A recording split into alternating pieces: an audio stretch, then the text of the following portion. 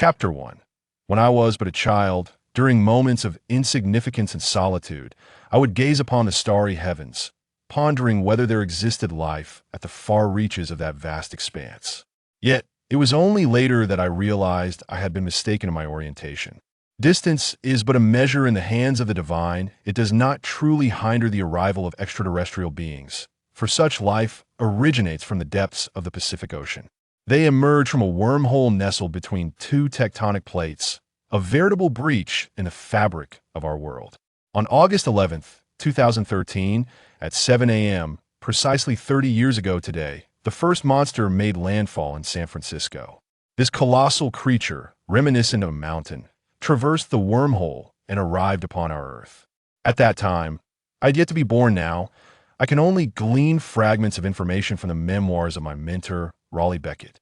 6 harrowing days, tanks, aircraft, and missiles bombarded the creature before it was subdued, resulting in the obliteration of 3 cities within a 35-kilometer radius and the loss of tens of thousands of lives. Humanity resorted to deploying 3 tactical nuclear warheads in the battle. Although the third warhead successfully vanquished the beast, much of the San Francisco Bay Area became uninhabitable for humans for the remainder of this century. Have you heard of the Forgotten Cemetery? Even after all these years, it still remains there. Fortunately, the monster was ultimately eradicated, and a collective sigh of relief was breathed by the populace. We mourned the deceased, established a day of remembrance for this calamity, and then continued with our lives. Yet, merely 6 months later, Manila was struck by a second wave of attacks. The creature's blood contained an acidic toxin, which, upon its demise, nearly contaminated the entirety of the South China Sea. The third wave of attacks occurred in Cabo Frio, followed by a fourth and fifth. It gradually became apparent to humanity that this was merely the beginning, and the crisis of survival united us all in a shared resolve against a common foe.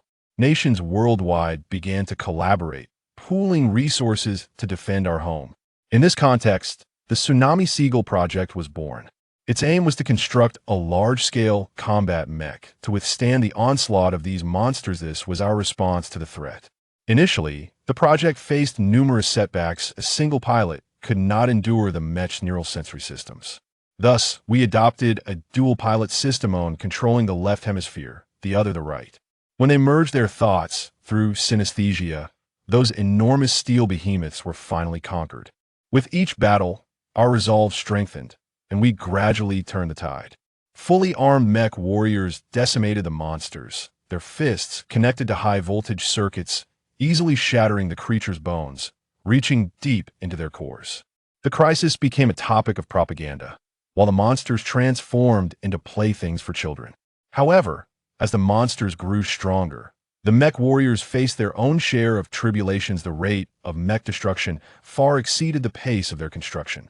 Consequently, world leaders began to express doubts regarding the mech's performance, withdrawing funding, leading to the dismantling and destruction of many mechs. Ultimately, in 2025, 18 years ago, a turning point was reached. At that time, only 2 mechs remained: the 3rd-generation Dangerous Wanderer and the 5th-generation Eureka Striker. The Dangerous Wanderer was piloted jointly by my mentor, Raleigh Becket, and my mentor's wife, Ms. Mako Mori. Under the cover of the Eureka Striker's self-destruction, they successfully obliterated the wormhole and reclaimed the world from the monsters. From that day forth, a year-long celebration ensued. Yet, concurrently, a sense of anxiety began to spread through the frightened masses. Would the monsters return? If they did, could we achieve victory once more? It proved that this anxiety was warranted. The grand victory brought only 7 years of peace. In 2032, a 6th-generation monster, measuring over 200 meters in length, re-emerged in the Pacific. But this time, it was their turn to weep. For by 2030, we had already completed the development of the 6th-generation mechs in anticipation of their return. In 2025, we had gathered an abundance of monster samples from the creatures defeated by the Dangerous Wanderer, including the ridgeback turtle and the standing tail rat. Notably, the recently deceased offspring of the standing tail rat was successfully cloned using our advanced techniques. Indeed, just a year later, we had mastered the core technology of semi-biological mechs. Silicon-based biological structures form the primary outline of the new generation of mechs, allowing us to conserve over 70 of steel. We hollowed out their interiors, installing miniature nuclear reactors within, and encased them in heavy armor, while completely reformatting their brains. From this point forward, we no longer required the labor-intensive dual-pilot system. A single pilot could now achieve complete control by interfacing with the blank brain of the monster.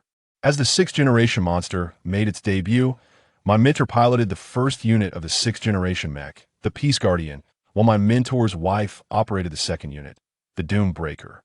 Amidst the swirling chaos, these two mechs sewn black and one white tore through at least 40 monsters in a single day, staining nearly 1/10 of the Pacific with the creature's blood. 12 Ford-class aircraft carriers of the United States awaited 100 miles away, their sole task to clear the battlefield. Though ultimately, the emergence of the seventh-generation monster reversed the tide, leading to the fall of both mechs. Their sacrifice was not in vain. They taught us the strength within ourselves and the invincibility of humanity. To this day, the smoke of battle still lingers, and we have already developed 6th, 7th, and even 8th-generation mechs. Thousands of mech warriors roll off the assembly line, fully armed and ready to charge toward the Pacific coastline.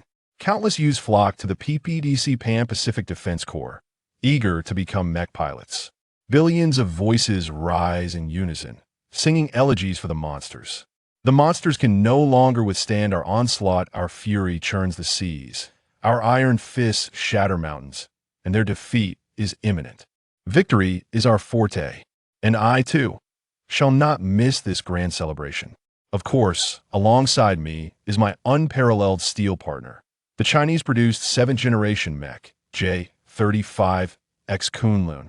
On June 11th, 2043, in Hong Kong, amidst the shattered dome, a synthetic female voice announced, "Initiating simulation link synesthesia will commence in 10 seconds.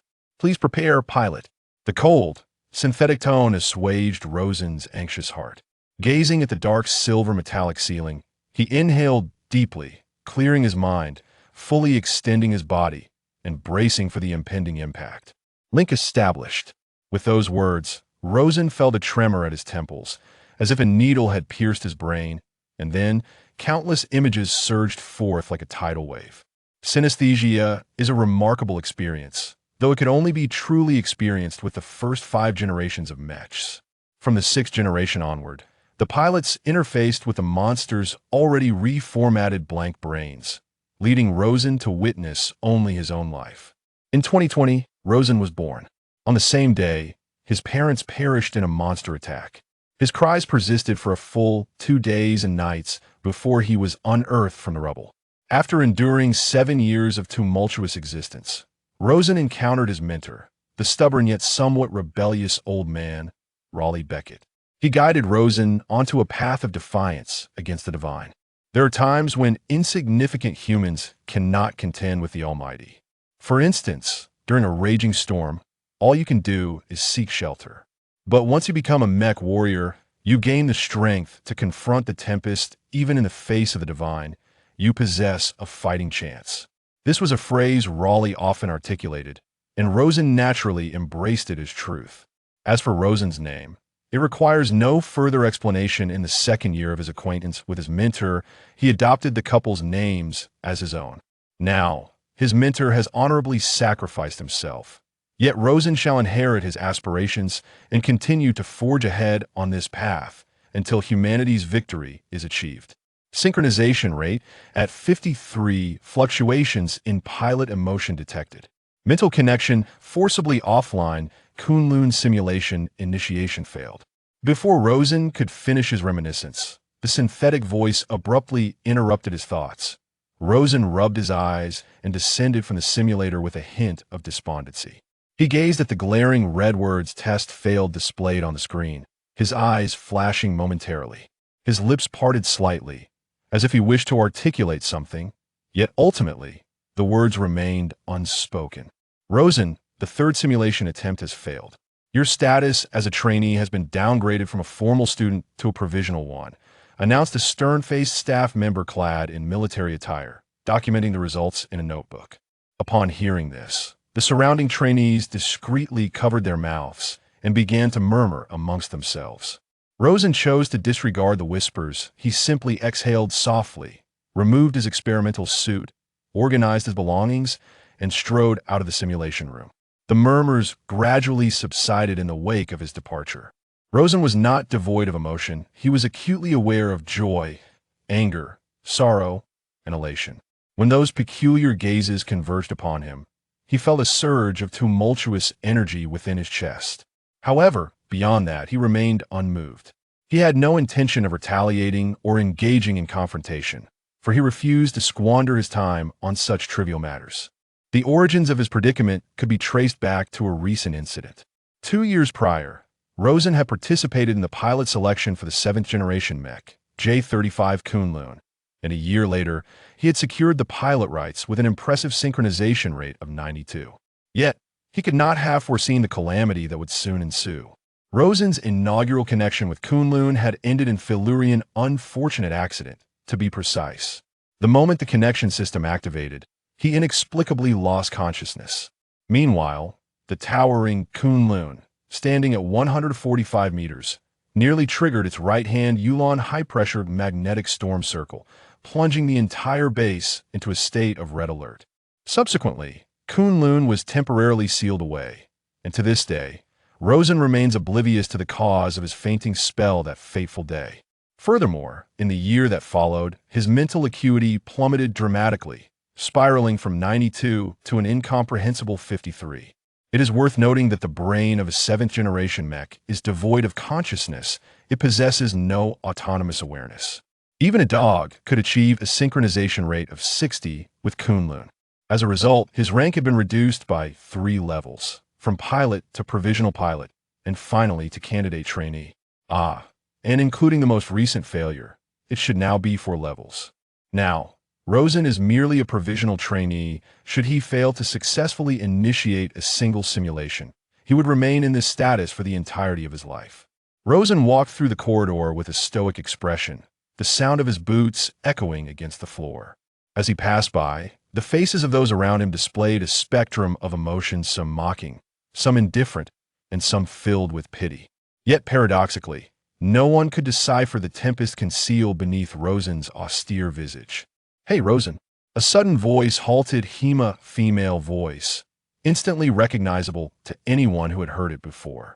People turned their gazes toward the source of the voice, and indeed, the girl they envisioned appeared at the end of the corridor.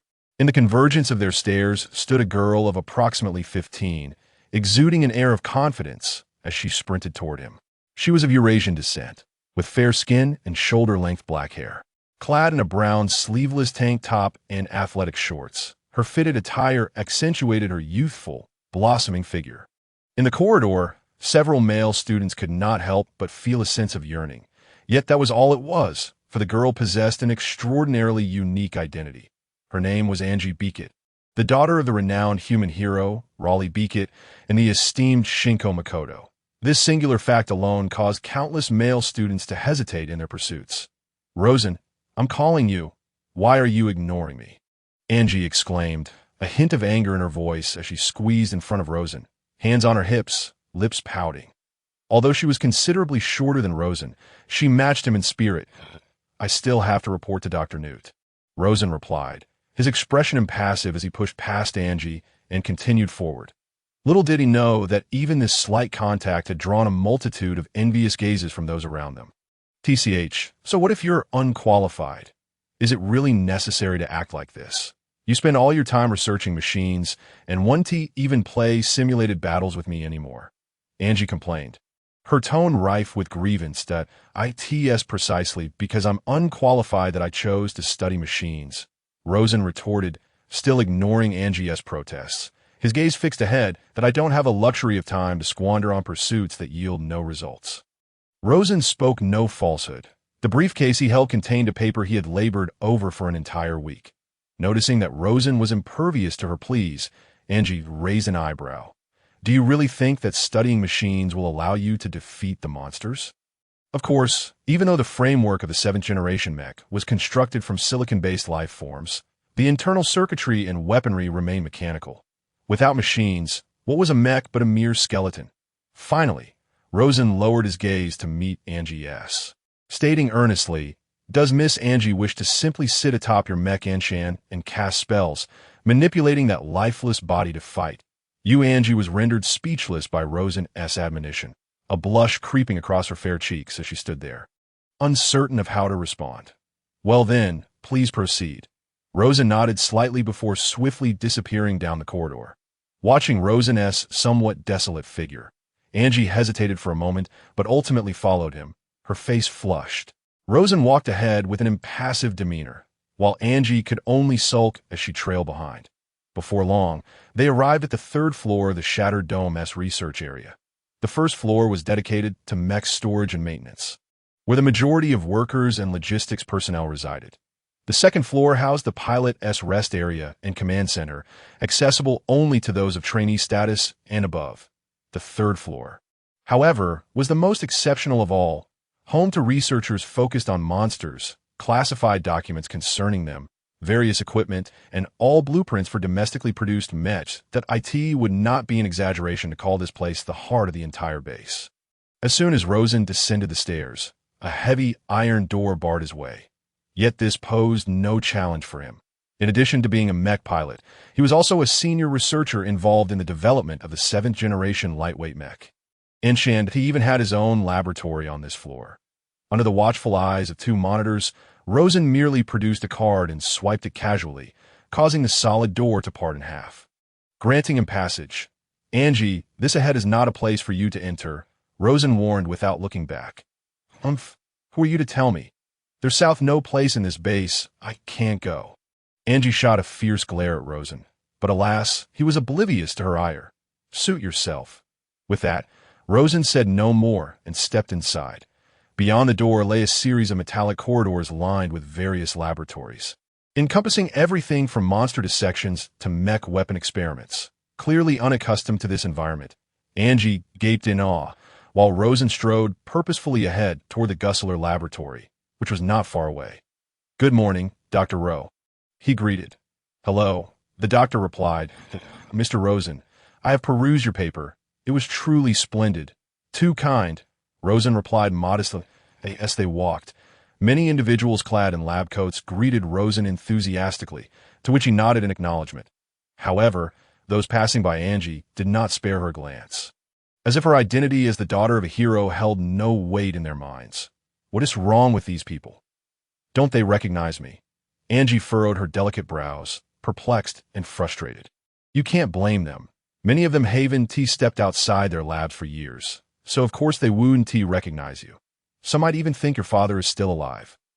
Rosen explained casually, "In a way. My father has been deceased for many years. Just as you and your father regard piloting mechs as a mission, they have devoted their lives to the pursuit of scientific research." "Oh," Angie nodded, somewhat understanding yet still confused, as the two exchanged casual remarks. They arrived at the Gusler laboratory. The style of this laboratory was markedly different from its surroundings. The door was adorned with a depiction of a monster totem, that of the creature Yamaraki, which had been vanquished by the dangerous wanderers in 2017. Moreover, the outer walls were painted in the greenish-brown hue typical of silicon-based life forms, creating a stark contrast with the environment. Angie's brows furrowed at the sight of that color, her expression tense, while Rosen, clearly accustomed to it, pushed the door open without knocking. Upon seeing Rosen enter, Angie followed suit without a second thought. However, upon witnessing the scene within, she immediately regretted her decision. Oh my goodness, what is all this? The interior of the laboratory was as chaotic as the exterior suggested, filled with all manner of monster-related items. On the table lay the greenish entrails of a monster, still steaming, indicating they had been extracted from the creature no more than 2 hours prior. Along the walls were stacked rows of monster specimens, including eyeballs the size of basketballs and tongues that could span an entire court, alongside clumps resembling moldy cotton that were, in fact, monster brains. Ugh! Angie's complexion shifted from green to white, feeling nauseous. While she had slain numerous monsters in the past, this marked her first encounter with her prey at such close quarters. Rosen casually shrugged off his coat and draped it over Angie's head. I told you not to follow me. Oh, you understand now? Without waiting for a response, he brushed aside a segment of monster intestine and strode into the inner room. Dr. Newt, are you in? Rosen, you've come at the perfect time. Come quickly. See what I've discovered. As soon as the words left his lips, an elderly man rushed out from the inner room, his hair in disarray and clad in a black lab coat. Although aged, he appeared quite spry. Most notably, he held in his hands a tin-clawed centipede, which from its peculiar form was clearly not of earthly origin. Look at this, a brand new parasite. This is the first time I've ever discovered this type. The old man exclaimed, placing the centipede on the table without a care, not even donning gloves. Just as he was about to beckon Rosen to assist, he caught sight of Angie, who was cowering behind Rosen. Her face ashen. You look so familiar. Are you? Uncle Newt, it's me, Angie Becket, she replied timidly, unable to meet his gaze as it fell upon the tin-clawed centipede.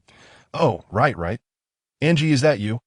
The old man exclaimed, slapping his forehead as recognition dawned upon him. My goodness, it's been years. You've grown so much. By the way, I'll make this new specimen into a gift for you, all right? No. Please don't. Newt Jessler, affiliated with the Department of Monster Science, was born in 1990 and enlisted in 2016. He is regarded as the greatest scholar in the field of monster research today. 18 years ago, Dr. Newt accomplished the first telepathic connection between humans and monsters, thus gaining insight into their plans and weaknesses, paving the way for the salvation of dangerous wanderers.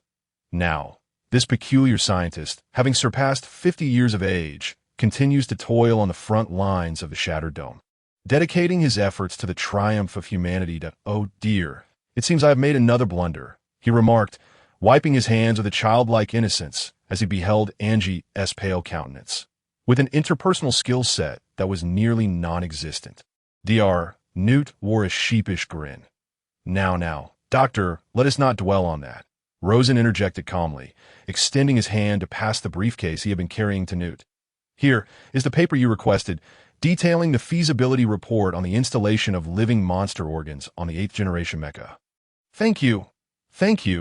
Rosen, you have been an immense help, and I truly do not know how to express my gratitude, Newt exclaimed, eagerly accepting the briefcase, his demeanor akin to that of a child clutching a precious treasure. Shall I treat you to a grand feast someday? I hear that you Chinese have a penchant for lavish meals. No need for that. I am merely interested in the recent data on several new types of monsters. If you could lend me a glance, that would be splendid, Rosen replied. Absolutely. Feel free to peruse whatever you wish with this paper in hand. Those old geezers next door will be quite perturbed for a while. Ha! Rosen chuckled before stepping into the inner room, leaving Newt and Angie exchanging puzzled glances outside. Are you also interested in my research? Newt inquired, noticing that Angie did not seem inclined to leave. His eyebrows arched with enthusiasm, as if he were ready to impart all his knowledge. No. I am merely waiting for Rosen, Angie replied. Waiting for him? You might be disappointed. He usually remains until tomorrow morning. Newt remarked. Ah, Angie exclaimed, her eyes widening in disbelief. Pouting, she turned towards Newt's inner room, muttering to herself, this fool, how can he be so unfazed when he is already a preparatory trainee? Let's see how he manages with next month's elimination. Preparatory trainee? Newt, who rarely concerned himself with the affairs of pilots, casually asked, Isn't he a pilot?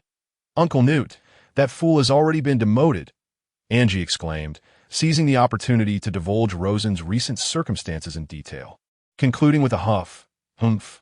He doesn't seem the least bit anxious, still engrossed in trivial matters. I bet he doesn't even know the height of Kunlun. Ah, but you are mistaken, Newt interjected, shaking his head and interrupting Angie's complaints. He then called out to the inner room. Rosen, do you remember the data on Kunlun? In mere moments, Rosen's voice floated back from within. 7th generation mecha, J35 Kunlun, J35 model, level 8 modification, heavy mecha, responsible for frontal assault and defense. Standing at 145 to 148 meters tall, weighing 6,520 tons, operated via head-mounted control, utilizing the Senying Horizon Gate system. The head is equipped with a high-precision pre-targeting system, capable of anticipating monster movements. The torso comprises the shell of the 7th generation monster. Powered by a 12-9 nuclear turbine engine with an integrated nuclear reactor. The maximum thickness of the frontal armor is 455 cm, while the sides measure 203 cm, sufficient to withstand full force attacks from 7th-generation monsters. The left arm wields the chain blade and strong particle cannon, capable of inflicting damage equivalent to a 10,000-ton explosion when fully charged. The right arm features the Yunlon high-pressure magnetic storm ring, which can release electricity to stun monsters while striking. The feet are equipped with the Achilles shock absorption system, modeled after the 4th-generation Mecha Scarlet Storm, allowing it to perform various complex maneuvers with the aid of powerful magnetic rheological dampers. In summary, although Kunlun is a heavy mecha, it possesses remarkable mobility, placing it among the upper echelon of 7th-generation mechas. Rosen delivered this information in one breath, without a single pause, as though it flowed naturally from him. Angie, upon hearing this, was momentarily taken aback. Had she not known Rosen well, she might have suspected he was holding a detailed manual on Kunlun. In a way, "You remember all that?" she said, touching her ear and feeling slightly embarrassed. "I've been piloting the mecha for nearly a year now, and I still don't know the model of the engine." I stand by my words. Rosen is not someone who gives up easily. Just recently, he was reciting these data points to me daily. Newt affirmed with a smile, noting that Rosen's declining synchronization rate must have had a special reason behind it. Seeing Newt's confidence, Angie nodded, albeit with some skepticism. "If that's the case, it's for the best. It would be quite dull if Rosen didn't become a pilot. By the way," Newt suddenly pointed at the 10-clawed centipede on the table. "You still insist on refusing this gift? Quickly, take it away." "I absolutely do not want it." After Rosen had reviewed all the materials, lunchtime had long passed. Dr. Newt remained engrossed in preparing the nearly completed centipede specimen, while Angie seemed to have vanished. "Did you finish so quickly today?" Although Newt had indeed been exchanging pleasantries with Rosen, his gaze had never strayed from the specimen. "Come, take a look at these artworks. They're truly marvelous." As he mumbled to himself, he continued his meticulous work. In just a few deft movements, he had dissected the centipede and carefully placed its vividly green internal organs into glass jars. Rosen, watching from the side, felt a mix of helplessness and amusement. Over the years, despite Dr. Newt's unwavering declarations of disinterest in monsters, his actions contradicted his words entirely. These colossal beings, intent on obliterating human civilization, were often imbued with a legendary romanticism by certain individuals. "Are you studying those creatures for research purposes as well?" "No worries. Feel free to come to me anytime. I can teach you," Newt said, turning to Rosen with an air of confidence. "No," Rosen replied with a smile. "I study them solely to contemplate how to obliterate them into oblivion."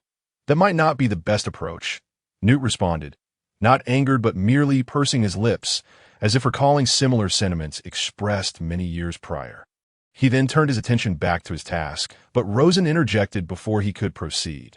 "Doctor, based on the materials I just reviewed, the next wave of monsters should not be far off." "Correct? I suspected as much. You must have noticed it too." Newt paused, then solemnly nodded. "Indeed, in recent samples of seawater retrieved from the polluted Pacific, I have identified a high concentration of a substance. An anaerobic aminobacterial colony?" Rosen blurted out almost instinctively. "Precisely. Whenever this substance, which only exists in ammonia, appears in significant quantities on Earth, our time becomes critically limited." The two exchanged glances, enveloped in a heavy silence. The beast tide refers to a unique phenomenon that occurs when monsters launch their second wave of attacks on Earth beginning in 2032.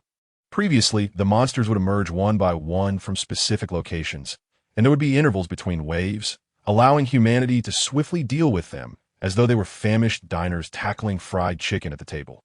However, post-2032, everything changed. Sometimes a single monster would appear, other times a horde, and at times humanity would go for half a year without sighting a single monster. Their appearances became utterly erratic, particularly at certain moments. A super-offensive wave would occur, termed the beast tide, during which monsters would march in formation, brazenly assaulting humanity.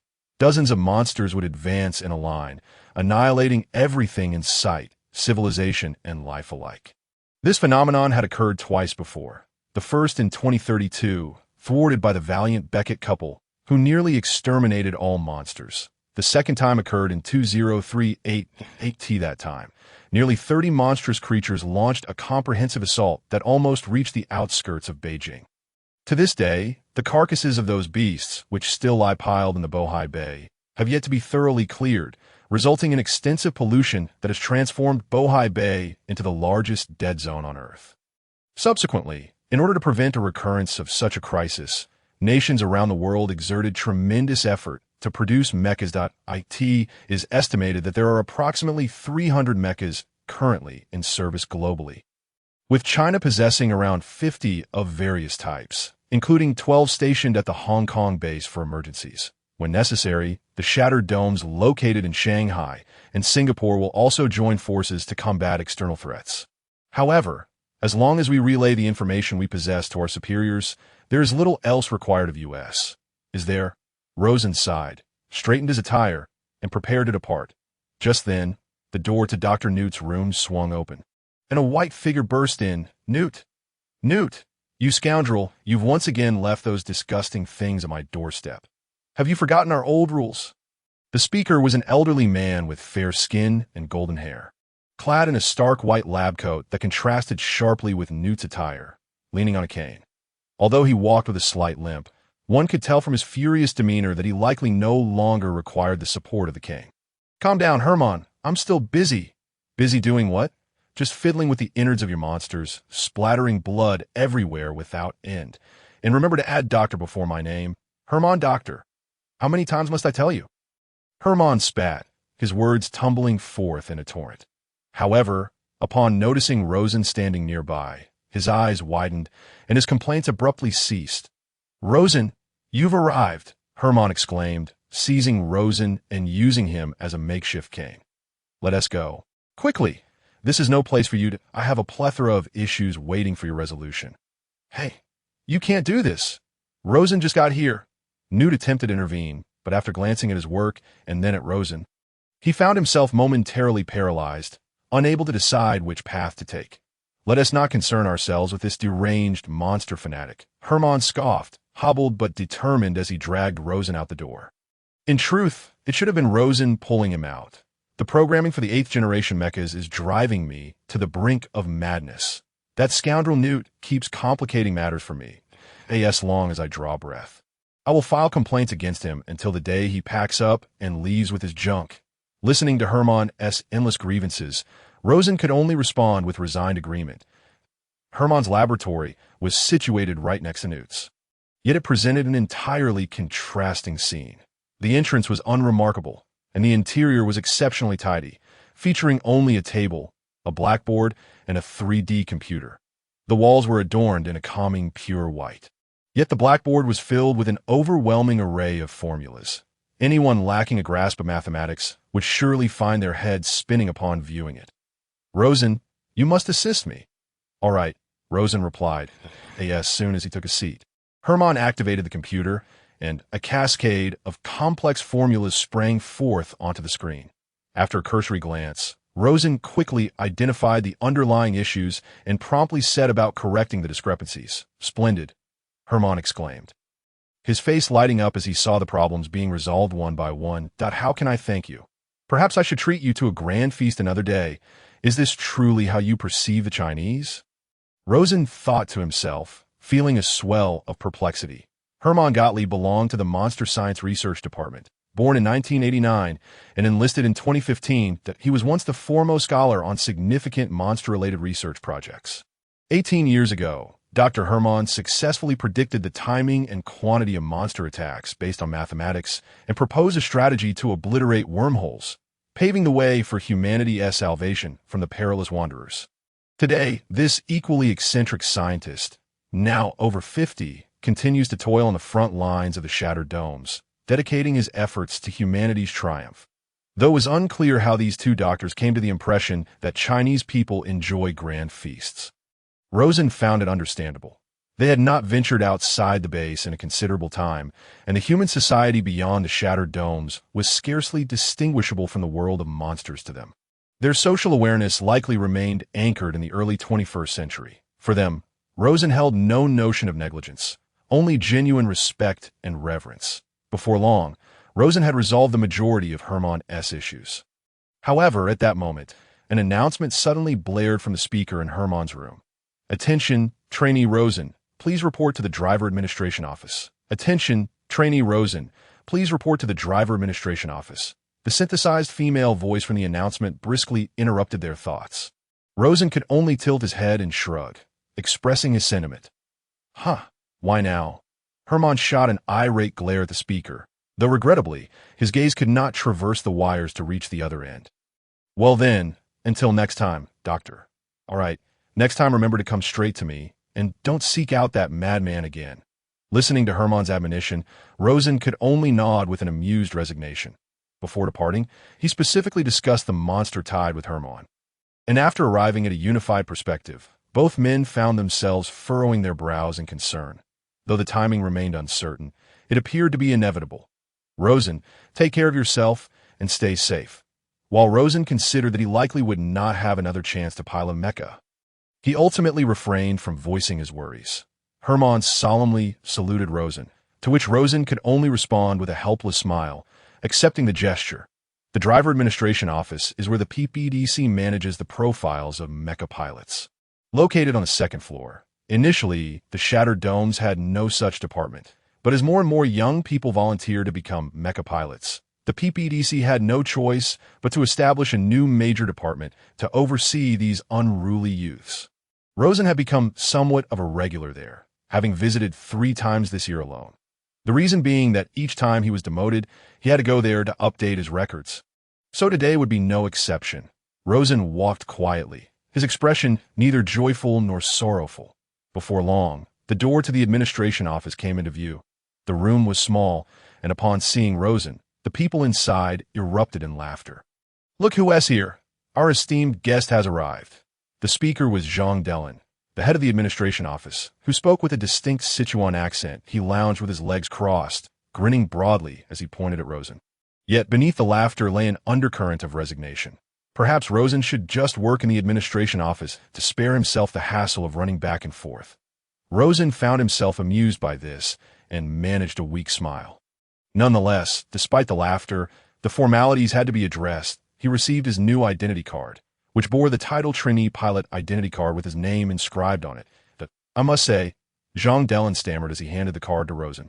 "In just over half a month, it'll be time for the new pilot selection, that I'm aware," Rosen replied coolly, nodding that by that time, the previous batch of unqualified trainees would be sent home.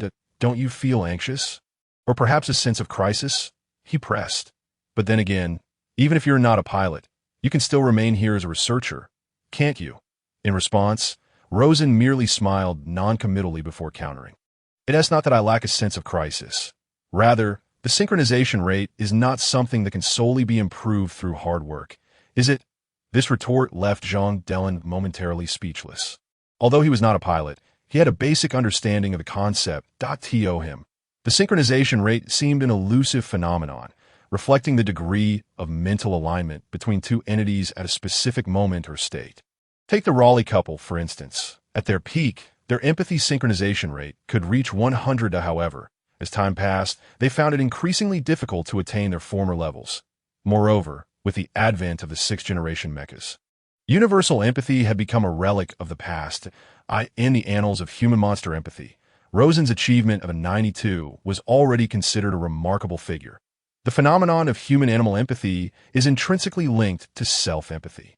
And it is often the case that the being most alien to humanity is oneself.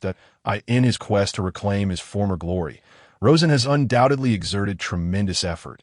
Hypnosis, meditation, relaxation retreats, memory recollection, and even divination. He has left no stone unturned in his exploration of the psyche.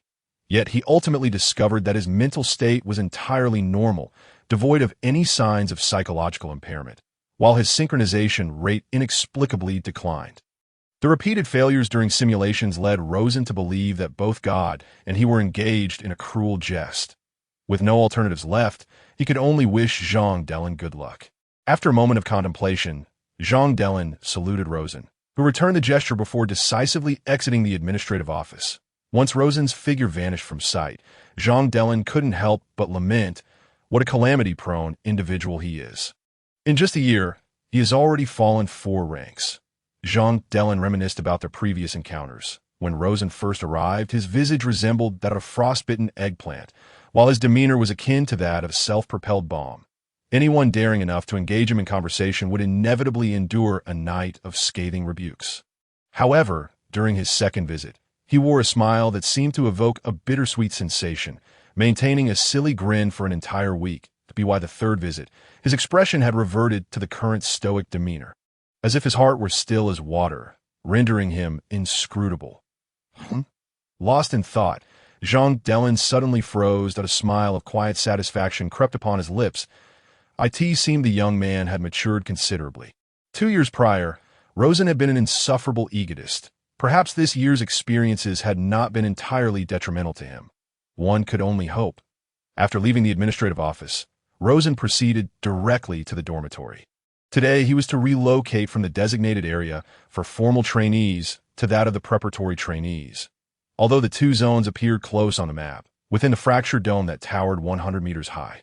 With each subsequent level reaching nearly 30 meters, even the smallest corner on the map loomed large in reality.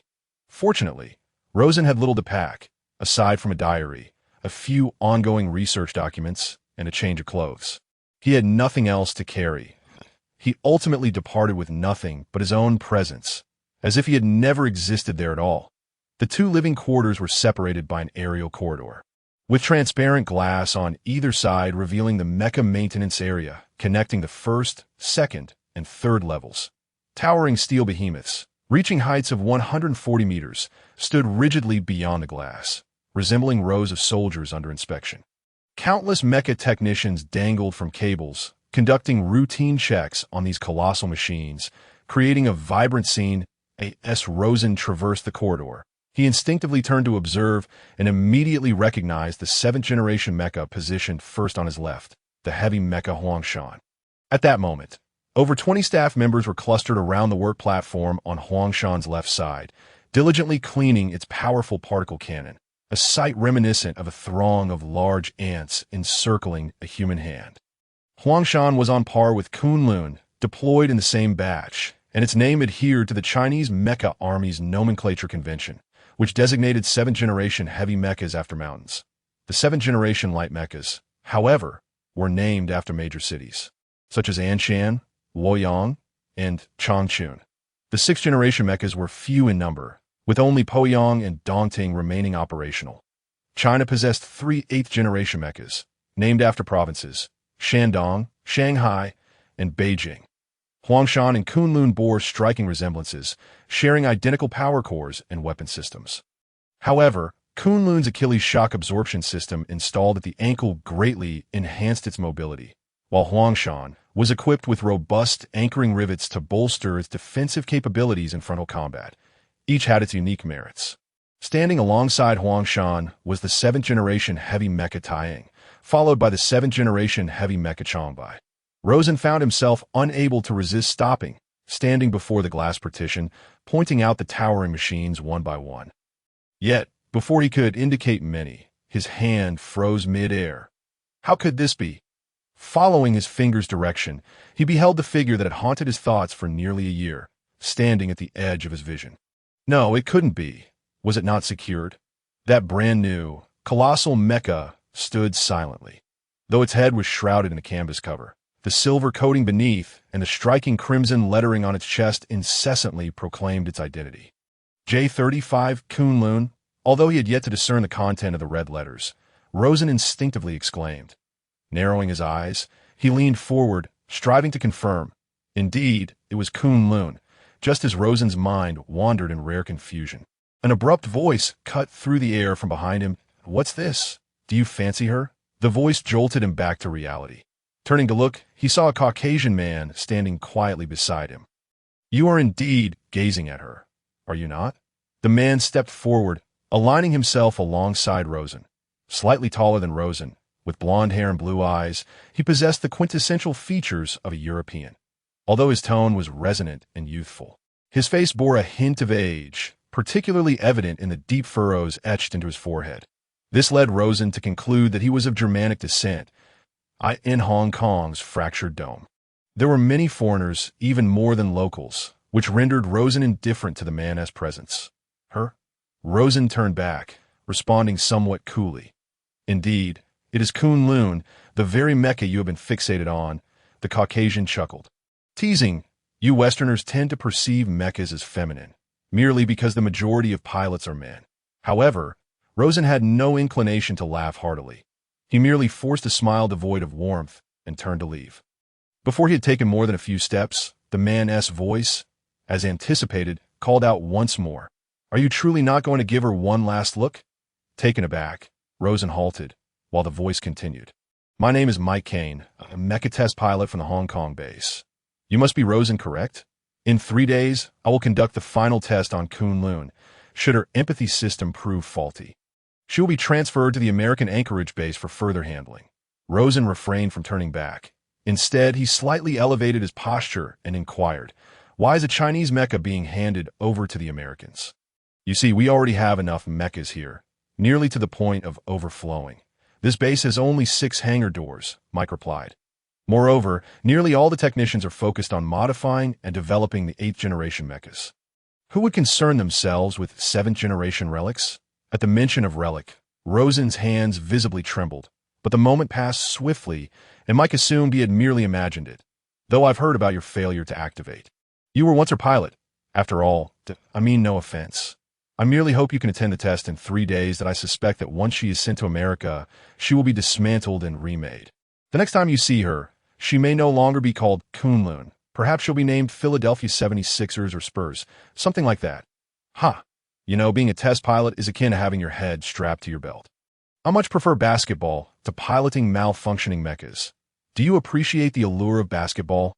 Rosen's response seemed to have unlocked Mike's floodgates as he prepared to deliver an animated lecture on basketball.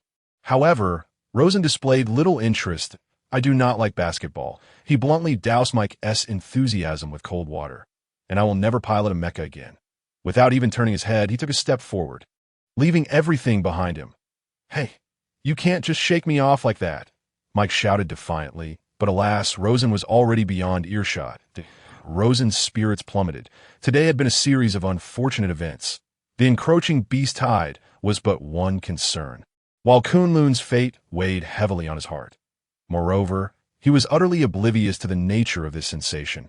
Was it the euphoria of a burden finally lifted, or the shame of a lifelong regret? What a farce! Was this truly the outcome of my years of labor?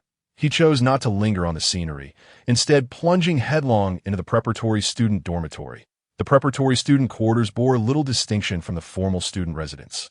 Both were laid out in a rectangular formation, with corridors crisscrossing throughout. The sole difference lay in the fact that the formal student area consisted of single rooms, while the preparatory quarters featured shared accommodations.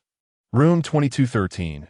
Rosen clutched his identification card, methodically searching room by room until, before long, he arrived at his destination. How he wished that his dormitory was currently unoccupied, allowing him the freedom to delve into his research materials without the need to accommodate another. Yet, alas, his hopes were dashed. The room had long since been claimed, as evidenced by the name emblazoned on the mailbox to the right of the door. A fleeting glance revealed it, and he froze in disbelief. Mike McCain. Rosen blinked in astonishment. Damn. Today was indeed a day of misfortune, and countless more such days lay ahead. Hey, buddy, are you really not going to say anything? This marked the 13th inquiry from Mike McCain. For the past 3 hours, he had merely lounged on the upper bunk opposite Rosen, swinging his legs while munching on a piece of bread. This individual appeared excessively languid, aside from Rosen's bed. The dormitory was strewn with Mike's belongings, cigarettes, magazines, short-sleeved shirts, and winter coats, a veritable array of clutter. Were there a few monster innards added to the mix, Rosen would have sworn he had returned to Dr. Newt's laboratory. Don't be like that. I'm not a cannibal. Mike continued to attempt conversation, but Rosen remained focused on his keyboard, his eyes glued to the laptop screen, showing no inclination to engage in dialogue. What a peculiar fellow, Mike muttered, but to his surprise, Rosen abruptly closed his laptop, fixing a stern gaze upon him. What do you want to say? Rosen spread his hands and added, I can engage in some necessary communication. But first, your foot-picking hands are not to touch anything of mine. Understood? Oh, Mike tucked his hand behind his back and nodded us so. What is your question? Rosen, feeling somewhat fatigued, pinched the bridge of his nose and inquired, "What exactly are you busy with?" Regardless of whether he could comprehend it, Rosen mused internally, yet seeing Mike's determined demeanor, he casually replied, "Mechs. So the rumors are true then? Not only are you a mech pilot, but also a mech constructor? To be precise, I am not a constructor. I am a researcher." However, Rosen made no attempt to refute this, merely nodding in agreement. Nevertheless, he did not intend to remain in a passive position and countered with a question of his own. "From your tone, it seems you knew from the outset that we would be assigned to the same dormitory." "Not at all." "Umph, is that so?" Just as Rosen prepared to pursue the matter further, a sudden commotion erupted outside the door, punctuated by shouts of monster, which pierced through the air and reached Rosen's ears. Instinctively, he rose and walked toward the door, with Mike hastily leaping from his bed to follow suit. Outside the door, a throng of people surged, and, as Rosen focused, he realized the central 3D television in the dormitory was broadcasting breaking news. The monster, codenamed Gravedigger, which had attacked Singapore City, had been vanquished, falling less than a kilometer from the main urban area. As the host continued to speak with fervor, a video shot from above, presumably from a helicopter, appeared on the screen. Rosen instinctively pushed through the crowd to get a closer look. The video depicted the Gravedigger monster having just landed on the western coast of Singapore. With a mere glance, Rosen deduced it was a standard level 7 beast, exceeding 200 meters in length and approximately 70 meters in height, adopting the familiar quadrupedal, crawling form. Not far behind, he caught sight of a plume of thick smoke. The Gravedigger had defeated a Singaporean mech upon landing, marking the third mech destroyed this month. The host continued. The helicopter footage zoomed in on the smoke, revealing a mech slowly sinking into the shallows. Rosen immediately recognized it as the Challenger, the sole level 7 naval mech among the two that Singapore possessed, its deep blue paint job now tarnished and reduced to scrap. As the footage transitioned, the remaining Singaporean ground mech, a new level 7 model in purple paint, was revealed. "The Midnight Ghostfire isn't it the Midnight Ghostfire?" Mike's voice suddenly broke into Rosen's thoughts, nearly causing him to jump. The Midnight Ghostfire and the Gravedigger appeared to be a fitting pair. As Mike spoke, the Midnight Ghostfire engaged in combat with the Gravedigger, the two colossal beings clashing in a fierce battle near the continental shelf of Singapore. While one could describe the encounter as a duel, to Rosen, it resembled more of a game of cat and mouse. The Midnight Ghostfire was undoubtedly the most peculiar mech in Rosen's memory. In an effort to conserve funds, Singapore had adhered to the British small ship, big gun strategy from World War II, equipping the lightweight mech with the formidable firepower of a heavy mech. Furthermore, to maintain balance, they had replaced the Midnight Ghostfire's legs with treads and affixed 4 large rocket boosters to its shoulders and lower back. To the casual observer, it resembled a tank with arms. A massive energy box filled with molten steel and propellant was affixed to its back. The Midnight Ghostfire's arms were more akin to cannon barrels, each equipped with powerful liquid metal sprayers capable of drawing from the energy box and ejecting liquid steel at a staggering rate of 10 tons per second, reaching temperatures of 3,800 degrees Celsius. While such temperatures might not obliterate a monster, they were the most effective means of mitigating blood contamination from the beasts. Once the steel solidified, entombing the monster, the Midnight Ghostfire would then employ its formidable million-volt electromagnetic blade to send the beast to its demise out of course. This was merely an idealized depiction of combat. In reality, monsters were far from stationary targets, and the outcomes of actual battles often diverged greatly from simulations. Those who flaunted their simulation scores often faced dire fates. Much like Rosen had previously done on the screen, the Midnight Ghostfire unleashed torrents of scorching steel while using its rapid treads and boosters to maneuver around the Gravedigger. One should not underestimate the effectiveness of the treads. In the muddy shallows, they paired with the boosters for an optimal combination. This tactic proved fruitful as the speed disparity was glaring. The Midnight Ghostfire, propelled by 4 jets of fiery thrust, toyed with the Gravedigger effortlessly that a deluge of molten steel rained down upon the monster's back, eliciting anguished cries from it, and Rosen could almost smell the scent of grilled meat wafting through the screen. However, as time wore on, the strategy's shortcomings began to emerge. It was too simplistic and time-consuming. The intelligence of the monsters was comparable to that of humans, and after being toyed with for so long, the gravedigger realized it needed to take action. Enraged, the gravedigger raised its formidable tail, exceeding 70 meters in length, and began to gauge the midnight Ghostfire's movements. Then, with a mighty crash, it struck down, and a deafening sound erupted. And a shock wave surged forth, creating a torrent of mud and seawater that engulfed the midnight Ghostfire in an instant. A small vaporous mushroom cloud rose into the air as debris was swept up by the howling winds, sending the helicopter into a tremor. "What the hell?" Mike exclaimed, his mouth agape in disbelief, while Rosen furrowed his brow. The once boisterous hall fell into an eerie silence at this spectacle. The midnight Ghostfire was in dire straits. Being a lightweight mech, it would either perish or sustain severe damage, Rosen thought. Yet as the dust settled, the subsequent scene brought a sense of relief to the onlookers. The midnight Ghostfire had survived, though its purple chassis was battered and scarred.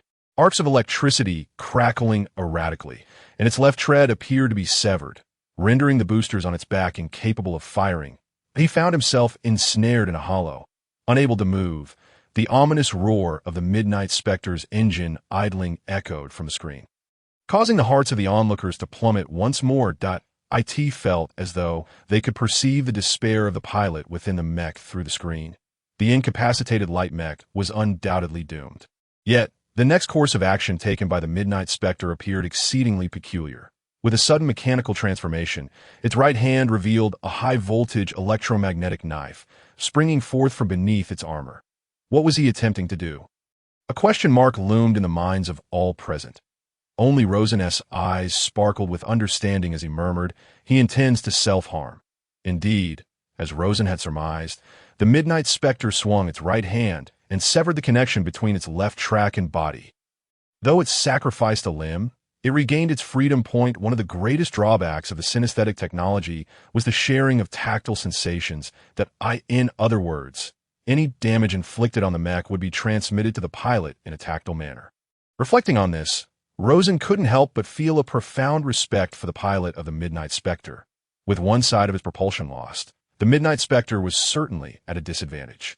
However, its pilot proved to be no ordinary individual. Before the beast could close in again, the Midnight Spectre unleashed a furious sweep of its liquid metal sprayer across the surface of the sea.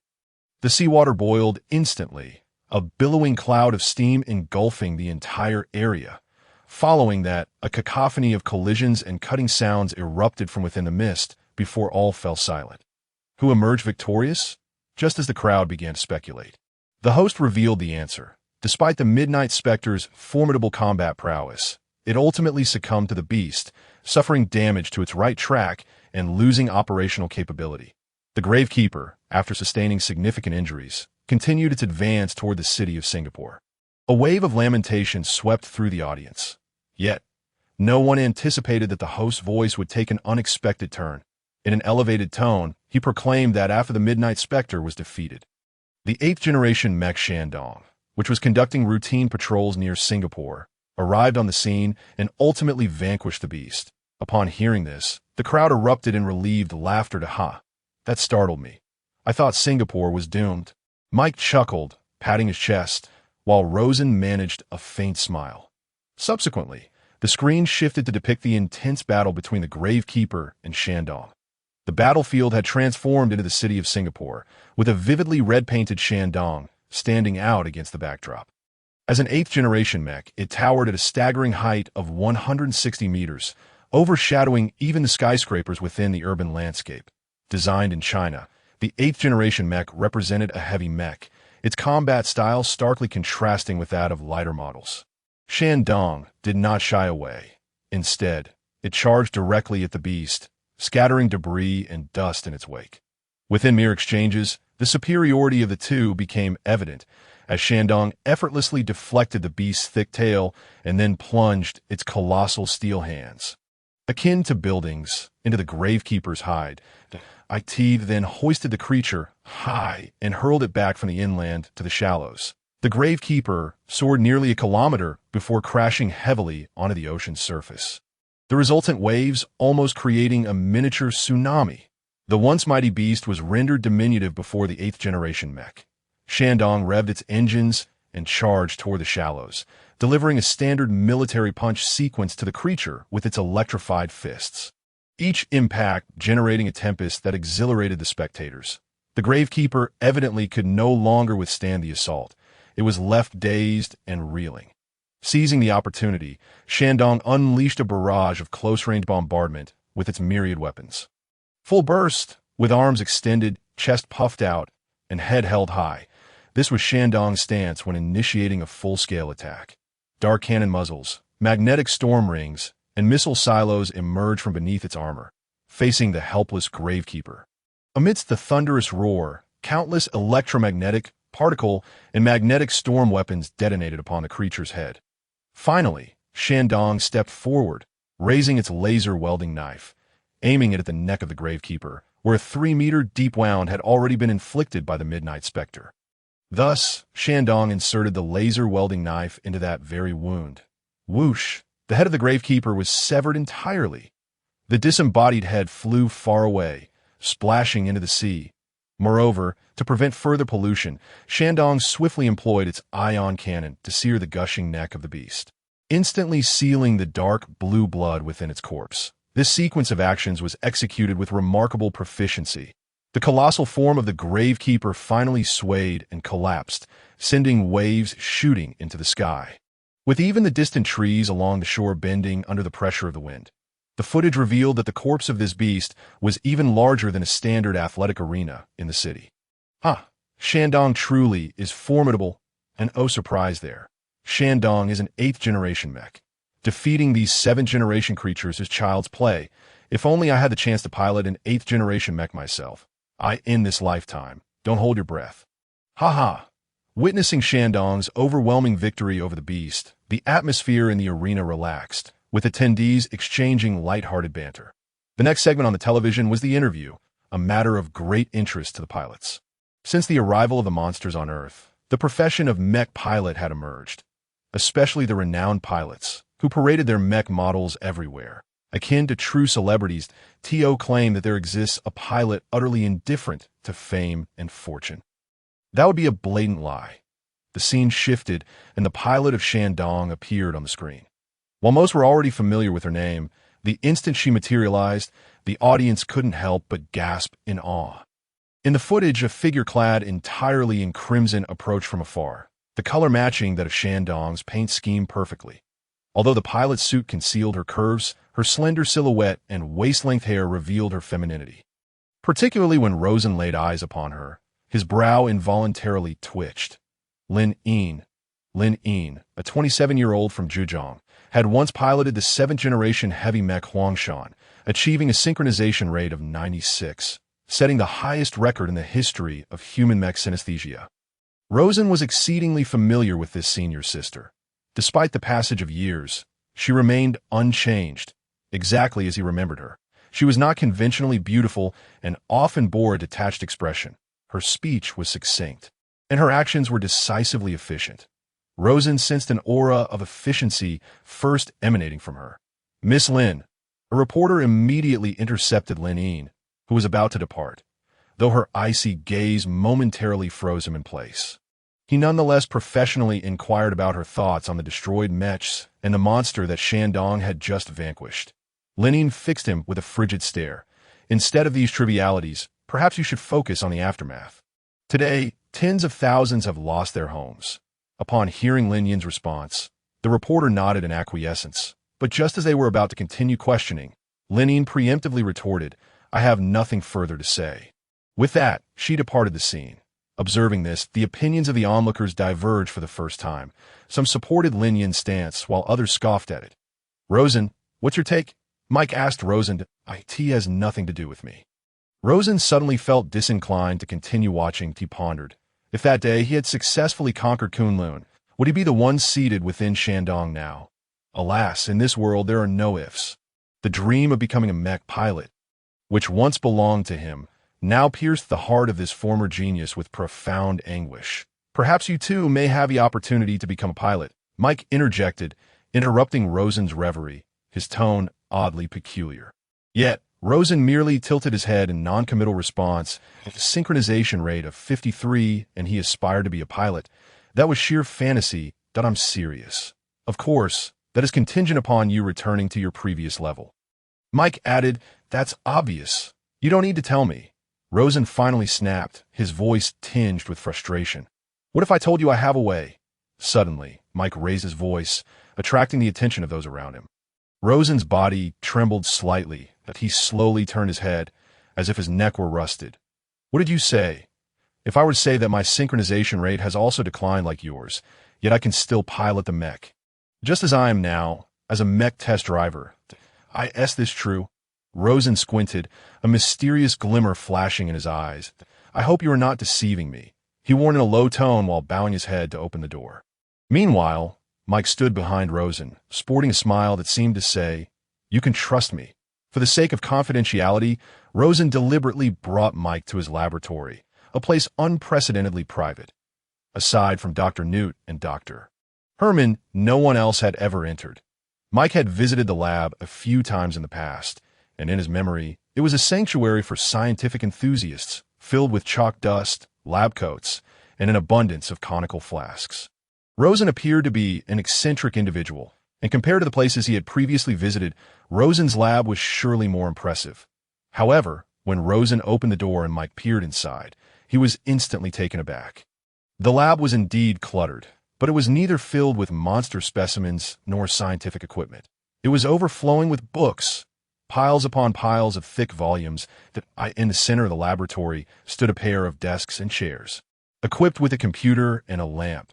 Beyond that, there were bookshelves surrounding the tables, meticulously arranged with thousands of books. The range of subjects was vast, from history to natural sciences, from physics to genetics, all systematically organized in their designated places. Rosen naturally led the way through this sea of books, while Mike instinctively stepped aside, fearful of disturbing anything. Have a seat. Upon reaching the central desk, Rosen pulled out a chair and gestured with his hand. There was only one chair, and Mike intended to decline. Yet, seeing the seriousness on Rosen's face, he felt a twinge of guilt and ultimately sat down obediently. Wait a moment. I will fetch another stool. Rosen turned to leave, leaving Mike alone amidst this ocean of knowledge. Feeling rather out of place, he was not particularly good at reading. He preferred basketball and video games. Clearly, Mike's attention quickly shifted to the computer. The screen was still on, and he couldn't help but move the mouse, causing the display to illuminate. This is the official forum for the Hong Kong base. The screen revealed the official forum for the Hong Kong Shattered Dome base. Primarily used for sharing information about monsters, with some pilots engaging in positive interactions. Mike knew of it because, 2 years ago, several experts had frequented this forum, often offering advice to other pilots regarding mech knowledge. Although those experts were rather arrogant and often used foul language, it was undeniable that many had benefited greatly from their insights. However, not long after, those experts vanished without a trace, and Mike had since lost interest in the forum. To this day, he remained unaware of whether those once dominant figures were still at the base or who they truly were. Does Rosen follow this too? Driven by curiosity, Mike casually clicked into the forum. Yet, the posts remained uninteresting, filled with outdated information and topics that left Mike feeling rather disinterested, so he decided to check out Rosen's personal space on the forum, eager to see what Rosen usually focused on. To his astonishment, he discovered that Rosen's most recent post was from a year ago. Moreover, Mike found Rosen's ID increasingly familiar. Xiaoshang, Zhou Qin, Han, and also Tang Song, Yuan, Ming, and Qing. Rosen's voice suddenly echoed in Mike's ear, startling him. Yes, yes, yes. However, after being reminded by Rosen, Mike immediately recalled, I remember now, it's those two guys. After saying this, Mike felt it was inappropriate, so he paused and winked at Rosen. One of them, could it be you? I am not to be precise. Rosen coughed, his face flushing. Both are me, WDF? Rosen recalled the foolish antics he had engaged in 2 years ago, back when he was an incorrigible egotist, looking down on all pilots except for his mentor due to his background and talent. The forum's vibrant discussions had been led by him, for which he had even registered 2 accounts to partake in trivial activities. How foolish he had been. Perhaps the tribulations of the past year were merely retribution for his previous actions. That was the only way Rosen could assess his current state, I did not invite you here to discuss that. Rosen's heart quickly regained its composure as he asked coldly, "Tell me what you know about synchronization rates." Sensing Rosen's reluctance to revisit the past, Mike skillfully shifted the topic. "Hey, speaking of synchronization rates, are you familiar with Raucous Max from the Los Angeles base?" Raucous Max. Rosen pondered for a moment, and the answer sprang to his mind. "That sixth-generation mech from America? I heard it once withstood the combined assault of two monsters, saving the lives of over 1 million people in Los Angeles." "Precisely." Mike's face lit up with joy. "You know what? That was my doing. A test driver?" "Nonsense." Upon hearing Rosen's skepticism, Mike's expression immediately darkened, resembling an impending storm. "When I was battling monsters on the west coast of America, you were still back in Becket learning addition and subtraction." Rosen hadn't anticipated Mike's intense reaction, leading him to scrutinize him further. My apologies. I misspoke. I merely had some doubts." After a brief pause to calm Mike's emotions, Rosen continued, "The synchronization rate of test drivers is typically not high."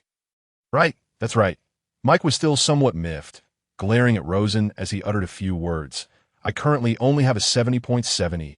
As far as I know, that value is merely sufficient for testing. IT is far from adequate for combat, let alone activating Raucous Max to fend off two monsters. Of course. My previous level was 89, and it dropped to 70 when I first piloted Max." Mike tapped the table irritably, reminding Rosen, "So, your situation is similar to mine?" "Indeed." Hearing Mike's response, Rosen was taken aback. He knew that a pilot's synchronization rate fluctuated, but it usually oscillated within a range of 10 at most. A rapid decline in synchronization rate after piloting a mech?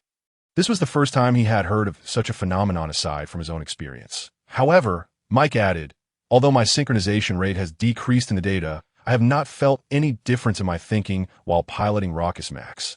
It is precisely because of this that I was able to pilot Max for a year with a synchronization rate of 70. After Max was destroyed, I ended up here." This statement instantly illuminated Rosen's understanding. Indeed, the synchronization rate was merely a number, Rosen mused. The reasons for data fluctuations, aside from variables, also include parameters. What if the reason for the synchronization rate's decline did not stem from me, but from Kunlun? Just as Rosen was sorting through his thoughts, Mike's next words further affirmed his suspicions. "When I first piloted Max, there was an anomaly as well. The synaptic server short-circuited due to excessive load and nearly electrocuted me." Mike remarked with a grimace. "Electrocution?" Suddenly, Rosen recalled the scene from his first piloting experience with Kunlun. Could this have been the reason I fainted? Such a simple cause. And yet, Rosen's eyes widened as he slumped back in his seat. However, during this conversation, Rosen had also gained the insight he sought. "Then, I must once again pilot Kunlun for confirmation." Rosen regained his focus and affirmed. "Yes," Mike replied. "So you approached me because you knew I needed your assistance." "Exactly. Engaging with intelligent individuals is indeed a breeze." Mike contemplated this notion. Naturally, Rosen on the other side shared the same thoughts. "What is it that you desire, or rather, what can you obtain from me? I am aware that you were once a genius, a creator of mechas. As long as you can regain your peak, recommending a driver or two should pose no insurmountable challenge, correct? I have no intention of remaining a test driver any longer." It is as simple as that. Upon hearing Mike's conditions, Rosen, without a moment's hesitation, replied, "Deal." The two rose from their chairs, exchanged knowing smiles, and engaged in a warm handshake. Although Mike's hand had not been washed since he had picked at his feet, Rosen was unperturbed, for within his heart, a flicker of hope ignited at this juncture, who would be concerned about the shortcomings of their companion. Once the decision was made, Rosen was resolute in his course of action. People often tend to overthink matters, complicating them beyond necessity. Yet for Rosen, if one disassembles a task into manageable steps, everything becomes crystal clear. For instance, at present, Rosen must first secure a set of pilot gear. Without such an item, piloting a mecha would be utterly futile. During his tenure as a pilot, he possessed a set of pilot gear that belonged solely to him. The joy he felt when he first donned that magnificent white armor was unparalleled. It bore an uncanny resemblance to Iron Man. The entire suit encompassed all parts of the body, providing complete protection for the pilot. When the pilot prepared to activate the mecha, the feet of the armor would securely lock onto the movement platform within the cockpit. while the gauntlets would connect to various extension wires inside the cockpit. The all-encompassing neural transmission board, colloquially known as the spinal clamp, allowed the pilot's back to be firmly affixed to the vertical beam of the movement platform. This not only served a stabilizing function, but also ensured that commands from the pilot's mind were relayed to the mecha instantaneously. The helmet, a comprehensive headpiece, was typically referred to by pilots as the thinking cap. This apparatus facilitated the transmission of brain information during synchronization, enabling a form of shared perception. Furthermore, this suit, having undergone numerous enhancements over the years, boasted a variety of additional functionalities, such as automatically performing CPR in the event of cardiac arrest or monitoring the pilot's health status, even stabilizing blood pressure, among other capabilities. Rosen vaguely recalled that in front of the movement platform lay the control panel, where pilots could access all information detected by the mecha sensors: visual, auditory, three-dimensional models, holographic projections, and messages from allies. However, all of that was now a thing of the past. When Rosen transitioned from pilot to pilot candidate, that suit had been surrendered. Now he must find a way to acquire a set of such equipment on his own. TSK. Ever since Mike departed, Rosen had been pacing alone in the laboratory, stroking his chin in contemplation, his demeanor tinged with anxiety. He was attempting to devise a solution. Borrowing from others? Rosen pondered this notion, yet promptly shook his head in denial. Perhaps borrowing among pilots could be feasible, but as a preparatory candidate, would it be appropriate to request something from a full-fledged pilot? He felt his pride had not yet reached such heights. Moreover, attracting attention would be undesirable. Rosen also considered purchasing from the black market. A set of pilot gear typically cost around 4 million yuan, that if he sold a few papers, he fancied he could afford it. However, after conducting some online research, he learned that individuals had previously exploited the pilot gear brand to impersonate mecha pilots, prompting the Chinese government to tighten control over such items. Although with a little more investment, he might still manage to acquire one. With less than 3 days remaining before the Kunlun test drive, there would undoubtedly not be enough time to pursue this avenue. After much deliberation, he finally conceived an idea. Borrowing was still the approach. But his target would not be the current mecha pilots. Instead, he would seek assistance from a senior, IT seems. Dear mentor, I must trouble you once more.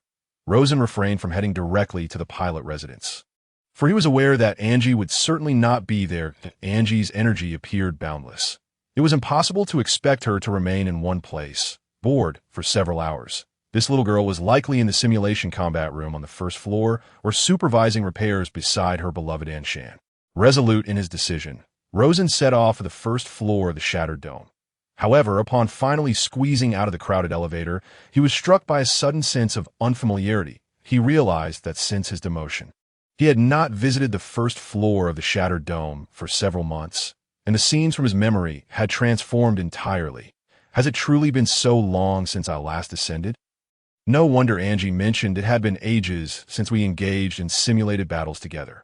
Since the 8th generation mecha was stationed at the Hong Kong base, the dome's maximum height had been raised from 200 meters to 230 meters. Rosen recalled that during his last visit to the first floor, certain areas had only just begun construction, but they were now fully operational. The apex of the dome could now open and close like lotus petals. And directly beneath the opening point lay a mecha deployment platform. Currently, the top was closed, but when necessary, it would open, allowing those large airships and heavy helicopters to lift the mechas poised below for transport to their drop points. Speaking of which, Rosen had always been skeptical that those small aircraft could carry such colossal weights. However, when he gazed up at the new generation Titan-class military airships designed for hoisting mechas, he instantly transformed from a doubter into a staunch advocate for aerial drops. I refuse to believe it. Those things are absurdly massive. Those damned airships are even larger than the mechas. This was Rosen's initial impression upon encountering those airships. Nonetheless, aerial drops did have their drawbacks, primarily the extensive preparation time required. The process from airship ascent to mecha deployment would take at least 3 hours. Thus, when monsters first attacked, this strategy was rarely employed. Additionally, 12 dedicated channels radiated outward from the deployment platform in a circular arrangement. 6 led to the mecha storage facility where the 12 mechas stationed at the Hong Kong base were kept, while the other 6 provided access to the base's maritime gate. through which the mecha warriors, summoned in times of crisis, would drive into the Pacific to minimize deployment time. Workers dedicated an entire year to constructing 6 5-kilometer-long maritime tracks outside the maritime gate, allowing the 6 mechas to glide swiftly and effortlessly to their designated positions, poised to confront the monsters with composure. As a diligent and intelligent Chinese individual, Rosen could not help but feel a swell of pride.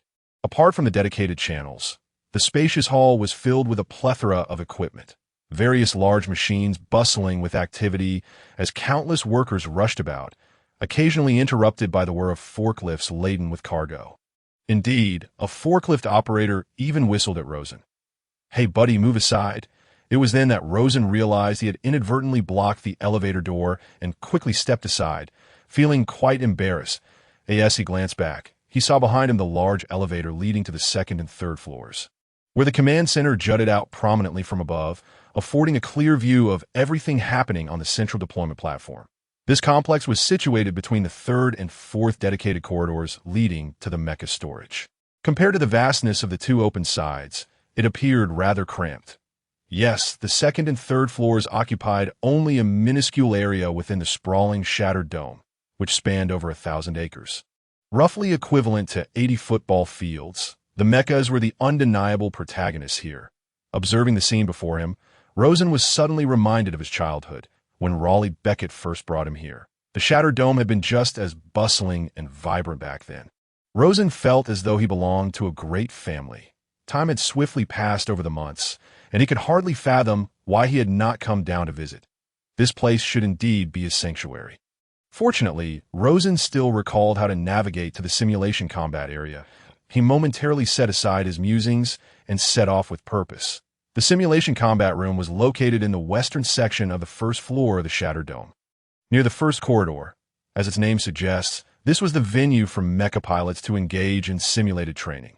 Moreover, this venue is not solely reserved for licensed drivers. Aspiring learners like Rosen are also welcome to test their skills, albeit with a pitifully limited opportunity of once a week. In his youthful exuberance, Rosen could spend an entire day here without sustenance. But now he would never choose to enter. He is acutely aware that his previously foul temper has offended many, and an army of those harboring resentment towards him is ever present. Rosen has no desire to invite trouble upon himself. Miss Angie Becket inside? Rosen inquired through the window, addressing the staff members seated within. To avoid being easily recognized, he deliberately rested his hand upon his chin. "Miss Angie, let me check," responded the portly administrator, who seemed to harbor some suspicion regarding Rosen's demeanor, squinting his small eyes and staring intently at him, causing Rosen to feel a twinge of guilt. Nevertheless, he proceeded to input Angie's name into the computer, only to shake his head regretfully moments later. "No, there are no records of Miss Angie's visit." "Very well, thank you." Rosen refrained from further chatter and turned to leave, yet the very scene he most dreaded unfolded before him. "Excuse me, you are Rosen, aren't you?" The administrator's half-body protruded from the window, calling out loudly. Although Rosen discerned a tone of pure surprise in his voice, it regrettably came at an inopportune moment. "Rosen?" A chill crept down Rosen's spine as he felt countless gazes converging behind him in response to the query. This was bad news, he thought to himself. It truly is Rosen. A voice resonated from behind, drawing nearer. Suddenly, Rosen felt a heavy hand resting on his right shoulder. The identity of this hand's owner became clear to him the moment he heard that voice. Even if he returned to ash, Rosen would recognize it. Sidey Andrews. He silently repeated the name in his mind, a name that represented both a brotherhood and enmity. They shared an uncanny synchronization rate of 92. Were born in the same year and even the same month, both having been mentored by Becket. Apart from one being Chinese and the other a German Jew, they were nearly indistinguishable.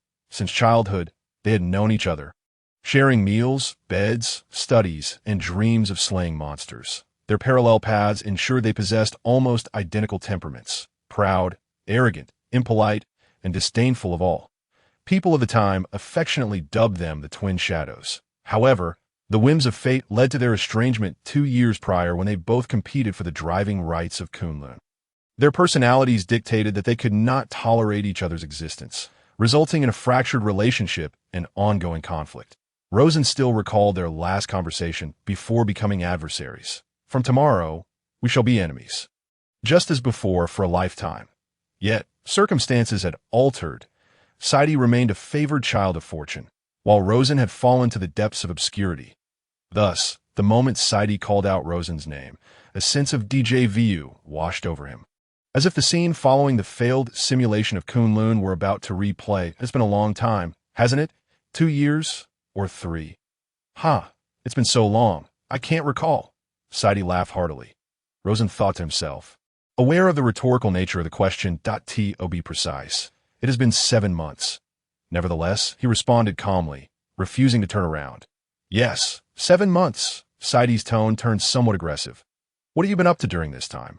I assume you've accomplished something remarkable? Rosen slightly turned his head to regard Sadie. He noted that Sadie stood at roughly the same height as him, his brown hair spiked in an eye-catching manner.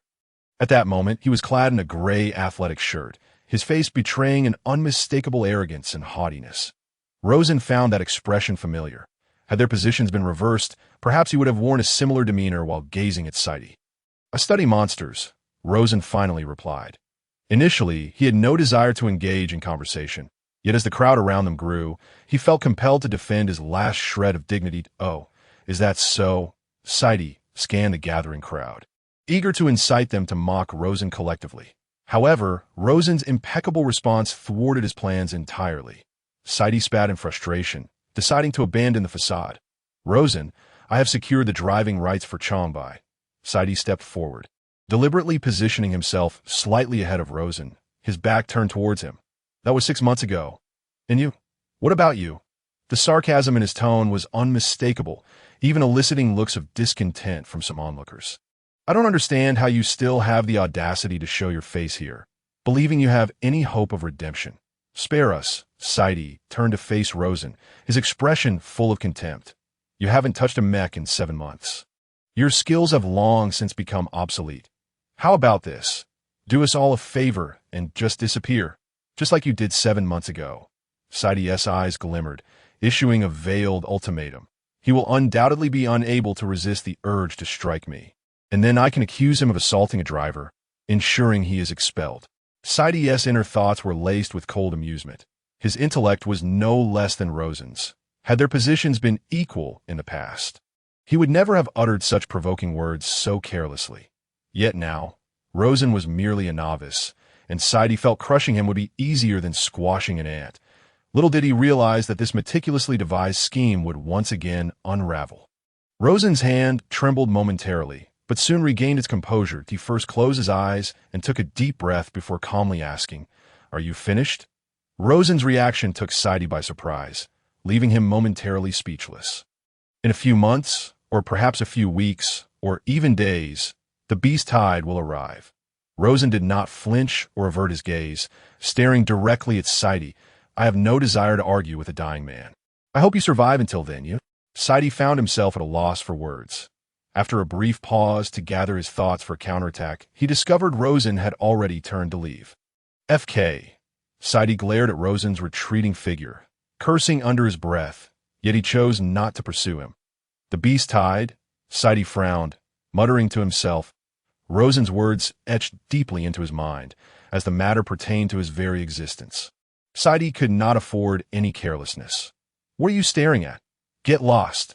After shooing away the onlookers, he promptly exited the simulation area, heading towards the second level. After enduring countless hardships, Rosen finally located Angie in the mech storage facility. She was indeed, just as he had envisioned, diligently supervising the maintenance of her beloved Anshan. However, engrossed in her work, she had yet to notice Rosen in the distance. She leaned against the railing, gazing up at her steel partner, as if she were a child admiring her cherished toy. Angie rarely displayed such a tranquil demeanor, and Rosen was momentarily taken aback. Following her gaze, he beheld the massive Anshan, a creation infused with his own dedication, instantly filling his vision. The 7th-generation lightweight mech, renowned for its unmatched performance, stood before him in all its glory. This was Rosen's assessment of it. The white-painted mech was relatively short, arguably the smallest within the shattered dome of Hong Kong. standing at a mere 130 meters.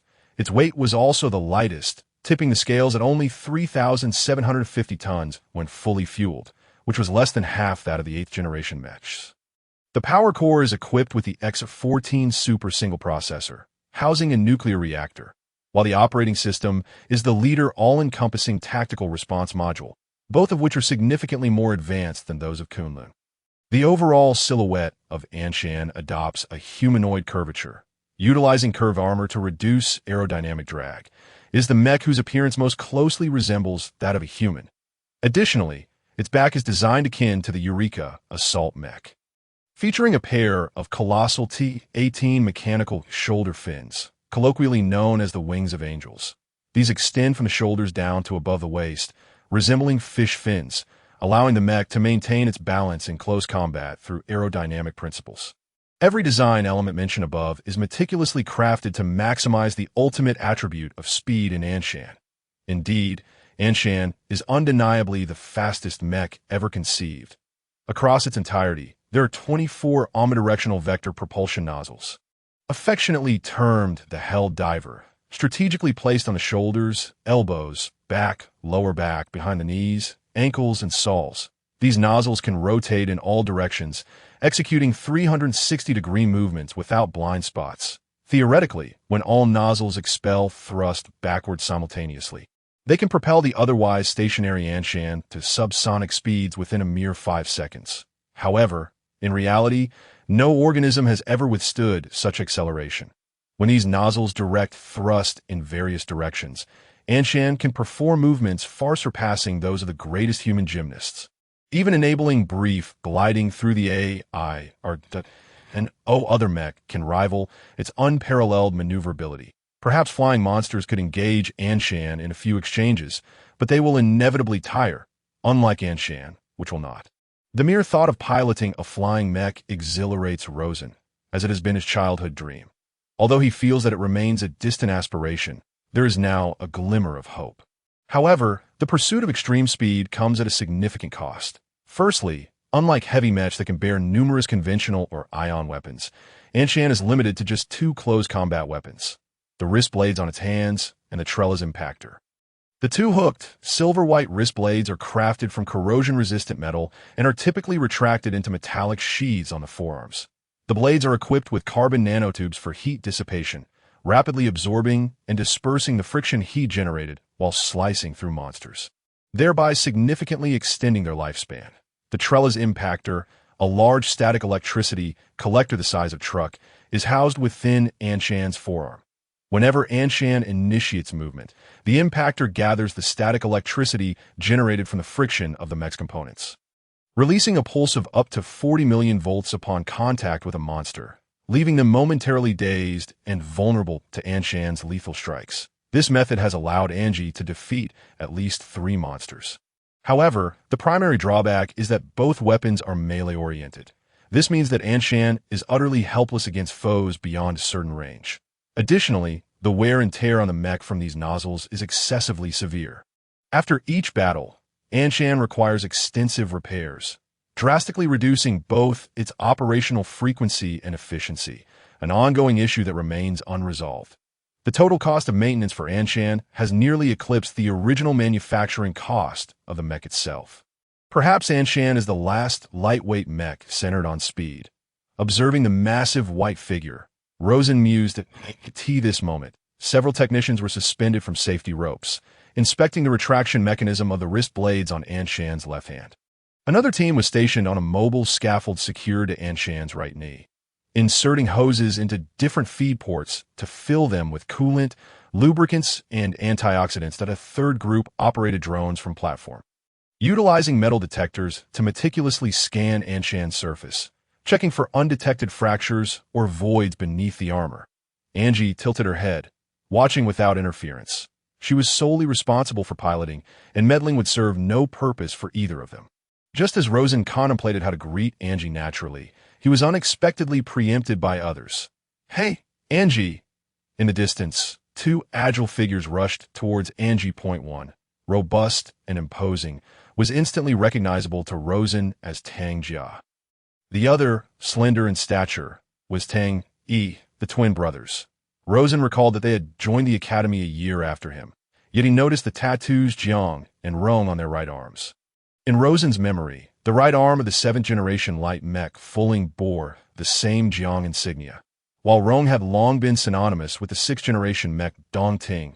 8T that moment, Rosen suddenly felt as though everyone in the world, aside from himself, was a mech pilot. The brothers promptly approached Angie, showering her with attention. "Angie, shall we go for simulation training together? Or perhaps grab a bite to eat first?" Their coordinated advance clearly flustered Angie, her cheeks flushing a bright red as she hastily waved her hands. "I'm still waiting for Anshan's repair inspection report." "Then let's wait together." The brothers seemed to have conspired beforehand, plopping down on either side of Angie and exchanging playful glances, making Rosen suspect they had some undisclosed agreement centered around her. Angie, overwhelmed by their attention, glanced around in distress, fortuitously locking eyes with Rosen. "Rosen!" Angie exclaimed, waving as she rushed towards him. "Rosen, what brings you here?" I came to check on you," Rosen awkwardly responded, struggling to find the right words. Meanwhile, he immediately sensed the brothers' disdain towards him. Upon seeing Rosen, they did not even shift in their seats, their gazes burning into him as if they were ready to incinerate him with their stares. This encounter had transformed a casual outing into a confrontation with 3 new adversaries, intensifying the throbbing in Rosen's head. "Oh, you need something from me? Or are you challenging me to a simulation battle?" "That would be fantastic. Rosen had initially intended to fabricate a reason to borrow the last set of pilot gear left by Raleigh Becket from Angie. However, when Angie looked up at him with her crystal-clear eyes, he felt a wave of guilt and despondency wash over him. Deceiving her? He couldn't bring himself to do it. Rosen sighed inwardly. Ever since the glow of his prodigious talent had faded, those who once revered him had quietly vanished. He was no longer the center of attention nor a role model for the youth. The few who could still be counted as friends were barely enough to fill a single hand. Angie Becket, of course, counted as one due to Rosen's mentor. The two had been close since childhood. Back then, Rosen had been not only arrogant, but also notoriously protective of Angie. He vividly remembered challenging seasoned mech pilots as a child to secure a seat in the simulation training room for Angie, often ending up severely beaten. Nevertheless, these experiences had ignited his competitive spirit and combat prowess, laying the foundation for his future as a mech pilot. Angie had never cared for superficial statistics. Only the strong could earn her respect. In this regard, they complemented each other perfectly. He did not wish to deceive a true friend any longer. Resolute, Rosen gently grasped Angie's arm, lifting his gaze to cast a challenging glance at the Tang brothers, as if to assert his claim over Angie. The brothers responded with remarkable intensity. Tang Jia abruptly stood, a fierce glimmer in his eyes. His robust physique, reminiscent of a tiger's back and a bear's waist, stood in stark contrast to the Fulling he was piloting. Tang appeared notably calmer. Upon witnessing Rosen's provocation, he rose with a cold expression and gestured to restrain the Tang family, who were poised to cause a commotion. Subsequently, he discreetly whispered a few words to Tang Jias for the content of their conversation. It was nothing more than a plan for dealing with Rosen, a notion even a fool could conceive. However, Rosen felt no fear. Should he successfully activate Kunlun, everyone's status would revert to equality, a most desirable outcome. Conversely, if he were to lose the ability to pilot the mecha, as a researcher, he would have little opportunity to meet the Tang brothers in the future. Thus, it became imperative for Rosen to swiftly dispatch these two troublesome individuals. Bah! Tang Jia made a slicing motion across his throat towards Rosen, while Tang wore a cold smirk. The two of them finally departed. With their exit, Rosen finally exhaled in relief and quickly led Angie to a secluded corner. "Angie, I require the pilot suit from our instructor." "The pilot suit?" Angie blinked in confusion, instinctively repeating, "You want the pilot suit?" "Indeed, that very item. But didn't you say?" Angie's mouth parted slightly, as if she began to grasp the situation. "You want to go?" "Yes." Before Angie could voice her thoughts, Rosen nodded firmly. "This is my greatest regret and my sole wish at present." Angie was momentarily taken aback, but soon broke into a radiant smile, her pearly white teeth gleaming. "Why speak so formally? It's just Dad's pilot suit. He mentioned long ago that he planned to give it to you. This time, Angie took hold of Rosen's hand. Let us hurry. Remember to accompany me for the simulation practice later. However, Angie suddenly realized she could not budge Rosen, who stood there, gazing at her in a trance. What's wrong? Angie inquired. Nothing, Rosen replied with a smile. Perhaps the beatings I endured in the past were not in vain. What are you talking about? Forget it. When the two returned to the second floor of the shattered dome. Evening had fallen, and the entire base was ablaze with lights. It had been barely 7 hours since he departed the formal student residence, and he found himself back again, marveling at the unpredictability of life. Rosen mused. The pilot residence was adjacent to the formal student area, but the security measures there were considerably more stringent, with over a dozen dedicated guards and countless surveillance cameras. There was no alternative. Pilots bore the weighty responsibility of saving the world, and exceptional pilots were perpetually scarce. Though many students existed, only a few excelled, with most faltering at the synchronization rate. They could at best become reserve pilots, only stepping in after the official pilots had perished. But as the old saying goes, when the machine is destroyed, the person perishes. It was always the machine that met its end first, leaving the reserve pilot of little use. Standing before Angie's room, Rosen felt a surge of excitement. He was on the verge of obtaining the instructor's pilot's suit. Yet when Angie opened the door, a voice emerged that doused his enthusiasm. Angie, you're back? It was a female voice. Lin Yin's name immediately sprang to Rosen's mind. She had returned from Singapore. Sister, look who I brought. Angie joyfully pulled Rosen forward, presenting him to Lin Yin. However, upon their meeting, Lin Yin lounged leisurely on the sofa. Clad in a light gray casual outfit, her long hair cascading casually to one side, she held a worn comic book in her hands, reading while snacking. The moment she spotted the awkwardly embarrassed Rosen, her hand reaching for snacks froze in midair. The two exchanged a silent gaze. Lin Yin then raised her delicate hand, expressionless, and pointed towards the door. Leave. She then redirected her attention back to her comic book. Indeed, she had not changed at all, always able to encapsulate everything in a single phrase, Rosen thought. What is going on here? Angie was left in shock, glancing between Lin Yin and Rosen, momentarily at a loss. Angie, just retrieve that for me. I'll wait for you at the door. Rosen had no desire to test the patience of his senior sister before him. He patted Angie's shoulder and swiftly exited the room. Rosen did not wait long at the door. Angie emerged shortly, carrying a black metal case. What happened between you two? As Angie handed the case to Rosen, her big eyes sparkled with curiosity, unable to resist asking. Rosen replied, feeling a tinge of shame. 3 years ago, Saidi and I made a bet regarding Lin Yin. What kind of bet? Angie's interest was immediately piqued that we wagered whether Lin Yin had a boyfriend. And then, we lay in ambush under Lin Yin's bed for several hours until evening. Rosen paused, seemingly contemplating whether to disclose the rest, but ultimately continued. Later, Lin Yin took a shower, and after she finished, she wrapped herself in a towel.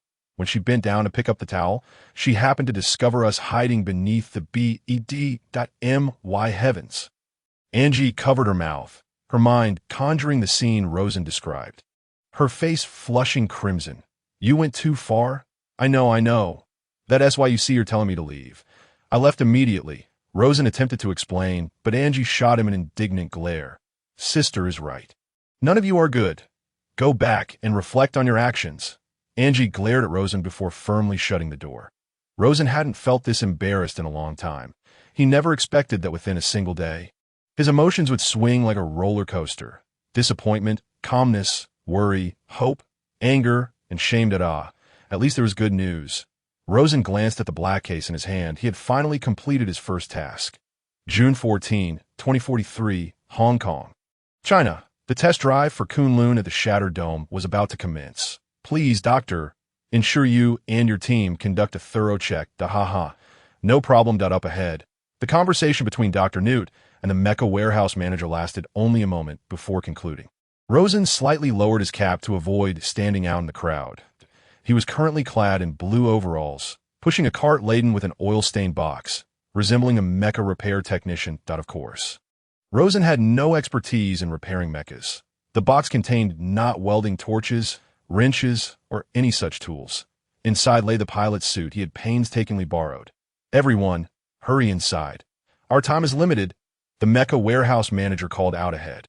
Rosen hastily pushed the cart, following the crowd into the building. Just before entering the doorway, he couldn't suppress a grin, for his second step in the plan had been accomplished 2 days prior. The first step had concluded flawlessly, and now Rosen needed to devise a strategy for infiltrating the Mecha warehouse. As he carried the pilot suit back to his dormitory, he contemplated his next move. Gaining entry to the Mecha warehouse would be no easy feat, although these colossal machines typically resided in the open Mecha storage area. They were sent to the Mecha warehouse for debugging before each activation, with pilots entering the cockpit through a special passage located within the warehouse. That place is certainly not one where idle individuals can wander freely. Even Rosen has only visited it once. After some contemplation, he deduced that only 2 types of individuals could gain access: 1.mech pilots and higher-ranking commanders. 2. Cockpit maintenance personnel. Without hesitation, Rosen opted for the latter. As for how to infiltrate the maintenance team, he immediately thought of someone. Dr. Newt Gosler. He led his own maintenance squad, dedicated to handling any sudden issues arising from the silicon-based biological components within the mechs, undoubtedly a heavyweight in the field. Moreover, Dr. Newt's weaknesses were glaringly obvious: anomalies in telepathic connection with the beastly mechs, a mutation occurring in the silicate cerebellum, non-human alpha brainwave interference disrupting the pilot's cognition. Indeed, Dr. Newt would be enthralled by such topics. The more he pondered, the more excited Rosen became. He could almost envision Dr. Newt stuttering in his fervor. As for the other doctor, Hermann, Rosen decided to keep his intentions regarding him under wraps for the time being. Hermann was far too meticulous. He would never engage in any indiscreet actions. Rosen felt that even if he laid everything bare before him, even with ample evidence indicating some anomaly had indeed occurred with Kunlun, he would still refuse to assist. Individuals like him simply do not entertain such unorthodox notions. Well then, it was time to consult Dr. Newt. Without further ado, Rosen bypassed his dormitory, donned his pilot's suit, and made his way directly to the 3rd level of the shattered dome. Rosen was remarkably efficient. He imparted all the information he possessed to Newt in just 3 minutes, from the case of Mike and Noisy Max to the peculiarities he himself had experienced, and finally to the potential chaos in Kunlun's telepathic connections. This series of insights rained down upon Newt, leaving him momentarily taken aback. "Are you suggesting that Kunlun's brain has developed some form of anomaly?" Newt, after gathering his thoughts, confirmed. "Indeed," Rosen nodded, adding, "I believe the likelihood is quite high. After all, you once mentioned that silicon-based life forms are far more complex than carbon-based ones." Newt adeptly seized the conversation, affirming, "Yes, that is indeed my assertion." However, it appeared that Newt was still uncertain. He sat in his chair, one hand pressed against his forehead, his gaze cast downward. Rosen recognized this gesture as indicative of Newt's contemplation. Yet, he was more eager for a response. So he resolved to employ a more assertive approach. "I've heard that Dr. Hermann." Rosen deliberately coughed. "Hermann? What about Hermann?" Newt's attention was indeed drawn in by Rosen's ploy that Dr. Hermann seems to be nearing completion on the programming version upgrade for the 8th generation mech. He said that once he achieves a significant breakthrough, he must have the commander send someone to dispose of the monster specimens piled up beside his laboratory at the landfill. No, that absolutely cannot happen. Rosen's tactic proved effective. Newt leapt up as if invigorated. "He can't do that. I must confront him." In a fit of agitation, Newt made to rush out the door, but Rosen quickly pulled him back. "Calm down, Doctor." Rosen soothed that. "Yes, what do you propose we do? As long as we complete the new topic before Dr. Hermann, we can present it to the commander just like this." The two engaged in hushed whispers, then broke into mischievous laughter. "All right, let us do it. When do we act?" "On the 14th of this month," Rosen excitedly added. "The day after tomorrow." "No problem. Hermann has always been riding my coattails. It's about time he acknowledges my superiority." Newt laughed heartily, reveling in the thought. Thus, these two scheming individuals embraced their shared ambition. This, then, is the reason for Rosen's presence here. Blending in with the maintenance crew, he moved forward at a leisurely pace. He had just entered through the massive doors of the mech warehouse, and the first sight to greet him was the dozens of repair stations lining either side, responsible for the maintenance and replacement of millions of components within the mesh. Alongside toolboxes, wrenches, wire cutters, and bags filled with parts and wiring materials scattered throughout. In short, anything necessary to sustain the operation of the colossal mesh could be found here. A group of workers hauling thick cables passed by Rosen, and he immediately recognized that the bundle of wires was for collecting ions, such as those needed for Kunlun's ion cannon, essential for its activation. Additionally, numerous personnel were dispersed throughout the warehouse, dismantling, cutting, and welding. All engrossed in their tasks, at the center of the warehouse stood a giant mech. Resplendent and imposing, it was none other than Kunlun. The very Kunlun that had occupied Rosen's thoughts. He gazed upward. Halting in his tracks, he forgot the synchronization rate, forgot the teachings of Raleigh Becket, forgot the myriad trials he had faced over the past year, and even forgot the purpose of his visit. For a fleeting moment, he even forgot how to breathe. That a year has passed. Rosen murmured to himself, lowering his gaze at a full year and 5 days. Compilation of character profiles. 1. Confidential personnel files of the United Pacific Rim Armed Forces name. Rosen Affiliated Unit. Trainee, ID No. 58403. East District Level 2, Room 2213. Enlistment date, July 12, 2037. Status. Active personal profile. Born on April 3, 2020. An only child, his parents perished during the God of Desire attack on Hong Kong in 2020. Their identities remain unconfirmed to this day. On September 1, 2027, Rosen was adopted by Raleigh Becket and enrolled in the Hong Kong Kowloon Pilot Academy on September 1, 2036. He excelled academically, but also encountered numerous issues. It was not until 2041 that he was permitted to participate in the Kowloon Pilot Selection Competition. Ultimately, he achieved an impressive synchronization rate of 92.73 with 73 kills, besting all contenders for the right to pilot Kunlun. However, he failed the initial telepathic synchronization test with Kunlun, leading to a decline in synchronization rate, the cause of which remains unknown. Assessment. Technically skilled but plagued by significant personality issues, his arrogant disposition may pose a threat to his comrades. Rumors of a recent character shift have surfaced but remain unverified. Remarks. Currently temporarily withdrawn from pilot training, reportedly dedicating himself entirely to monster science, joining the ranks of researchers. Supplementary note. The consideration of revoking his pilot qualification is still pending. Confidential personnel files of the United Pacific Rim Armed Forces name.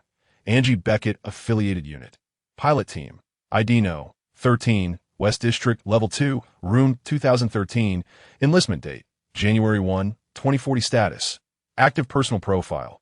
Born on July 7th. 2028, an only daughter. Her father is Raleigh Becket, and her mother is Shinji Mako. She had no prior exposure to mechs until Raleigh and Mako's demise, after which she began to engage with these colossal machines. Angie exhibited exceptional talent as a hero in an exceedingly short time. On September 1, 2039, at the tender age of 11, she became the youngest student in the history of the Hong Kong Kowloon Pilot Academy, enlisting the following January 1, when she was still under 12 years of age. After a year of training, Angie partook in the Anshan Pilot Selection Competition, achieving a remarkable synchronization rate of 95.89 with 89 kills, clinching the right to pilot Anshan and simultaneously becoming the youngest pilot in the history of mech creation. Elimination record. May 3, 2042, Monster Seahorse, South China Sea. September 8, 2042, Monster Silverhook, South China Sea. January 3, 2043, Monster Eruption, waters near Hawaii. Assessment. The most promising pilot in human history. Exceptional technical skills, excellent tactical acumen, unparalleled intuition, and no issues regarding character. Kind, innocent, and exceedingly shy. Note. Currently, Anshan is underperforming, and the central authorities are drafting a candidate list for drivers from Beijing, in which Angie is also included and may become a popular choice. Additional information. Considering that Angie has entered adolescence, close monitoring will be conducted on her and her preferred candidates to prevent potential infiltration by foreign powers that could lead to the loss of Angie Becket. Personnel file of the Pacific Rim Joint Military Forces name. Sidey Andrews Affiliated Unit. Driver Team, ID, 9 West District 2009, enlistment date, July 12, 2037 status, active personal profile, born on April 1st, 2020 that has an elder brother, Alza Andrews, a driver stationed at the U.S. Anchorage base, and is orphaned. From a young age, he was entrusted to the care of Raleigh Becket by his brother and entered the Hong Kong Kowloon Driver Academy on September 1st. 2036, he excelled academically, but was also troubled in many ways. It was not until 2041 that he was permitted to participate in the Kowloon Driver Gathering, although he ultimately lost to Rosen and was not selected. A year later, he competed again in the Changbai Driver Gathering, achieving an outstanding record with a synchronization rate of 92.73 and 72 kills, thus earning the right to pilot Changbai. Destruction record, January 3rd. 2043, against the monster extreme ice in the waters near Hawaii. Assessment, technically adept but plagued by significant personality issues. His arrogant disposition may bring calamity to his comrades. He is currently receiving regular psychological counseling and correction from the PPDC Psychological Support Team. Note, despite his prideful arrogance, he possesses undeniable strength. While he has made numerous enemies among ordinary staff, his fellow drivers hold fewer grievances against him. Additional note, given the adverse influence stemming from his character, he may be replaced if deemed necessary. Personnel file of the Pacific Rim Joint Military Forces name. Lin In Affiliated Unit. Driver Team, ID, 2 West District 2002, enlistment date, September 1st. 2034 status. Active personal profile. Born on December 21, 2016. An only child, her father, Lin Tianyin, was a former colonel in the Chinese Air Force who perished while defending Hong Kong from the Monster Avenger in 2020. Her mother is still alive. Following the second wave of monster attacks, she entered the National Defense University of China on September 6, 2032, majoring in mecha piloting, excelling academically with a steadfast belief. She graduated early in 2034 and was assigned to the Hong Kong Shattered Dome for further training, successfully obtaining the piloting rights to the 7th-generation heavy mecha Huangshan in 2038 in 2041, with the debut of the first 8th-generation mecha Shandong. Lin In competed with 2 other candidates for the piloting rights, ultimately achieving a historic synchronization rate of 96.200 and 200 kills, thus claiming Shandong. Destruction record, September 6, 2038, against the monster Shiba Inu in Bohai Sea, China. September 6, 2038, against the monster hyena in Bohai Sea, China. December 12, 2038, against the monster vertebra in East China Sea. May 5, 2039, against the monster night demon in Mindanao, Philippines. October 28, 2039, against the monster black widow in Manila. September 9, 2040, against the monster reaper in Shanghai Bund, China. January 1, 2041, against the monster crusher in South China Sea. November 22, 2042, against the monster ghost car in Brisbane. December 22, 2042, against the monster phantom in Brisbane. January 3, 2043, against the monster deep blue in the waters near Hawaii. January 3, 2043, against the monster silver wave in the waters near Hawaii. February 28, 2043, against the monster wolf spider in South China Sea. June 11, 2043, against the monster gravekeeper in Singapore. Assessment, currently one of the most outstanding drivers in service in China. Technically impeccable, but more importantly, steadfast in will, effective in action, and rich in faith. Truly a rare talent deserving of significant responsibility. Note, during her time piloting Shandong, she identified numerous issues with the mecha, accumulating invaluable experience for the development of the next generation of mecha. Additional note, the central authorities intend to appoint her to lead the Salvation Plan, though a final decision has yet to be made. He looked as if he were brand new, was Rosen's initial reaction. As he pushed the cart forward, he discreetly glanced sideways, scrutinizing the massive shadow that was destined to be closely intertwined with his fate. The last time he saw Kowloon, it was entirely clad in black. But now it had been transformed into silver, with its original designation, J35, changed to J35. This indicated that Kowloon had undergone some form of upgrade over the past year. The canvas that once covered Kowloon's head had also vanished, revealing its distinctive, large, single-eye structure. Under the bright lights, that deep eye appeared vividly alive, and Rosen felt as if it were gazing at him, scrutinizing this insignificant human who dared to attempt a second conquest. In a daze, Rosen seemed to be transported back to that moment a year ago, when he was filled with vigor and ambition.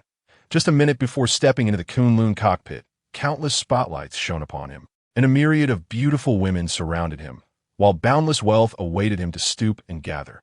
The last image he saw before losing consciousness was merely that enormous dark red eye. He did not comprehend what compassion meant, nor what mercy entailed. It cast him into the depths of mortality. I could see this moment. Kunlun once again stood majestically before Rosen, like an unruly giant. Its silver exterior emitted a dreamlike orange glow under the sparks of welding, making Rosen feel as though everything that had transpired previously was but a mirage, with only himself and Kunlun being the veritable existence. This time, between you and me, it is time for a conclusion. Adjusting his collar, Rosen resembled a warrior heading to the arena, following the flow of people toward the dedicated passage leading to the cockpit on the other side. Mike was equally anxious that, of course, he did not need to sneak into the mecha warehouse like Rosen. He was currently standing at the entrance of the mecha cockpit. What made him tense was one individual, a person standing less than a meter directly opposite him. Jiang Tianzheng, the commander of the Hong Kong Shatter Dome. Since the previous commander, General Stark Pentecost, had perished in the depths of the sea while piloting the Eureka Striker, the Chinese government had invested heavily in acquiring the Hong Kong Shatter Dome base. Initially, the government intended to transform the Shatter Dome into a museum commemorating the heroic feats of mecha warriors saving the world. However, following the outbreak of the second wave of attacks, it once again became a frontline position for resisting monsters. New mechas continuously arrived, and the original building area became insufficient, prompting the government to undertake expansions, resulting in the current layout. As for Jiang Tianzheng, he was directly appointed to this position by the central government of China. Although he holds the rank of general and oversees a small number of personnel and a limited area, his status is certainly not inferior to that of commanders in any other military district in China. He and his Hong Kong Shatter Dome base are vital components of the Pacific Rim defense perimeter, with the lives and properties of 10 million residents of Hong Kong and countless transportation routes leading to inland China resting behind them. If this area were to fall, the consequences would be dire. That if such a heavy responsibility were to fall upon me, what would I do? Mike pondered. However, after a moment, he abandoned the thought, feeling utterly incapable of shouldering such a burden. Thus, he nervously focused on Jiang Tianzheng, a man bearing the weight of the world. According to the records, Jiang Tianzheng was only 51 years old. Yet his hair was already gray, and his face bore deep wrinkles, making him appear more like a frail septuagenarian. The immense pressure seemed to manifest fully upon him. Nevertheless, he remained clad in military green attire, donned a military cap, stood tall, and possessed a resolute gaze. His sharpness undiminished, he stood there before Mike, enveloping him in an overwhelming sense of pressure, a general. Indeed, a figure who exuded an air of gravitas reminiscent of the legendary General Pentecost. Mike pondered this in his mind. This was Mr. Jiang Tianzheng, the commander of the Hong Kong base. Standing next to him was the aide-de-camp, who proceeded to introduce Mike as the test pilot set to conduct the trial run for Kunlun. "Hello, hello," Mike beamed, hurriedly nodding and bowing as he extended his right hand. However, he suddenly noticed that Jiang Tianzheng had also reached out with the same hand. Is he a left-handed person? A wave of embarrassment washed over Mike, prompting him to quickly wipe his sweaty left hand before attempting to extend it. Yet before he could act, Jiang Tianzheng retracted his left hand and instead offered his right, firmly grasping Mike's outstretched hand. "Age brings forgetfulness," Jiang Tianzheng remarked, a hint of a softened smile gracing his face. This immediate shift in demeanor lifted the weight from Mike's heart, and he reciprocated with a genuine smile. "Perhaps he is not as stern as I had imagined." Jiang Tianzheng approached Mike for a reason. Remaining stationary would be somewhat awkward for the elderly gentleman, so he decided to walk and converse simultaneously. He instructed his aide to maintain a respectful distance behind them while he and Mike walked side by side. "Let us dispense with the pleasantries." "Mike, correct?" Jiang Tianzheng stated plainly. "I have heard that you previously piloted mechs in Los Angeles, USA?" "Yes," Mike replied. He had initially intended to regale his listener with tales of his illustrious past. But upon realizing the gravity of the moment, he quickly fell silent. Yes, indeed, in Los Angeles. Yet your records indicate a synchronization rate of only 70. That data is erroneous. Mike interjected hastily. My synchronization rate should be 89. Is that so? Jiang Tianjing's keen gaze seemed to strip Mike of all pretense, leaving him feeling utterly exposed. The truth shall soon reveal itself, Jiang Tianjing concluded. Proceed. If you can successfully initiate Kunlun, you shall no longer be merely a test pilot. The abruptness of Jiang Tianjing's words left Mike momentarily stunned, prompting an incredulous, "What?" Yet, Jiang Tianjing had evidently no intention of repeating himself. He turned and walked toward his aide to go don your combat suit. Jiang Tianjing's voice carried back to Mike. It took a full 5 seconds for Mike to register the meaning behind those words. His expression swiftly transformed from confusion to exuberance as he dashed toward the mech's cockpit. Kunlun is about to activate. All personnel, please vacate the designated area. All personnel, please vacate the designated area. Mike had entered the cockpit of Kunlun, which was not particularly spacious, approximately 20 square meters of all-metal construction. Soundproofing and shock-absorbing devices lined both sides, while a massive holographic heads-up display loomed ahead, currently powered down. Once the mech powered up, the view ahead would materialize upon that very screen. At the center of the cockpit lay the motion platform, where the pilot would manipulate the mech's every action. Dressed in the pilot's suit, Mike adeptly ascended the motion platform. Once in position, the control components automatically extended, aligning perfectly with his armor and securing him firmly to the platform. The lights on the control panel flared to life as the mech's operating system began to load. Where's Rosen? Why is he missing? Mike glanced around, noticing several mech technicians still engaged in interface checks on either side of the cockpit.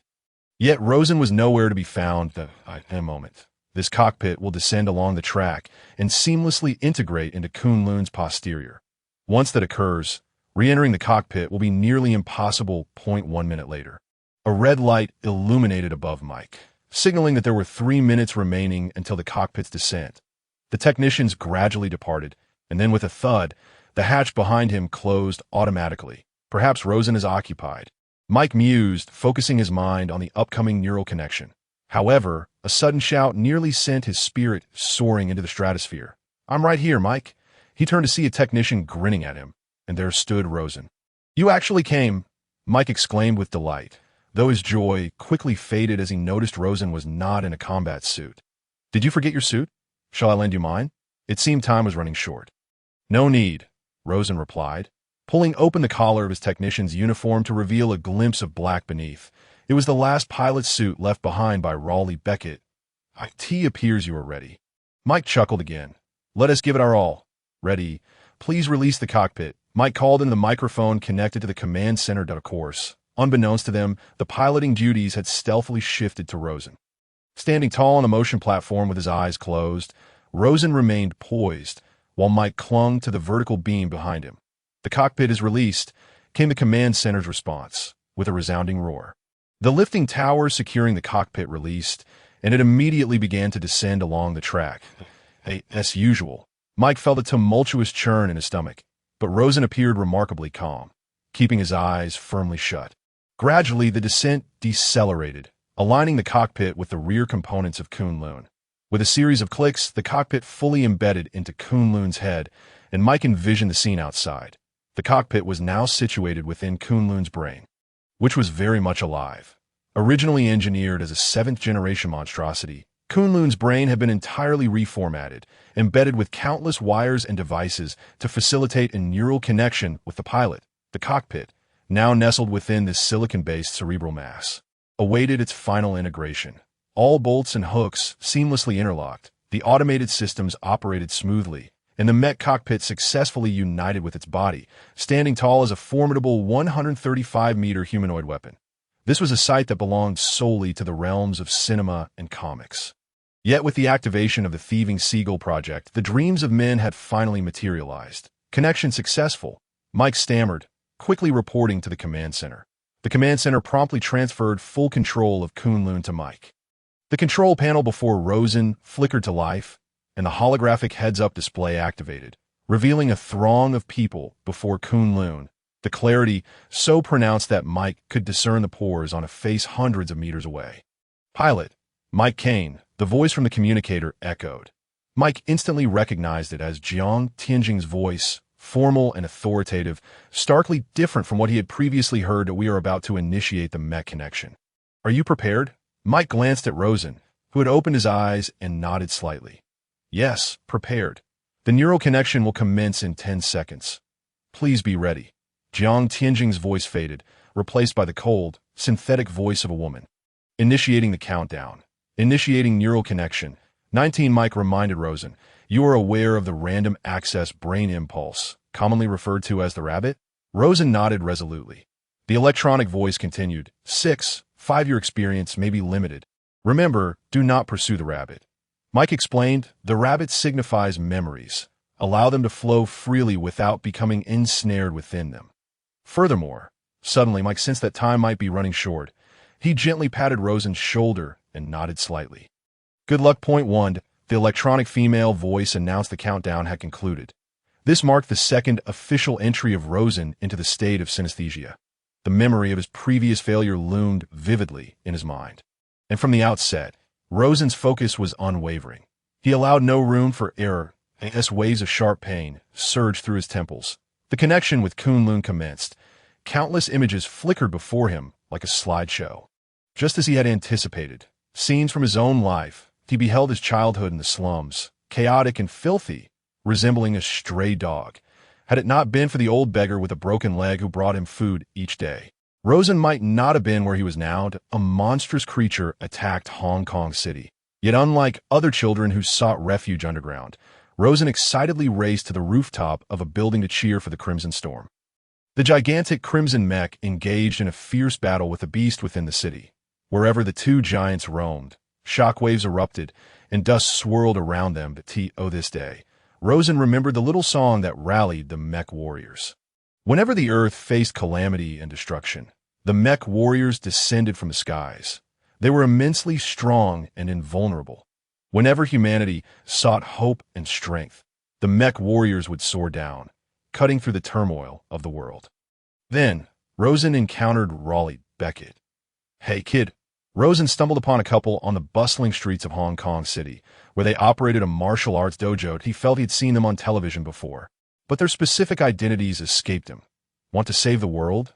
The man, a Caucasian, spoke to him in broken Chinese. The woman, an elegantly beautiful Asian, smiled warmly at Rosen. The young boy pondered for a moment before asking, do you provide meals? Yes. Eat to your heart's content. Deal. Mimicking the adults, Rosen high-fived Raleigh in a pledge. Time flew by, and the years passed swiftly. Teacher, are you heading to battle again? Please don't leave us. The teacher departed. A hero of this era, they could not dwell in his shadow. The future was theirs to forge. The year was 2043 in Hong Kong, China. The time to save the world had arrived. While Rosen battled with his memories in a state of synesthesia, the command center was in chaos. What is happening? What is going on? Jiang Tianjing stared at the display screen, his face a mask of shock. What is that guy Mike's synchronization rate? 70, an assistant replied. But as he noticed the fluctuations on the screen, he too fell into a stupor. 70. Is this really 70? Everyone turned their gaze to the monitor, where the curve indicating synchronization rate plummeted dramatically. 90, 80, 70, 60. Ultimately, it settled at an unremarkable 50. In a single night, it had plunged from 70 to 50. This was utterly unprecedented. Stop the activation immediately. Jiang Tianjing raised his hand, ready to slam the table, but an electronic female voice interrupted him. Synchronization rate 50. Mental state stable. Kunlun activation successful. The dozens of target detection lights on Kunlun sprang to life, illuminating the surroundings brilliantly. Its colossal head lifted slightly, and a dazzling red glow emanated from its single eye. Had they truly succeeded? Everyone turned toward Kunlun. Disbelief etched on their faces. The synchronization rate of 50 was undeniably the lowest in the history of mech activation. Kunlun's successful launch captured everyone's attention, and the other mech teams and pilots on the Shattered Dome's lower level gathered to celebrate the birth of a new comrade.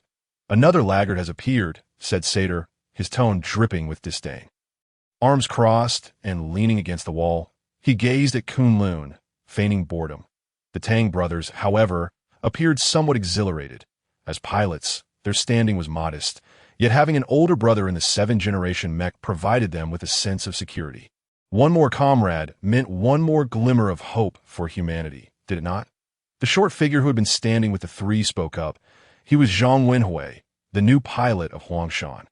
Though of slight stature and appearing to be in his 20s, he possessed an undeniable prowess and strength hidden beneath his frail exterior, for Huangshan was renowned for its close combat capabilities among the seventh-generation mechs. Behind the four stood their respective mech teams, thousands gazing at Kunlun, murmuring excitedly, creating a vibrant atmosphere. Angie and Lin Yin also watched the spectacle unfold, and they were even closer, in the transparent corridor of the residential area directly in front of Kunlun, where the red light from its eye cast a rosy hue on their faces. "Wow, is that Kunlun, preserved for a year?" Angie exclaimed, pressing her face against the glass, her eyes sparkling. She then turned to Lin Yin and asked, "Is that the one Rosen piloted before?" "Yes," Lin Yin replied, her expression stoic. "It's a pity that Rosen didn't seize the opportunity to—" "Oh," Angie sighed, a sense of regret washing over her. But then an idea struck her. Rosen borrowing the pilot's suit was surely for piloting the mech. Right? Was there even a slight chance, perhaps a mere 1%? Angie gazed back at Kunlun at tea that moment. Was it indeed Rosen inside? Angie, Lin Yin suddenly interjected, startling Angie that that really Rosen inside. How could it be? Angie stammered. "Did you lend the teacher's pilot suit to him a few days ago?" Upon seeing Lin Yin's unwavering gaze, Angie's breath hitched. She sheepishly stuck out her tongue, her face reddening with embarrassment. "You," Lin Yin said, not intending to scold, but merely sighing with resignation before returning her attention to Kunlun. The two continued to observe.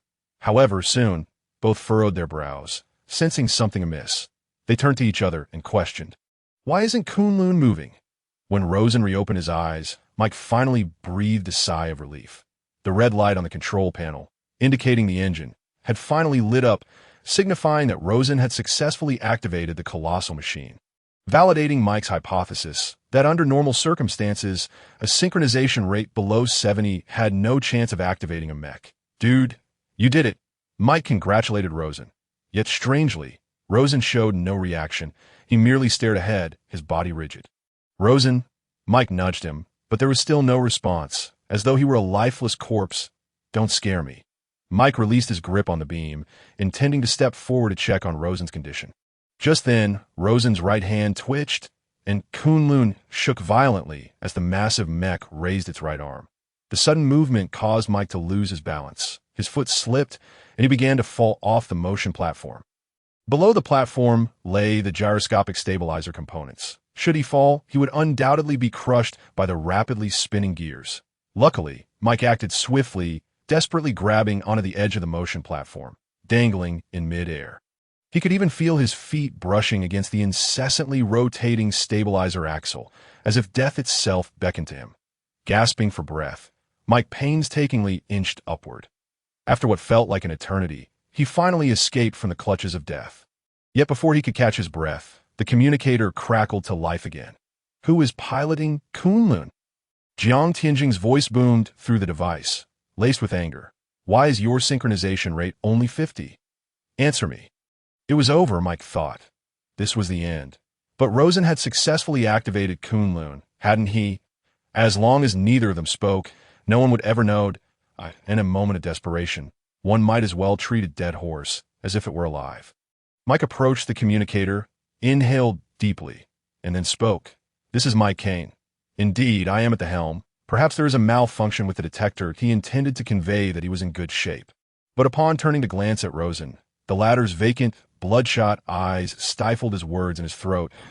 Rosen's eyes appeared devoid of life, a vivid crimson hue, leaving Mike at a loss for words. Yes, it resembled the eyes of Kunlun. "This," Mike murmured incredulously, shaking his head in disbelief that no, this is truly the end.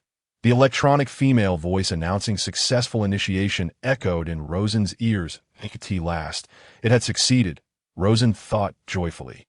From the recent synesthetic experience, He once again felt the invincible stature of the Mecha warriors. Despite his absence for a year, it felt as though he had never left. It was as if Kunlun still remembered him. Joyously welcoming his return, he had waited for me for a year. Now, it is my turn to repay him. From this day forth, I shall be a true mecha pilot, and Kunlun, soon we shall achieve great deeds together. With a smile, Rosen opened his eyes, and the scene displayed on the holographic heads-up display immediately captured his attention. He seemed to see Lin, Een, and Angie gazing at him from a distant transparent corridor. Angie's eyes were reminiscent of Raleigh's, always so clear and bright, which invariably reminded Rosen of his mentor, Raleigh Becket, who was always so strong, optimistic, and unmatched. Yet, ultimately, he too had succumbed to eternal slumber beneath the deep sea. Eternal slumber. Will I die too, like my teacher? Suddenly, the thought of death crossed Rosen's mind, causing Kunlun to convulse momentarily, raising its right hand. Rosen furrowed his brow, sensing the ominous turn of events, silently admonishing himself to dispel such thoughts. Strangely, the scene on the display before him vanished, replaced by a massive, dark red eye emanating a peculiar glow, fixating intently on Rosen.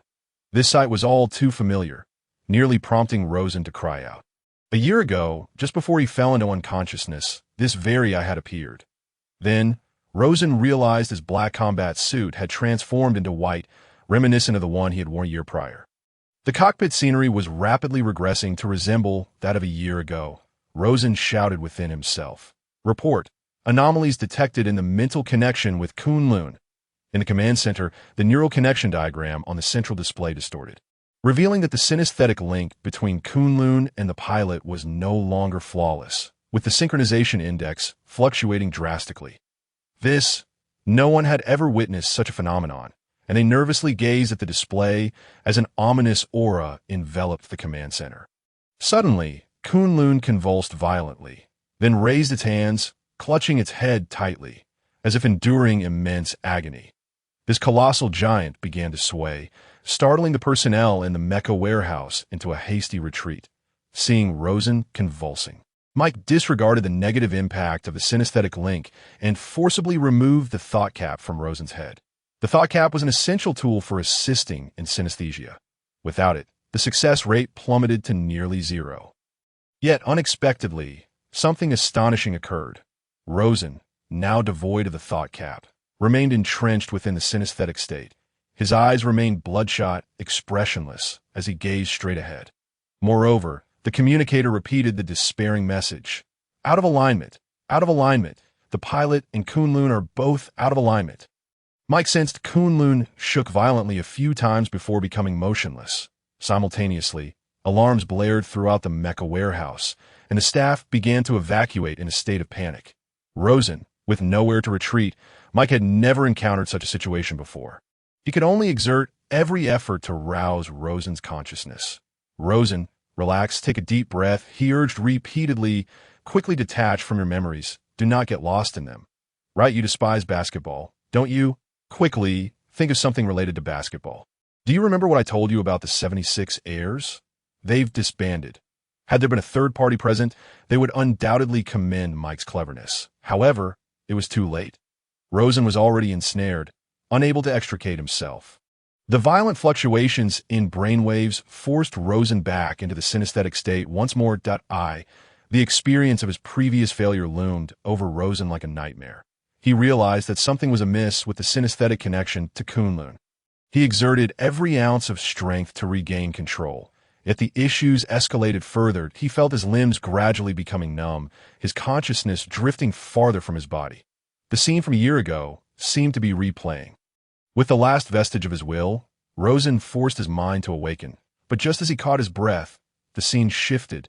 The massive dark red eye vanished, and in an instant, Rosen found himself in a ravaged city.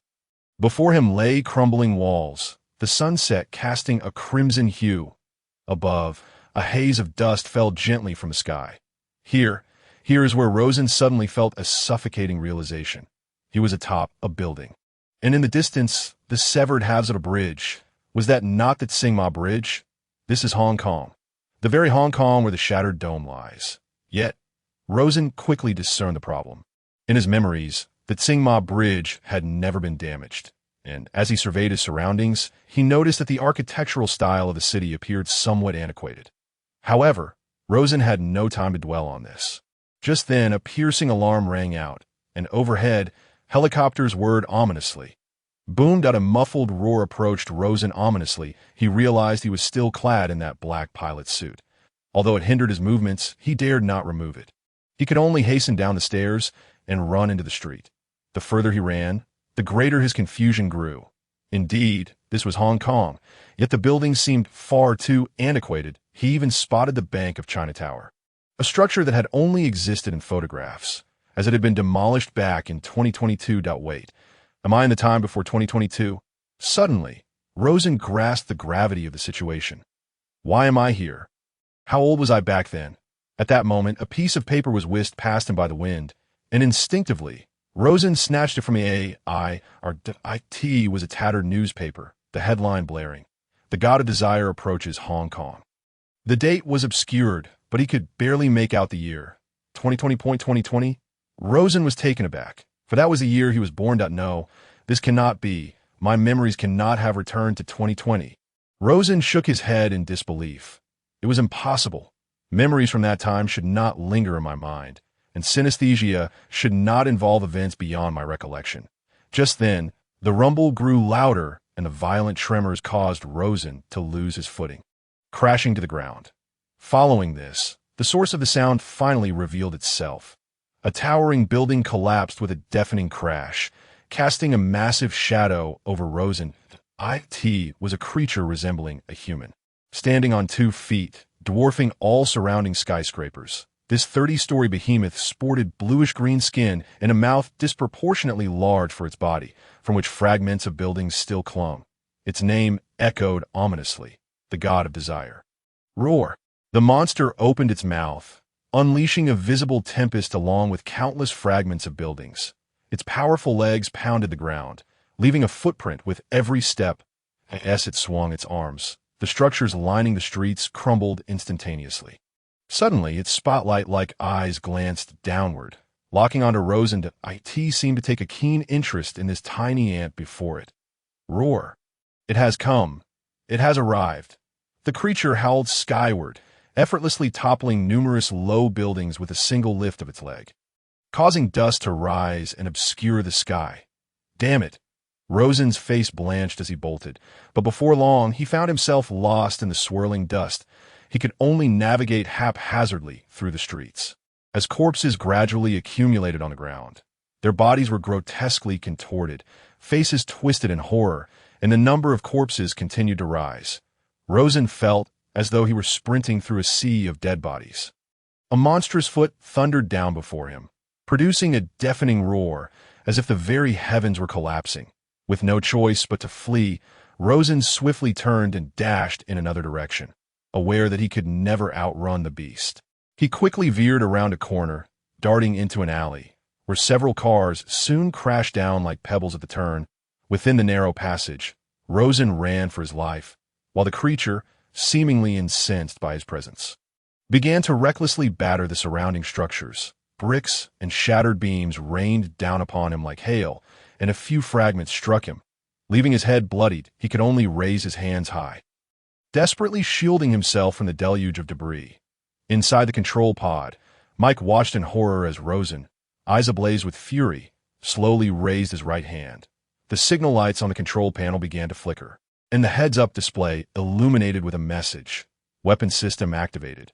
Buzzing and crackling filled the air, and the wrist of Kunlun's right hand glowed ominously, signaling the activation of the long-dormant Yulon high-pressure magnetic storm circle. However, this time, its target was not the beast. The Yulon high-pressure magnetic storm circle threw the command center into chaos, with personnel scrambling to manage the expanding magnetic field. The accident warning lights cast the entire shattered dome in a crimson hue, and in the mech hangar where Kunlun was located, all staff had evacuated. As the magnetic force intensified, several metal workbenches before Kunlun became magnetized and were violently thrust away. Tiny metallic components spiraled into a miniature tornado, swirling around Kunlun's right hand at breakneck speed. In the distance, for work groups had been hesitantly observing. Suddenly, Kunlun's right hand aimed directly at them, causing everyone to scatter in panic. What the hell? A nail shot through the air like a bullet, narrowly missing Saidi's right cheek, prompting an outburst of curses. Reluctantly, he too began to flee. The command center soon felt the repercussions. All metal frameworks emitted a cacophony of creaks and snaps under the strain of the magnetic field. While dust cascaded from the ceiling, a few antiquated computers within the center crashed instantly. Quick! Shut down Kunlun's sensory system, Jiang Tianzheng shouted in desperation, regretting ever having harbored even a glimmer of hope for the one named Mike. The beast tide was imminent. It had intended to bolster humanity's defenses, only to find that humanity now stood to lose even more. Soon, technicians hurried to deactivate Kunlun's sensory system. But there was no response. The engineer monitoring the mental link shouted, "No response. The connection remains active. The bond between the pilot and the mech is too strong to sever immediately. Get out of here." Now, Jiang Tianzheng hesitated no longer, issuing an order to evacuate as technicians and operators rushed towards the rear of the command center. This scene had played out many years prior when the dangerous wanderer had gone awry. Now, it was Kunlun's turn. Everyone fled the command center, except for Jiang Tianzheng, who furiously typed commands into the keyboard, attempting to reset Kunlun's operating system at that moment. The magnetic field within the mech hangar peaked. And Jiang Tianzheng could even catch glimpses of bright arcs of electricity sweeping across the floor, igniting fierce and brilliant sparks. The Yulon high-pressure magnetic storm circle was fully charged. Jiang Tianzheng could scarcely fathom the devastation that would ensue if this storm were unleashed upon a shattered dome. Perhaps mechs like Shandong, Huangshan, and Changbai might escape unscathed, but other facilities would surely face calamity.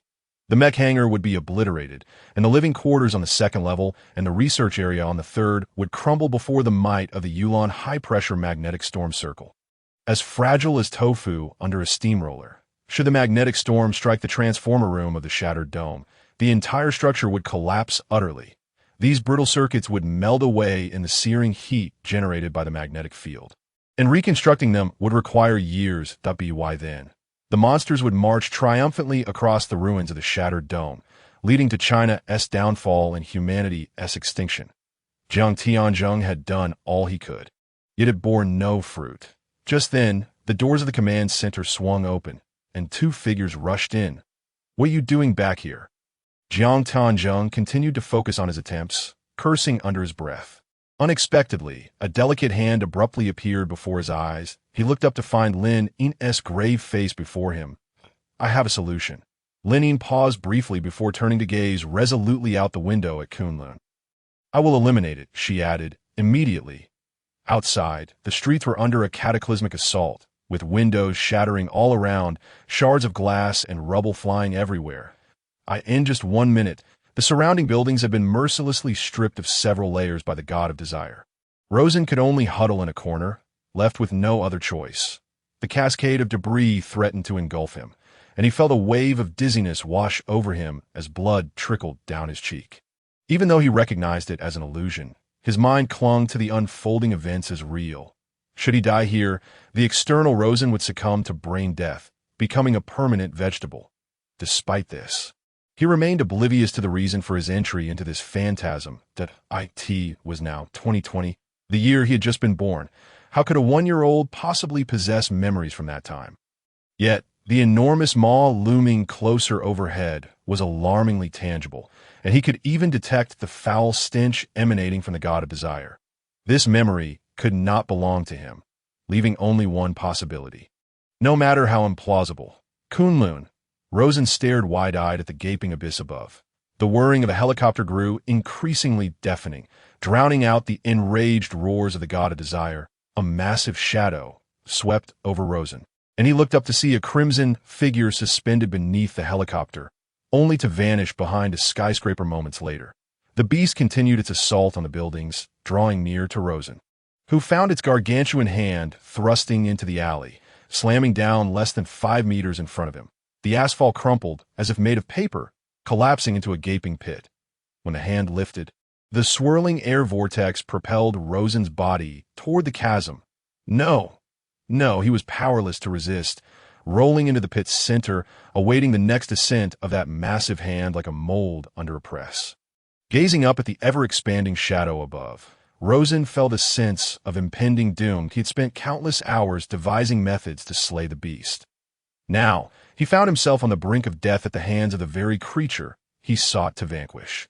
Just as despair threatened to consume him, the god of desire was abruptly yanked away by some unseen force, vanishing in an instant, and the gray sky reappeared above Rosen. The beast let out a thunderous roar, accompanied by a rumble, something mechanical. A heavy truck soared as if it were a mere toy, crashing into the dilapidated building to Rosen's left. He quickly shielded his head and scrambled out of the pit. Racing toward the alley's mouth that a series of tremendous explosions erupted nearby, filling Rosen's ears with a deafening buzz. Outside the alley, a fierce battle unfolded in the street ahead, where a crimson robot with 3 arms relentlessly attacked the god of desire.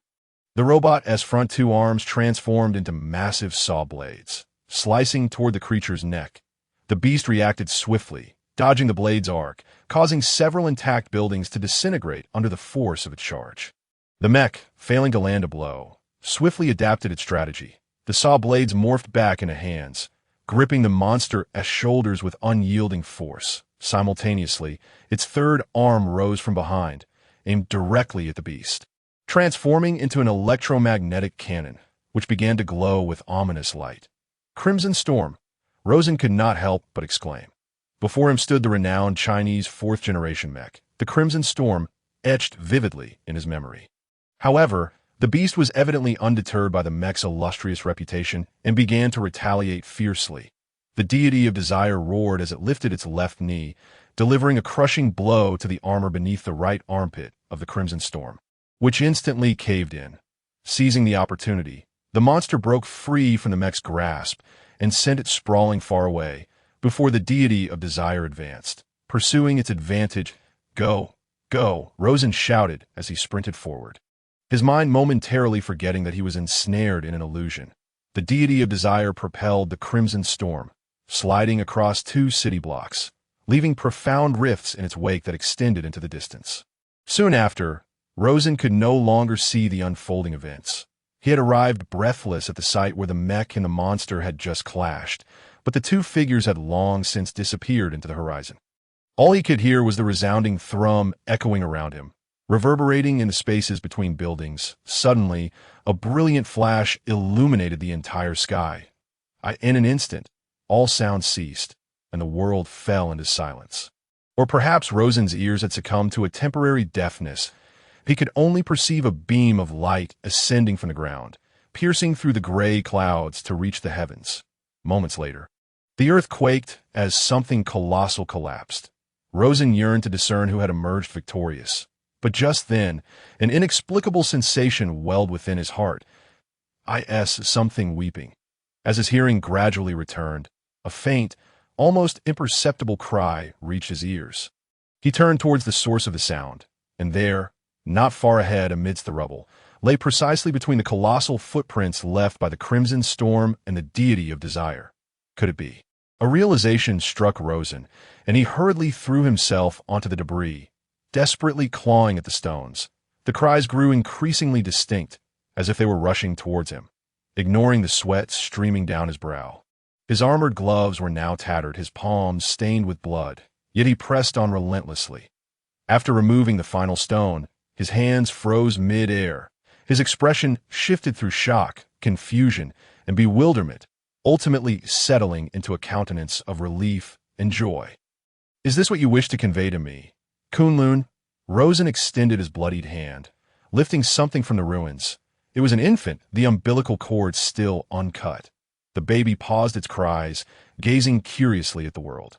However, upon seeing Rosen, it wailed even louder, strangely causing Rosen to weep as well that a smile graced his face, yet tears streamed down his cheeks.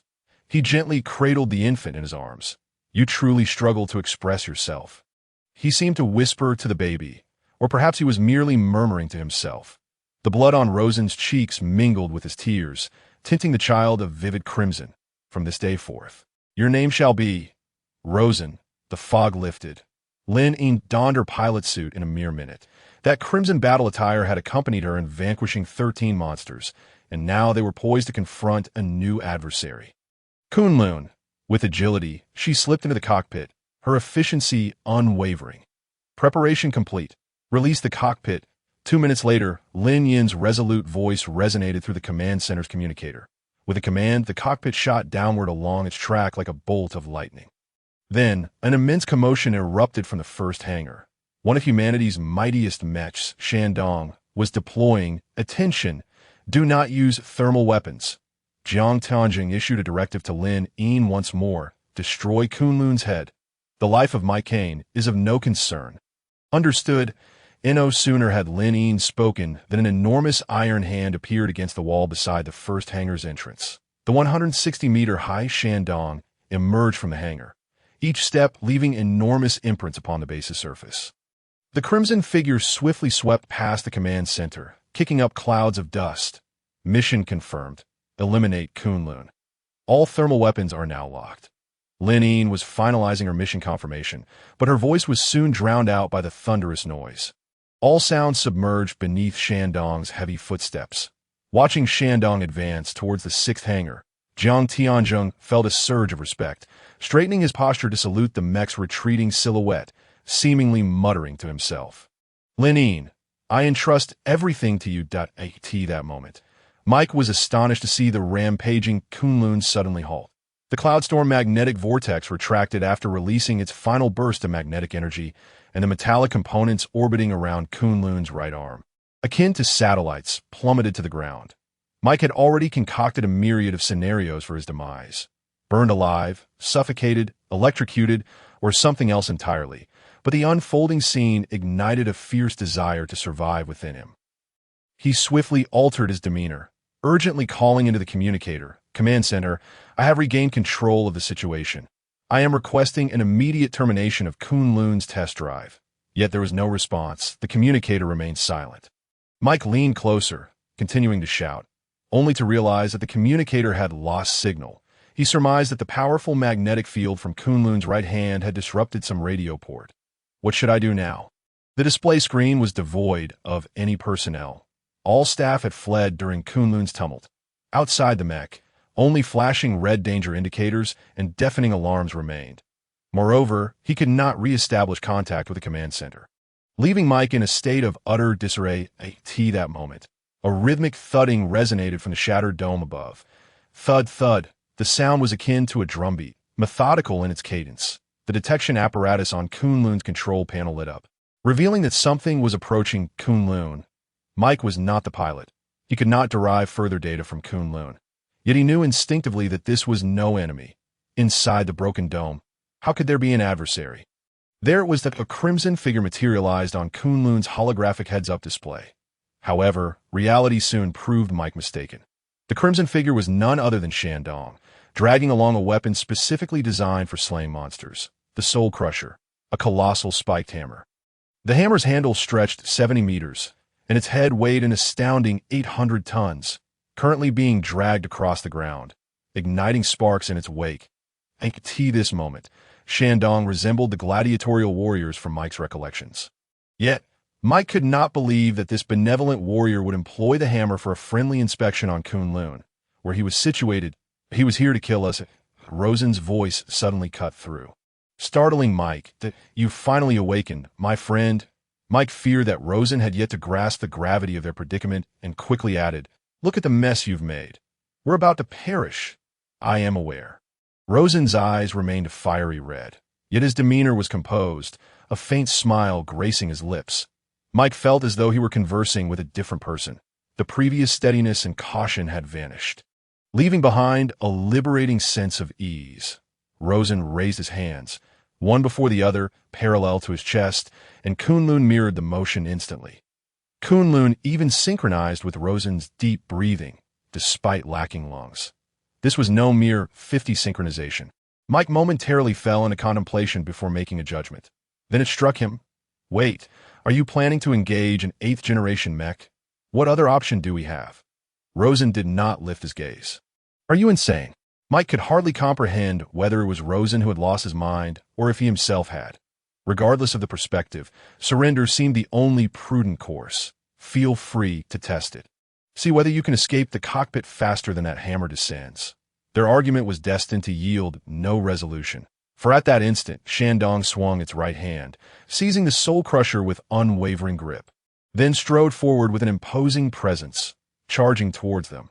The specter of death had truly arrived. Mike.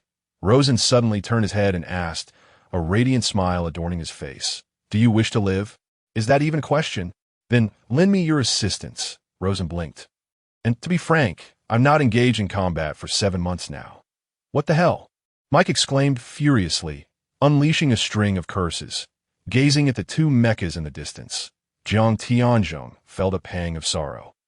They were meant to be the ultimate weapons against monsters, yet now they were engaged in mutual slaughter. While Jiang Tianzhong was lost in thought, Kunlun suddenly sprang into action. The colossal mecha raised both arms, bending at the waist and knees, executing a standard defensive posture, its singular eye glowing with a fiery brilliance. Jiang Tianzhong and Lin Yin voiced a shared question almost simultaneously. Kunlun ceased its swaying. It appeared to have emerged from a state of chaos. Jiang Tianzhong looked again at the display screen.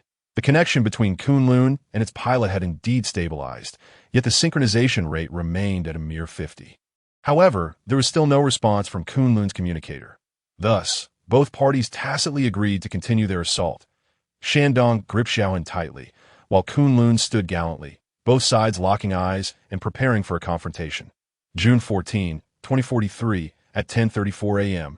This date should be inscribed in history, for it marked the inaugural instance of mecha-on-mecha combat in human history, soon to commence. Neither of the massive mechas chose to act rashly. They observed one another like serpents, searching for weaknesses, yet such a stalemate could not persist indefinitely.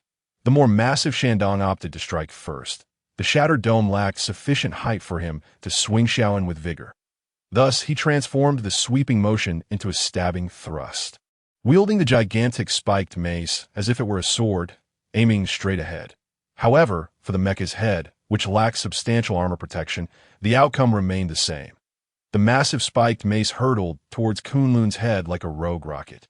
Its tremendous kinetic energy combined with the barbed surface ensuring that even a mere graze could rend flesh and shatter bone or result in the mecha's decapitation. I could see that moment. Kunlun moved. Its enormous frame dipped slightly, deftly evading the mace's thrust. Xiaohan swept past Kunlun's ear, crashing violently into the wall behind it, creating a large hole and enveloping the area in dust and debris. Next, Kunlun pressed its left hand against Shandong's chest and its right hand against Shandong's abdomen, then activated the rocket propulsion system on its back. 2 jets of pale blue flames erupted, propelling the 8,000-ton Shandong backward. After soaring nearly 300 meters, the 2 titans crashed heavily onto the passage leading to the Tonghai Gate, indenting the ground, while nearby forklifts were smashed to pieces. Kunlun's attack proved effective. Xiaohan remained lodged in the wall of the 6th hangar, leaving Shandong weaponless. Moreover, Kunlun's recovery speed far surpassed that of Shandong, with the Achilles shock-absorbing device installed at its ankles playing a crucial role. Just as Shandong's massive form began to rise, Kunlun had already assumed a stable position, poised for a powerful strike. Kunlun feigned with its left fist, successfully diverting Shandong's attention. When Lin Yin realized she had been deceived, Kunlun's right fist had already landed heavily on Shandong's left cheek, sending sparks flying. Feeling the searing pain on her left cheek, Lin Yin was taken aback. Although Kunlun's attack was unlikely to inflict substantial damage on Shandong, it deeply wounded Lin Yin's pride as the pilot of the 8th-generation mecha. She had vanquished countless monsters, whose attacks were often instinctual and chaotic. But Kunlun was no mere beast. It possessed the skill to turn Shandong's fortunes upside down. Rosen, you have guts. Lin Yin staggered backward a few steps, shaking her head and resetting her stance. Sharing a master-student bond with Rosen, she was well aware that he, like herself, was well-versed in Master Raleigh's street fighting techniques, and she would not allow him to prevail again. Taking a deep breath, Lin Yin raised her arms, adopting the same defensive posture as Kunlun. At the T that moment, Kunlun's action shifted again. It arched its back. Tucking its hands to its chest, utilizing its superior agility to dart left and right, launching a thunderous assault. Mike Kane. Lin Yin immediately thought of the individual who employed such an attack pattern. However, there was no time for further contemplation. Kunlun evaded the assault, closing in on Shandong's chest, elbowing towards its face. Lin Yin hurriedly raised her arms to block, but Shandong's colossal steel hand filled her entire holographic heads-up display as it defended against Kunlun's strike, obscuring Lin Yin's line of sight. As expected. In the next moment, Lin Yin felt a sharp pain in her abdomen. Kunlun's right hand had struck Shandong's midsection, igniting sparks in the cockpit. If Rosen had activated the Yunlan high-pressure magnetic storm circle, Shandong might have faced defeat. Lin Yin thought as she fell backward. The series of fierce battles unfolding before Jiang Tianzhong was utterly unexpected. He had initially believed that the 8th-generation Mecha Shandong would effortlessly triumph due to its superior physical attributes. However, he now felt compelled to reassess his perspective. Even a vintage car from 1960 could dismantle a Lamborghini. Kunlun's relentless barrage began to overwhelm Shandong, and within a mere minute, Shandong's frontal armor had been dented in 2 places, with several breaches on its facial armor. Jiang Tianzhong could almost envision Lin Yin's face, swollen from the onslaught. Once again, Jiang Tianzhong looked incredulously at the command center's display screen. Kunlun still maintained a synchronization rate of 50, starkly contrasting with Shandong's 96. However, Kunlun's advantage did not last long, as Shandong seemed to become enraged and commenced a fierce counterattack. Leveraging its own tonnage, Shandong withstood Kunlun's ferocious onslaught and pushed Kunlun away. Then, with a swift flick of its left hand, a thick chain shot forth from beneath Shandong's palm, aiming directly for Kunlun. Kunlun quickly ducked to evade, but Shandong's left hand dropped simultaneously, twisting the chain's trajectory and ensnaring Kunlun's right arm. "Now you can't escape." Lin Yin's voice, filled with fury, echoed through the command center's communicator. Shandong grasped the chain tightly, pulling forcefully. The disparity in mecha performance was vividly apparent at this moment. The 8th-generation mecha's super torque was incomparable to that of its 7th-generation counterpart, leaving Kunlun utterly defenseless. Despite its desperate struggles, dragging grooves into the ground beneath its feet, it was all in vain. Kunlun was ultimately captured in Shandong's iron grasp, immobilizing all movement. Kunlun had intended to activate the rocket propulsion again, but Shandong would not allow the same trick to work twice. The T propelled Kunlun forward rapidly, crashing through several hangar doors and finally pinning Kunlun against the end of the passage on a motion platform. "Activate the track transporter immediately." Lin Yin's anxious voice once again sounded from the communicator. Upon hearing this, Jiang Tianzhong promptly connected the 6th hangar to the Pacific Passage, pressing the activation button. The motion platform began to operate, swiftly moving towards the Tonghai Gate. Originally designed to transport mechas into the Pacific, it had now become the stage for the battle between the 2 colossal machines. Shandong's left hand firmly restrained Kunlun, while its right hand rose, a brilliant beam of light piercing forth from its palm. The aggregation laser welding cutter, capable of slicing through anything known to mankind at temperatures exceeding 10,000 degrees. "Die," Shandong urged as the laser sword descended towards Kunlun's head. Kunlun, realizing the horror contained within that light, activated the Yunlan high-pressure magnetic storm circle with lightning speed, the formidable magnetic field repelling Shandong's body. Then Kunlun braced against Shandong's right hand. At that moment, the light was less than 10 meters from Kunlun's head. The scene within Kunlun's cockpit was far grimmer than Lin Yin and Jiang Tianzhong had anticipated. The cockpit's once gentle yellow-white glow vanished entirely, replaced by a barrage of warning lights flashing dangerously, illuminating Rosen and Mike's faces in crimson. Torque damaged, 23 of the transmission system malfunctioning. Power levels were continuously declining. Shandong's multiple assaults had severely compromised Kunlun, with several circuits short-circuited in the cockpit, and the lights indicating auxiliary systems dimmed significantly. Rosen, his face flushed, pressed his hands forward with all his might, maneuvering Kunlun to withstand Shandong's right hand.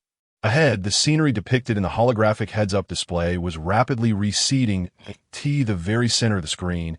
An aurora radiated a dazzling light, seemingly drawing ever closer as it engulfed the entire display. Rosen realized that his fate was sealed. Such were his thoughts. What should Mike do at this moment? Unable to divert his gaze from the scene before him, Rosen could only grit his teeth and ask with great difficulty. The immense force emanating from Shandong's arm arched his back painfully, causing beads of cold sweat to trickle down. Yet, despite this, the luminous ring on the monitor continued to expand inexorably. There were no tricks in boxing. At that moment, Mike was clinging tightly to the vertical beam of the movement platform behind Rosen, urging him to rely on his own strength. A series of metallic wires connected their pilot suits, which facilitated a temporary synaptic connection between Rosen and Mike. For Rosen, the Ponce neural bridging technology was not as complicated as many imagined. The technology was readily available, requiring only the external cables of the pilot's suit to be connected. The boxing technique Rosen had just employed to fend off Shandong was derived from Mike, who transmitted his wealth of combat experience through the link. However, now he too was in a predicament. The situation left little room for Rosen's thoughts. The cockpit's alarms blared suddenly, and a barrage of red alerts flooded the sides of the monitor, while Rosen's hands swelled with blood. This cannot continue, Rosen thought. Rather than perish here, he might as well take a desperate gamble.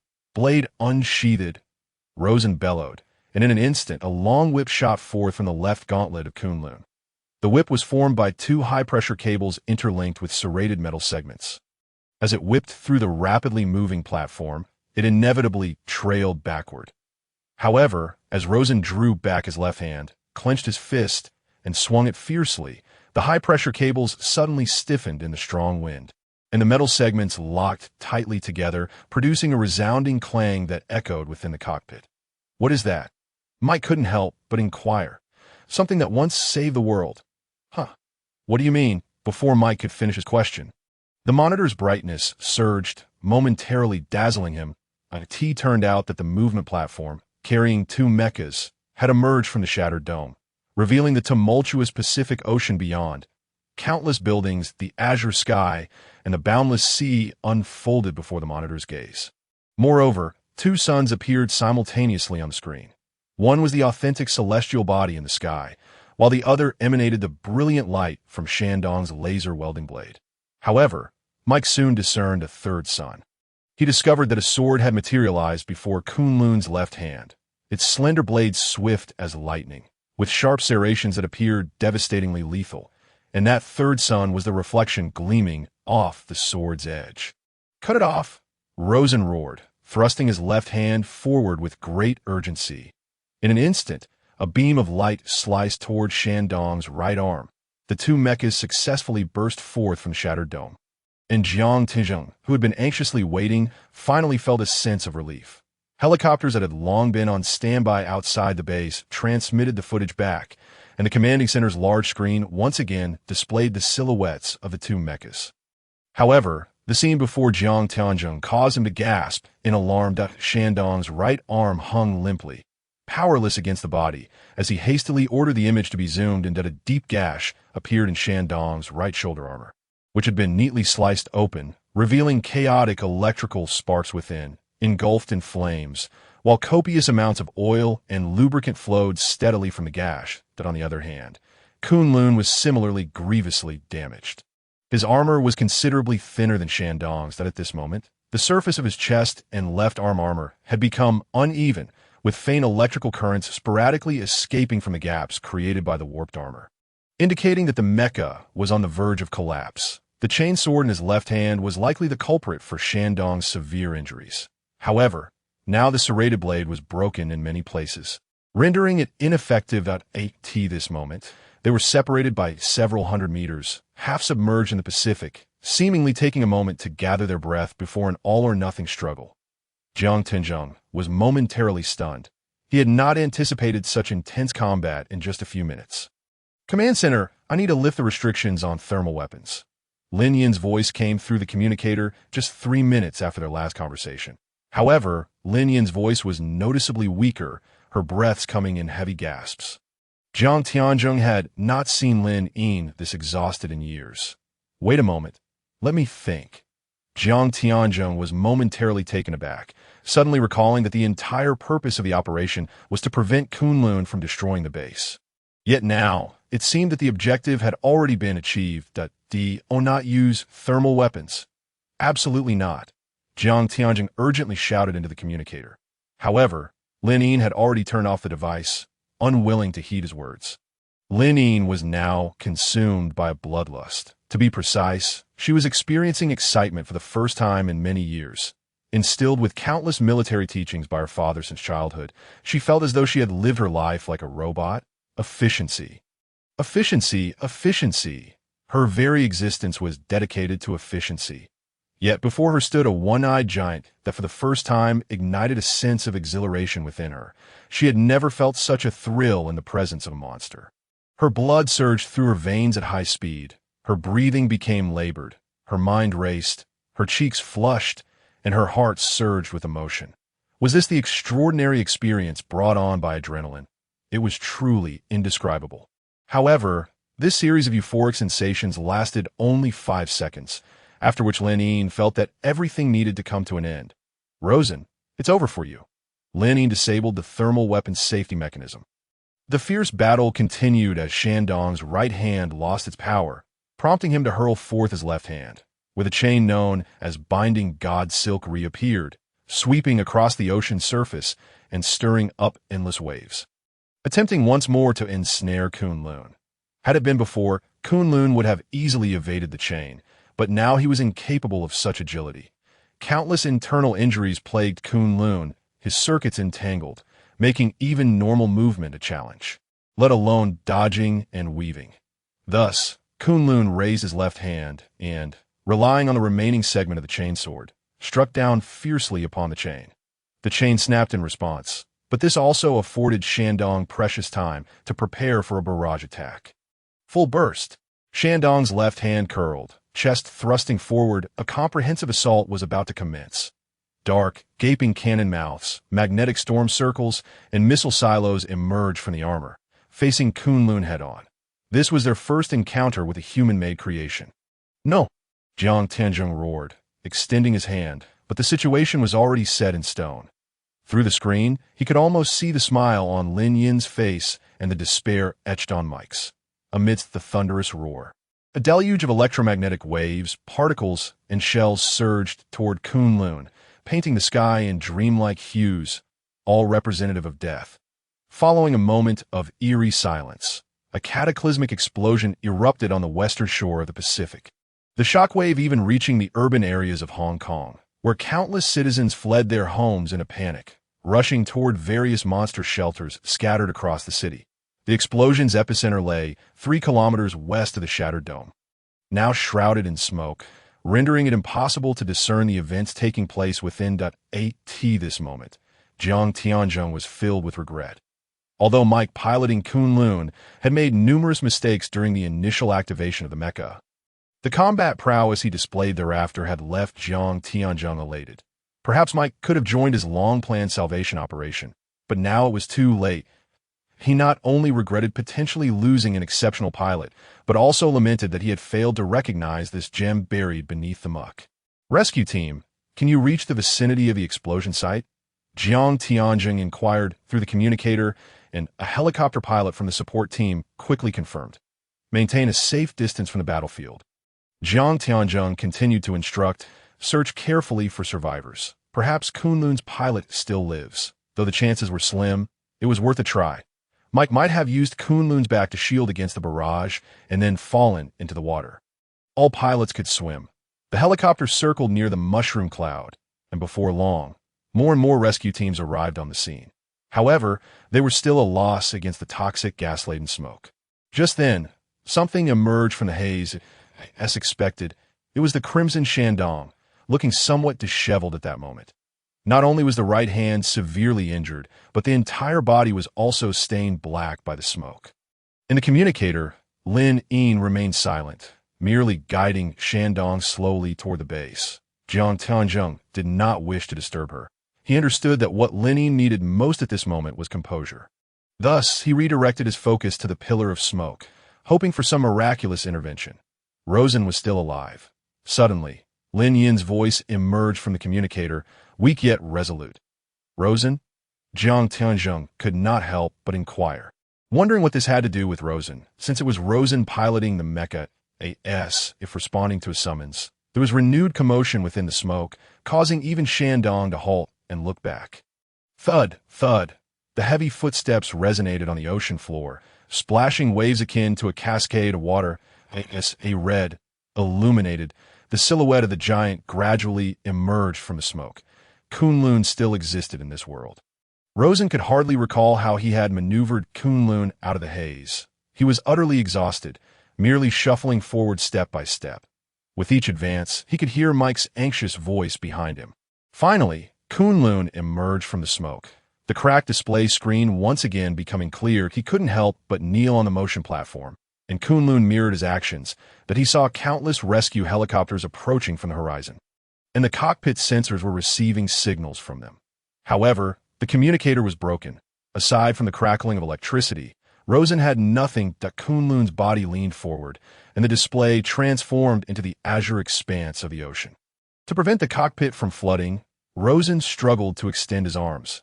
After the mecha completed its support maneuver, it gradually fell into silence, with both he and his pilot devoid of strength to rise once more. Rosen felt someone rescuing him from the motion platform. Without a doubt, it was Mike. Subsequently, his vision began to blur. When Rosen's consciousness returned once more, he found himself lying atop Kunlun's head, the cold metal beneath him providing an oddly comforting sense of security. Helicopters began to descend nearby, the strong winds howling in his ears. Suddenly, he recalled his favorite combat simulation game from the past. Whenever he failed, this was the scene he encountered while awaiting respawn. "It's over." The voice reached his ears, tinged with Mike's characteristic tone of frustration. Rosen envisioned the expression of chagrin etched across Mike's face. "Oh dear, it's all gone to ruin." Mike continued to mumble something. Rosen could not help but respond, "Not entirely." "Huh. Rosen, you're still alive?" Of course. Rosen intended to speak further, but an overwhelming wave of drowsiness swept over him unexpectedly. Thus, he merely tugged at the corners of his mouth, conjuring a smile that "I believe our game has only just begun." Rosen subsequently lost consciousness. June 15, 2043, Hong Kong, Shattered Dome. Today, the third floor of the Shattered Dome welcomed two distinguished guests, a man and a woman. However, they appeared uninterested in any friendly academic visit. Upon exiting the elevator, they headed directly towards the Gessler Monster Laboratory. On their way, they encountered Hermann Gottlieb, who was also on his way to seek out the Newton theory, thus transforming the duo into a trio. Many matters remain unchanged with the passage of time, a truth Newton Gessler was well aware of. For instance, the individual sitting before him was not significantly older. Yet Newton still felt like a child caught in wrongdoing, filled with shame and unease. Additionally, he was particularly incensed by Hermann, who stood behind the man, now puffed up with pride and looking at him smugly. What a little man reveling in his success!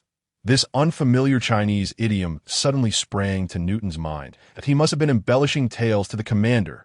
Dr. Newton, the man seated before him, Jiang Tianzhong, slowly began, his serious tone pulling Newton's attention away from Hermann, that "I presume you are aware of Rosen's situation." Jiang Tianzhong hunched forward, resting his hands on his thighs, his gaze flatly fixed on Newton. For he was the one who had brought Rosen into the mecha warehouse. Just as Newton was eager to explain, Jiang Tianzhong raised a hand to interject. "Dr. Newton, Rosen has committed serious offenses: reckless driving, endangerment of public safety, destruction of public property, and a litany of other charges totaling over 10. The lightest sentence would see him incarcerated for at least a year and a half. It's not impossible he could face gunfire. I hope you can truthfully recount your reasons for assisting Rosen." Jiang Tianzhong's gaze suddenly sharpened. "You know, I command tens of thousands of individuals. Managing them is no small feat. You are a venerable scientist. But I cannot always allow criminals to redeem themselves." These words. Newton involuntarily swallowed hard. Though socially awkward, he did not fully grasp the latter part of Jiang Tianjing's statement. He realized he had indeed played a significant role in a grave matter. To Newton's surprise, Hermann did not take this opportunity to undermine him. The elderly man with golden hair also wore a furrowed brow, perhaps contemplating Rosen's predicament, whereas in the past, he would have already been demanding Newton's departure. "All right, Newton gathered his thoughts for a moment, then patted his aging, sluggish head and began to clarify matters for everyone. Actually, that day, Rosen introduced me a new theory. Do you remember the foundational theory of half-mecha? Half-monster? Newton posed the question to the group, the previous tension dissipating, replaced by the scientist's tone, for we believe silicon-based life forms are also life forms. Even a silicate brain can engage in bilateral telepathy with our brains. Just as I demonstrated decades, 8G0.8T this, Newton could not help but chuckle, casting a glance as if assessing the magnitude of his contribution during the last world-saving endeavor. Get to the point. However, Jiang Tianzheng was not inclined to grant Newton the luxury of reminiscing about the past. His tone was cold, abruptly interrupting Newton's recollections. Newton murmured in dissatisfaction, then traversed the floor strewn with monster entrails, returning with several soiled papers, likely some form of data. Yesterday, I was not idle. While inspecting Kunlun's head before the test drive, I discovered some anomalies. Newton placed the paper on the table. It displayed a drastically fluctuating curve. And nothing more. I secretly installed a brainwave interceptor in Kunlun's cockpit. This is the brainwave graph after Kunlun's activation. As Newton spoke, he withdrew another sheet. This one depicting the brainwave graph of Shandong obtained during the last synchronization test with Lin. The differences between the two sheets were immediately apparent. The curve representing Kunlun was mountainous in its pronounced fluctuations, with peaks and valleys aplenty, while that of Shandong could only be described as minor ripples. Leaning against the door in silence, Lin approached upon hearing Newton's words. It was then Newton noticed her brown sleeveless top, her hair braided behind her, and the thick bandage wrapped around her right shoulder. Clearly visible. It must hurt, Newton thought. Upon seeing the two sets of data, Lin crossed her arms and pursed her lips, appearing somewhat skeptical. Jiang Tianzheng then inquired, "And then? What does this signify? Such a phenomenon has never occurred before." Newton explained, "The vast majority of mechas can only emit brainwave patterns akin to those of Shandong, as their brains lack independent thought, functioning like pre-programmed scripts. But Kunlun is entirely different." "Entirely different?" Jiang Tianzheng repeated. "Yes," Newton continued. "Only beings with complete self-awareness can emit such signals. That is impossible." Before Newton could finish, Hermann, standing behind Jiang Tianzheng, categorically denied it. The machines capable of formatting the monster's brain have undergone over a decade of theoretical validation. And those monsters must have gone through at least 3 formatting processes, with a failure rate nearing 0. After all these years of stability, it is utterly implausible for there to be any oversight. Since you just stated the probability is not 0, but merely close to 0, how can you remain so certain? How do you intend to explain the events surrounding Kunlun? Coincidence? An accident? Or perhaps a supernatural occurrence? Newton suddenly erupted. In his recollection, Hermann had always held such a disposition, one of unwavering skepticism. Newt despises this aspect of himself, realizing that his 2 long-standing adversaries were poised to embark on an endless quarrel. Jiang Tianzheng hastily interjected, "Gentlemen, let us first address the matter at hand." Both men turned their attention to Jiang Tianzheng. Hermann momentarily lost for words, while Newt continued, "As I previously stated, only beings with complete self-awareness can emit such brainwaves." However, Hermann is not entirely mistaken. Those brainwashing machines can entirely obliterate the thoughts of the monsters, and with the numerous safeguards in place, the likelihood of any residual consciousness surviving is virtually 0. Yet, there remains a possibility. Observing the growing perplexity on the faces of the audience, Newt felt a surge of pride. He then produced his final sheet of paper, exclaiming, "This is the brainwave pattern of Rosen, which I procured clandestinely. Let us examine the differences." He cast aside the graph of Shandong and juxtaposed the ones from Kunlun and Rosen. Jiang Tianzheng and Lin leaned in closely to scrutinize the 2 sets of data. Hermann appeared hesitant, but ultimately leaned forward as well. The 3 soon discerned an exceedingly significant point. The 2 were utterly identical, indistinguishable in every detail. Jiang Tianzheng and Lin exchanged incredulous glances, their expressions a mixture of disbelief. "Are you suggesting?" "Indeed," Newt affirmed with a nod, reaching a definitive conclusion. "Kunlun has replicated Rosen's brainwaves, which means Kunlun is mimicking Rosen. Witnessing the dramatic reactions from the audience below, Newt felt an overwhelming sense of satisfaction, particularly at Herman's crestfallen expression, which brought him immense joy. Kunlun mimicking Rosen?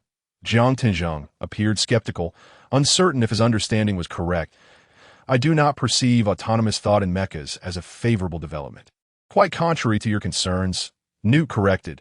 If this theory continues to evolve before long, we could achieve remote control or even unmanned mechas, alleviating our worries about finding skilled pilots. Imagine battling monsters from the comfort of home. It resembles a game, does it not? Ha ha! Newt's hands flailed excitedly in the air, as if proclaiming it a tremendous opportunity. However, Jiang Tianzhong merely shook his head slightly. Lin Yin, seated beside him, immediately grasped the implication. Dr. Newt, what we lack most is time. Her voice was chilling, extinguishing Newt's fervor entirely. We should concentrate our efforts on the impending wave of beasts that you recall how many civilians perished at the hands of monsters during the last wave, due to inadequate preparation? Lin Yin's gaze did not waver as she fixed her eyes on Newt, who promptly retracted his hand in embarrassment. Newt knew that Lin Yin had participated in the brutal Battle of 2038 in the Bohai Bay, during which China deployed 17 mechas, all of which were summoned to fight. In the end, only 3 mechas, Huangshan, Dongting, and Poyang, survived, while the rest were destroyed, and many skilled pilots perished alongside their partners beneath the waters of Bohai Bay. The civilian casualties were staggering. 6 monsters evaded the defense perimeter and rampaged through the Jiaodong Peninsula, annihilating countless small cities along their path, resulting in tens of thousands of deaths, with the number of homeless individuals beyond calculation.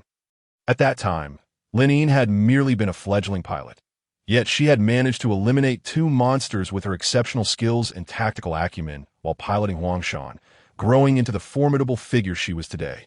Faced with this monster slayer, Newt, the monster enthusiast, found himself at a loss. That I concur with Lin Yin's perspective. The current situation is of greater importance, Jiang Tianzhong stated. The higher-ups have been urging me to expedite the Salvation Initiative to gather funds for the construction of mechas. China has been under a planned economy for 2 decades, and public sentiment is growing increasingly critical.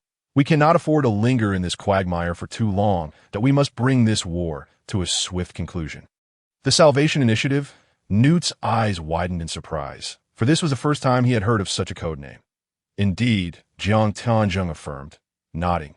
The United Nations intends to establish a state-of-the-art emergency response base in the heart of the Pacific, funded collaboratively by various nations. When the next wormhole appears, we must swiftly neutralize it while it remains unstable, that we cannot predict how many times the monsters will open wormholes. Thus, we cannot recklessly charge into them, courting certain death. Hence, the Salvation Initiative is currently our best option. But we do not even know where the wormholes are, Newt protested, shrugging. That is precisely what Dr. Herman is currently investigating, Jiang Tianzhong replied, glancing at Herman, who promptly returned a military salute, his face brimming with confidence and anticipation. Could Dr. Herman have already made progress? Jiang Tianzhong inquired, raising an eyebrow. Indeed, Herman confirmed. In that case, please begin your report now, so I need not make another trip here. Jiang Tianzhong said, stepping back. Herman naturally stepped forward, taking over the presentation as he shot a disdainful glance at Newt, who felt quite vexed. Ahem, Herman cleared his throat, adopting an air of authority, as we all know.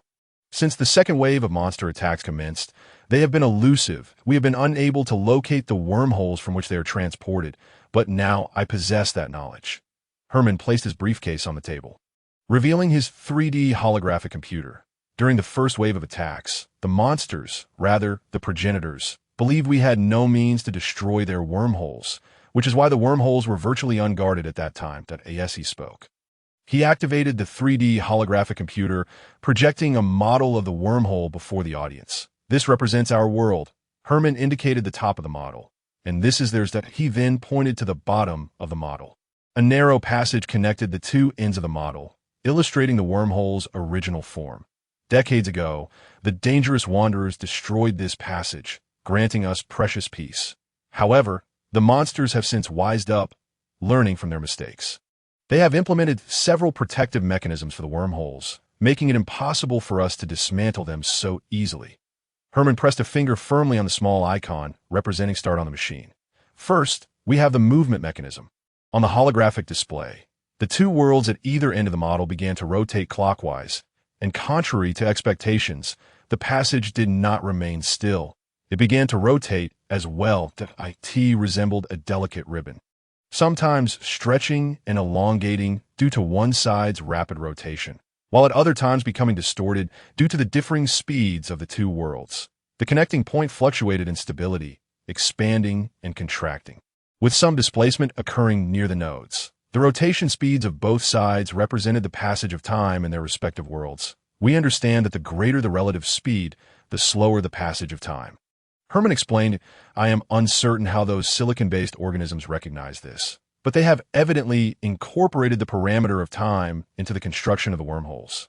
Thus, this new wormhole can undergo some movement, which also accounts for the irregular frequency of monster appearances. Herman's explanation was highly technical. Aside from Newt, who pouted in defiance, the other two felt a sense of clarity wash over them. The second mechanism is camouflage. Herman continued that we currently lack effective means of detecting silicon-based organisms. Aside from underwater sonar, color recognition, and distant visual observation, we have little else. Furthermore, in the intelligence I have received, there have been mentions of peculiar phenomena accompanying monster appearances, such as unexplained algal blooms, unusual fish migrations, and underwater volcanic eruptions. Herman paused briefly to allow the audience to digest this information, just as we bombard their world while clutching the corpses of monsters. They too will create distractions, enabling the monsters to infiltrate our world more covertly. Finally, Herman reached the crux of the matter. Thus, they can continuously deploy monsters to Earth without revealing the location of their wormholes. Until we are all doomed. Jiang Tianjing took over Herman's narrative. I understand.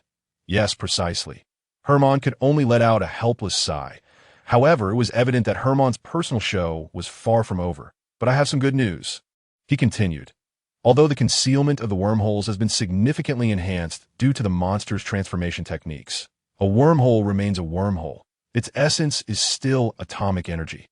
Herman extended his fingertip once more and tossed a small icon representing the monster into the wormhole. Each time the monster passes through, it compels these wormholes to stabilize. To illustrate, consider a large bridge. No one would wish to traverse a floating bridge that is continuously swaying from side to side. The same principle applies to the more intricate and complex nature of wormholes. This analogy may be somewhat crude, but I believe it sufficiently resonates with you that in general terms, to facilitate the monster's successful arrival on Earth. The atomic energy constituting the wormhole will tend to stabilize, rendering it immobile for a period. Subsequently, Herman dragged an icon representing a nuclear bomb into the wormhole. That time, we shall be able to replicate the previous salvation process. Under Herman's control, the bomb in the hologram suddenly detonated, and the passage shattered, once again separating the two worlds. Jiang Tianjing and Lin Yin watched this scene with rapt attention. Transforming everything that transpired in the simulator into reality was the very reason for their presence here, as well as the purpose of their existence. So, how much time do we have to launch our attack? Jiang Tianjing asked with a grave demeanor, as if he was already prepared and I need a specific time frame. 72 hours. Herman wrote a large number 3 on the hologram and circled it, indicating the time allotted for our offensive.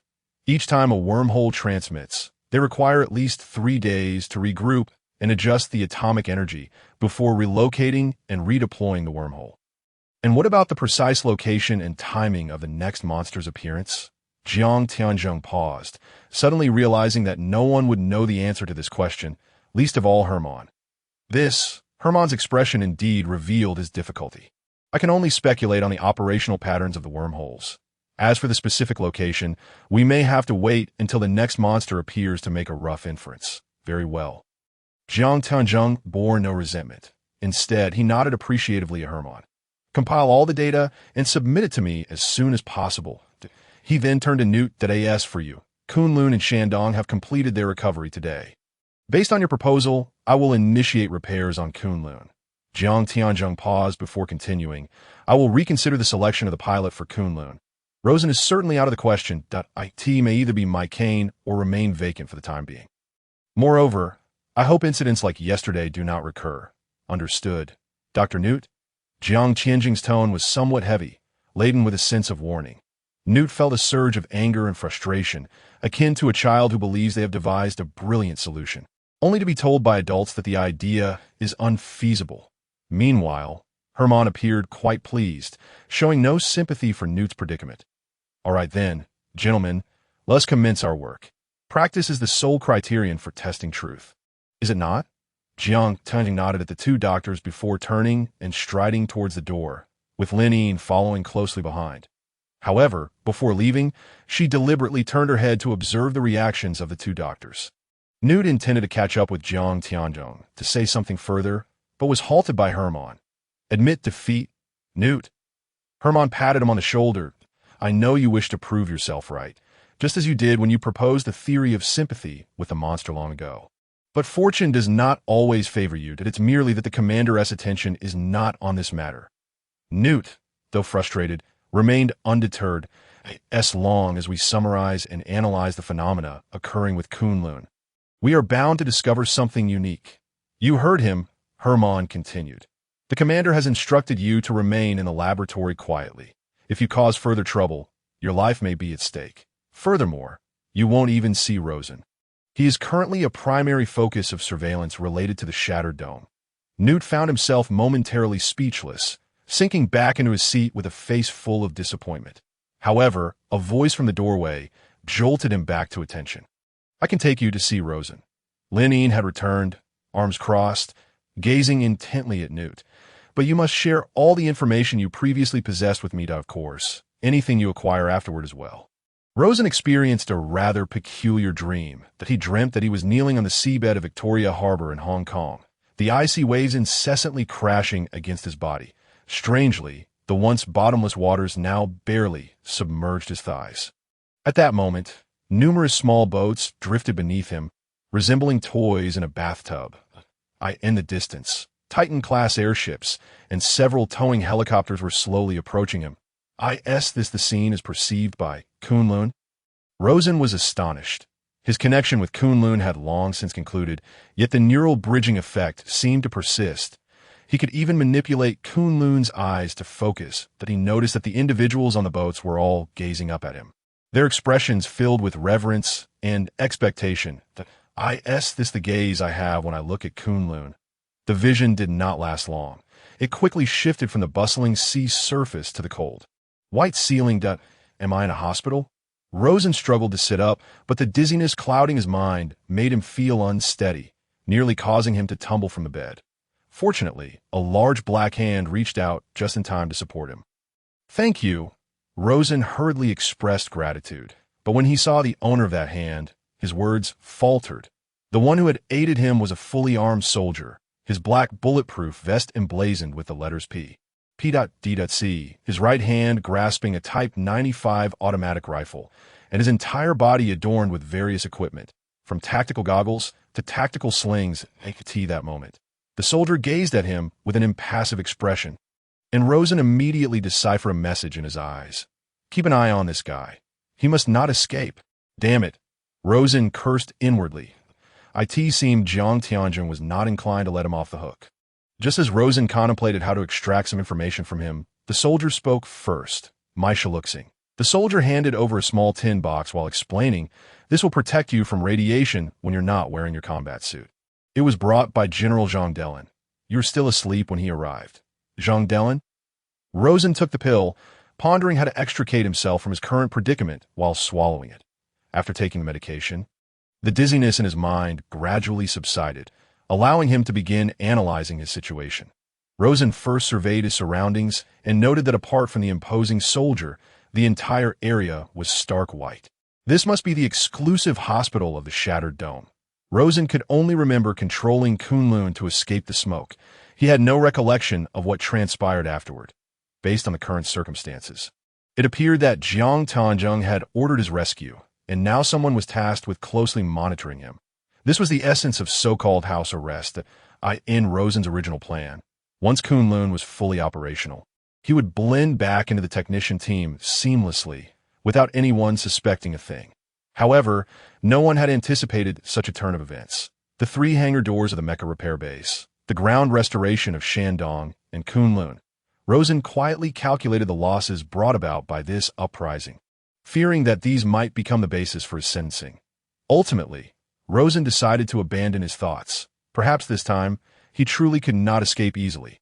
However, he held no regrets. He yearned to become a pilot.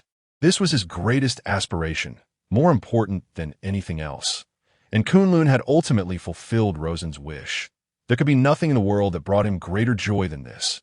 Rory had once told Rosen that when you truly pilot a mecha, outside the simulator, in the real world, behind you lies the miracle line, stretching 10 miles and millions of civilians praying for your salvation. In battle, you must make choices and decisions, bearing the full consequences of your actions. Now, it was time for Rosen to face those consequences one step at a time. Lost in contemplation, Rosen leaned back against the bed once more. However, the act of waiting inevitably birthed a sense of tedium. "What is your name?" Rosen inquired of the imposing figure clad in black beside him. Yet, the man seemed indifferent to Rosen's curiosity, merely casting a cursory glance before resuming his steady gaze ahead. His grip on the firearm tightening. "I mean no offense," Rosen hastily clarified. "I merely wish to ascertain how long I have been asleep." The soldier turned his gaze back to Rosen, his eyes narrowing slightly as he seemed to scrutinize the authenticity of Rosen's expression. Before responding, 29 hours. Based on the soldier's words, Rosen calculated that it must be around 5 o'clock in the afternoon on June 15th. "What about Kunlun and Shandong?" Rosen pressed on. "Is Kunlun still stationed outside Victoria Bay?" "The retrieval was completed this morning." The soldier replied in a tone that was neither subservient nor confrontational, but rather matter-of-fact. "And where has Mike Kane gone?" The soldier appeared to grow weary of Rosen's relentless questions, lifting the barrel of his weapon slightly, prompting Rosen to wisely fall silent. It seemed that this man was not easily amenable. Rosen thought to himself. Meanwhile, Mike Kane, whom Rosen was preoccupied with, was undergoing his own torment. Perhaps by design, Jiang Tianzheng had rendered him a verdict of not guilty during yesterday's insurrection, allowing him to retain his position as a mecha test pilot, and he seemed to possess a burgeoning momentum. However, the absence of further scrutiny from superiors did not imply that the ordeal had concluded. Rumors had spread like wildfire throughout every corner of the shattered dome.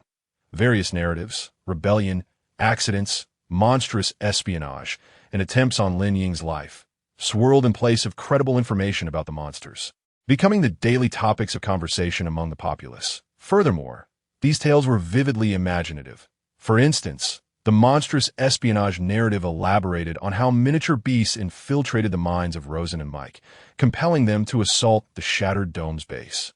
These accounts were rife with twists and anecdotes about how despicably the duo behaved, while Lin Ying, who thwarted their nefarious scheme, was lauded as a paragon of virtue. Mike Kane nearly found himself questioning whether he had truly been manipulated by the miniature monsters. He sincerely admired the creativity of those who could fabricate such elaborate stories. Clearly, these rumors had also begun to affect Mike's life. As he stepped into the cafeteria, he instantly sensed that yesterday's failure had utterly overturned his reputation in the eyes of others. Previously, Mike had piloted nearly all the mechas within the Hong Kong Shattered Dome, and he was familiar with everyone in each mecha workgroup. Yet today, not a single person was willing to greet him.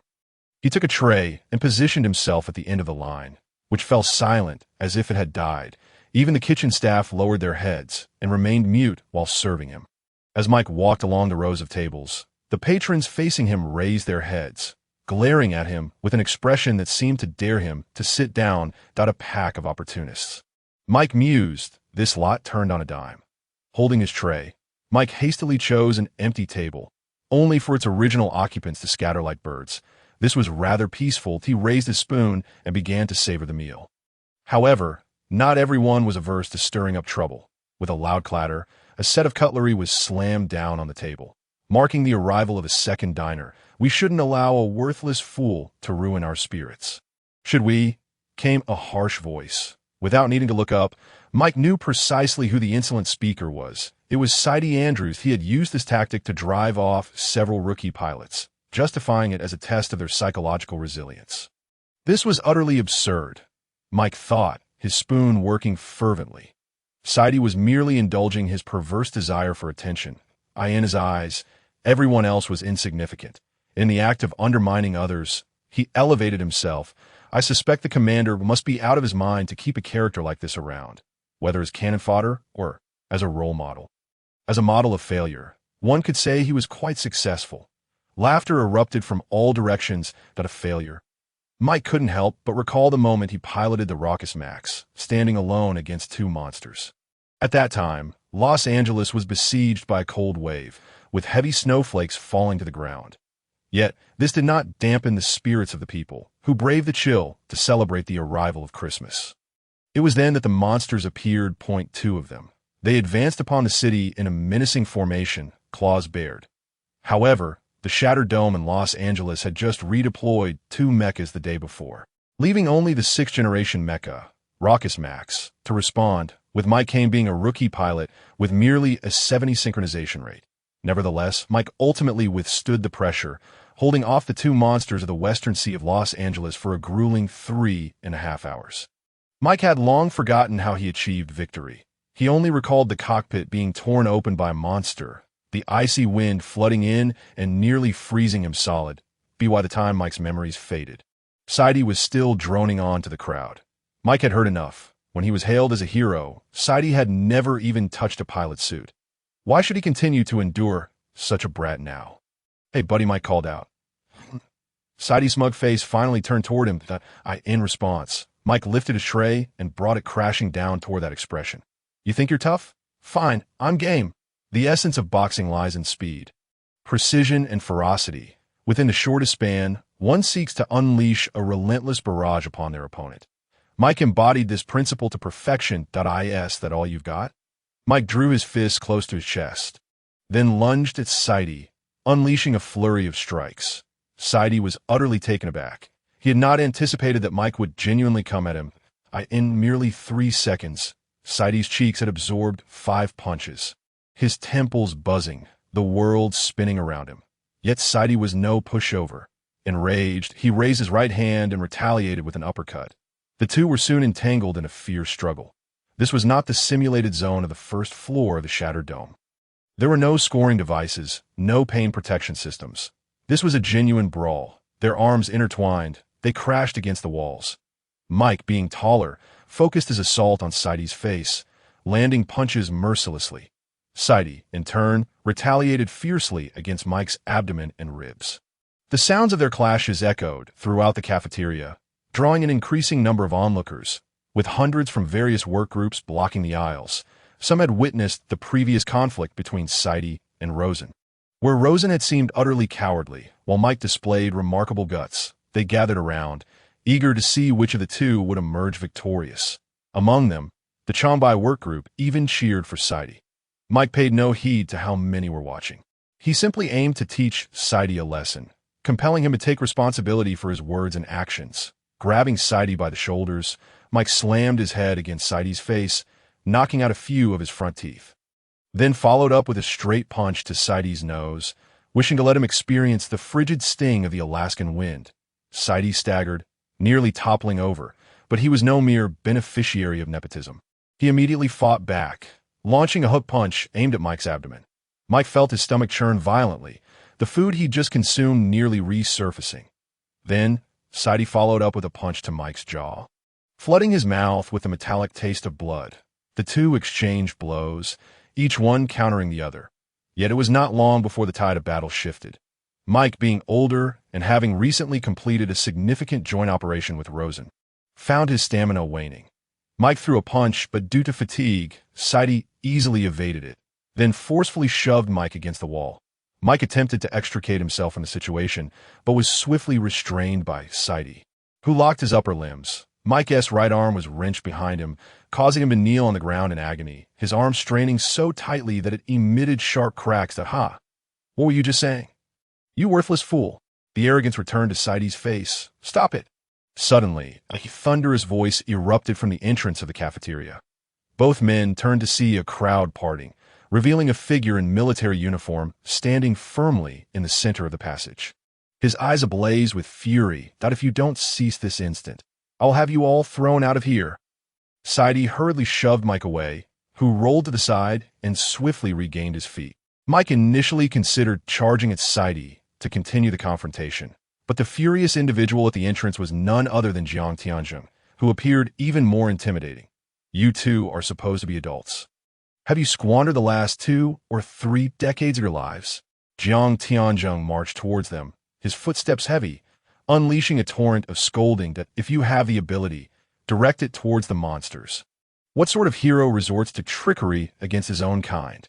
Both men bowed their heads in silence, and after a moment of venting, Jiang Tianzheng seemed to regain his composure. You, go to confinement for 3 days. Jiang Tianzheng pointed at Saidi, then turned to Mike to go clean the blood off your face, and then report to my office immediately. Saidi, upon hearing this, left the cafeteria in disgrace, casting Mike a resentful glance as he exited. Mike, however, was more decisive. He rushed to the sink and washed away all traces of blood from his face, to be by the time he had finished, Jiang Tianzheng had already departed the cafeteria, prompting Mike to hastily follow him. Uncertain whether Jiang Tianzheng had truly calmed down, Mike kept a cautious distance of about 5 meters behind him, trailing quietly. This gave Mike ample opportunity for contemplation. Was Jiang Tianzheng really summoning him merely to address the brawl? Mike pondered that no, that couldn't be the case. Such altercations were commonplace. Their frequency rendered them mundane. The old man must have something else in mind, something significant. As Mike lost himself in thought, they arrived at Jiang Tianzheng's office, or rather, his office that also served as a bedroom, was situated adjacent to the command center on the 2nd floor. With a mere minute's walk separating the two, the overall walls and the shattered dome emitted a cold metallic sheen. Upon entering, Mike was immediately confronted by a towering pile of documents stacked at the threshold, nearly as high as a kindergarten child, but a quick glance revealed they were political documents from the central government. Now relegated to the doorway by Jiang T. O. The left of the entrance was another door, presumably leading to the bedroom, while to the right stood an open wardrobe showcasing 8 neatly folded identical white shirts, with 5 identical green officer uniforms hanging below. Assuming that the outfit Jiang Tianzheng wore was one of those, he must have 6 in total. Did this man truly lack his own clothing? Mike silently shook his head in disbelief. Behind the door lay a short corridor adorned with various exquisite artworks, ranging from realism to abstract expressionism, designed to soothe the mind. After pausing to admire the pieces, Mike felt his earlier discontent dissipate considerably. At the end of the corridor was Jiang Tianzheng's office, its door slightly ajar. Mike could easily envision Jiang Tianzheng waiting for him just beyond the threshold. Taking a deep breath, he steeled himself and stepped inside. I shall not beat around the bush, Mr. Mike Kane, Jiang Tianzheng stated gravely, adding an unexpected Mr. after Mike's name, which made Mike feel somewhat uneasy. I have thoroughly reviewed your records, indeed. All of them, he continued. While your dossier in our country merely states that you graduated from Hunter Academy in Los Angeles, additional information is documented in the United States. Mike was taken aback. Realizing that his past had been laid bare, he had never intended for anyone to discover that he was the pilot of the Noisy Max, a 6th-generation aircraft that had downed 4 monsters. After its destruction, the American government had declined to fund repairs, leading to his disillusionment and a bitter falling out with his comrades, ultimately resulting in his disappearance from the Los Angeles base. Jiang Tianzheng continued unperturbed, recounting Mike's life history, and Mike kept his head down in tacit acknowledgement, as Jiang Tianzheng's words seemed to replay the past few years in Mike's mind once more. Very well, Jiang Tianzheng paused. Now, I hope you can once again take to the cockpit and fight for humanity.me. Mike inquired why. He had fantasized countless times about returning to battle as a pilot, yet when the opportunity finally presented itself, he hesitated. Perhaps it was due to his advancing age or the loss of his former confidence. Regardless, he felt compelled to ask, "To be frank with you," Jiang Tianzheng replied, leaning forward with his chin resting on his hands. "You may have already heard the rumors. The beast tide is imminent. First and foremost, it is not a rumor. It is a reality." Mike nodded. Rosen had mentioned it previously that it was important to note that the last time China faced a beast tide was in 2038. 5 years prior. During that event, nearly all of China's top pilots perished, leaving only 3 survivors: Lin Yin, Sun Zhengtang, and Ma Naichao. Jiang Tianzhong sighed as he continued. In truth, only Lin Yin remains. The other 2 suffered severe neurological injuries during the battle and lost their ability to pilot mechas the following year. Mike quickly grasped Jiang Tianzhong's implication. After 2038, China had only Lin Yin left among its experienced active pilots. The remaining pilots, such as Rosen, Angie, and Saidi, were largely inexperienced novices. You understand my point? Jiang Tianzhong fixed his gaze on Mike. Continuing, despite China's numerous mechas, we are lacking in seasoned pilots. Most of the recent graduates from the academy are not fit for duty. Compared to the prodigies on simulators, I trust seasoned veterans who have slain 4 monsters. Indeed, Mike thought. If he were in command, he would make the same choice. The most challenging aspect of becoming an outstanding pilot was not achieving synchronization, but rather the transition from 0 to 1. Many mechas were ruthlessly destroyed during their debut battles. Conversely, those with a proven track record suffered fewer casualties. Seeing Mike's understanding demeanor, Jiang Tianzhong seized the moment to inquire, "So, what is your intention?" "Absolutely," Mike replied without hesitation, nodding firmly that "so, who will be my partner?" "Currently, the only vacancy for a pilot is Kunlun." "Kunlun?" Mike exclaimed, momentarily taken aback before shaking his head at "No, she is not suitable." "Why?" Jiang Tianjing asked, puzzled that Mike's expression turned slightly awkward. But he candidly admitted, "I cannot operate her. Only Rosen can." The events of the previous day had made this abundantly clear. It was an undeniable fact that a bond had formed between Kunlun and Rosen, and Mike did not believe he could easily intrude upon that connection. However, he noticed Jiang Tianjing's expression suddenly shift. Initially sincere and solemn, his demeanor darkened ominously. "Rosen, again with Rosen," Jiang Tianjing muttered to himself, seemingly lost in thought. Moments later, he shook his head at "No, he cannot do it." Jiang Tianjing's tone hinted at some underlying issue. Perhaps the situation was more complex than it appeared. Nevertheless, Mike felt he could not delve into such complications. "Why not?" Mike pressed. "You saw for yourself that Kunlun's combat capabilities yesterday were no less than Shandong's, with proper control." "Enough," Jiang Tianjing interrupted, abruptly rising from his chair. He pointed a finger at Mike. "That will be all that not mention that name before me again." But Mike attempted to argue that my patience has its limits. "Soldier, this is not the time for you to make suggestions to your superiors." Jiang Tianjing's tone shifted from respectful to stern, delivering a warning filled with gravity. "Rosen is currently the #1 problem in Hong Kong's Shattered Dome. The central government has decided to send him to a military tribunal in a month, where he will be personally interrogated by the head of the judicial department. You see those documents piled at the door? No one can save him. Moreover, extricating you from this situation is no simple task. I have exhausted all my connections to do so. Thus, I do not require your counsel. I demand your obedience and combat skills. Should you fail to provide these, then so be it. You may accompany Rosen instead." Jiang Tianjing's tone was stern, the authority of the commander unmistakable. Mike felt a chill run down his spine, inadvertently taking a half-step back. It was apparent that Jiang Tianjing had long concluded that the most suitable pilot for Kunlun was undoubtedly Rosen. Yet he seemed utterly indifferent to this fact. Mike mused, as he had stated, Jiang Tianjing merely needed a powerful and reliable mecha operator, dismissing any other unstable factors. "Soldier, do you understand?" Jiang Tianjing's tone softened slightly as he fixed his gaze on Mike. "Understood, sir," Mike responded.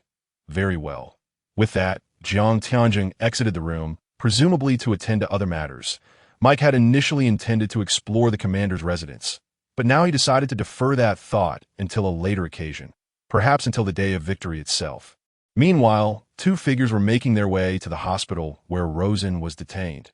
The hospital was situated behind the main structure of the Shattered Dome, and under normal circumstances, there would be dedicated vehicles transporting the injured between the 2 locations. However, the 2 individuals clearly had no intention of taking that route. At this moment, they were strolling along the protruding eaves of the Shattered Dome. Heavens! Newt was almost beside himself, while he struggled to suppress the flood of ideas surging in his mind. He also had to control his aging, unconditioned body as it danced precariously along the narrow ledge, barely half a meter wide. His left lay a dizzying drop of nearly 100 meters. From that height, the people below appeared as mere black dots, smaller than ants. Yet Newt dared not look over that edge. He pressed himself firmly against the right wall, inching forward with careful steps that my pen just fell.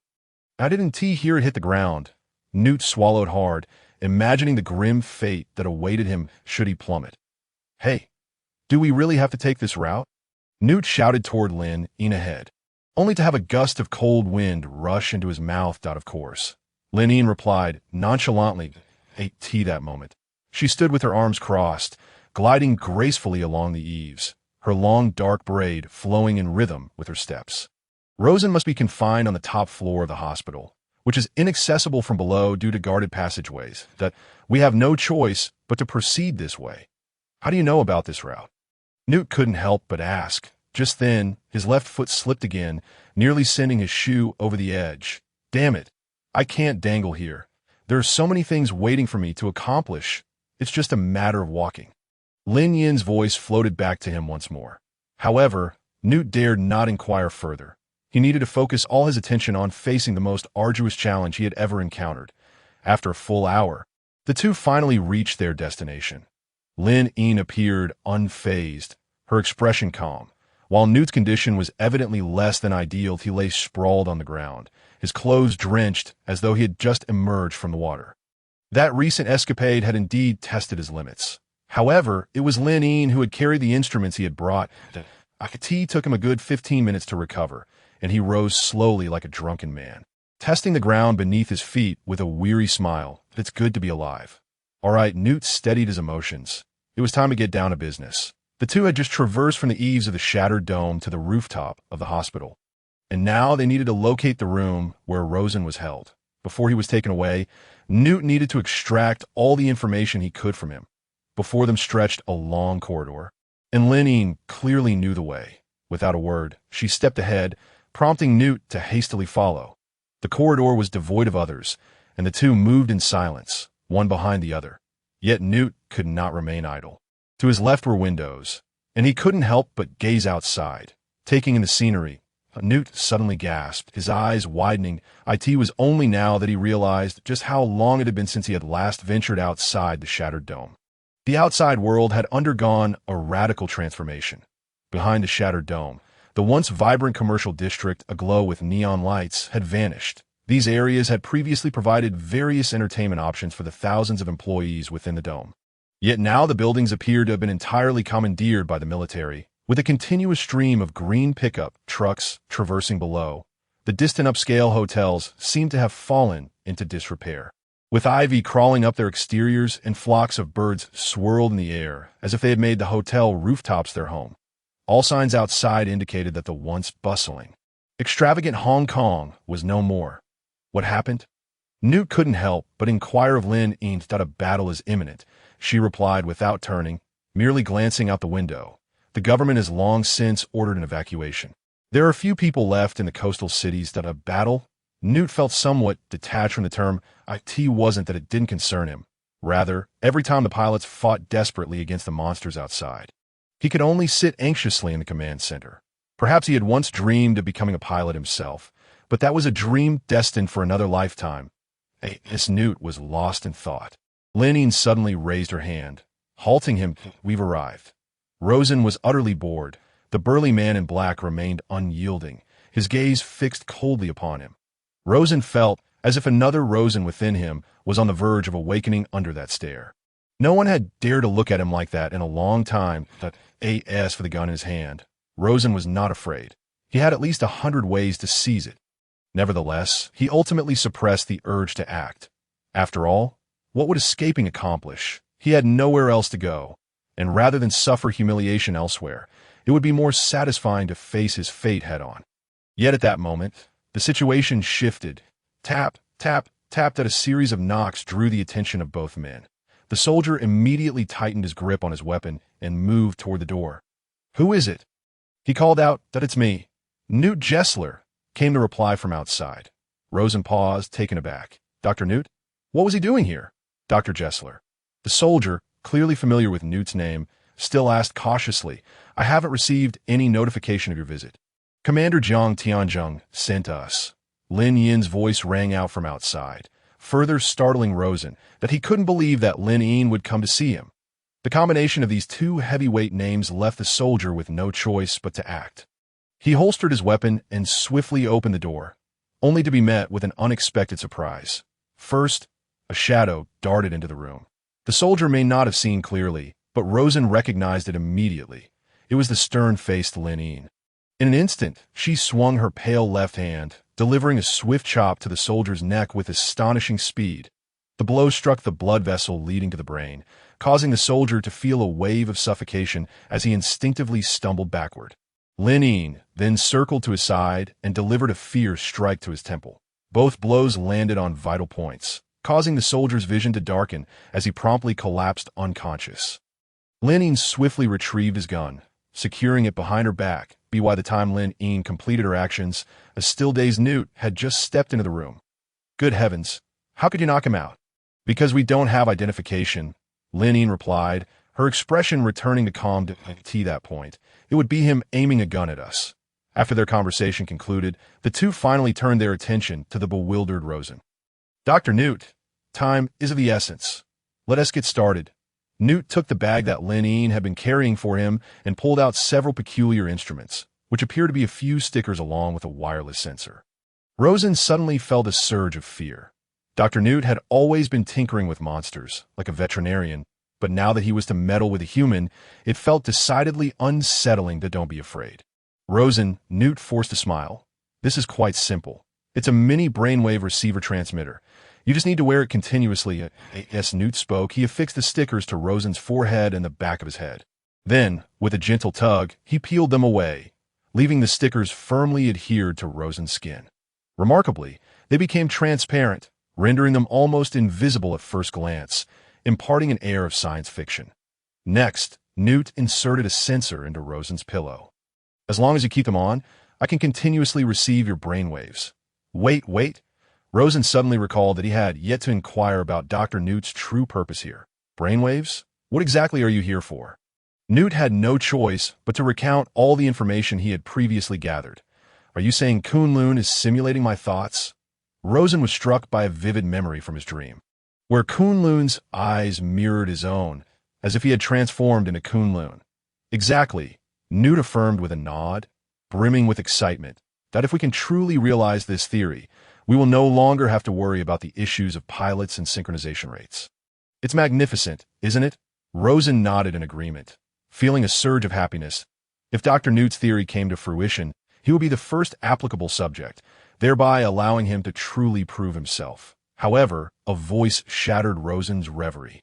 "Don't move." He looked up to see the ominous barrel of a gun aimed at him. The soldier whom Lin Yin had defeated had risen again, brandishing a tactical pistol aimed at Lin Yin. Newt and Rosen. His helmet had been knocked off, revealing sharp brows and piercing eyes, exuding an extraordinary aura. Yet a long scar marred this impressive visage, stretching from his left ear across the bridge of his nose to his right ear, as if cleaving his face in two. Upon seeing that face, Lin Yin froze, narrowing her eyes in disbelief as she murmured, "Is that you, Sun Jingtang? Sun Jingtang? I haven't used that name in ages." The soldier squinted, pausing momentarily. "I go by Black Hawk now." Throughout the exchange, his expression remained unchanged, leading Rosen to suspect that the scar might have damaged his facial nerves, resulting in his expressionless demeanor. Nevertheless, the name Sun Jingtang resonated profoundly with Rosen. Sun Jingtang, the former pilot of the sixth-generation machine Dongting, served from 2032 until his retirement in 2039, participating in countless battles. His hands were stained with the blood of at least 17 monsters, including the first seventh-generation monster, Necromancer, which had fallen to Sun Jingtang's ion cannon. His record ranked third in China and sixth in the world, earning him the title of Guardian of China. Moreover, he held the world record for the longest continuous combat, fighting for 6 days and 7 nights, a feat unbroken even 4 years post-retirement. During the last monster tide, Dongting engaged in fierce combat with the 7th-generation monster Cheetah at the easternmost tip of the Jiaodong Peninsula. At that time, Cheetah, leveraging its superior power over 6th-generation machines, pushed the front lines several hundred kilometers towards the mainland, until Dongting finally subdued it near Sherdao Bay in Shandong. However, unexpectedly, the Sherdao Bay nuclear power plant, located nearby, was destroyed in the battle. It was said that the radiation leak contaminated vast tracts of land and sent a legendary pilot crashing from his pedestal. Rosen was unsure of the truth behind this folktale. After all, he was merely a student at the pilot academy when Sun Zhongtang was a formidable force. Yet, that was of little consequence. It seemed the answers would soon be revealed. I thought you were like Ma Nai Chao. Teaching at the pilot academy, Lin Yin, unfazed by the gun pointed at her, tossed her weapon aside and said coolly that I detest schools, and I loathe students. Sun Zhongtang, still holding his gun, replied coldly, enough small talk. Lin Yin, shouldn't you come up with a justification for your previous actions? Justification? Lin Yin wore a knowing expression. There's no need for that. Is there? Besides the commander's orders, you wouldn't listen to anyone else.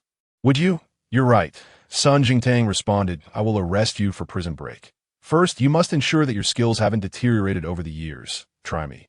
Lin Yin smiled slightly, while Sun Jingtang stiffened, his lips twitching. It appeared an inevitable confrontation was brewing. However, amidst the tension, one individual remained oblivious to the situation. Hey, you're Sun Jingtang, right?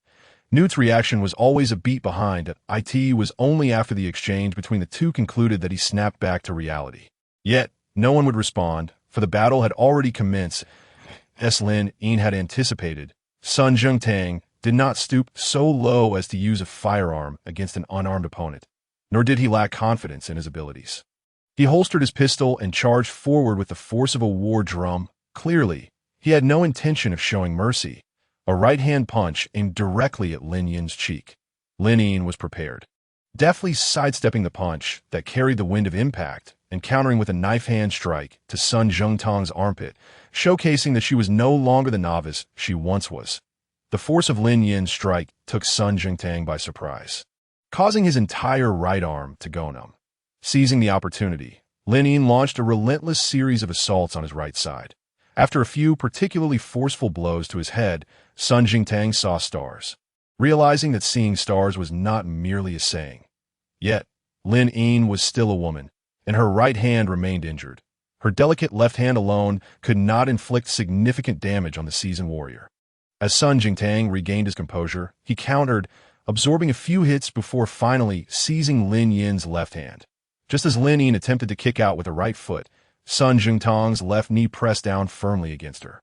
He twisted, slamming Lin Yin against the wall, and then lifted her from behind. Lin Yin was shorter than Sun Jingtang, and this maneuver left her feet dangling off the ground. Sun Jingtang's arms, like steel bands, constricted around her chest, forcing the air from her lungs. Cough, cough, Lin Yin gasped, clawing at Sun Jingtang's left hand with her left, while her feet futilely attempted to push back. Before long, her vision began to blur, and she felt herself on the brink of unconsciousness. Sun Jingtang buried his head against Lin Yin's back, tightening his grip until he sensed her inability to breathe, at which point he relented. This was his most prized technique. The binding kill point 5 monsters had perished to this maneuver, and it proved equally effective against humans. Lin Yin gradually lost her capacity to resist. Her legs hung limply, and her arms dangled straight down, signaling that the outcome was all but decided. Lin Yin, you have lost. Sun Jingtang couldn't help but feel a swell of pride. Lin Yin had once challenged him when she first joined. This indomitable girl had fought tirelessly, but had never bested Sun Jingtang. Now, for years later, he thought, despite the radiation from the nuclear plant damaging his nervous system and rendering him incapable of piloting mecha, he had triumphed once more. 5-0. I have won again. However, in his moment of triumph, Sun Jingtang had forgotten one crucial detail. There were more than just the two pilots in the room. Hey, buddy, a voice unexpectedly emerged from Sun Jingtang's left, prompting him to turn. Bang! A heavy punch landed squarely on Sun Jingtang's face. Blood streamed from his nose, and pain shot through his eyes. That it was clear that he would be applying plenty of ointment that night. Before Sun Jingtang could discern who had attacked him, another hook landed near his ear, causing a ringing in his head. As disjointed memories echoed within, he had no choice but to release Lin Yin, shaking his head to dispel the cacophony of sounds. This time, he finally recognized the assailant. It was the individual who had just been lying sick in bed, now unleashing a flurry of fierce attacks upon him. This fellow seemed to be named Rosen. As Sun Zhengtang pondered this, Rosen unleashed 3 consecutive punches, each landing on his chest and abdomen with terrifying force, nearly knocking him down. Sun Zhengtang roared, arms spread wide like a bear, vowing to let Rosen experience the full brunt of his binding kill. At that moment, the situation once again took him by surprise. Rosen's eyes suddenly flickered with an indescribable crimson light. This was no mere metaphor or rhetorical flourish. Sun Jingtang was certain it was some form of unknown red radiance. Then, as if he had anticipated Sun Zhengtang's trajectory of attack, he unexpectedly grasped Sun Zhengtang's shoulders and leapt into the air like a swallow. Sun Zhengtang, taken aback and momentarily dumbfounded, had no time to close his arms before Rosen had flipped over him. It was over, Sun Zhengtang thought. The opponent's skills far exceeded his expectations. Almost instantly, an overwhelming force surged from behind. And by the time Sun Jingtang regained his senses, his body had already been hurled high into the air, crashing headlong into the wall. Boom! Rosen's voice followed, declaring now, "The score is 5-1." Newt was utterly astonished. It was the first time he had witnessed such a fierce confrontation up close. Especially the fluidity of Rosen's movements was astonishing, akin to flowing water. He first executed a somersault to evade Sun Zhengtang's attack. Then, utilizing Sun Zhengtang's robust physique, he performed a powerful throw. Sun Jingtang flew out like a sandbag, slamming violently against the wall, causing even the ground to tremble. Newt swore he had only seen such techniques in movies. Now, the score stood at 5-1. After completing this feat, Rosen turned around and casually addressed the sprawled Sun Jingtang. Impressive, Newt thought to himself, wishing he could experience such a moment, even if just once. Yet, Sun Jingtang was evidently no ordinary opponent. 10 seconds later, he stood up once more. Quite the tenacity, kid. Sun Zhengtang's expression, previously impassive, was now etched with fury, the scar that traversed his face reddening with rage. Stark against the surrounding skin, he spat out the blood in his mouth and raised his right hand, pointing directly at Rosen. Come again. It was only when Sun Zhengtang's roar pierced the air that Newt snapped back to reality. Hastily helping the nearly unconscious Lin to her feet and retreating to a corner of the room. The unfolding events were beyond his capacity to intervene. The air in the room seemed to freeze under the immense pressure exerted by the 2 top drivers. What if I win?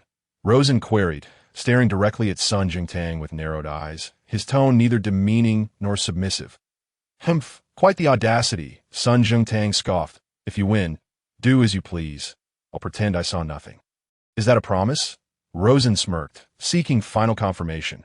Indeed. Very well.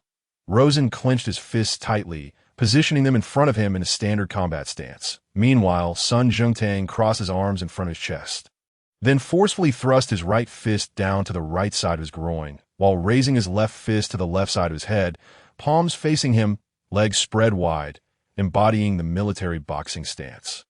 Both men fixed their gaze unwaveringly on each other. If Jiang Tianzheng were to witness this scene, he would surely be furious. Go.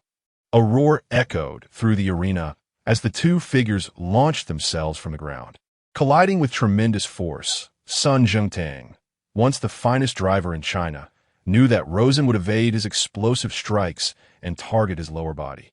Thus, from the very beginning, Sun Zhengtang lowered his center of gravity, charging forward like a rugby player on the offensive, unflinching and directly barreling into Rosen. However, Rosen remained unafraid, his eyes flashing with that same crimson glow once more. He was unaware of the transformation occurring within him. All he knew was that whenever he focused intently, everything around him slowed down, and no matter how fast his opponent moved, even if they surpassed the speed of sound, they appeared to him as if in slow motion. Suddenly, he recalled the high-precision targeting system installed in the Kunlun's head, although he'd been unsure how to operate it during the last match against Shandong. Could this system be related to the changes he was experiencing? But now was not the time for such ponderings. Sun Jingtang's flushed face was already within arm's reach. With a stern countenance, Rosen retreated rapidly, while Sun Zhengtang pressed forward relentlessly. The room was small, and within just a few strides, Sun Jingtang had cornered Rosen against the wall. "What do you think you're going? Come on," Sun Jingtang roared, stomping his foot and charging with his fists raised. Rosen, refusing to retreat any longer, mirrored Sun Jingtang's fervent assault, and a ferocious storm of punches erupted between them. Bang! Bang! Bang! Sun Jingtang landed a punch on Rosen's right cheek, but Rosen stood firm, taking the blow without flinching. His swollen right cheek brushed against Sun Jingtang's fist as he surged forward, delivering an uppercut that bypassed Sun Jingtang's defense and struck him squarely on the jaw. Sun Jingtang, displaying remarkable resilience, remained silent even as a few of his teeth shattered, retaliating with a straight punch aimed at Rosen's left cheek. The two engaged in an unending exchange of blows. Bang! Bang! Bang! Within a minute, both men were drenched in blood, both their own and that of their opponent. "Ah!" Sun Jingtang laughed heartily as he swung his fists, the fury on his bloodied and swollen face replaced by unprecedented joy. "It's been 4 years. 4 years. I haven't felt this exhilarated in ages."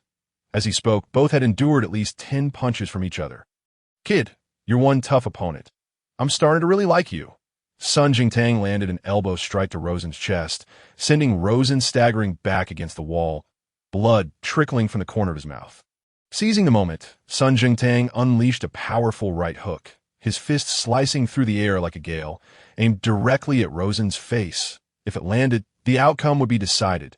Sun Jingtang envisioned the scene of his victory. 6-1. "I will win." However, just as he swung, the smile on Sun Jingtang's face froze instantly. The familiar scene unfolded once more as the crimson glow returned to Rosen's eyes. His right fist had already launched like a rocket. Unstoppable, Rosen had endured all the pain and effort leading to this moment. Sun Jingtang had already learned a hard lesson. He would not fall for the same trick twice. Thus, the flurry of punches they exchanged was all for this moment. For the instant when Sun Jingtang would be blinded by the euphoria of victory, Rosen's eyes gleamed with red light as he discerned the trajectory of Sun Jingtang's punch in an instant.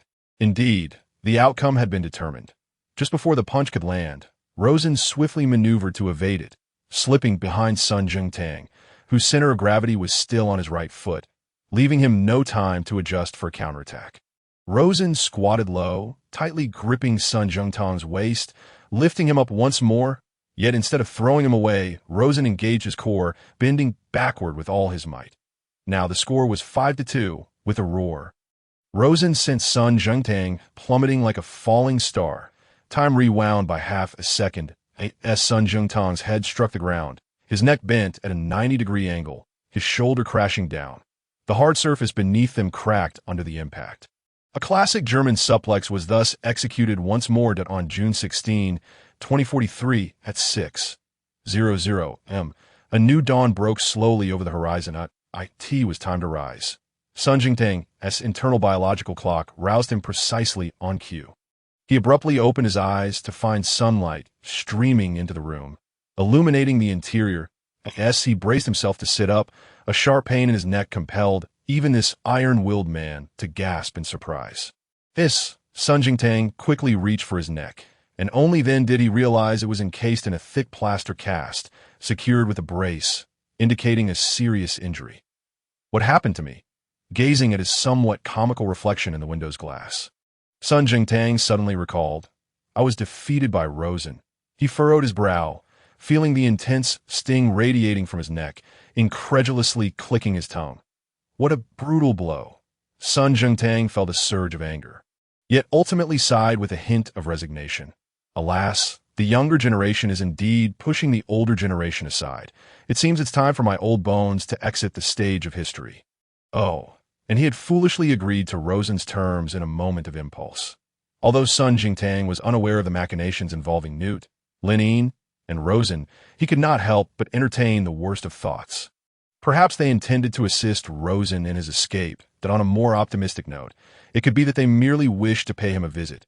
Regardless, it was certain that their intentions were far from benevolent. "It is time to act." Sun Jingtang steadied his mind and leapt from the BET that moment. A voice suddenly resonated. "Senior Sun, you are awake?" Sun Jingtang lifted his gaze in response to the voice. There lay Rosen on the opposite hospital bed, smiling at him, his face marred with bruises, evidence of Sun Jingtang's own handiwork. "Why are you still here?" Sun Jingtang inquired, astonished. "You could have easily slipped away while I was unconscious."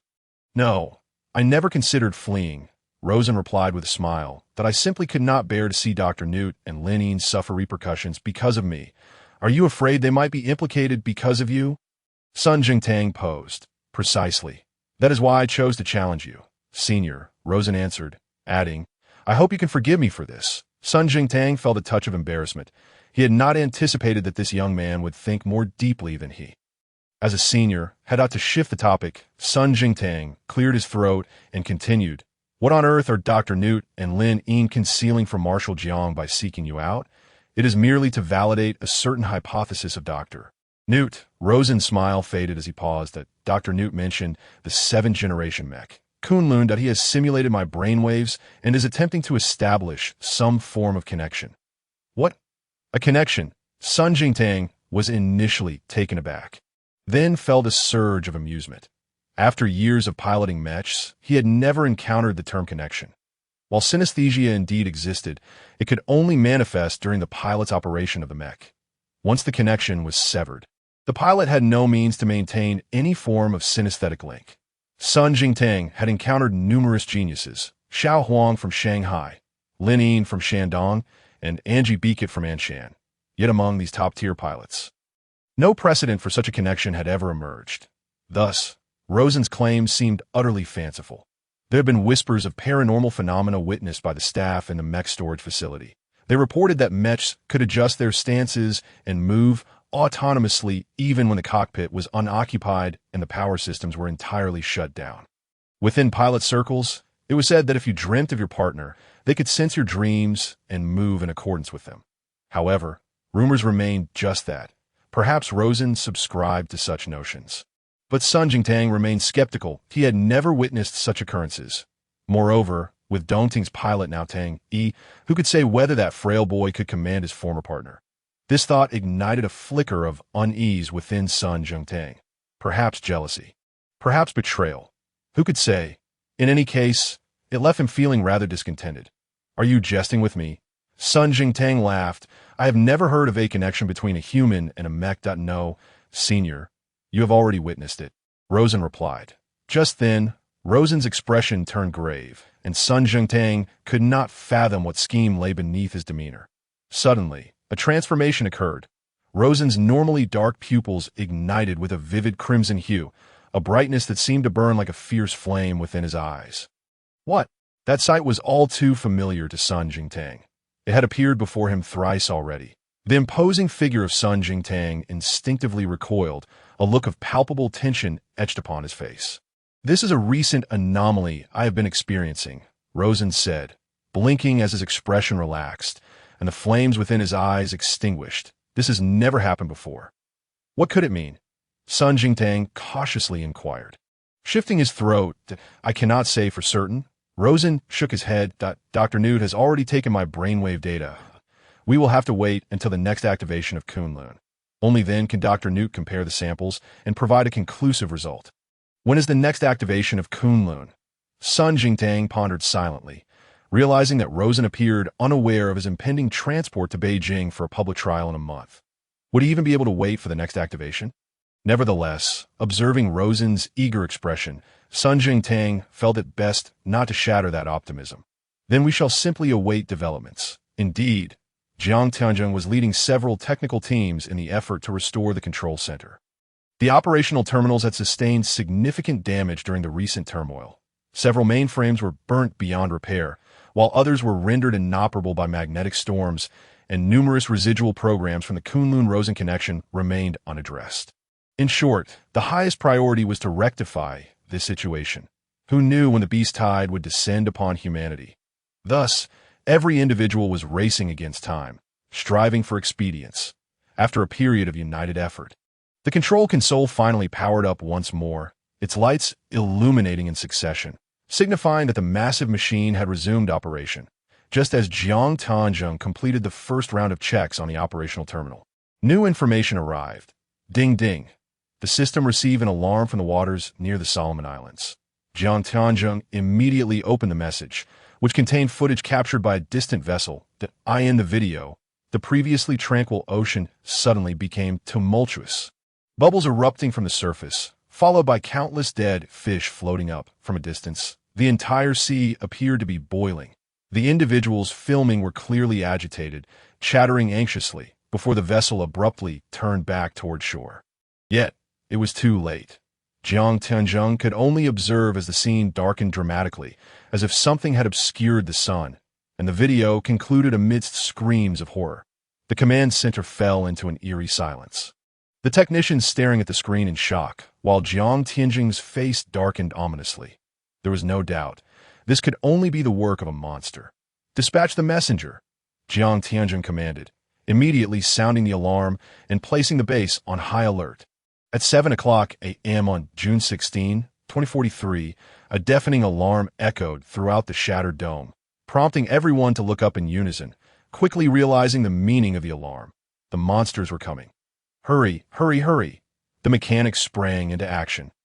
Rushing to their designated posts, the scavengers began clearing the mech's maritime entry point, which had sustained severe damage during the recent battle. Nearly 100 individuals surged to the site, hastening repairs. Even those still working on the 6 hangars' walls scrambled down. There were now more pressing tasks awaiting them, and every face bore an expression of seriousness and composure. Thousands moved in an orderly fashion, like worker ants in an anthill, each fulfilling their role with precision. Never had humanity united with such determination and resolve against a common foe. 1 could attribute this newfound solidarity to the monsters, for they had instilled in humanity an unwavering determination to overcome any obstacle. Not only ordinary staff within the shattered dome were affected.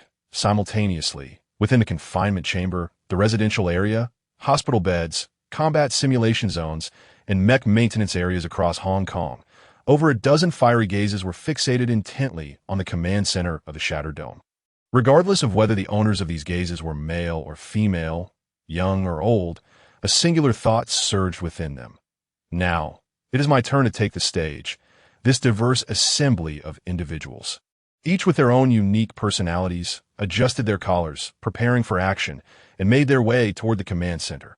The command center was in a state of chaos, the operational terminals yet to be fully inspected, and the monster alarm already blaring, leaving each person with a look of tension as they strove to complete their respective tasks. Above the main control panel, a large screen displayed a map of the Pacific Rim, with a bright indicator marking the location of the monster's initial appearance. Situated 200 kilometers north of the Solomon Islands, surrounding the light was a large dashed circle, representing the potential range of the monster's emergence. Though the precise location remains undisclosed, the Chinese Air Force has dispatched 2 squadrons of J-20 fighter jets for reconnaissance, accompanied by a naval destroyer early warning team heading to the scene. It is anticipated that they will soon relay visual data back. The shattered dome situated in Sydney, Australia, is now under heightened alert, with 5 7th-generation mechas fully operational, arranged in a maritime and aerial cooperative formation along the eastern coastline of Australia. Should any monster dare to make a move, the vigilant mecha warriors will undoubtedly deliver a decisive blow. Jiang Tianzheng, while monitoring the live feed, began to conduct system repairs. At that moment, Zhang Wenhui, the pilot of Huangshan, entered the room, followed closely by the Tang brothers, and the trio promptly inquired about the current situation. Report. They saluted in unison, stating with solemnity that Huangshan, Fuling Dongting, pilot Zhang Wenhui, Tang Jia, and Tang, is prepared and awaiting orders. This is a distinctive protocol of the Chinese military. Although Jiang Tianzheng understood that the 3 were already on high alert, he remained unwaveringly committed to military discipline. The vigorous report instantly elevated the morale within the command center. Excellent. Jiang Tianzheng nodded gravely, maintaining his composure while awaiting directives. Yes. The 3 promptly stepped back in unison, while Jiang Tianzheng began issuing evacuation orders concerning Hong Kong City to the messenger. Evacuate residents, clear the docks, and seal off the bridges. Jiang Tianzheng added with a stern expression, though the monster is still 1,000 miles away from Hong Kong, we must not let our guard down. Ensure that every living being is relocated to the shelters. None shall be left behind. The messenger saluted and hurried to relay orders to various units. That moment, all pilots and mecha team leaders poured into the command center with calm demeanors. Lenine, with a bandaged right hand, appeared anxious, while the slightly tense Raleigh Becket was juxtaposed against the relaxed and eager Sidey Andrews and the composed and focused Mike Kane, among others. Jiang Tianzheng even spotted a few rarely seen doctors, including Hermann Gottlieb. In short, the command center was soon filled to capacity with this assemblage of individuals. Now that everyone is present, Jiang Tianzheng began to clarify the current situation. A monster has appeared 200 kilometers north of the Solomon Islands. While we have yet to ascertain its movements, we cannot disregard any slight possibility. Do you all remember our purpose? Eliminate them, protect the citizens, drive them back to their homeland. The crowd erupted into a cacophony of voices. Though the sentiments were unified, Jiang Tianzheng felt a deep sense of satisfaction in this moment. Very well. Jiang Tianzheng raised a finger to signal for silence, noting that the number of monsters was still unclear, thus refraining from assigning tasks for the time being. However, I expect everyone to be fully prepared. From today forth, all recreational activities are canceled. You shall remain on standby 24 hours a day. Pilots must ensure ample rest. And smoking and drinking are strictly prohibited. Do you understand? Yes. The crowd responded with a thunderous roar, reminiscent of a tidal wave. Jiang Tianjing nodded and then instructed the messenger beside him. Connect me to the Shattered Dome in Lianyungang. Before long, the commander of the Lianyungang Shattered Dome appeared on the large screen. Comrade Wang Kaishan, has your promise been fulfilled? Jiang Tianzheng inquired of the screen. Rest assured, Comrade Jiang Tianzheng, both Shanghai and Huashan are undergoing final repairs and will be deployed to your command within a week at the earliest, replied a middle-aged man with a dignified expression and commanding demeanor. Before Jiang Tianzheng could respond, the crowd behind him began to murmur in anticipation. They speculated on the simultaneous arrival of the 8th-generation Unit Shanghaian, the 7th-generation Unit Huashan at the Hong Kong Shattered Dome, pondering the grand spectacle that would ensue. Among the crowd, Hermann felt a surge of clarity. It felt gratifying to be trusted. He thought to himself that it seemed Jiang Tianzheng had come to believe in his theory. To eradicate the wormhole within 3 days, he would have to invest significantly. Excellent. Jiang Tianjing's expression finally relaxed as he nodded his gratitude toward Wang Kaishan on the screen. He then addressed the now fervent crowd. Additionally, the 7th-generation Machine Midnight Spectre from Singapore will also join us, currently en route here, to AS for the reasons behind the arrival of the 2 war deities and the Midnight Spectre. We shall explain that after our victory. For now, everyone, please take your leave to conserve your energy. Jiang Tianzheng paused, casting his gaze over the crowd, that a fierce battle awaits us that on the morning of June 16, 2043, at 7:03 a.m., while the mobilization conference was convening in the command center. Rosen and Sun Jingtang, situated in a hospital, were equally startled by the sudden blaring of alarms. They both halted instinctively, then instinctively rolled out of bed. The monsters are coming. However, as soon as their feet touched the ground, they were reminded of their current predicaments. One was nearly incapacitated, while the other was still bearing the weight of past misdeeds. Their movements faltered, and ultimately, they came to a gradual stop. It seemed that this fierce battle was destined to be beyond their reach. Yet, remaining idle was not in Rosen's nature. He had an affinity for studying monsters. Although his objectives differed from those of Dr. Newt, the essence remained the same, to better comprehend the methods and types of monsters, thus enabling humanity to achieve victory.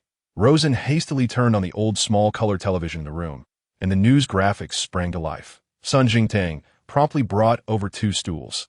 The 2 men immediately fixated on the modest color screen. Around 6 a.m. this morning, the Australian military was the first to detect traces of the monster. All channels have been replaced by the live combat report segment from the central network, where a familiar female host was delivering the news. Dressed formally, yet unable to mask her slightly anxious demeanor on the left side of the screen, a video was playing, depicting a tumultuous sea with surging waves. Suddenly, a colossal shadow leapt high, obscuring the sun and entirely engulfing a distant ocean vessel. This was undoubtedly the work of a monster. Even a fool could discern that. Experienced, Rosen quickly derived several insights from the brief footage. First, judging by the monster's leaping manner, it likely possessed a robust tail, as only long-tailed creatures like crocodiles could achieve such leaps in water. Second, its combat prowess in water was presumably far superior to that on land, warranting avoidance of battles within the Pacific as various possibilities swirled in Rosen's mind. The host continued, "Currently, the Australian military has notified all Pacific Rim nations to heighten their alert levels and enhance patrol vigilance over Oceania." She added that 5 nations, including China, had dispatched fighter jets to conduct reconnaissance in the target area. But as of now, no recent location of the monster had been identified, as she mentioned fighter jets. The screen momentarily displayed the F-22 Raptor fighter jets of the Royal Australian Air Force, a new model that had only entered service in the 2020s, boasting formidable capabilities, although incapable of vanquishing the monster.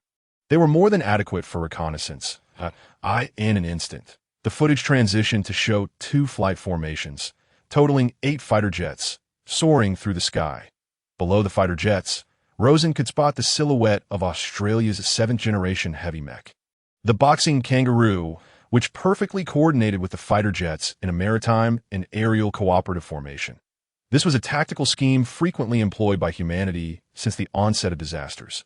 First, fighter jets, bombers, or interceptors would establish visual contact, subsequently luring the monster to a predetermined combat zone where the mecha warriors would be waiting. Afterward, the aircraft would withdraw, and the clash of giants would commence. Should the weather prove unfavorable, missile destroyers would assume reconnaissance responsibilities. The sole drawback of this tactic was its heavy reliance on weather conditions. Should a storm arise, the solitary mecha warriors would have to rely on themselves. "I've never piloted a plane, but Linene seems to have," Rosen mused, wondering how her experience flying those nimble crafts compared to commanding a massive behemoth weighing thousands of tons at that moment. The original feed was abruptly cut off, and the female host in the studio appeared flustered, repeatedly speaking into her earpiece, as if confirming something that a significant event was unfolding. Both Rosen and Sun Jingtang shared a mutual thought. The monsters were indeed coming. Just moments ago, they had received the latest news from the Australian military. As the host spoke, a map of the Pacific Rim appeared to his left, revealing that reconnaissance units had detected the presence of a monstrous creature in the waters east of Guam. Near the Marshall Islands, and fighter jets had already launched an attack. This news reached far beyond just the real-time battle report segment. The Hong Kong Shattered Dome Command Center also received it. And with even greater detail, this moment, the large screen in the command center was broadcasting live footage of the battle. The images were sourced from the cockpit's built-in camera, capturing the fighter pilot as he maneuvered the aircraft into a steep dive. The fuselage approaching the sound barrier, emitting a thunderous roar and tremors. Suddenly, the monstrous figure emerged below the fighter jet. It bore a protruding jaw filled with serrated teeth and a remarkably thick tail. Sharp as a lance, its body a mottled green-brown, elongated like that of a crocodile. Jiang Tianzheng immediately deduced that this was a reptilian-type monster. Although precise data on the creature was not yet available, it was undoubtedly estimated to be a 7th-generation beast. Assign a name immediately, Jiang Tianzheng instructed the communicator beside him. "Let us call it Mighty Dragon." Just then, the fighter pilot pressed the attack button, and 2 streams of aurora shot forth from either side of the screen. Boom! 2 air-to-ground missiles struck their target with precision, erupting into 2 massive fireballs on the Mighty Dragon. However, contrary to expectations, the conventional weaponry proved pitifully ineffective against the beast. The Mighty Dragon barely lifted its head, seemingly indifferent to the assault. The pilot promptly adjusted the flight angle, but by the time the fighter jet made another dive, the pilot could only see the Mighty Dragon plunge into the water, subsequently losing track of the creature. "Command Center, should we continue the pursuit?" The pilot's voice inquired through the feed. "Continue the pursuit." Acknowledged. The pilot began to circle over the nearshore waters, tilting his head down to scrutinize the surface for any signs of movement. Unfortunately, humanity still lacked particularly effective tracking methods. Jiang Tianzheng sighed inwardly. The silicon-based creature possessed no body heat, nor did it emit sonar waves, making it exceedingly difficult to locate them in the vast ocean. In a position of passive waiting, humanity could only defend itself. A situation that not only placed them at a severe disadvantage, but also subjected everyone in the command center to immense psychological pressure. Why can't we see anything? After a period of waiting, Jiang Tianzheng furrowed his brows. What could be happening? As if responding to Jiang Tianzheng's call, an anomaly occurred on the screen. The aircraft's targeting radar suddenly registered a signal. Something was approaching the aircraft at high speed. The enemy was coming straight ahead, and the pilot quickly adjusted his posture, maneuvering the aircraft into a dive, ready for the next round of attack. However, to his astonishment, the sea surface ahead was eerily calm. Where was the shadow of the monster? A question mark rose in the minds of everyone at the command center. The pilot glanced at the radar in confusion. At that moment, the red dot on the radar merged with the aircraft's position. Suddenly, he felt the cockpit darken as if something were blocking the sun above him. Then, the screen went black in that instant. Jiang Tianzheng understood that a second creature, codenamed Azure Eagle. Damn it, Jiang Tianzheng cursed inwardly. There were at least two monsters, and one of them could fly out on June 16, 2043, at 8:30 a.m. Jiang Tianzheng had established codenames that were indeed representative. Mighty Dragon and Azure Eagle had been birthed less than an hour ago, and they had already spread like wildfire through the media. Every employee of the Shattered Dome was now familiar with these two monsters, one resembling a crocodile and the other akin to a golden eagle. At this moment, they surged forward at high speed toward the South China Sea, under the watchful gaze of numerous aircraft, naval vessels, and satellites in the live footage. The Mighty Dragon, measuring 230 meters in length and weighing 20,000 tons, undulated across the Pacific Ocean, creating enormous waves that soared over 10 meters high. From above, the scene resembled the legendary battleship Yamato returning to the world. It advanced silently. Like a stealthy assassin, the Azure Eagle, however, was far more restless. Measuring 180 meters in length, it circled in the sky, emitting piercing cries, warning the surrounding fighter jets not to approach recklessly. .3 aircraft had already fallen to its talons, and the remaining jets had depleted their ammunition. Some turned back, while others cautiously trailed from a distance of several kilometers. Meanwhile, several missile destroyers from Pacific Rim nations hovered at a distance on either side of the monsters, none daring to make a move. There could be a third or even a fourth creature, yet no one felt fear. Everyone believed that their faith was far stronger than the enemy's. Jiang Tianzheng issued command after command. The monsters would reach the South China Sea within 48 hours. And at the latest, they would arrive at the southern waters of Hong Kong within 72 hours. By then, even if the creatures did not attack Hong Kong, the mech warriors would have to confront them. And Jiang Tianzheng would also need to retaliate against the wormhole on time. Thus, the urgent repair of Kunlun and Shandong became exceedingly important. The repair of Shandong was challenging, as its entire right arm's power system had been damaged by Kunlun, even affecting its underlying silicon-based compound frame. Moreover, the 8th-generation aircraft had been released for only a short time, and spare parts were limited, making repairs quite difficult. Fortunately, Kunlun had sustained less severe damage, primarily suffering from a few compromised torque systems. And since it was its first battle, it had ample spare parts available. Over 200 workers completed the bulk of Kunlun's repairs in just 36 hours. Now, adorned in silver, it stood tall once more in the 6th mech warehouse. As good as new. Good news continued to flow in.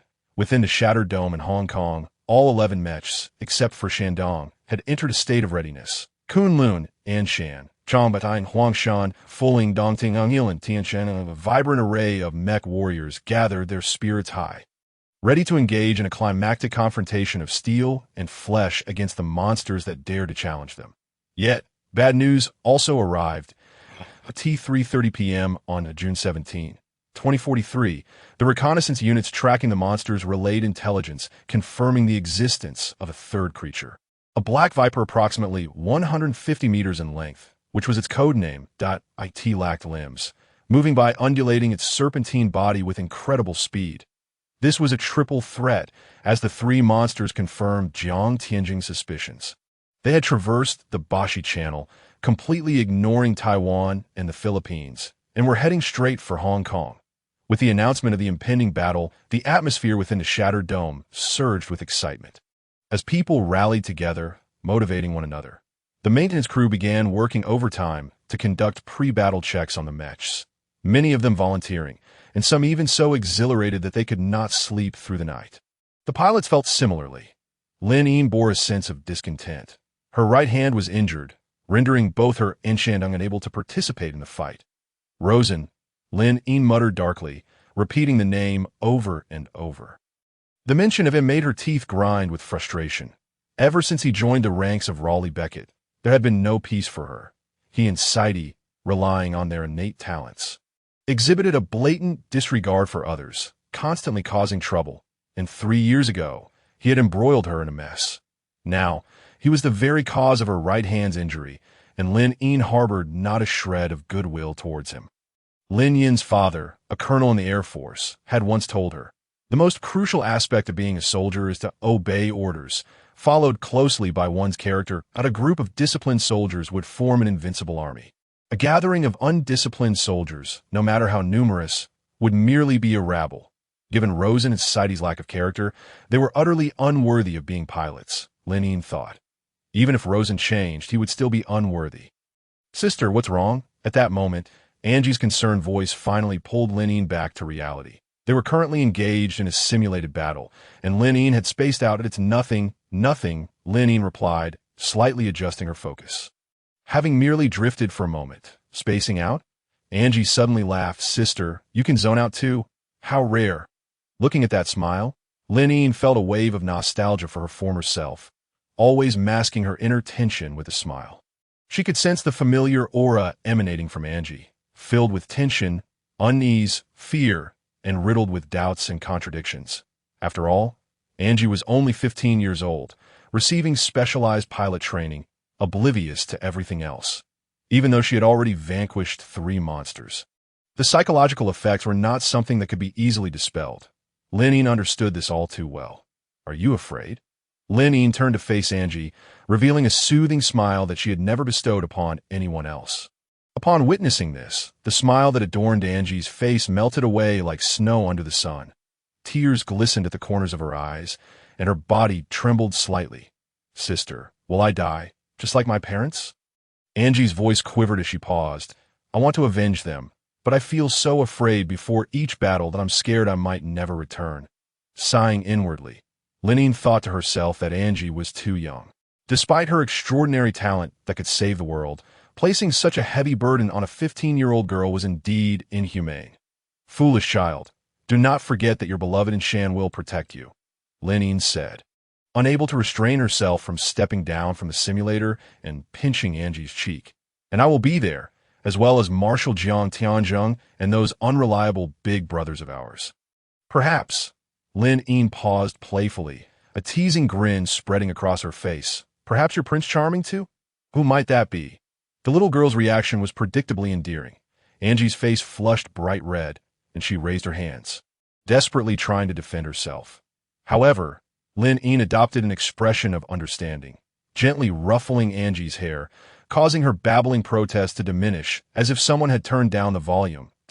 In the end, she merely sat there, blushing and silent. "Sister," Angie suddenly asked timidly, "do you have someone you like?" "Me?" Lin was taken aback, never expecting such a question from Angie. Glancing down, she noticed Angie gazing at her with anticipation, evidently waiting for an answer. "Perhaps," Lin replied with a smile, "but he hasn't shown up in over a year." "Who is he?" "It's you, silly. How could I have not appeared for a year? You're just bullying me again." The two of them abandoned their simulated battle and began to playfully tussle, causing the previously tense atmosphere to dissipate. Meanwhile, the other pilots were occupied with their preparations, training, meditating, simulating battles, reading newspapers, investigating monsters, and catching up on sleep. In essence, everything they did was for one purpose. The singular thought echoed in everyone's minds. At 3:35 a.m. on June 18, 2043, the tide of flames was about to arrive. At 2:35 a.m. on June 18, 2043, this was supposed to be the time when humans felt the most physiologically fatigued, yet this rule clearly did not apply to those gathered beneath the shattered dome. All the technical workers converged in the main hall of the shattered dome, their faces alight with excitement as they made the final preparations for battle. Just an hour ago, three monsters have been reported to be a mere 300 kilometers away from Victoria Harbor in Hong Kong. Expected to arrive before 4 a.m. All pilots had assembled in the command center, but this was no longer a mobilization meeting. It would be a genuine tactical deployment. The entrance to the command center was crowded with people. Inside, aside from Lin, 11 reserve pilots stood in a line with their hands behind their backs, gazing straight ahead, awaiting the highest orders from their commanding officer. Jiang Tianzhong paced back and forth in front of the 11, contemplating the best candidates for the mission. There are three monsters, Jiang Tianzhong pondered. What formation should we deploy? The mighty dragon was a top-tier 7th-generation beast, its tonnage and size nearly matching the highest recorded for 7th-generation monsters. Clearly excelling in close combat, the Tsang Ying, also a 7th-generation beast, boasted unparalleled maneuverability and was the greatest threat among the three. The Viper seemed the weakest, its dimensions and tonnage resembling that of a 6th-generation beast. Apart from its astonishing speed, its other characteristics were unknown, which left Jiang Tianzhong perplexed. Monsters usually only grew larger. A downgrade was rare. Perhaps the Viper possessed some hidden skill, like strong acid or venom. However, it mattered little. Humanity's mech count far exceeded theirs. Moreover, aside from fending off the monster attacks, Jiang Tianjing needed to retain sufficient combat power to counterattack the wormhole within 72 hours, although ships are already en route. Their timely arrival could not be guaranteed. And coordinating with other countries in such a short time frame posed a significant challenge. Jiang Tianzhong remained silent. Lin keenly observed the conflicting emotions on his face and spoke up. "Commander," she urged Jiang Tianzhong, "please make a decision soon." After a lengthy pause, Jiang Tianjing coughed, his furrowed brow relaxing as he reached a conclusion. "All personnel, listen up," he called out. "Those named, step forward." The 11 immediately stood tall. Legs together, chests out, their faces etched with determination and resolve. "Zhang Wenhu, Tang Jia, Jiang Tianzhong commanded, "You three will form a triangular formation to counter the mighty dragon and viper." The three stepped forward, saluting in acceptance of their orders. Then Jiang Tianzhong turned to Angie, instructing, "Raleigh Becket, that Tsang Ying is your responsibility. Bring that beast down from the sky." Lin felt a pang of apprehension upon hearing Jiang Tianzhong assign the most challenging task to Angie. While she had complete confidence in Angie's skills, Anshan possessed the speed to keep up with the Tsang Ying. Anshan was ultimately a lightweight mech. Lightweight mechs struggled to face monsters head-on. Their purpose typically revolved around ambush and distraction, or creating opportunities for heavy mechs to strike. Lin understood Jiang Tianjing's intentions in deploying Anshan. He aimed for Angie to grow quickly and become self-reliant. Nevertheless, Lin felt this approach might be a case of pulling up seedlings to help them grow. Understood. Angie concealed her previously innocent demeanor, now wearing a serious expression as she vowed to complete the mission. Fortunately, Jiang Tianzhong was also aware of the stakes. T. Andrews, Jiang Tianzhong continued, "You will stay behind the four, providing support." T. whistled, flashing a relaxed smile as he saluted Jiang Tianzhong. Though it was a tall order for him to AS for the rest, Jiang Tianzhong surveyed the remaining 6, delivering his final command. "You 6 will enter the cockpit and stand by." After receiving affirmatives from everyone, Jiang Tianzhong clapped his hands. "All right, folks, the operation begins. Now, everyone move out." Zhang Wenhu and the Tang brothers wasted no time, heading straight for their respective mech hangars. Saiti and his team performed a brief celebratory gesture before following suit, while Angie exchanged a glance with Mike, both feeling a pang of regret. Mike thought, if only Rosen were here. Yet, there were more pressing tasks at hand. And Mike and Angie had to temporarily set aside thoughts of Rosen as they hurried toward the cockpit. At 3:30 a.m. on June 18, 2043, a tempest raged above Hong Kong, dark clouds looming ominously, heralding an impending storm brought by a summer typhoon.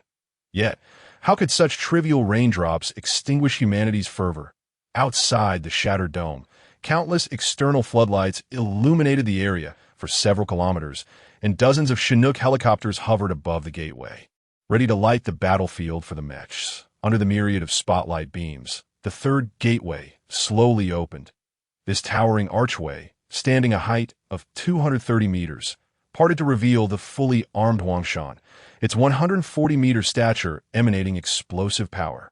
Following this, the fourth and fifth gateways opened in succession, unveiling the deep blue Dongting and the dark green Fuling. Emerging next was Changbai, who exited from the second gateway. Its pilot, Saiti, clearly intended to make his partner stand out. Thus, Changba was entirely painted black, with striking white lightning patterns adorning its shoulders, making it particularly eye-catching under the spotlights. The final appearance was that of the heavyweight champion. The pedal structure at the center of the shattered dome opened slowly, revealing the pristine white Shan, standing tall on the deployment platform, eye in the night sky. Titan-class airships and 4 tethered helicopters had long been waiting, descending 12 tension ropes as they eagerly lifted Shan into the 100-meter heights. 5 mechs rode the winds and waves along the track toward Victoria Harbor, while everyone in the command center held their breath in anxious anticipation, intently watching. The neural connections were established smoothly, and the sensory link remained intact. Jiang Tianjing diligently confirmed the status of each mech unit. All systems were functioning optimally, and the intercommunication channels between the mechs were activated. The command center was soon filled with the voices of various pilots, announcing their imminent arrival at the designated location. Zhang Wenhui's calm voice resonated, followed by the transition to walking mode. In a short while, the 5-kilometer-long track reached its terminus, and 4 mechs leaped into the Pacific Ocean. The airship commenced its airdrop of mechs, and the sudden disappearance of 3,750 tons of load caused the airship to surge upward uncontrollably. In less than a second, Shan plummeted into the water like a meteorite, engulfed by the towering waves generated by the impact. As the froth settled, the night navigation lights of all the mechs illuminated, complemented by the bright lights of over a dozen Chinooks overhead, casting a brilliant glow across the entire maritime expanse. Shan had reached the target area. Angie's voice followed, announcing the completion of the wrist blade ejection. Now in combat mode, she exhibited a stark transformation, concealing her feminine side, embodying merely a pure genius, confident, composed, and fearless. Everything was operating seamlessly. Finally, Saiti naturally accepted the mission report, with Changbai commanding the entire operation. The 5 giants stepped forward, forming a particular formation. They gradually disappeared into the depths of the Pacific, leaving behind surging waves and rising mist. Classified combat weapon profile of the Pacific Rim Joint Military Forces. Name: Huangse Model. Mark 7, Heavy. Activation date: January 2038. Termination date: Not applicable pilots. Lin Yin. Zhang Wenhui. Affiliated with the Hong Kong Shattered Dome Base. Height: 140 meters. Loaded weight: 7,000 tons. Operating system: Sanyang Horizon Gate Controller Head Pilot Power System. 12.9 nuclear turbo engine with built-in reactor armor thickness. 220 cm at core. 470 cm weaponry. Left hand: chain sword ion cannon. Right hand: Chidian heavy gripper mechanism, capable of a maximum grip force of 20,000 tons, effectively restraining monstrous movements. Both hands: spiked tiger claws, inflicting additional damage during strikes against monsters.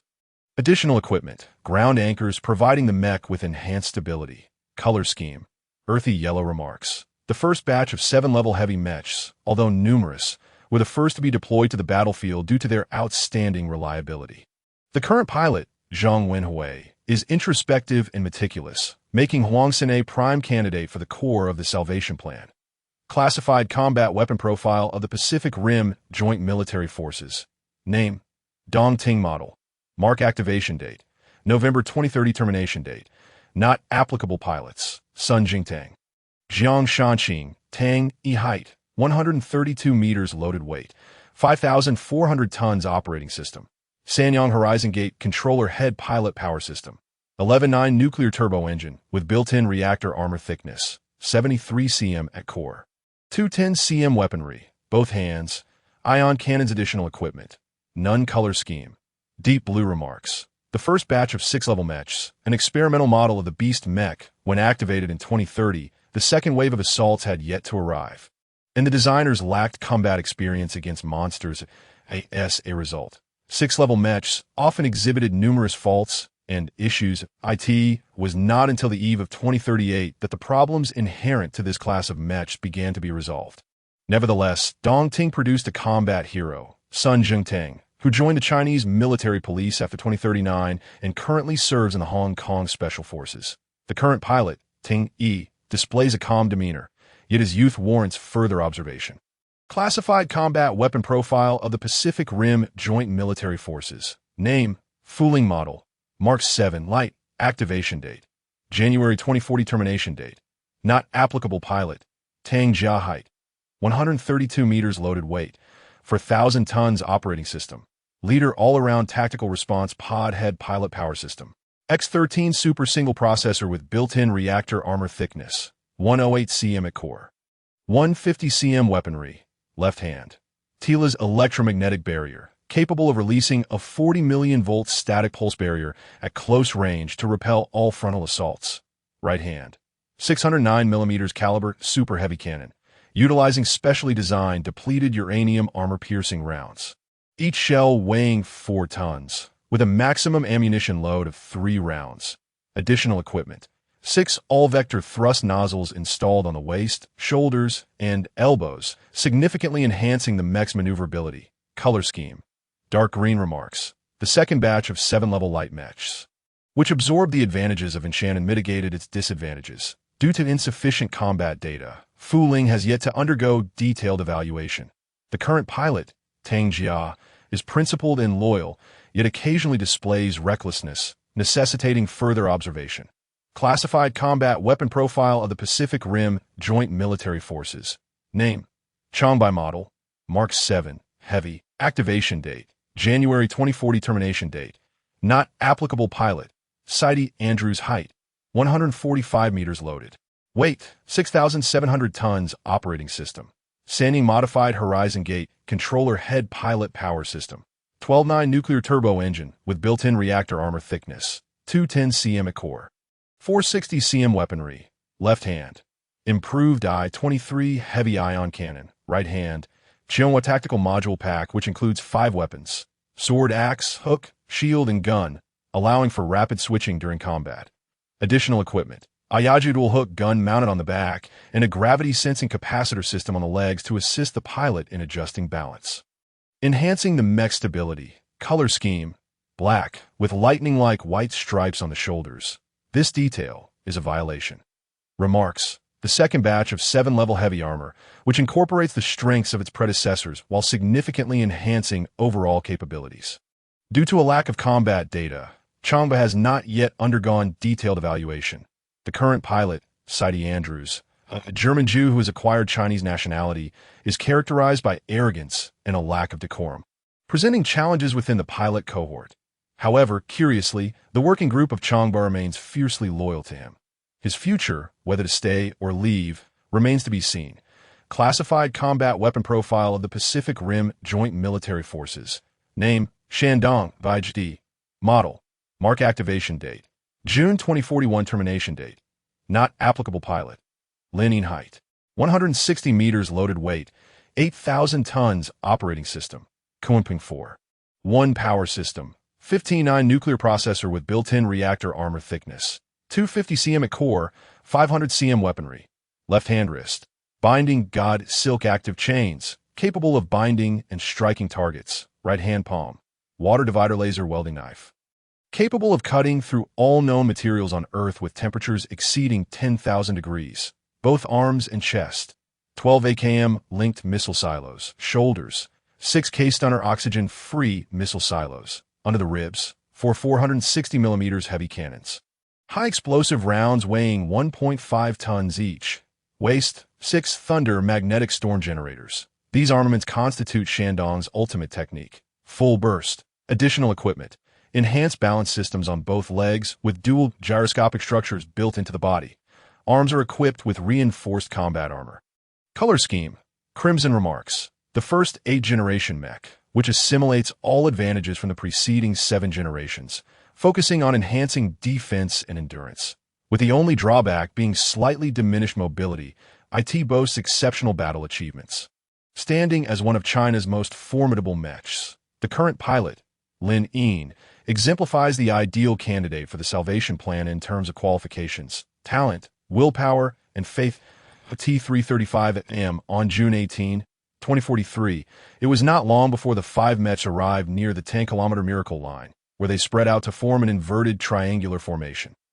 Huangshan occupied the center, with Feling and Dongting positioned 1 kilometer to either side in front. When the monstrous onslaught commenced, Feling and Dongting would flank left and right, then converge once more. This formation ensured that the monsters remained consistently encircled by multiple Mets, significantly enhancing enemy annihilation efficiency. Anshan was positioned slightly to the left of the formation, facing off against the 7th-generation beast Kanjing. Upon the arrival of the adversary, Anshan would charge forward, exerting every ounce of strength to restrain it. Changbai would then position himself at the rear, tasked with acting as a mobile force to support his comrades. Should either side show signs of faltering, he would immediately intervene. Warriors, your mission is to defend Hong Kong City. Jiang Tianjing's voice resonated through the communication devices of the 5 mechas that he added. It is imperative that we eradicate the monsters swiftly. Our time to counterattack the wormhole is limited. Received, the 5 warriors replied in unison. Simultaneously activating their armaments, the Huangshan's fists underwent a transformation, as countless spiked metallic protrusions emerged from their surfaces, akin to equipping the mecha with claw-like gauntlets. These barbs glimmered with a chilling light under the glow of the navigation lamps, leaving no doubt regarding their formidable power. Changbai removed a rod-like object that had been secured to his back. With a gentle twist of his massive hand, a resonant sound echoed as the rod abruptly extended to a staggering length of 200 meters within a second, culminating in a large gun barrel and a pair of exceptionally sharp hooked blades at its apex. This was the dual-hook gun Yajiao, designed specifically for combating monstrous foes, 200 meters long and weighing 1.000 tons. It was particularly effective against biological entities. Changbai need only aim the gun's tip at the monster's neck and gently pull or jab to deliver a devastating blow. The light mecha Feling and the 6th-generation machine, Dongting, bore no external weaponry. They merely symbolically clenched their fists, expressing their resolute determination that Anshan's omnidirectional thrusters ignited, unleashing a torrent of ripples from beneath him as he prepared to ascend with a roar. The odds stood at 5 against 3. The monsters had no chance, and everyone believed it would culminate in an overwhelming victory, a sentiment even echoed by Jiang Tianjing. At this moment, the 3 beasts were less than 20 kilometers from the Shattered Dome. In a matter of minutes, they would reach the critical miracle line at 10 kilometers. Positioned at the very heart of the command center, Zhang's gaze remained fixated on the 3 signal markers representing the monsters on the screen. 3 minutes later, radar was rendered unnecessary, as the cameras on the mechas relayed images of the monsters now visible to the naked eye. Seizing the darkest moment before dawn, the creatures advanced swiftly toward Hong Kong City. However, they first had to overcome a formidable barrier positioned before the city. 5 towering mountains loomed in their path. Now, Jiang Tianjing's expression darkened. The battle begins! At that very moment, countless eyes were trained on the battlefield. Residents of Hong Kong City, employees of the Shattered Dome, and reporters from Western nations all focused their attention on Victoria Harbor, just outside Hong Kong City. Rosen was no exception. He and Sun Zhongtang were glued to the screen, feeling a tension and suffocation that rivaled that of the actual pilots. "Look, there it is," Sun Zhongtang exclaimed, astonished. "Goodness, it's enormous." The sheer size of the Menglong startled him. When he piloted a mecha, the 6th-generation beasts were the primary forces, and the 7th generation was still scarce. However, the subsequent appearance of Kanjing left him drenched in sweat. Kanjing roared and, spreading its wings, dove down, targeting Feling on the left flank. "Danger!" Sun Zhongtang shouted in alarm. But a pure white figure moved faster than his voice. With a surge of 12 azure flames, Anshan soared into the air, successfully intercepting Kanjing's dive. His right hand's trellis impactor was fully charged, and with a swift thrust of his right elbow, he launched a powerful strike at Kanjing's beak. Upon impact, a visible surge of blue electricity erupted from Anshan's fist, coursing over Kanjing's body, causing it to wail in agony. Adjusting his stance, Anshan delivered a hammering blow, sending the beast, which weighed 3 times as much as himself, crashing into the water. Beautiful. Both Rosen and Sun Zhengtang cheered in unison. Meanwhile, Menglong surged forward, disregarding the Tang brothers on either side, and charged straight at Huangshan positioned at the center. Rosen's keen eyes caught sight of Huangshan, suddenly sinking down. But he must have activated the anchoring spikes at his ankles, Rosen thought, recalling tales of how those explosive steel spikes could drive 10 meters into the ground, exponentially increasing Huangshan's stability. Huangshan braced himself, arching his back to withstand the impending impact, while Menglong showed no intention of veering off course. 3 seconds later, amidst a cacophony of splintering parts and shattering bones, the collision occurred. Menglong's upper body collided fiercely with Huangshan, and its formidable tail unleashed a terrifying force, propelling Huangshan 500 meters away.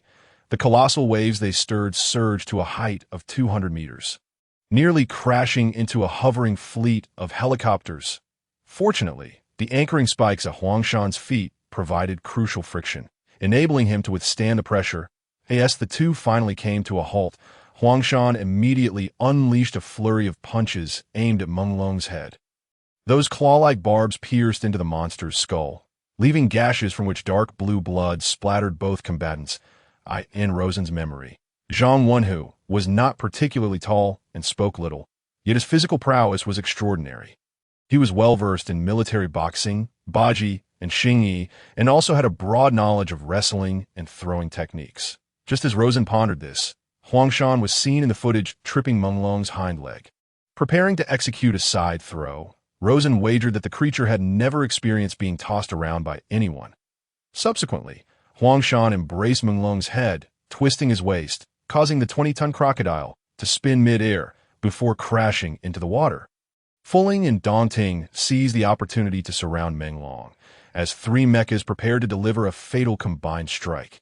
The battlefield's atmosphere was overwhelmingly favorable, prompting Sun Zhengtang to clap in excitement. Yet Rosen remained uncelebratory. "What's the matter with you?" Sun Zhengtang inquired, puzzled by his worried expression. "We are on the verge of victory." "Wait." Rosen's face revealed unease as he replied. "Don't you feel like something is amiss?" "What is missing?" "One monster." Rosen narrowed his eyes. "Where has the Viper gone?" The battle commenced at 3:42 a.m. on June 18, 2043, and within a mere 4 minutes, the situation began to clarify. The Kanjing, having fallen into the water, struggled to rise, being battered by Anshan's relentless, rapid punches. Each of Anshan's jabs carried millions of volts of electrical pulses, and with every strike upon the monster, a tempest of azure energy swept across the area, prompting the airborne Sikorsky helicopters to ascend in fear of being caught in the maelstrom. Kanjing, lifting its head in defiance, roared as it attempted to rise, only for Anshan's powerful knee to force it back down to the depths of the Pacific. Were it an earlier breed of monster, it would have succumbed to the pulsating electricity and heavy strikes long ago. Yet Kanjing was no ordinary beast. It soon rallied and launched a counteroffensive against Anshan. A monstrous creature and a mecha were locked in a fierce close-quarters struggle. The entire world watched intently, riveted by their battlefield. Particularly, the personnel in the command center were so tense that they could hardly speak. Raleigh Becket maintained near-perfect telepathy and had not uttered a word in the last 4 minutes. It seemed as if everyone could see through the communicator her intensely focused and grave expression. Kanjing, leveraging its overwhelming physical prowess, began to gain the upper hand in this contest. Its colossal wings flapped relentlessly, sending torrents of seawater crashing against Anshan, who struggled to maintain his balance in the swirling currents. Anshan immediately activated his thrusters to stabilize, but Kanjing seized the opportunity to break free from the icy grip of the ocean, soaring back into the sky. "Saidi," Angie's furious voice echoed through the communicator. "Understood," Saidi shouted back in response. At that moment, everyone realized that Changbai, who had been observing from the sidelines, had joined the fray. Like a bolt of black lightning, he surged onto the battlefield, thrusting his Yajiao forward. The massive gun barrel spanning a distance of 200 meters, impaled Kanjing's right wing, splattering blood everywhere. With a cry of anguish, Kanjing plummeted once more into the ocean, and the two mechas pressed on with unyielding momentum. However, the Kanjing demonstrated an unexpectedly tenacious spirit, flapping its left wing with ferocity, toppling Anshan with a single strike. Armed only with its injured right wing, it engaged in a fierce battle with Changbai, the two adversaries exchanging blows in a brutal clash. Dislodged, Anshan shook its head and rose again, its hands trembling as two pairs of elongated wrist blades extended to their full length. Without hesitation, he charged forward, determined to draw blood from the Kanjing. On the other side, the combat escalated in intensity, devoid of intricate techniques or strategies. Or rather, the sheer might of Menglong rendered any form of finesse irrelevant. It relied solely on brute force, colliding and biting with a simplicity that proved devastatingly effective. As Menglong opened its gaping maw, which constituted a quarter of its total length, a torrent of air surged into its cavernous throat, akin to a black hole. When it snapped shut, the sound of its jaws colliding echoed clearly to the residents of Hong Kong. 10 kilometers away, Zhang Wenhu was left to ponder the excruciating experience of being bitten by such a massive mouth. In any case, he had no desire to find out. Huangshan took a stance, delivering a powerful uppercut to the bloodthirsty maw lunging at his head. Yet, the force of the attack was overwhelming, causing significant damage to Huangshan's right arm, sparks flying into the air as fragments of armor shattered and impacted the components beneath. His right pinky lost all function in the process. Seizing the opportunity, Huangshan maneuvered behind Menglong, raising both arms high to rain down a flurry of blows upon the creature's back. Menglong howled in pain, attempting to escape. But Huangshan clung on fiercely, his left hand deploying a chainsaw that plunged directly into Menglong's back. The creature emitted a heart-wrenching roar, the unexpected piercing agony overwhelming it thrashed violently, attempting to dislodge Huangshan from its back. Fortunately, Huangshan's balance far exceeded that of similar models, enabling him to withstand the onslaught of hurricanes, tsunamis, earthquakes, and monstrous assaults without faltering. Thus, regardless of the tempestuous winds and crashing waves, Huangshan remained steadfast upon Menglong's back. Tang Jia. Tang Yi. Zhang Wenhu's voice crackled through the command center's communicator. I cannot utilize the ion cannon. It's up to you. Understood. Received. The two brothers responded without delay. Simultaneously, Dongting and Fuling acknowledged the command. The sixth-generation mecha Dongting retained the ion cannon design of its predecessor.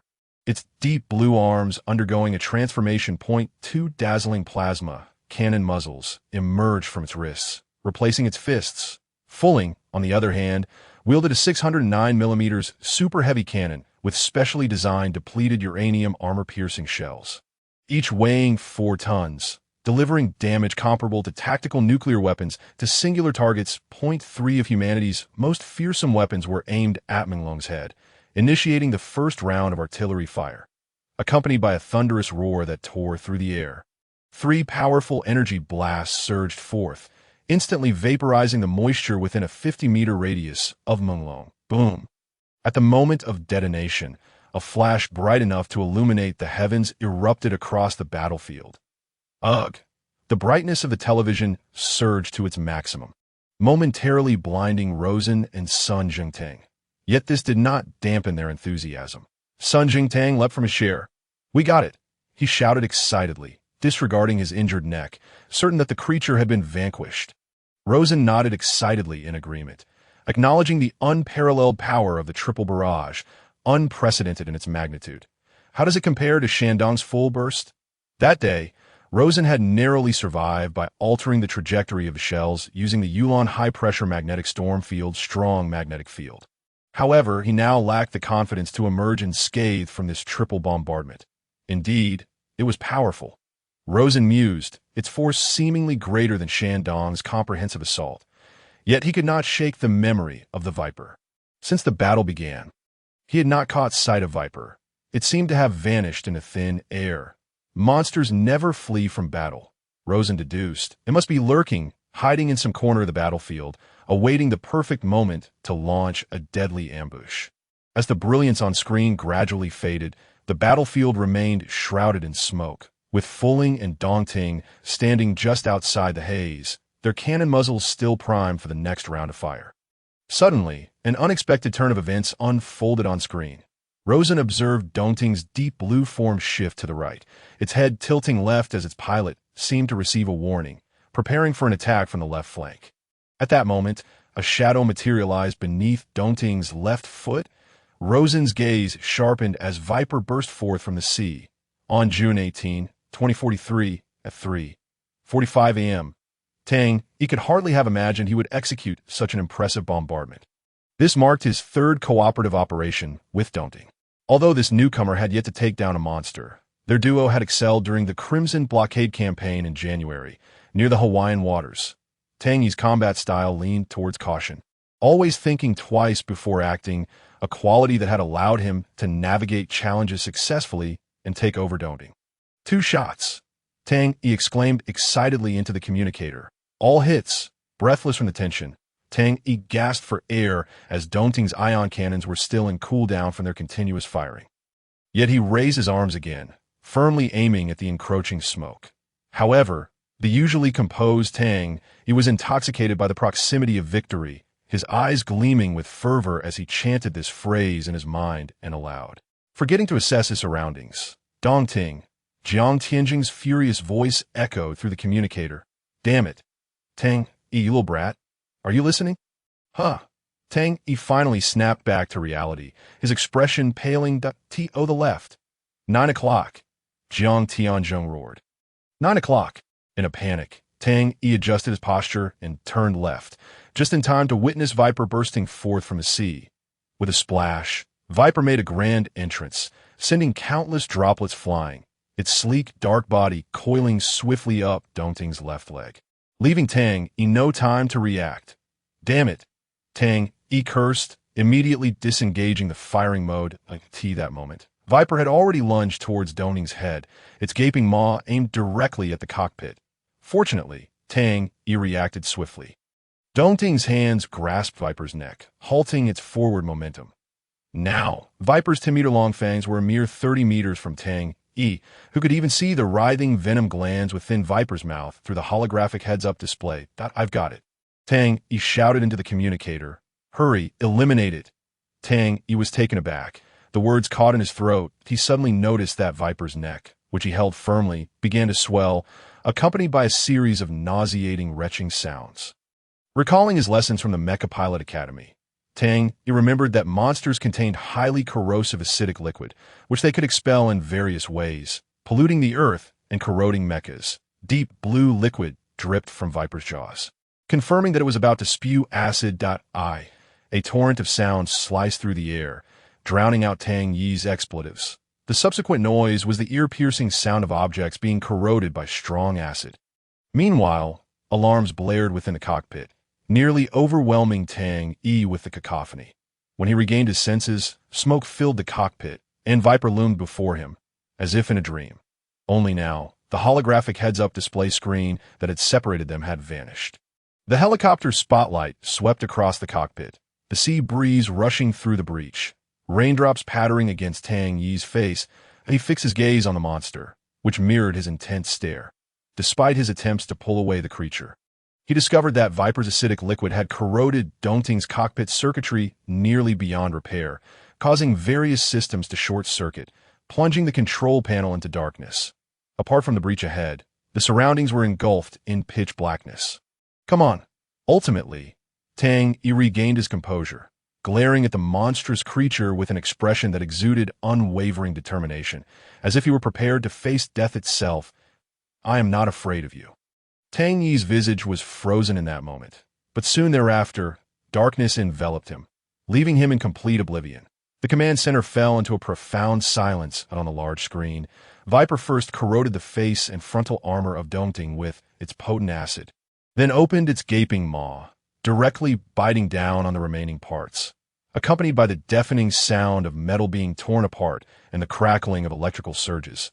Viper forcibly tore the cockpit from the mech's brain, triumphantly raising its head before spitting out the cockpit. The cockpit soared far across the ocean's surface, and as Dongting lost its pilot, it began to slowly topple, its navigation lights extinguishing one by one, the body gradually succumbing to the icy depths of the ocean. Within the command center, the communicator linked to Dongting lost signal as the cockpit plunged into the water, and the furious shouts that once belonged to Tang were replaced by the static of electrical noise. Dongting was destroyed. Lin Yin reported regretfully, while Jiang Tianjing, with a grim expression, nodded in acknowledgement. In truth, everyone understood without needing Lin Yin to articulate it. Should we deploy the remaining mechs? Lin Yin inquired further. Wait a moment. Jiang Tianjing shouted into the communicator. Fulling, keep a close watch on Viper's movements. Do not allow it to ambush us again.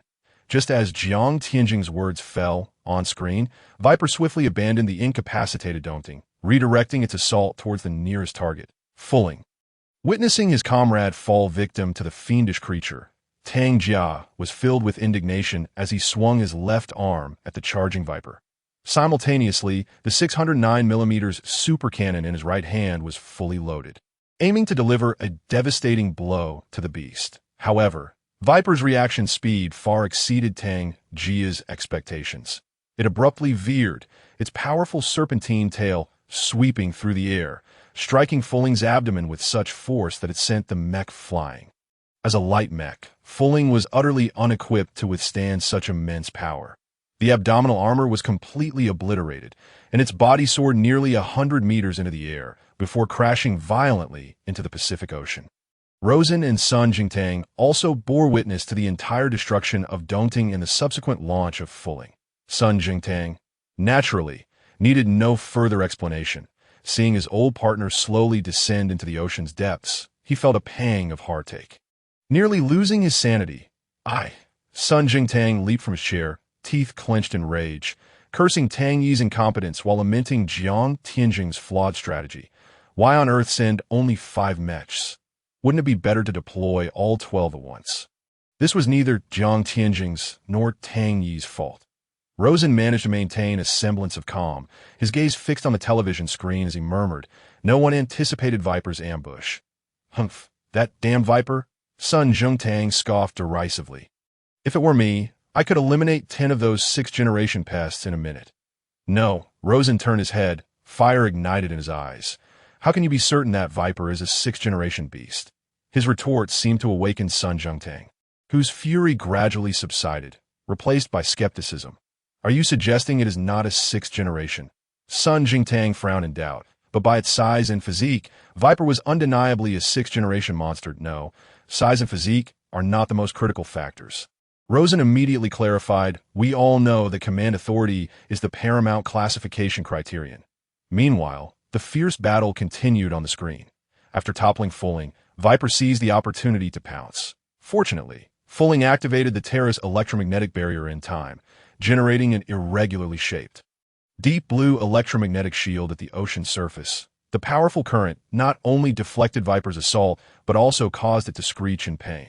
"Watch closely." Rosen suddenly narrowed his eyes, speaking with gravity. The screen displayed Viper emitting a series of high-pitched shrieks. And astonishingly, the mighty dragon and eagle, who had been engaged in battle with other mechs, began to draw closer to the mighty dragon, having lost half its face to a triple cannon strike, executed a tail sweep, causing the pilot on its back to lose balance and tumble. Meanwhile, the eagle, riddled with numerous wounds, risked everything to break free from the encirclement of the 2 mechs. Rapidly approaching Viper, Rosen's hypothesis was thoroughly validated. Only higher-tier monsters could command lower-tier creatures to cooperate in battle. A fact that Sun Jingtang, having dealt with them for years, was well aware of at present. It was evident that Viper is issuing encirclement orders to mighty dragon and eagle. "I can't believe it," Sun Jingtang remarked, his expression turning serious as he anxiously scrutinized the screen. "How did you discern this?" I am not entirely sure." Rosen hesitated in his response. "What? Were you merely guessing?" Sun Jingtang turned to Rosen in astonishment. One could say that Rosen did not lie. All his prior deductions stemmed from his now unique eyes. Presently, Rosen was convinced that he was utilizing the eyes of Kunlun. Whenever he felt a surge of heat in his eyes, an array of data would flood into his mind. Real-time temperature, humidity, wind speed, brightness, enemy positions, potential actions, and even the attacking direction of the next second. There was simply too much information. Initially, Rosen's brain struggled to process this influx of data. However, various patterns gradually became clearer, just moments ago. When Viper was about to leap out of the water, Rosen had already detected its presence 3 seconds prior, and when it finally appeared before him, he felt a sudden pang of trepidation. He did not understand the source of this apprehension, but it was certainly not born from fear of the monster. After all, he had not been afraid of such things since he was 5 years old. The it was not fear, but rather a sense of reverence, a primal instinctive awe, akin to how humans instinctively fear larger creatures with massive fangs. Rosen found it rather amusing that even the armored mech could have something to fear, yet, mere seconds later, he could no longer find humor in the situation. Viper, had Rosen suddenly recalled something, staring at the screen in disbelief, murmuring to himself, an 8th-generation beast? What did you say? Sun Jingtang queried, convinced he had misheard. What kind of monster could instill fear in a 7th-generation beast? That would naturally be. The two exchanged glances, arriving at the conclusion simultaneously, in 8th generation. Rosen's expression turned grave as he extended his hand toward Sun Jingtang. Give me your communicator. I need to contact the command center, Rosen shouted furiously. Immediately. Now. The elites within the shattered dome were, of course, also aware of this development. Lin Yin, Jiang Tianzheng, and Tianshan's pilot, Su Vexia, were the first to notice Viper's unusual characteristics. Just now, Su Vexia, who had been poised in the Tianshan cockpit, ready for action, spoke through the communicator. That serpent, is it commanding the dogs and birds? Indeed, Lin Yin confirmed. It is clear that Viper possesses command authority. Upon hearing this, Jiang Tianjing hesitated no longer. He immediately ordered the battle readiness level to be raised to the highest state. Reclassify the monster levels. 2 7th generation, 1 unknown. Without pausing, Jiang Tianjing issued command after command, immediately summoned Dr. Newt to this location. No 8th generation monsters have been encountered yet, and we must ascertain the situation. Simultaneously, the command center's large screen displayed a series of harrowing scenes. After using the Terrace electromagnetic barrier over a dozen times, its power evidently began to wane. Viper grew increasingly audacious, targeting the barrier's weak points, repeatedly battering Fulling back. The other match had yet to approach the scene, and Viper's speed was overwhelming. Fulling dared not risk firing the 609mm super cannon, instead relying on its steel fist to retaliate while the barrier remained active. Fulling's few counterattacks managed to scrape off some flesh from Viper's back, yet the monster showed no signs of slowing down. It seemed that Fulling's defensive strikes were merely trivial nuisances to Viper. With its ebony tongue flicking, Viper accelerated further, diving towards the ocean's surface, then leaping up between Fulling's legs, effortlessly tearing through the mech warrior's defenses.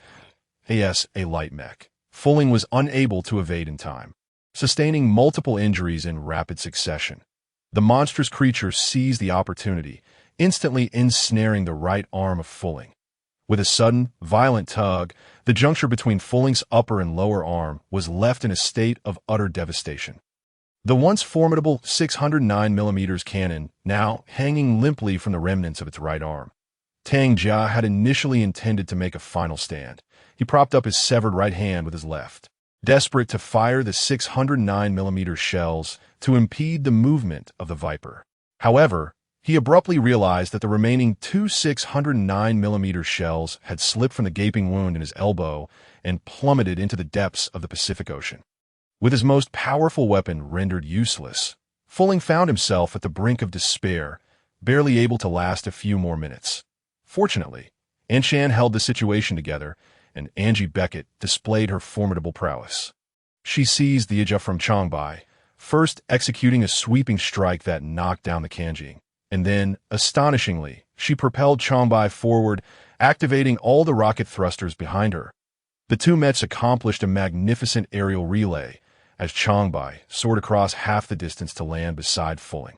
Like a divine warrior descending from the heavens, amidst Saidi's furious roar, the Qianghua tactical module in Changbai's right hand underwent a sudden transformation, revealing a massive axe that stood prominently within her grasp. Beast! Saidi's furious shouts echoed through the communicator. Give it to me! Die! Changbai raised her right hand, and, in an instant, the unprepared Viper was cleaved in two at its midsection. Excellent! The command center erupted in cheers. At that moment, everyone had forgotten Saidi's questionable character, as long as he could save humanity. Yet, unexpectedly, The Viper exhibited an odd behavior.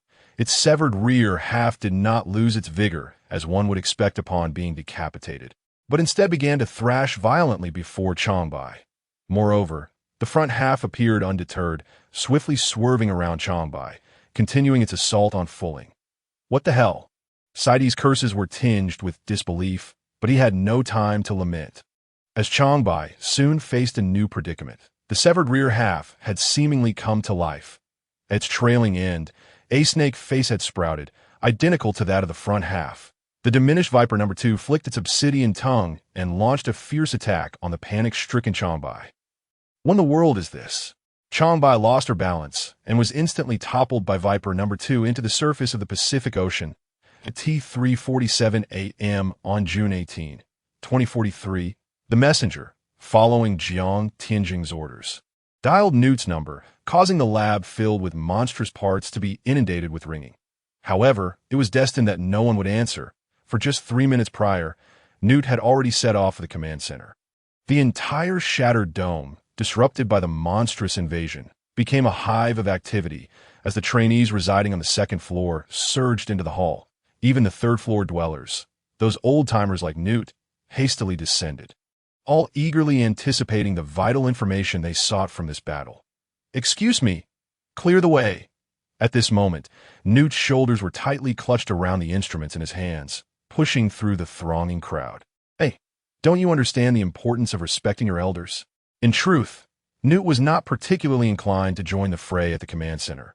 The experiments at hand were far more crucial, he mused. After all, nothing serious was likely to occur. Aside from Shandong suffering minor injuries, all mechs were in excellent operational condition. Dealing with 3 small monsters should be a piece of cake for 11 mechs. Wouldn't you agree? Just as Newt rounded a corner, a young man sprinting forward nearly collided with him. After a brief bow of apology, the young man continued his frantic dash, shouting something incomprehensible. "The NGT Ing has fallen. The NGT Ing has fallen." The atmosphere among the crowd instantly turned tense. Point 1 has fallen. Newt's mind ignited with various reactions. Point 1 was simple. No way. The others were more complex. Curiosity, confusion, anxiety, all mingled together. He was intrigued as to which of the 3 monsters, Mengling, Kanjing, or Viper, had brought about the fall of NGT. He had never closely examined their appearances. Having been preoccupied with his experiments just days prior, he was perplexed as to why the 3 monsters were, as Jiang Tianjing had feared, heading directly for Hong Kong. Surely, they had numerous alternatives. Hong Kong had faced invasions countless times, and its population was far less dense than before. They could have easily targeted India, Malaysia, Australia, or even flaunted their presence in Singapore, where their last attempt had failed.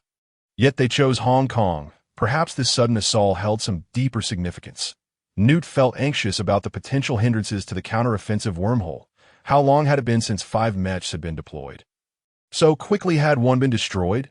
Surely, the monsters were incredibly powerful. While Newt was lost in thought, his old-school Nokia in his pocket suddenly rang, catching him off guard. This phone was for work purposes only. Aside from a few colleagues, no one else would know this number. Newt hastily retrieved the phone, only to hear Rosen's anxious voice on the other end.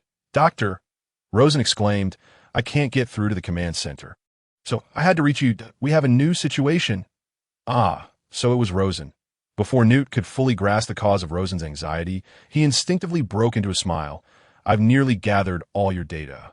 And Kunlun is about to be activated. That MY hypothesis is about to yield results. Don't worry." Just as Newt was rambling on, Rosen interrupted him with urgency. "This isn't the time for that. The 8th generation." 8th generation? Newt echoed, bewildered. "The 8th generation monster is at Victoria Harbor." "What?" Just then, as Newt stepped into the command center, the grand screen displayed the image of Viper No. 2 lunging ferociously at Changbai. Newt halted in his tracks, mouth agape, the phone slipping from his hand. Now he finally understood what Rosen meant by 8th generation. "Oh," Newt gasped, "my God, Tianshan, Loyang Heelan, deploy immediately." Jiang Tianjing's bellow from the center of the command room momentarily pulled Newt from his shock. "Eliminate the monster as quickly as possible." "Yes." The resolute responses of the 3 pilots echoed through the communicator. Newt hurried toward Jiang Tianjing, noticing that Herman had also arrived, standing beside, Jiang Tianzheng and Lin Yin. Deep in conversation. The monsters have evolved again. Herman sighed, his anxious tone laced with a hint of admiration. They may have sacrificed greater size and strength in favor of some other ability. Rapid regeneration? Jiang Tianzheng remained silent, while Lin Yin speculated, I don't know. Herman admitted, though I feel quite ashamed, this isn't my research topic. Upon hearing this, Newt immediately pushed his way through the crowd. It's not something akin to earthworms or rapid regeneration. Adjusting his glasses, Newt asserted, I believe it is the monster's second brain at play. Noticing Jiang Tianzheng's intent to inquire further, Newt continued his explanation. Much like dinosaurs, they are so large that they require two brains to function in unison. Akin to the mech warriors from 5 generations ago. However, the second brain typically governs movement without any intelligence. But now, as Herman indicated, they have evolved further. Monsters evolve at an astonishing pace. Their DNA molecular chains rapidly stack up like building blocks, accumulating, growing larger and stronger, ultimately taking flight. As Newt spoke, he pondered, can humanity truly maintain its edge in this battle of evolution? What must be done to eradicate them? Jiang Tianzheng, with a grim expression, posed the question, simultaneously activating the communicator's microphone to ensure that Newt's response reached every mech pilot. I believe it is quite simple. No matter how bleak the future may seem, Newt will always stand on humanity's side. Thus, he shouted into the microphone, everyone, slice it in half again. I refuse to believe the Viper has 4 brains. Newt added, additionally, be wary of its corrosive acid. That should be its primary means of attack. All right, Jiang Tianzheng snatched the microphone. Having heard so much, warriors, find a way to eliminate it. In the vast expanse of the screen, the azure-hued Tianshan, towering at a height of 150 meters and bearing the magnetic storm chain spear, Fong Tian, was the first to glide forth from the number 1 Tonghai gate. Upon hearing Newt's report, Su Shueixia remained silent. Instead, he raised his right hand, giving a thumbs up to the command center behind him, before dashing towards Victoria Harbor. However, the Tianshan had barely surged forth a few dozen meters when it came to an abrupt halt. Slightly veering to the left, his right hand unexpectedly reached back towards the long handle of Fong Tian. What is happening? Jiang Tianzheng inquired through the communicator. It seems you have underestimated the situation. Su Shueisha's voice returned, laden with caution. I've only just exited the base, and the newly installed living detector has already activated. What do you mean? Before Jiang Tianzheng could finish. As if to corroborate Su Shueisha's words, a resounding bang echoed, causing the entire shattered dome base to tremble. Dust cascaded from the ceiling, and a rivet dislodged from the overhead beam. Plummeting into the crowd below, the onlookers instinctively gazed upwards in bewilderment, yet only Newt, Lin Yin, and Jiang Tianzheng remained transfixed on the large screen, which now displayed footage relayed from the Tianshan's cockpit. The Tianshan leapt off its track, turning to glance back. For reasons unknown, the floodlights atop the base had dimmed significantly. Even the protruding, lotus-shaped aerial gate was riddled with cracks, yet no monster was in sight. Nevertheless, the detector was not deceiving. According to the readings at that moment, a creature was indeed situated directly above the shattered dome.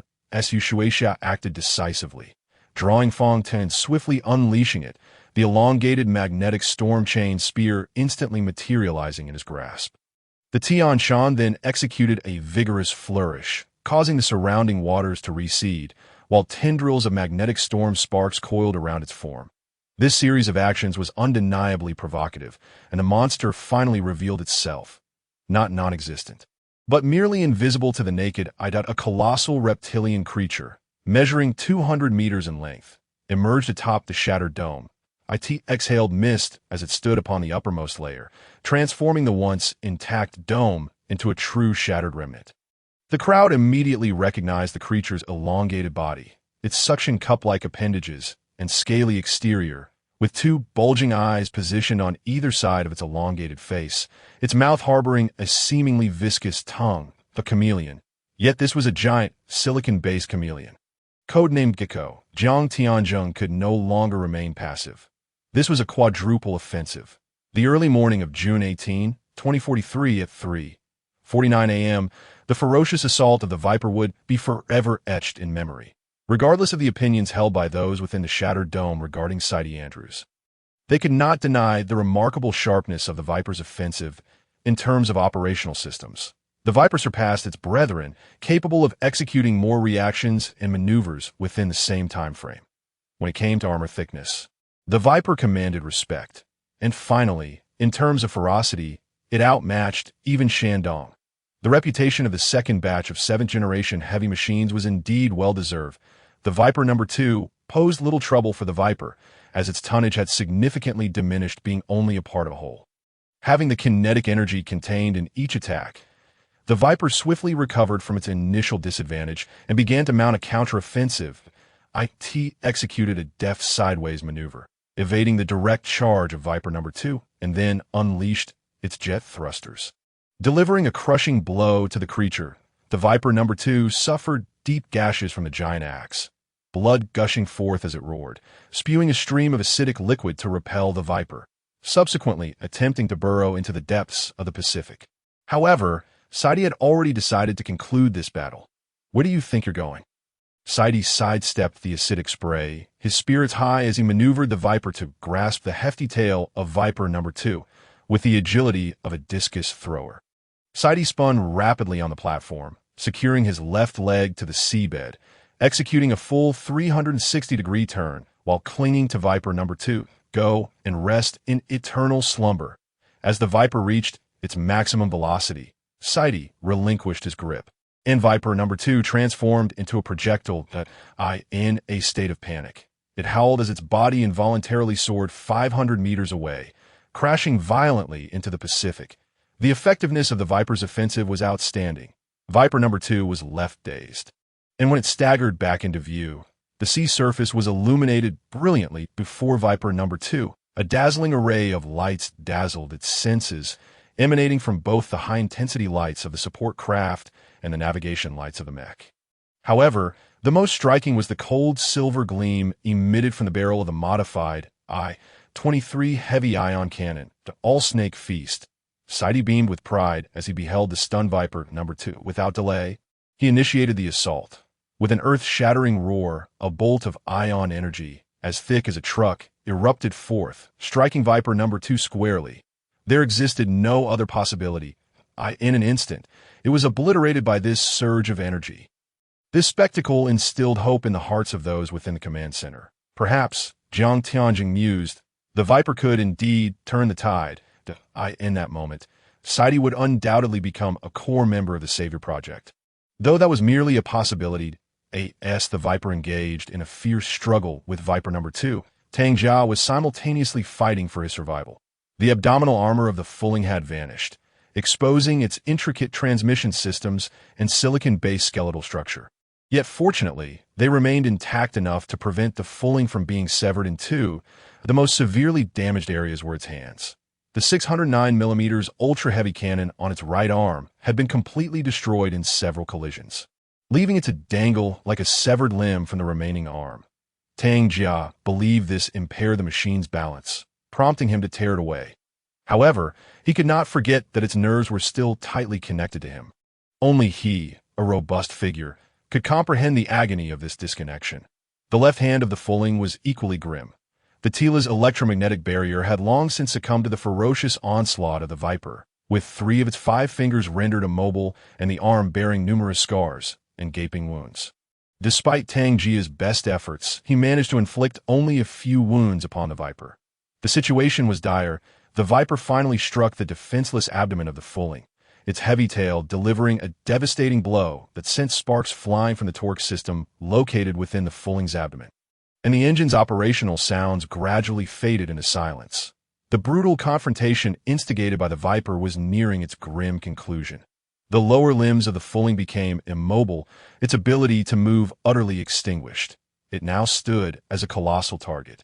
Towering over 100 meters, the Fulling has lost combat capability, a staff member reported. Concurrently, within the command center, the screens indicating the current status of the Fulling lit up with ominous red warning lights, and all understood that it had reached its limit. Tang Jia, though Gecko still loomed above the shattered dome, Jiang Tianjing remained composed, issuing orders to immediately activate the ejection system and abandon the machine. I. The communicator relayed Tang Jia's hesitant response. I still need to avenge my brother. Evacuate at once, Jiang Tenjung reiterated loudly. Just then, the final strike from the Viper caused the fulling to topple completely, gradually sinking beneath the Pacific's surface. 1 second later, a peculiar static crackled through the communicator as the source of the noise became apparent to the onlookers. Their faces shifted dramatically. It was the sound of surging seawater flooding into the cockpit. Along with it came Tang Jia's frantic cry. Quickly, open the drain, Jiang Tianzhong commanded immediately, aware that it might already be too late. Drowning had long been a common cause of death for pilots. 18 years prior, the tumultuous waters of Victoria Harbor had claimed the lives of 5 heroes. Storm Crimson, Chernobyl Alpha, and their pilots lay to rest beneath those waves. And at this moment, yet another life was struggling in the frigid waters of Victoria Harbor. I have opened the drain. Tang Jia coughed as he replied, initiate ejection. Fortunately, the Viper had lost interest in the fulling and did not pursue further, granting Tang Jia a precious moment to escape. That a moment later, the escape pod atop the fulling successfully launched, leaving a trail across the surface of the sea as it gradually exited the battlefield in the command center. The tension in everyone's hearts finally subsided. However, once the fulling had lost its combat capability, the Viper immediately turned towards the Viper that had just been vanquished by the Viper. Longbai, beware of the Viper, Jiang Tianjing's voice resonated with a deep timbre. As fulling lay in ruins, the Viper had ventured towards your direction. Just in time, Longbai, who had recently vanquished Viper number 2, approached with an air of triumph, eager to unleash his frustrations. Longbai strode forward, positioning himself against the authentic Viper, each embodying a formidable presence. It was a classic case of rivals meeting, their eyes ablaze with animosity. Longbai brandished the massive axe in his right hand, while Viper displayed its razor-sharp fangs, without uttering a word. Both parties charged forth. If the clash between Longbai and Viper was a duel of elite combatants, then the confrontation between Anshan and Kanjing, alongside Huangshan and Minglong, epitomized an exquisite contest of precision and strength. Although Anshan alone could not prevent Kanjing from soaring through the sky, it was evident that Raleigh Becket did not intend to remain submerged with the enemy. The vast expanse of the upper atmosphere was the true battleground for both factions. Kanjing ruled the skies with the powerful flaps of its colossal wings. Yet Anshan's dominion over the heavens was marked by an undeniable majesty. Hell, diver, Angie declared with resolute authority. Engage. After a brief moment of anticipation, 16 azure flames erupted from various thrusters on Anshan, creating ripples across the ocean's surface as this nearly 4,000-ton behemoth defied gravity amidst the tempest. Onlookers worldwide gasped in astonishment at the sight. My heavens, that is a 4,000-ton steel colossus. Meanwhile, the individuals in the command center were equally awestruck. Though most were not engineers, they grasped the sheer magnitude and ingenuity required to create a giant robot capable of conquering the skies. As the aerial supremacy of Kanjing faced a threat, it let out a furious roar, lowering its body before launching a diving assault on Anshan. Unfazed, Anshan remained composed, with 8 thrusters still in standby mode, ready to assist him in executing movements beyond human comprehension, as demonstrated in this very moment. With his right hand suspended in midair, he pressed downward, releasing a torrent of dark crimson flames from his palm. This was merely a prelude. Anshan's left hand rapidly propelled him in 3 directions, causing his form to ascend dramatically, narrowly evading Kanjing's attack. With a swift motion, Angie's wrist blade sliced through Kanjing's already battered body, leaving a fresh mark. Kanjing immediately retaliated, eager to counterattack, but Raleigh Becket was determined not to allow it any advantage.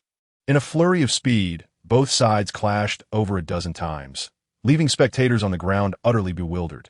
Silver flashes darted through the air as Kanjing erupted in bursts of crimson, dark blue blood splattering like rain upon the ocean surface.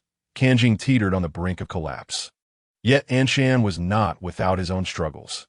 After all, humanity is not innately suited for flight. The endurance of Hell Diver was also limited. Before landing, Anshan needed to secure victory swiftly. Otherwise, The formidable regenerative capabilities of silicon-based life forms would allow Kanjing to inflict considerable casualties upon other cities or troops. Perhaps influenced by the demise of Viper No. 2, Kanjing's fighting spirit had waned, as it flapped its wings in an attempt to circumvent Anshan and head towards Hong Kong. However, Anshan would grant it no opportunity. Hell, Diver surged forward. The two colossal beasts hurtling through the clouds towards the distant horizon. While Anshan and Kanjing exhibited grace and speed, the clash between Huangshan and Menglong unleashed raw power and fervor. Menglong resembled an ancient beast from primordial times. Its genes steeped in bloodlust and slaughter. In contrast, Huangshan embodied the undefeated warrior of the ancient Roman Colosseum, invincible and relentless. The two giants engaged without any flamboyant maneuvers, as Menglong's gaping maw viciously entwined with Huangshan's powerful arms. Whichever side faltered would be crushed by the other's overwhelming force. Ha! In the cockpit of Huangshan, Zhang Wenhui was flushed with exertion, veins bulging on his forehead as he raised his hands, pushing forward with all his might. Menglong's visage loomed large on Huangshan's holographic display, its face marred, half of it grotesquely torn and scorched. This bore testament to the valiant efforts of the pilot warriors defending humanity against the foe. They swayed before him, vividly apparent. Zhang Wenhui thought to himself. Now, with Dongting fallen and fulling on the brink of destruction, he could not allow the efforts of the Tang brothers to be in vain.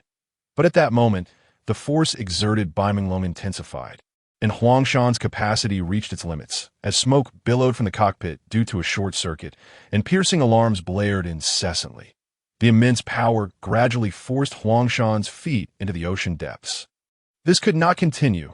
Zhang Wenhui, drenched in sweat, realized that if Huangshan became immobilized, Menglong could easily obliterate him, putting not only his life at risk, but also that of the remaining Longbai in the arena.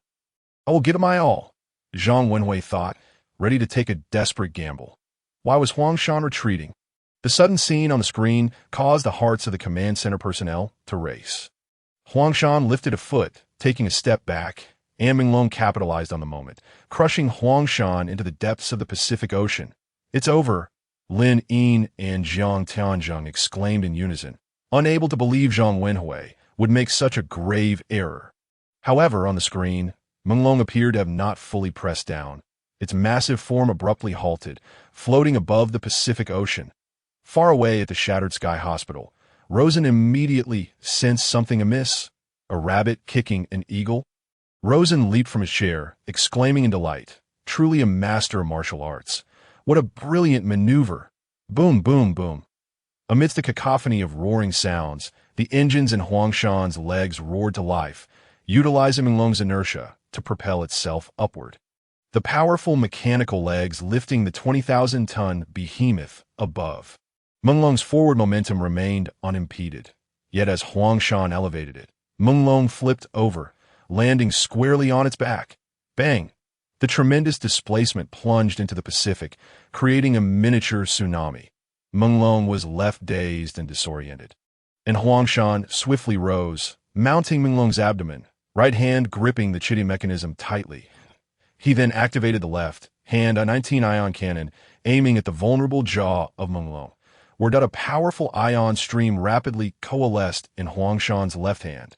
3 seconds later, a blinding white light surged forth from the tip of Huangshan's left hand. It's penetrated. Rosen shouted, "It has definitely breached. Effective strike." The overwhelming energy shattered Menglong's jaw, the intense heat vaporizing its brain entirely. However, the proximity of such an ion strike exacted a heavy toll on Huangshan as well. The night navigation lights on Huangshan shattered under the impact, and the powerful pulse disrupted the circuits beneath the armor, causing Huangshan to lose power and fall silent. Before long, the pressure valve atop Huangshan released a cloud of steam, and the screen displayed Zhang Wenhui, clad in a tan pilot suit. Crawling out of the cockpit, he cast aside his thought cap, resolutely gazing at the final set of adversaries on the battlefield. Now both sides stood at a stalemate of 2-2. The monsters had once more diminished in number. The fierce battle between Longbai and Viper raged on, redirecting the world's attention back to the gecko above the shattered dome of Hong Kong. The gecko exhaled a toxic azure mist, seemingly treating the individuals below the fractured dome as hostages, its massive front claws delicately shifting, causing the dome to fracture further. Tsk, a sound of annoyance emanated from the communicator. As Su Shueixia pondered how to subdue the colossal creature and cast it into the sea, Tianshan hesitated to act rashly, as Lung and Helan, having just emerged from the second and third sea gates, concealed themselves behind the arched gates, patiently awaiting an opportunity to counterattack. Meanwhile, Rosen remained oblivious, he and son, Zhengtang, only aware of the muffled sound that had echoed a minute prior, ignorant of the peril that loomed above them. In truth, the gecko's elongated tail had inadvertently trailed to the rooftop of the hospital located behind the shattered dome, directly above Rosen than on television. Live reports continued unabated, as a small helicopter carrying the news crew had returned to the vicinity of the Hong Kong Shattered Dome base. It was only at this moment that Rosen realized the danger he was in. "Greetings, everyone. This is Fong Xia bringing you live coverage." The female reporter sat at the edge of the helicopter, hundreds of meters above the ground, the fierce wind whipping her long hair wildly. However, she appeared to be indifferent, her face etched with anxiety as she gestured towards the gecko outside the aircraft, explaining that just moments ago, another monstrous creature had invaded Hong Kong, codenamed Gecko. It remains unclear how this beast managed to traverse the 10-kilometer Miracle Line to reach the Shattered Dome base. The scene shifted, revealing the Azure Tianshan standing hundreds of meters opposite the gecko. Rosen also glimpsed the heads of Lung and Helan peeking out just beneath the forelimbs of the gecko. Tensions mounted between the opposing forces, a fierce battle on the verge of erupting. According to the Foreign Affairs Department of the Shattered Dome, Mighty Dragon has been eliminated by Huangshan. Viper sustained heavy damage from Changbai. An eagle was expelled from the territory by Anshan. Host Fong Xia, seemingly concerned that the sound of the wind would drown out her voice, shouted loudly that this information is still being confirmed. The Chinese Navy's destroying Haikou have already proceeded to the vicinity of the 10-kilometer Miracle Line, and our reporters accompanying them will continue to provide updates on the situation. In summary, Gecko is likely the only remaining monster in this quadruple assault. Please do not change the channel, as we will broadcast this pinnacle battle live. Now, let us turn the stage over to the Sky Blue Tianshan. The host continued her incessant chatter, yet Rosen absorbed none of her commercial jargon. Damn it. Rosen looked up, feeling on the verge of collapse. Point 3 Mechs had lost their combat capabilities, and the gecko was now but a step away. Yet he could only sit idly, a fate more distressing than failing a mock exam. Sun Jingtang exhibited even more exaggerated behavior than Rosen. Squinting his eyes, he carefully examined the 95 type automatic rifle in his hands, disregarding the injury to his neck as he moved towards the door with a combination of running and sliding. "What do you think you're doing?" Rosen immediately inquired. "That I can't just sit here." Sun Jingtang declared with righteous indignation that I didn't join the army just to babysit prisoners. He then shook the rifle in his hand. "I got plenty of bullets in this gun." Without hesitation, Sun Jingtang dashed outside, leaving Rosen no choice but to catch one last glance at the news before hastily following suit. In the news, the two opposing sides, locked in a standoff, could no longer contain themselves. Under the command of Jiang Tianshan, Tianshan commenced firing upon the gecko. The Tianshan also belongs to the second batch of 7th-generation heavy mechs. However, alongside its formidable close combat capabilities, it boasts unparalleled long-range firepower, aptly described as a mobile fortress. "Prepare," Su Luoxia shouted, raising his arm high. And the armor on Tianshan's shoulder shifted forward. It was then that people noticed two vertically descending objects behind the left and right sides of Tianshan. They were two twin-mounted 460mm heavy cannons. The world's largest battleship, Yamato, utilized this caliber for its main guns, though contemporary craftsmanship has evolved significantly since then.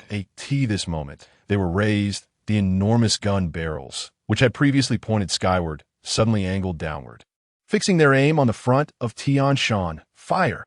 Su Luoxia had never anticipated that this initial barrage would inflict significant damage upon the gecko. His intention was merely to force the gecko down from the shattered dome so he could unleash his full potential. After 4 shells, each weighing 6 tons, shot forth from the cannons, Tianshan didn't even check if they hit their mark. Instead, it took a few steps forward and swung the Fongtian towards the position of the gecko. The magnetic storm chain halberd descended with great force, cutting through the air like a silver waterfall.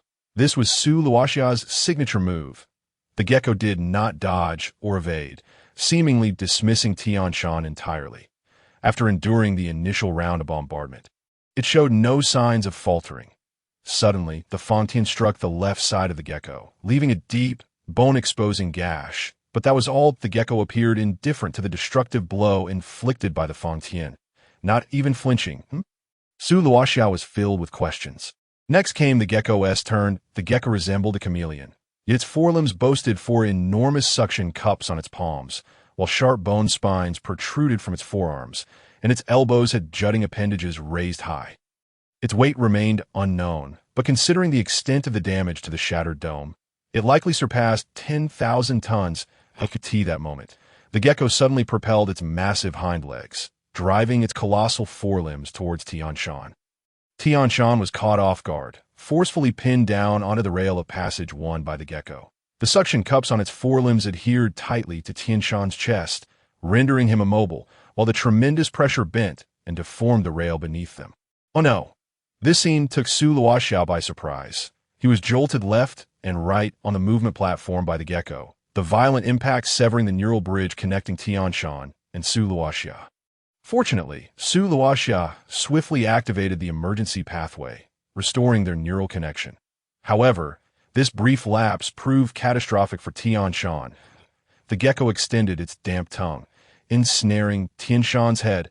As Newt had predicted, the tongue was coated in acidic substances, and within moments, the outer layer of Tian Shan's head armor melted into liquid. It would not be long before the pilot within the cockpit, Su Luoxia, faced dire peril. Luoyang, Helan, engage immediately. Jiang Tianjing bellowed into the comms. The gecko is an 8th-generation beast. All operational mechs, I command you to engage. At 4:00 a.m. on June 18, 2043, Wang and Helan did not dare to delay for even a moment. They leapt into the Pacific Ocean, stepping forward as 3 mechs engaged in a fierce struggle with the monstrous creature. The Titans battling amidst the chaos nearly obliterated Passage 1's rail, the sounds of metal clashing against flesh resonating throughout Victoria Harbor. Despite the numerical advantage held by the 3 mechs, the combat prowess of the gecko was unmatched. The sky blue Tian Shan had only just risen from the rubble when the gecko roared, slamming it back into the sea. This time, the gecko's long tongue lunged directly for Tian Shan's face, and Su Luoxia desperately dodged to the left, narrowly evading the beast's tongue, which missed and grazed past Tian Shan. Behind, Luoyang sought to provide assistance, but the gecko quickly retracted its head, lowering its body and sweeping its forelimbs across the water surface, sending Lung crashing down. Luoyang staggered backward 7 steps, creating a massive wave before colliding against the nearby wall of Passage 2, which buckled like cheese, leaving Luoyang sprawled on the ground like a drunken man. Luoyang sustained heavy damage. The comms erupted with the shouts of staff. The system in disarray, the mech losing balance. A 7th-generation light mech nearly faced elimination from a single blow by the gecko. The command center collectively inhaled sharply, in the arena. Only Helan remained unscathed. Everything had transpired too quickly. Only now did Helan seize the opportunity to re-engage the gecko. The mighty dragon crosses the river, commanded Helan's pilot, Zhou Qianhao, as he thrust his right arm forward, mimicking the mech's movement. Instantly, the massive doom spiral drill in Helan's right arm reached its maximum power, emitting a terrifying roar as it advanced. Although Helan's right arm was designed simply compared to its brethren, its destructive capability was indisputable. The fierce airflow generated by the drill even affected the ocean's surface, causing vast amounts of vapor to swirl upwards.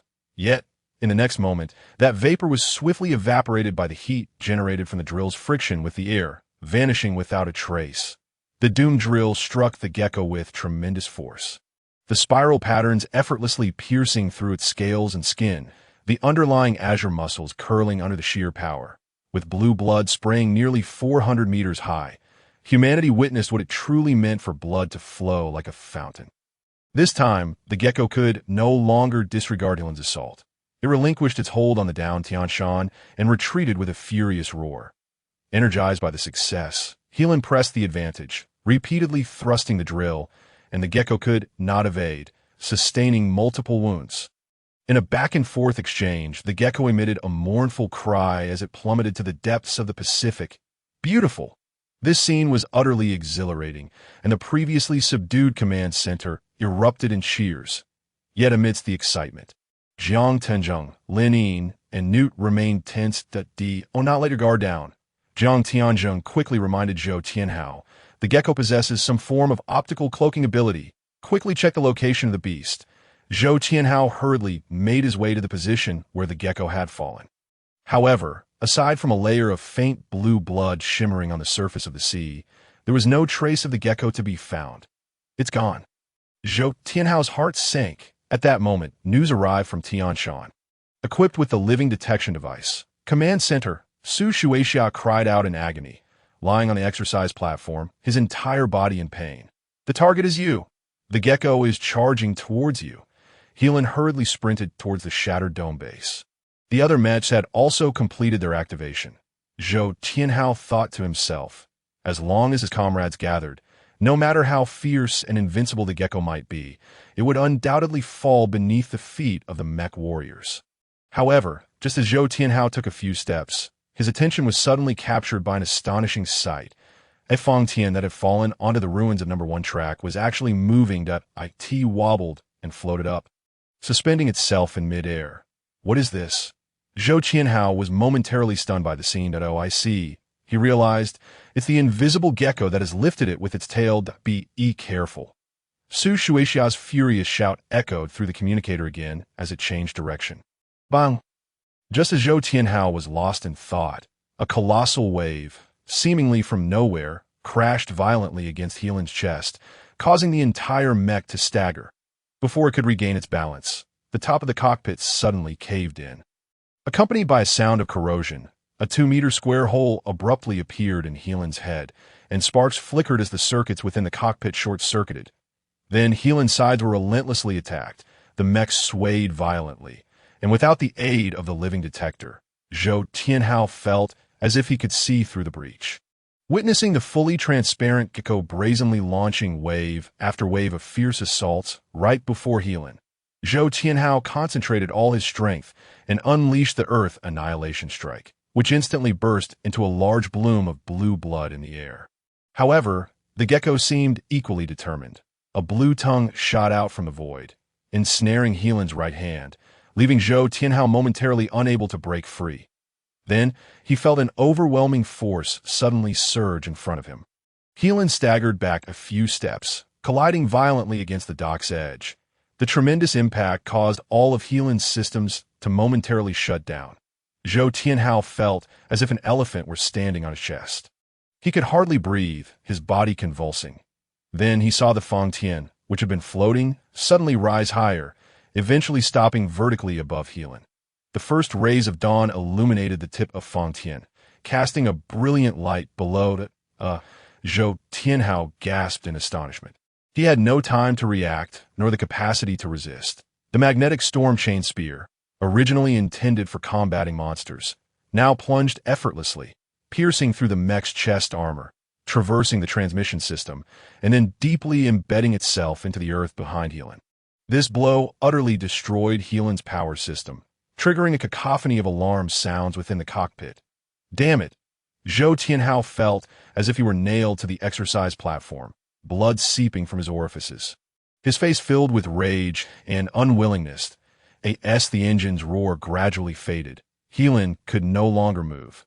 Heelan was obliterated, and both Luoyang and Tianshan found themselves in a state of stagnation. There could be no worse situation. The gecko, now having scored 3 points, abandoned Heelan and approached the shattered dome with deliberate steps. One could see its form. Jiang Tianzheng could only hear the beast's footsteps and witness the enormous footprints it left behind. It was an 8th-generation beast. Cold sweat streamed down Jiang Tianzheng's face as he thought. Now it was getting closer and closer to us. The gecko landed on the shallow beach southwest of the shattered dome. While Heelan lay smoldering at the shore point, 2 Sherdugan helicopters and a news helicopter circled above, their spotlight illuminating the ground. Unfortunately, they alone could not halt the gecko's advance. People still could not discern the exact location of the gecko. Its silicon-based skin absorbed all electromagnetic waves, rendering the enemy radar useless before it. Jiang Tianzheng could only deduce the gecko's advancing direction from the dust, footprints, and the blaring car alarms of the dock. In short, it was heading towards the shattered dome. Were the other mechs not ready yet?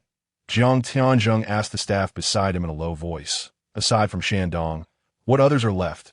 There are still Kunlun, Tai and Ingguan, the staff member added. Taiyang is in good operating condition and is preparing to strike from gate number 4. However, he hesitated. But what? Jiang Tianjing pressed immediately.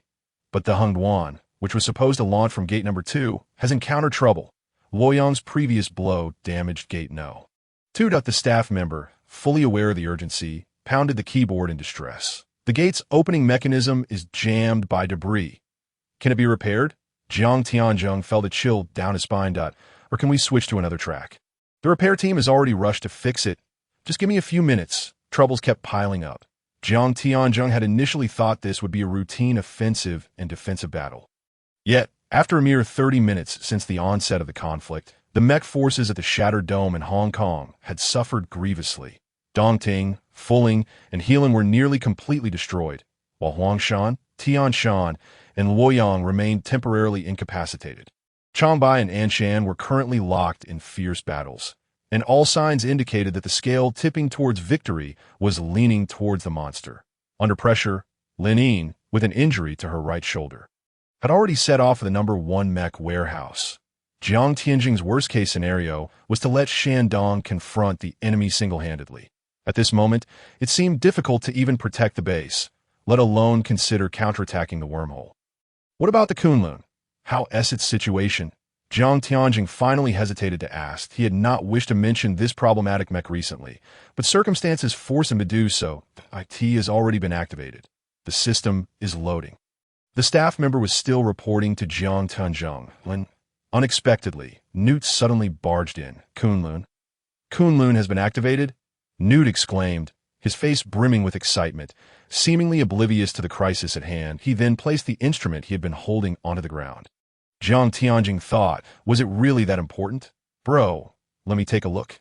Ignoring the staff's protests, Newt skillfully connected the device to the command center's database, and the data just transmitted from Kunlun instantly appeared on the instrument screen. Newt immediately took out another set of equipment from his pocket and began to compare the two meticulously. What are you doing? Jiang Tianzheng admonished with a hint of anger. Dr. Newt, this is not your time for research. Ignore him. That guy's gone mad again. Hermann interjected, redirecting Jiang Tianjing's attention. Sir, I believe we should immediately recall those 2 missile destroyers. Their firepower can temporarily delay the monster's advance until... Haha. Newt's sudden laughter startled both men. Sir, Newt suddenly turned, his face beaming with mirth. Who is the current pilot of Kunlun? Mike Kane? Jiang Tianzheng instinctively replied, but his expression changed immediately. Dr. Newt, I now command you to bang. Before Jiang Tianzheng could finish, the entire base shook violently once more, leaving everyone unsteady and tumbling to the ground. The gecko was upon them. Rosen also witnessed this scene. He first saw Heilun in the southwest direction collapsing under the blade of Fangtian, then observed the transparent gecko begin to stride confidently towards the shattered dome. Although Rosen could not yet discern the full form of the monster, his altered vision played a crucial role at this moment. The gecko's movements slowed as its outline became discernible in the dawn light, and Rosen felt it was sniffing the ground, crawling forward. Why was it sniffing the ground? Rosen pondered, then speculated. Could it be tracking a scent? Was it searching for something? Before long, the gecko suddenly threw its head back and howled, as if expressing some emotion. Before Rosen could study it further, the gecko immediately lunged towards the shattered dome. The dock residential area in the southwest of the base crumbled in an instant under the beast's frantic charge. Large chunks of pavement were lifted by the suction cups on the monster's feet as it rampaged uncontrollably. Moments later, bang! The monster collided intimately with the wall of the shattered dome. The massive structure, spanning over 1,000 acres, shook violently as the gecko crashed into it, creating a large hole in the southwest wall. Rosen and Sun Jingtang also fell during the tumult. Damn it! Sun Jingtang cursed loudly, followed by a nimble recovery. That beast must not be allowed to breach the base. He called out to Rosen, beckoning him to join the fray out of course. Rosen replied, rising simultaneously, his voice low and teeth clenched. He had been hoping to meet that old rascal. Raleigh, in hell. Without hesitation, Sun Jingtang tossed Rosen a tactical handgun, and the two sprinted towards the shattered dome. However, given the time it would take for them to descend and circumvent to the other side of the broken dome, the opportunity might slip away. So Sun Jingtang adeptly opted for a shortcut. They first accessed the hospital rooftop through a ventilation shaft, then ascended to the ledge of the shattered dome, where a protruding section less than half a meter wide awaited them. To the left lay the wall of the shattered dome, while to the right, a plummet into a 100-meter abyss loomed. Rosen was taken aback by the existence of this shortcut, as he maintained his balance and dashed forward. He inquired of Sun Jingtang, "How do you even know about this path?" Just as he spoke, Rosen's right foot slipped, nearly sending him tumbling down. Damn it, Rosen thought, if I die here, these past 20 years will have been for naught. This was the testament of heroes. Sun Jingtang's voice rang out from ahead, recounting how, during the first wave of the beast tide, those creatures charged towards Hong Kong seeking vengeance for your master, A.T. that time. Raleigh Becket was still in the hospital, undergoing pre-battle recuperation. Rosen was astonished. He had never heard of such an event. Your master ran from here to the mech warehouse, haha, and he was only in shorts. Sun Jingtang laughed heartily. Our first task as pilots back then was to traverse this very spot. Who would have thought it would prove useful today? At 4:05 a.m. on June 18th, 2043, as the two advanced further, the distance between them and the gecko gradually diminished, A.T. that moment. The gecko had engaged in combat with the regular forces of the PPDC Joint Military to thwart the gecko from invading the shattered dome base. The combined forces of the United States and China unleashed a barrage of artillery fire. Several armed helicopters whirred past Rosen's ears, and he could even see the resolute expressions on the pilots' faces. After a round of gunfire, the helicopters launched multiple Hellfire missiles towards the gecko. Over a dozen Type 99 main battle tanks surged forth from the military base behind the shattered dome, maneuvering around corners to form a formation, unleashing wave after wave of heavy artillery fire upon the monster. Even the missile destroyers originally en route to clear the battlefield turned back upon receiving orders. The Zhongjun Haiko raced through the waves towards the shattered dome base. They did not cease their assault as Hawk anti-ship missiles continuously launched from their vessels, raining down upon the gecko like a torrential downpour. In an instant, the air around the southwestern corner of the shattered dome was thick with a searing intensity. The glass of surrounding buildings shattered under the shockwave, and countless explosives and flames erupted, sending waves of heat crashing towards Rosen, even from a distance. Rosen had once believed that everything, save for the divine, would be purified in this inferno.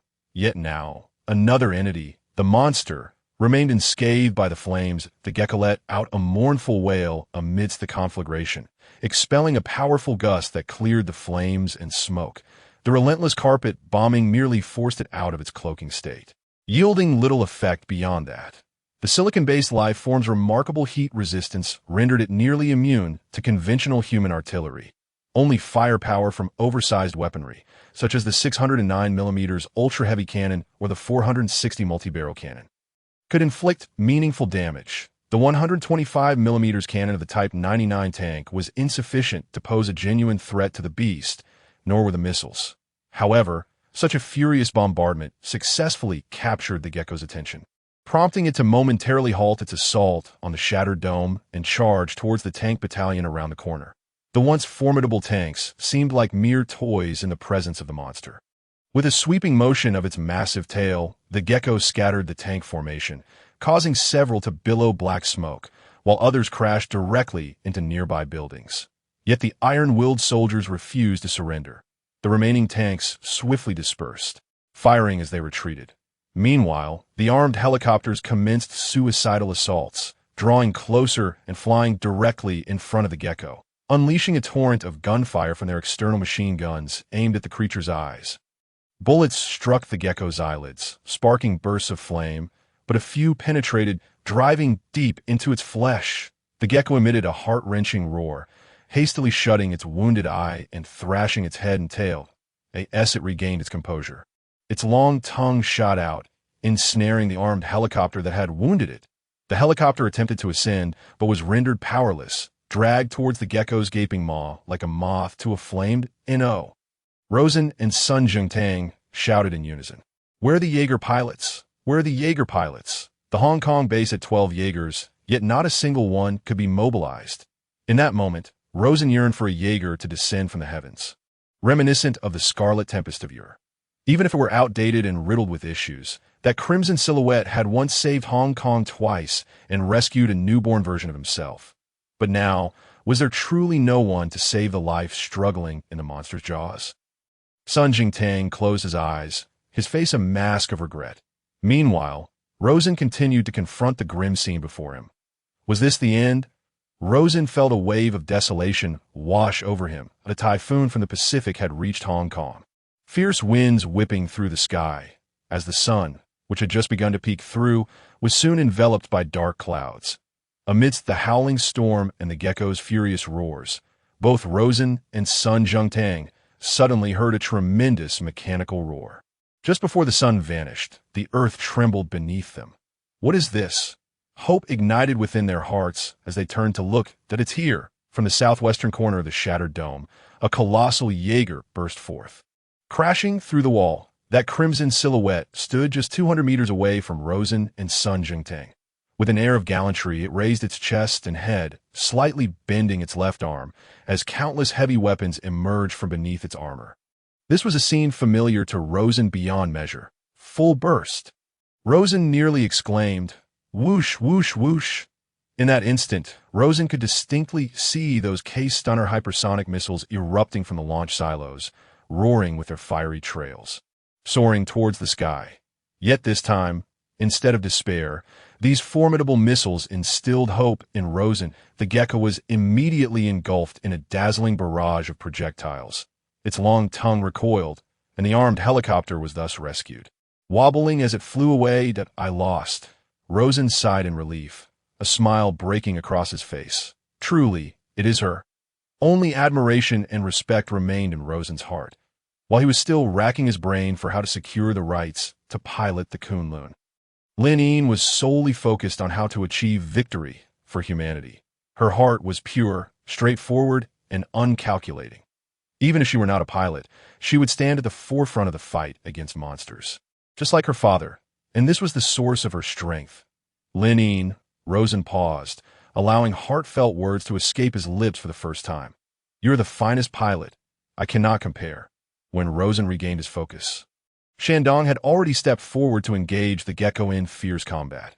After enduring a full round of attacks, the gecko was battered and bruised. However, its core remained unharmed. Other than moving slightly slower, the gecko still retained its agility. Meanwhile, Shandong, with his right arm, still unrepaired, was clearly at a disadvantage. He could only strike the gecko with his left hand, but the monster deftly evaded, raising its tail to lash out at Shandong's head. In that moment, Rosen's heart clenched. He had initially believed Shandong would secure an easy victory. But now he suddenly realized that Shandong's right arm had not been fully repaired, rendering him merely a shadow of his former self. This was dire. Rosen frowned, feeling a pang of regret. The injury to Shandong's right arm had been caused by his own actions. Struck by the monster's tail, Shandong clearly sustained significant injuries. Collapsing to one knee on the ground, the gecko seized the opportunity to advance, raising its forelimbs to press against Shandong's shoulders, forcefully thrusting the crimson shadow away. In their wake, all minor structures crumbled into dust. A thunderous crash resounded as they collided with the shattered western wall of the dome, merely 50 meters from where Rosen and his companion stood. The gecko and Shandong loomed before them, their colossal forms filling every inch of the duo's vision. The gecko attempted to assault Shandong's cockpit, but Shandong fiercely resisted, his left hand gripping the gecko's maw with unyielding strength. With each movement, clouds of dust erupted and fragments of stone flew in all directions. Sun Jingtang could hardly contain his astonishment. He roared as he raised his automatic rifle, unleashing a barrage at the gecko's head. "You damned creature!" Sun Jingtang bellowed amidst his gunfire. "Rosen, you must flee. Run now." The bullet struck the gecko's hide, igniting bursts of flame, yet proving utterly ineffective. Despite Sun Zhongtang's fervent efforts, he noticed that Rosen stood frozen in place, his gaze fervently fixed on the titanic struggle. The flames in his eyes intensifying with fervor. "Are you not going to run? Are you seeking death?" Sun Zhongtang shouted in frustration. "We shall not perish, at least not today." Rosen replied, "We stand upon the testament of heroes, do we not? I can feel him. He is answering my call." As their dialogue unfolded, the gecko raised its tail high, lunging fiercely at Shandong, who immediately grasped it tightly with his left hand. Yet in that moment, the gecko's tongue ensnared Shandong's left hand. Should it become incapacitated, this 8th-generation mech would surely be reduced to scrap. "Linine," Rosen declared, his eyes ablaze. "Now, I shall assist you." Boom! No sooner had Rosen spoken than the shattered exterior wall of the dome collapsed with a deafening roar, enveloping the area in a cloud of dust, accompanied by a resonant rumble. Alongside it emerged a brilliant red light. The spine-chilling sound stirred memories within Sun Zhongtang. He recognized it all too well. This was the unmistakable sound of an engine starting. A unique hallmark of every mech warrior. He immediately turned his gaze towards the source. Suddenly, a massive silver hand emerged from the swirling dust. Whoosh! A flash of silver sliced through the air, severing the gecko's tongue. The beast let out a heart-wrenching wail. In an instant, the silver figure fully materialized before them, seizing the gecko and dragging it away from Shandong, crashing through a skyscraper, leaving a gaping hole in their wake. Yet this spectacle was fleeting. The lower half of the hollowed skyscraper collapsed with a thunderous roar, entirely obscuring the two giants' forms. "What is this?" Sun Zhongtang stood in stunned silence until Rosen roused him from his stupor. "Elder," Rosen said calmly, "the battle is not yet over." June 18, 2043, 4:07 a.m. Meanwhile, as the silver figure dragged the gecko away from Shandong, the personnel in the command center exhaled a collective sigh of relief. The figure was none other than Kunlun, who had been on standby in the 6th mech warehouse. Moments ago, Kunlun had plowed through several doors of the mech warehouse and the shattered dome's exterior wall, now engaged in a fierce struggle with the gecko. Experience speaks volumes. Jiang Shijing mused. It was indeed a wise decision to keep Mike Kane confined within the shattered dome that I.S. Kunlun's communication device repaired after its failure in the last battle. Jiang Shijing inquired of a nearby staff member. "It has been fully repaired. Connect me." Just as the command center established a signal with Kunlun, an urgent voice message suddenly echoed from the communicator. "Command center?" Mike Kane's voice sounded panicked. "Kunlun is out of control." "Did you enable remote control?" "What are you talking about?" Jiang Shijing could hardly believe his ears. "That aren't you the pilot of Kunlun?" "Remote control? We lack such technology." "What? Then what is happening? I'm not piloting it." Mike exclaimed anxiously. After the system loaded, the movement platform was locked. "I cannot move at all." The atmosphere in the command center grew increasingly tense. On the large screen, Kunlun and the gecko bobbed up and down in a sea of dust. Kunlun's movements were remarkably fluid as he deftly evaded the gecko's powerful strikes, while leaving a series of alarming gashes on its body with his left-handed chainsword, splattering azure blood across Kunlun's exterior. Kunlun raised his right fist, the cloud storm's high-pressure magnetic vortex glowing to life. Then, that electrified fist came crashing down upon the gecko's head, causing metallic debris to be pulled from the dust and whistle through the air. The gecko was left disoriented and in a state of disarray. Kunlun's actions flowed seamlessly, but Mike Kane adamantly denied that it was his handiwork. Who, then, was piloting Kunlun? This question brewed in the minds of all present. "Look here," Newt suddenly interjected, raising his right hand with a smug expression, pointing to a secondary screen adjacent to the main display, which showcased the synchronization rates of each mech and its pilot. "Do you see?" Following Newt's finger, everyone quickly noticed something peculiar. The powered-off mech had a synchronization rate of 0, while all active mechs, from Shandong to Tianshan, boasted synchronization rates above 85. Yet, there was one exception: Kunlun. At a mere 50, stood out like a sore thumb. "That is not Mike Kane's synchronization rate." Jiang Shijing narrowed his eyes, a flicker of realization dawning upon him. "Are you suggesting that Rosen is remotely controlling Kunlun?" "No, it isn't remote control," Newt corrected, his excitement palpable. "You have yet to grasp my meaning. Kunlun and Rosen share identical brainwave patterns.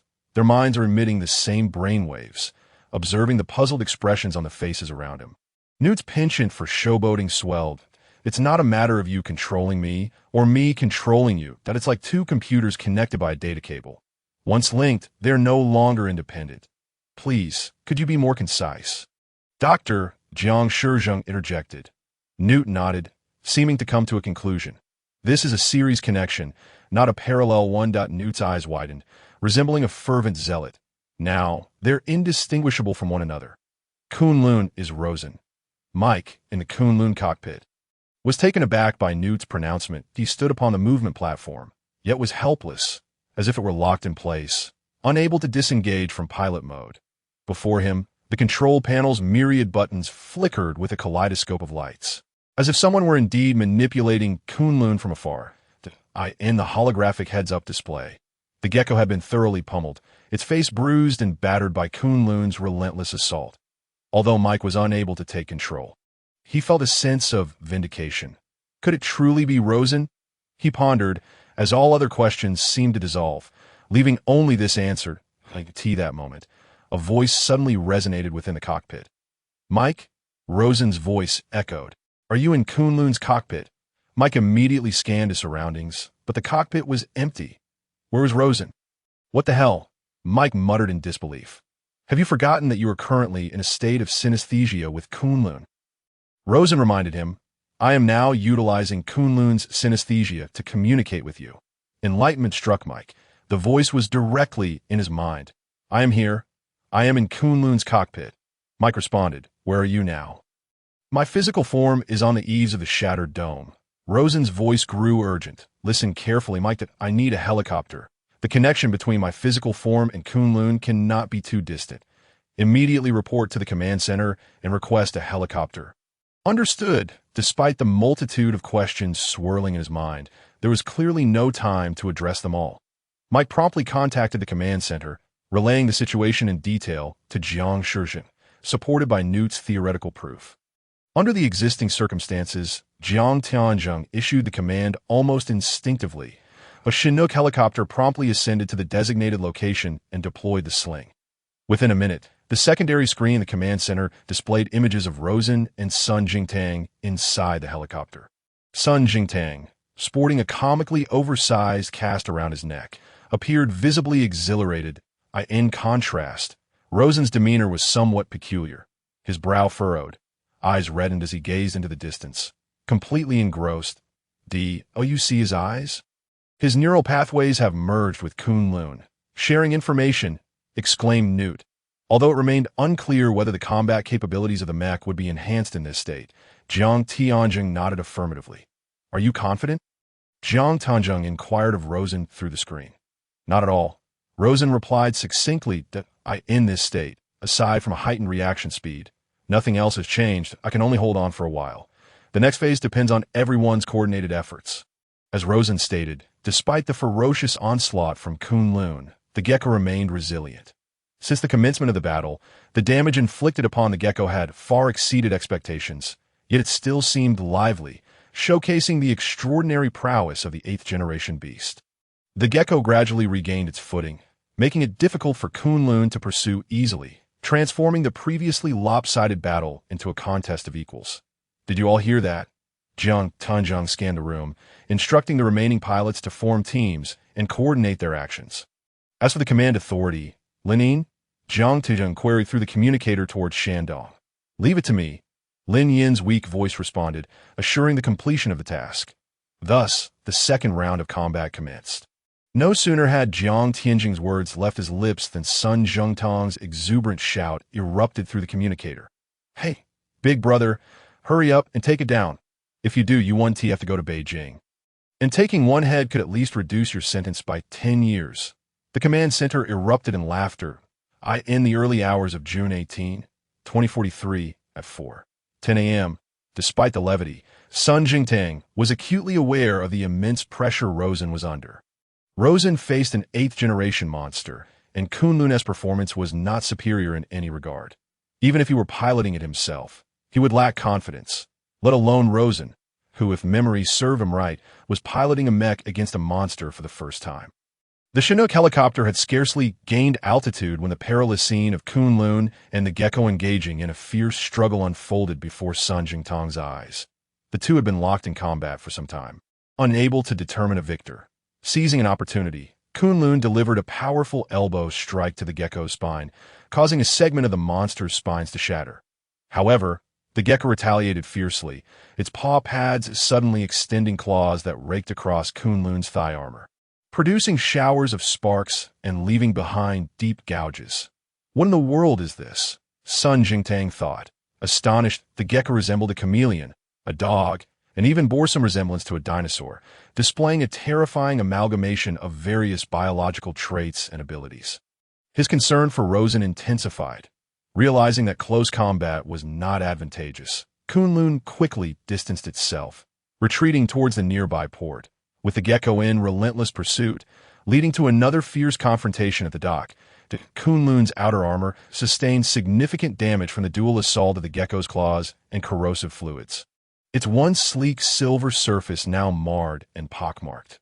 Nevertheless, Kunlun managed to gain ground, as the battlefield gradually moved away from the urban area of Hong Kong, mitigating the destruction to the city.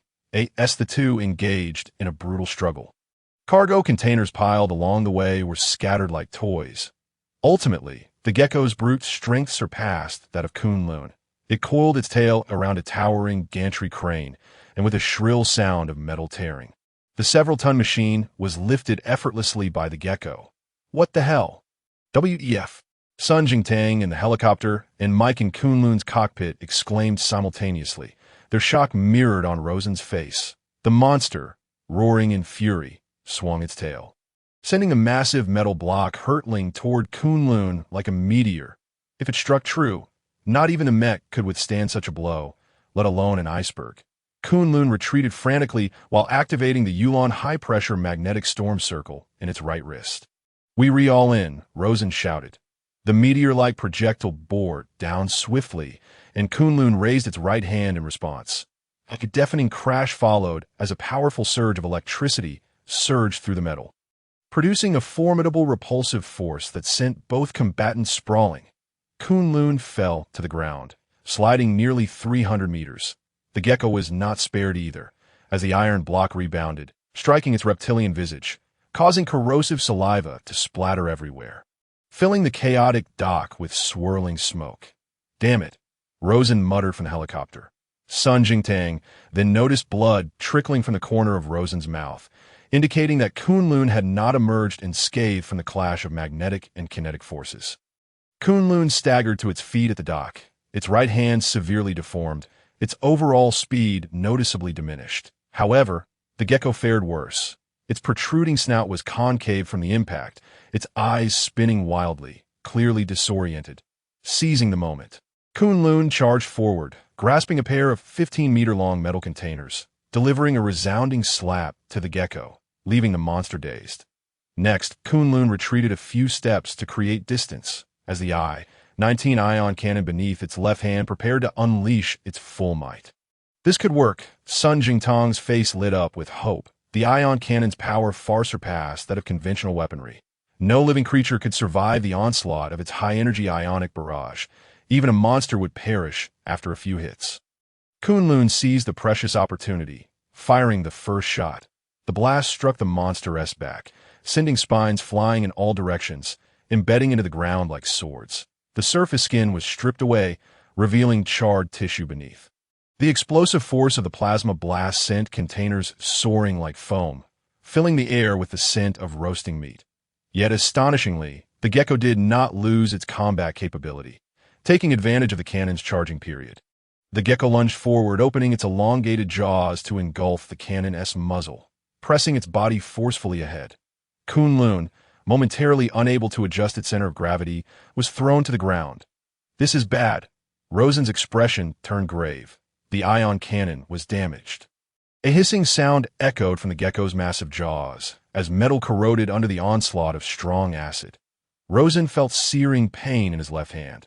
Without a second thought, he realized that Kunlun's left hand was likely melting like wax under the acid's corrosive touch. In a moment of inspiration, Rosen seized the opportunity. His weapon was now lodged in the monster's maw, presenting the perfect chance for a counterattack. Resolute, he commanded Kunlun's left hand to transform again, reverting to its original palm state. As the chain sword sprang forth from the wrist guard, piercing through the gecko's lower jaw. With a powerful tug, Kunlun ripped back, splitting the gecko's jaw into two, as copious amounts of viscous fluid and blood adhered to Kunlun's left hand. Dripping messily onto the ground, the gecko emitted a heart-wrenching scream, thrashing about in agony, teetering on the brink of losing control. Is this possible? Countless onlookers gasped in disbelief, having thought Kunlun was doomed just moments ago, only to witness the mech pilot execute a stunning and dramatic turnaround. Jiang Tianzheng watched with a myriad of emotions playing across his face. He could now be 100% certain that the rumors were true. Rosen had not been defeated by consecutive failures. He had not squandered this year. The operation manual certainly did not contain such a tactic, Jiang Tianzheng mused. When it came to tactical skills against monsters, Rosen might very well be on par with the seasoned pilots. He might indeed deserve a place in the plans on the large screen. Kunlun shook off the acidic substances clinging to its form and strode purposefully towards the gecko. Although both of Kunlun's hands were severely damaged, with its left hand grotesquely corroded and the chain sword barely connected to the wrist guard, and the right hand warped and deformed, on the verge of ceasing to function, all that mattered now was to hold off the gecko.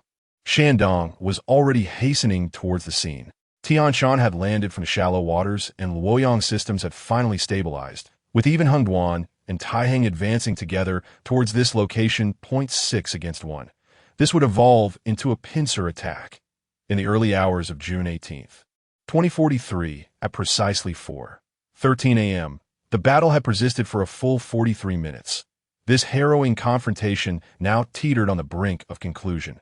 Amidst the raging winds, a tempest engulfed the entirety of Hong Kong, with distant glimmers faintly illuminating the vast tapestry of night. At this moment, 6 mechs of varying models stood resolutely beneath the darkened clouds, bracing themselves against the relentless storm. They had encircled the gravely injured gecko, while from the districts of Kun Tong to the southern district, the Chinese Navy and Air Force stood poised, ensuring that nothing could escape this meticulously woven snare. Rosen brimmed with confidence. Contemplating that even angels must fall in this place, the gecko appeared to harbor no intentions of fleeing.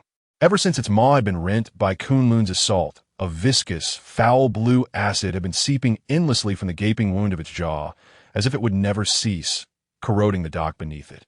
It gasped laboriously, casting a venomous glare at Kunlun, as if fixated on an implacable nemesis. At this juncture, Sun Jingtang was surveying the scene through binoculars. That beast still harbors a grudge against you. He chuckled. It seems you'll be in for a challenge soon.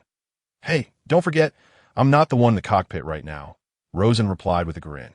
Indeed, both Rosen and Sun Jingtang were currently hovering in a helicopter hundreds of meters above the chaos. Although the storm rattled the aircraft, it was undeniably safer than the tumult below. Attention, everyone, came Lin Yin's resolute voice through the comms of the 6 mechs. Rosen immediately stowed his smile, casting a serious gaze over the battlefield. It was time for levity to end. I will assist Kunlun in restraining the monster.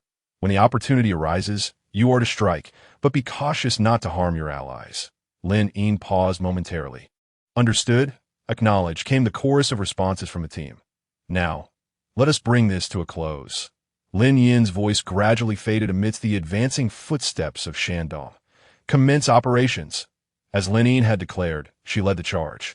The crimson Shandong lunging towards the gecko, with Kunlun swiftly following from another angle, effectively sealing off the monster's escape. The gecko roared in defiance, retreating wildly, when suddenly it radiated a kaleidoscope of colors, its hind legs gradually vanishing into thin air. It's attempting to cloak itself. Su Shuangxia cried out urgently. Stay calm. Lin Yin commanded, her tone firm. I have a plan. With a swift motion of Shandong's left hand, the binding god silk, a long, memorable cord in Rosen's memory, was instantly unleashed. Upon closer inspection, Rosen noted that the front end of the binding god silk was equipped with 3 sharp barbs, the long rope shooting forth a distance of several hundred meters, ensnaring the front limbs of the gecko with tenacious grip. However, before elation could fully set in, an unforeseen calamity unfolded. The monster unleashed a torrent of acidic fluid from its maw, severing the metallic binding silk in an instant. Now free from restraint, the gecko vanished from sight, cloaked by the ferocious storm. Where has it gone? The ravaging tempest perfectly concealed the creature, plunging the onlookers into confusion. Yet, Rosen couldn't help but chuckle that a fragment of the binding silk still clung to the monster. At this moment, the remnant hovered 10 meters above the ground, slowly drifting towards the western shallows.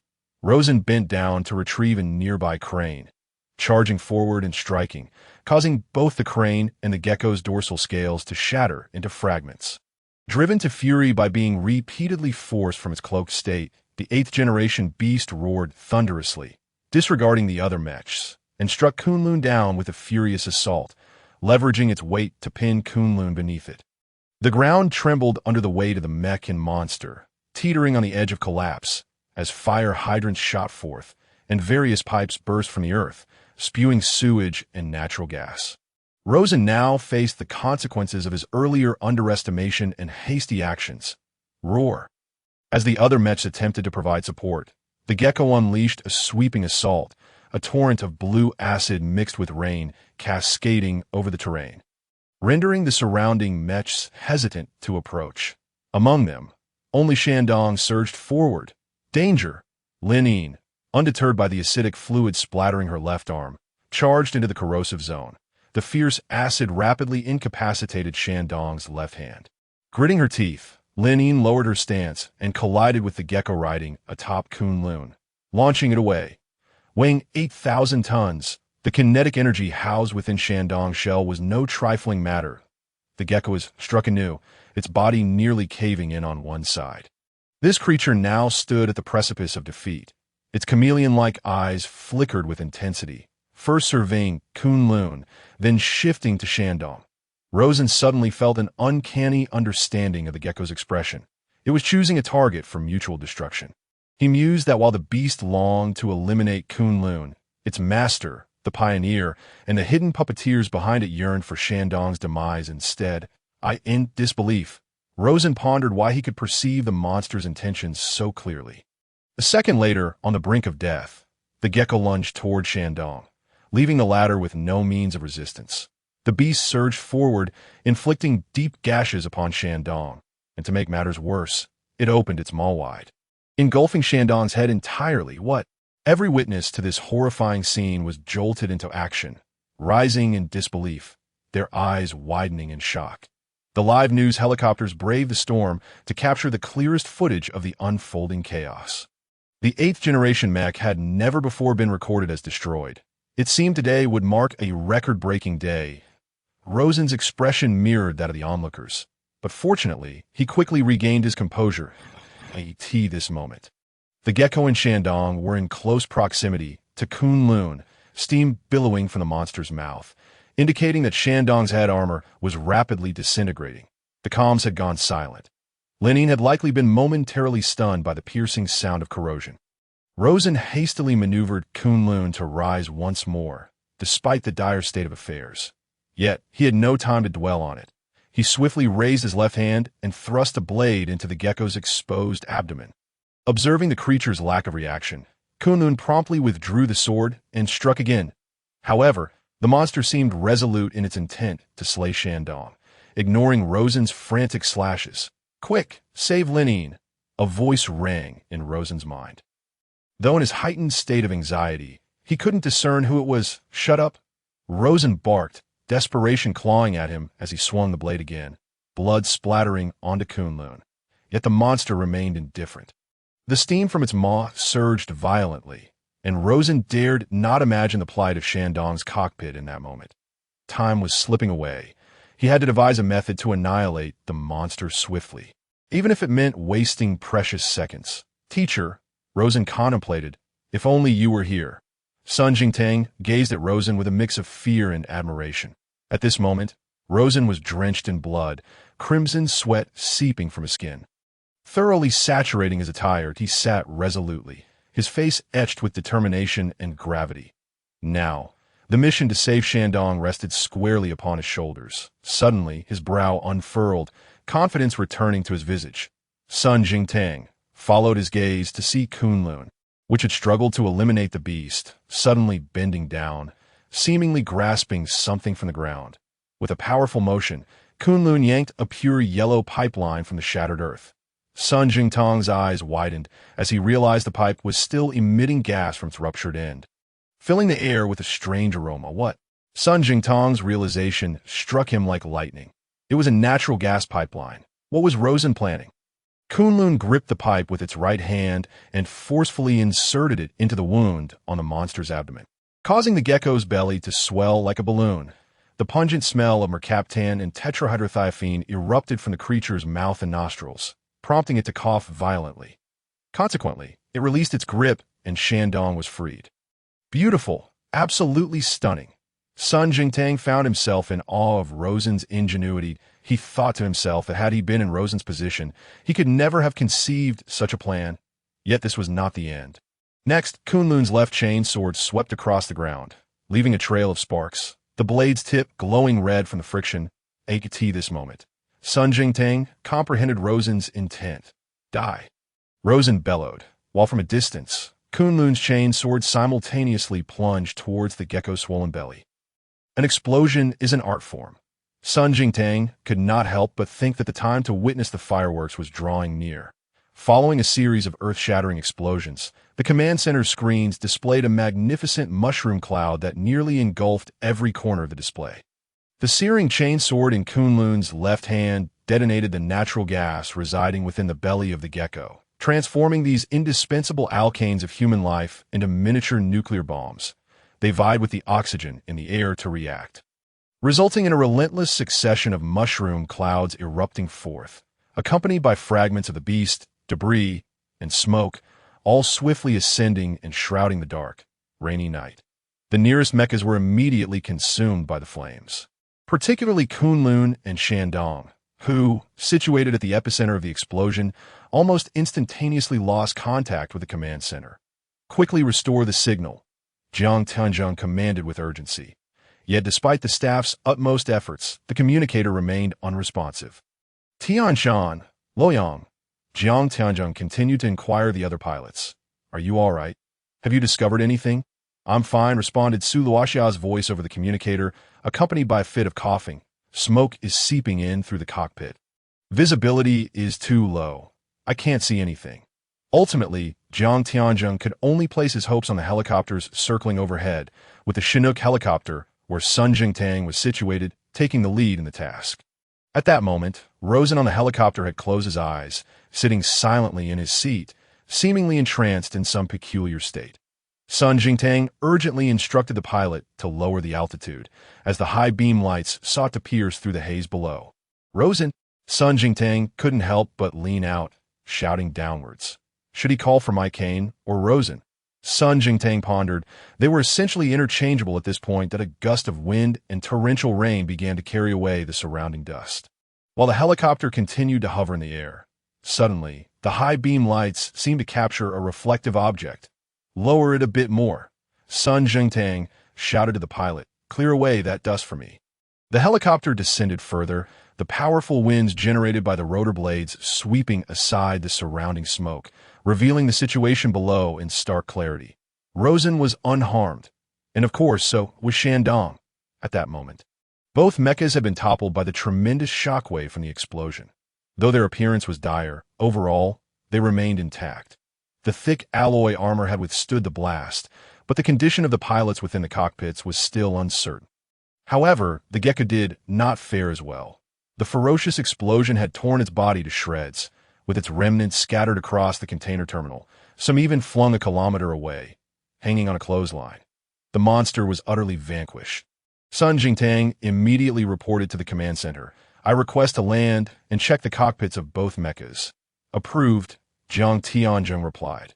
Thus, after waiting for the temperature at the explosion center to cool, the Chinook helicopter slowly descended towards the location where the two mechas had fallen at T4:25 a.m. on June 18, 2043.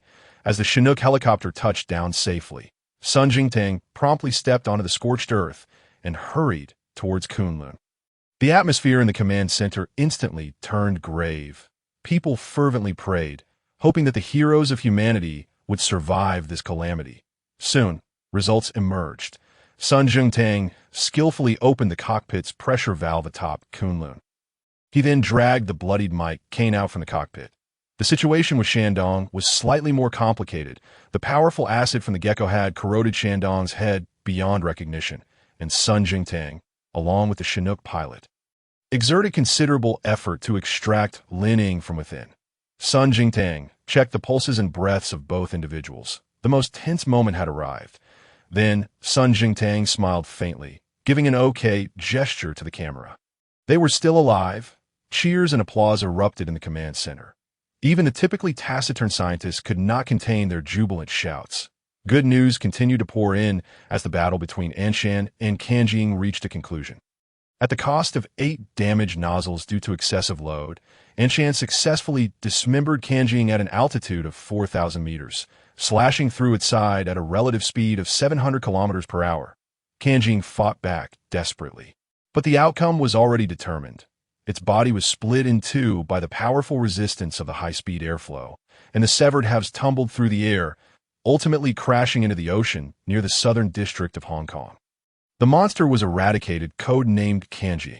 Raleigh Becket's weak yet resolute voice emerged from the communicator. The mecha sustained 36 damage and can no longer continue fighting. Anshan, requesting to return home. Zhang Tanzhong immediately consented to Angie's return request.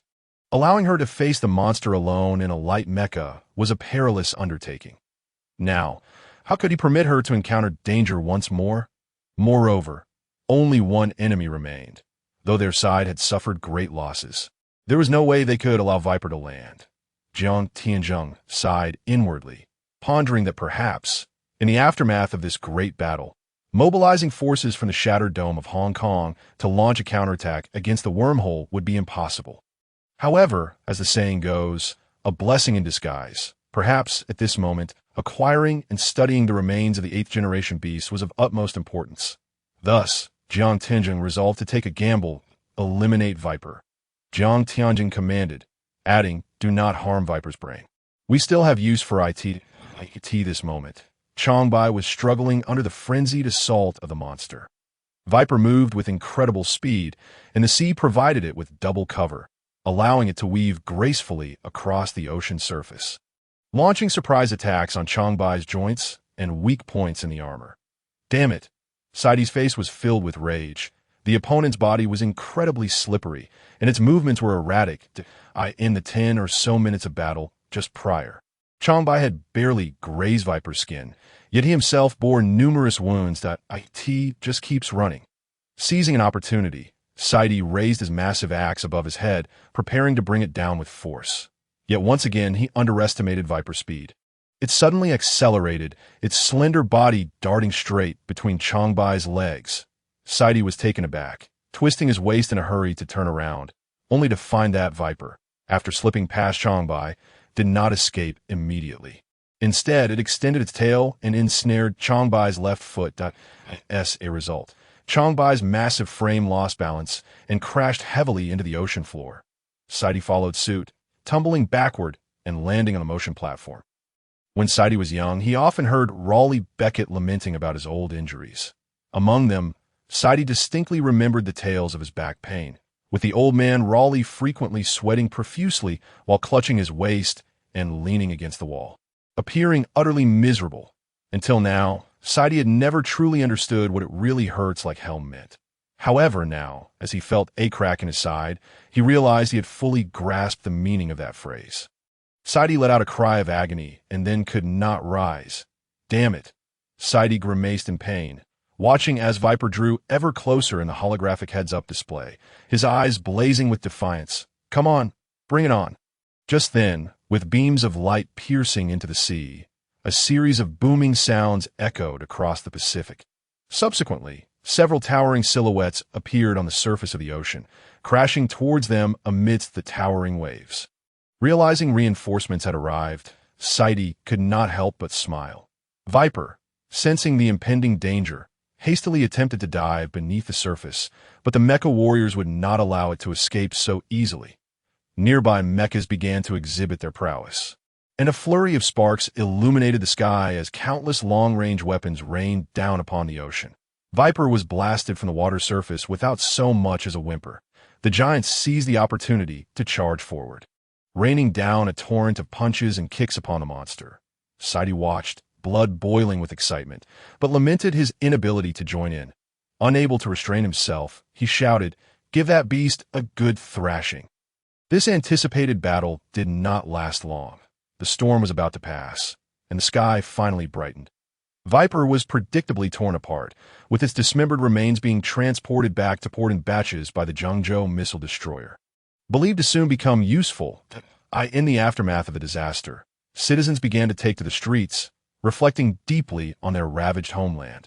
However, what could be more important than being alive? Jiang Tenjing shared a profound sentiment. As yet another monstrous assault had subsided, he closed his eyes, swelling with pride for the triumph and the valiant efforts of the pilots. Later, upon receiving the news of Tang Yi's rescue, he felt even more gratified, convinced that this near-death experience would serve as an invaluable lesson for the fledgling youth, in essence, everything filled Jiang Tianzhong with immense satisfaction. Moreover, there was one individual who deserved special mention. Jiang Tianzhong felt as though he had stumbled upon a treasure. No, he should say that this person was the first to vanquish the 8th-generation monster. Soon, he opened his eyes and issued a special command. Promoted personnel. Rosen.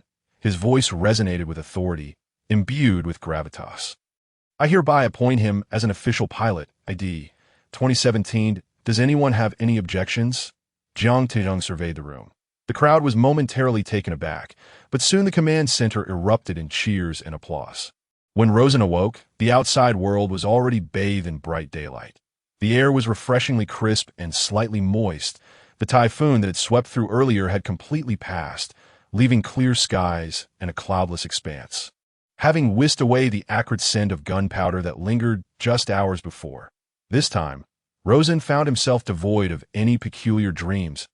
As he sat up, he discovered he was lying on a large bed, adorned with sheets and blankets of purest white, simple yet exuding a sense of tranquility. In a way, Rosen thought to himself, after all that commotion, I ended up back here. However, there was a notable difference this time. There were no burly guardians watching over him, and to his right was another T that moment. Ting E, his entire body swathed in bandages, lay there, surrounded by humming medical machines, appearing still unconscious. It seemed he was now in a standard hospital room. Suddenly, Rosen recalled the events leading to his unconsciousness in that critical moment, he had conceived the audacious plan to detonate the natural gas. And as Kunlun's left hand pierced the gecko's abdomen, his only thought had been the urgency of saving lives. Fortune was indeed on his side. Gazing at his own intact limbs, Rosen exhaled in relief. Just then, the door to his room swung open. Brother, you've finally awakened. A familiar voice burst into his ears. I thought you'd be out for at least 10 days or so. Mike Kane stepped in, clad in a short-sleeved shirt, his shoulders heavily bandaged, and several band-aids adorning his face. Yet he seemed utterly unconcerned about his own injuries. In one hand, he held a beer, and in the other, a chicken leg. You must be hungry. Mike approached the bed, waving the fragrant chicken leg before Rosen with a mischievous grin. This is a special treat from the cafeteria staff, our spoils of war. Under the onslaught of Mike's culinary persuasion, Rosen's stomach immediately protested. He realized he had been famished for quite some time. How long have I been asleep? He asked, snatching the chicken leg with little ceremony, eagerly devouring it. Exactly 8 hours. It's now 3 p.m. on the 18th. The celebration feast just concluded, and your timing for a nap couldn't have been worse. Mike exclaimed excitedly, we just had a basketball game among the trainees. That guy was so weak he twisted his ankle, but insisted on playing. I scored 40 points off him. You should have seen his face. It was utterly contorted in rage. Mike chattered on. And Rosen listened attentively. It seemed there would be no monsters emerging in the near future. Rosen mused, and with time on his hands, he might as well enjoy the moment. Whenever basketball was mentioned, Mike's enthusiasm surged. It was astonishing that even after becoming a pilot, He remained so optimistic, which left Rosen in awe. Most trainees underwent significant personality changes upon becoming official pilots, not merely due to the weight of new responsibilities, but also because their psychological states were magnified in the face of monsters. Many became aloof and arrogant, while others displayed extreme personalities. After all, they were among the most unique individuals in the world. For instance, both Sun Jingtang and Mike seemed to embody aspects of each other. Although Sun appeared guarded and unapproachable, Rosen discovered that beneath the surface, he harbored a fiery passion once they became acquainted. Rosen suddenly pondered, aside from Raleigh Becket, these two seemed to be the first pilot friends he had made over the years. Perhaps interacting with others was not as daunting as he had thought. Thanks to Mike's incessant chatter, news of Rosen's awakening swiftly spread throughout the shattered dome, with visitors continually streaming in to see him. Rosen encountered Sun Jingtang, Su Shuixia, Zhou Tianhao, Zhang Wenhui, and others. Among them, 3 pilots stood out vividly in his memory for their selfless bravery and tenacity during the recent battle. Though Helan had been destroyed, and Tianshan and Huangshan had sustained varying degrees of damage, Rosen felt an undeniable admiration for these valiant pilots. Notably, Sun Jingtang and Mike were indeed hitting it off, both being seasoned pilots of the 6th generation with similar experiences. Upon meeting, they exchanged expressions of camaraderie as if lamenting the lost time, engaging in lively conversation that brought Rosen great comfort. He also greeted Raleigh Becket, who appeared more relaxed following the intense battle. Blushing slightly, she inquired if he had sustained any injuries. Upon receiving his reassuring response, she patted her chest in relief, a gesture that genuinely touched Rosen. Although Angie seemed innocent and pure, Rosen recognized her iron will. Akin to that of her mother, the nuanced grace of Eastern women prevented her from easily revealing her true self. One needed to observe closely to discern it. Of course, if one were a monster, she would swiftly unveil her true nature. Moreover, Rosen sensed a shift in his attitude toward Angie. Previously, he regarded her merely as a mischievous junior. Even when he had been a complete rascal, she had relied on him. As his demeanor gradually evolved over the past year, Angie's attitude towards him had also shifted. She frequently pretended to provoke him, only to reassure herself afterward. Initially, Rosen believed Angie merely felt pity for him. But now he sensed that their distance was slowly narrowing. Nevertheless, he was not yet prepared to embrace this budding feeling. With monsters still wreaking havoc, Rosen reflected, I am now an official pilot. I do not know when I might depart this world. And Angie is a prodigy. Her journey is far from over. Rosen, what are you thinking about now? Angie asked, perched at the bedside, her large eyes blinking inquisitively. Rosen suddenly found himself at a loss for words, unable to articulate his thoughts, and could only manage an awkward smile. Just then, the rustling of clothing echoed from the crowd, and all eyes turned to the entrance. As Jiang Ting entered, he strode directly toward Rosen, prompting those around him to step back, creating a path. Rosen instantly rose from his bed, gazing at him with solemnity. Once they were positioned, they exchanged formal salutes. I have witnessed 133 monsters fall, and I have seen 34 mecha warriors rest in eternal slumber before my eyes. Jiang Tijung proclaimed, his voice resonating clearly throughout the room, audible even to those in the corridor. Yet regarding this battle, I can only express 4 words, breathtaking beyond words. A resounding applause erupted around him, and a smile involuntarily graced Rosen's lips. This was his first instance of receiving direct commendation from Jiang Tianzheng, and he had not anticipated it would occur in front of so many people. Although he had heard of Jiang Tianjing's fair yet stern judgment, the sudden surge of positive energy left Rosen somewhat flabbergasted. Those familiar with Rosen offered him congratulatory smiles, and he felt a fleeting sensation of euphoria. It was no surprise. Rosen's year of perseverance and dedication had not been in vain. This was his moment of reward. Jiang Tianzheng turned to the crowd, raising both hands, and the room fell into silence.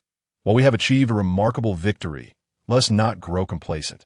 This triumph is but temporary. He paused briefly to redirect everyone's focus. In this battle, we suffered significant losses. The planned counteroffensive against the wormhole within 36 hours is now virtually unattainable, and the 8th generation beasts have emerged. Undoubtedly, the situation ahead will only worsen. We do not know when the monsters will descend upon us again. All we can do is prepare ourselves and face them bravely. Jiang Tianzheng clapped his hands together. All right, the celebration is over. Now, return to your posts. Jiang Tianzheng surveyed the crowd, as everyone offered him a respectful salute before gradually exiting the infirmary. In the end, only Jiang Tianzheng and Luo Sun remained, exchanging glances. Jiang Tianzheng nodded at him and then turned to leave. Luo Sun, suddenly enlightened, quickly followed suit, sensing that Jiang Tianzheng had something to say, and he himself was also filled with confusion. Some matters were better addressed openly. The two walked in silence, one after the other. Before long, Luo Sun arrived at the command room adjacent to the shattered dome on the second floor. He was aware that Jiang Tianzheng's quarters were located here, though this was his first time seeing them in person. The first thing that caught his eye was a towering pile of documents stacked at the entrance, reaching the height of an adult. Jiang Tianzheng passed by without glancing at them. However, Luo Sun understood all too well that these documents were undoubtedly sent from the Central Authority following the recent wave of monster assaults. Stealing a glance, he saw an array of appointments, transfers, commendations, and punishments that aren't you going to look at these? Luo Sun cautiously inquired, Is it of any concern? What is there to see? Jiang Tianzheng responded without turning back.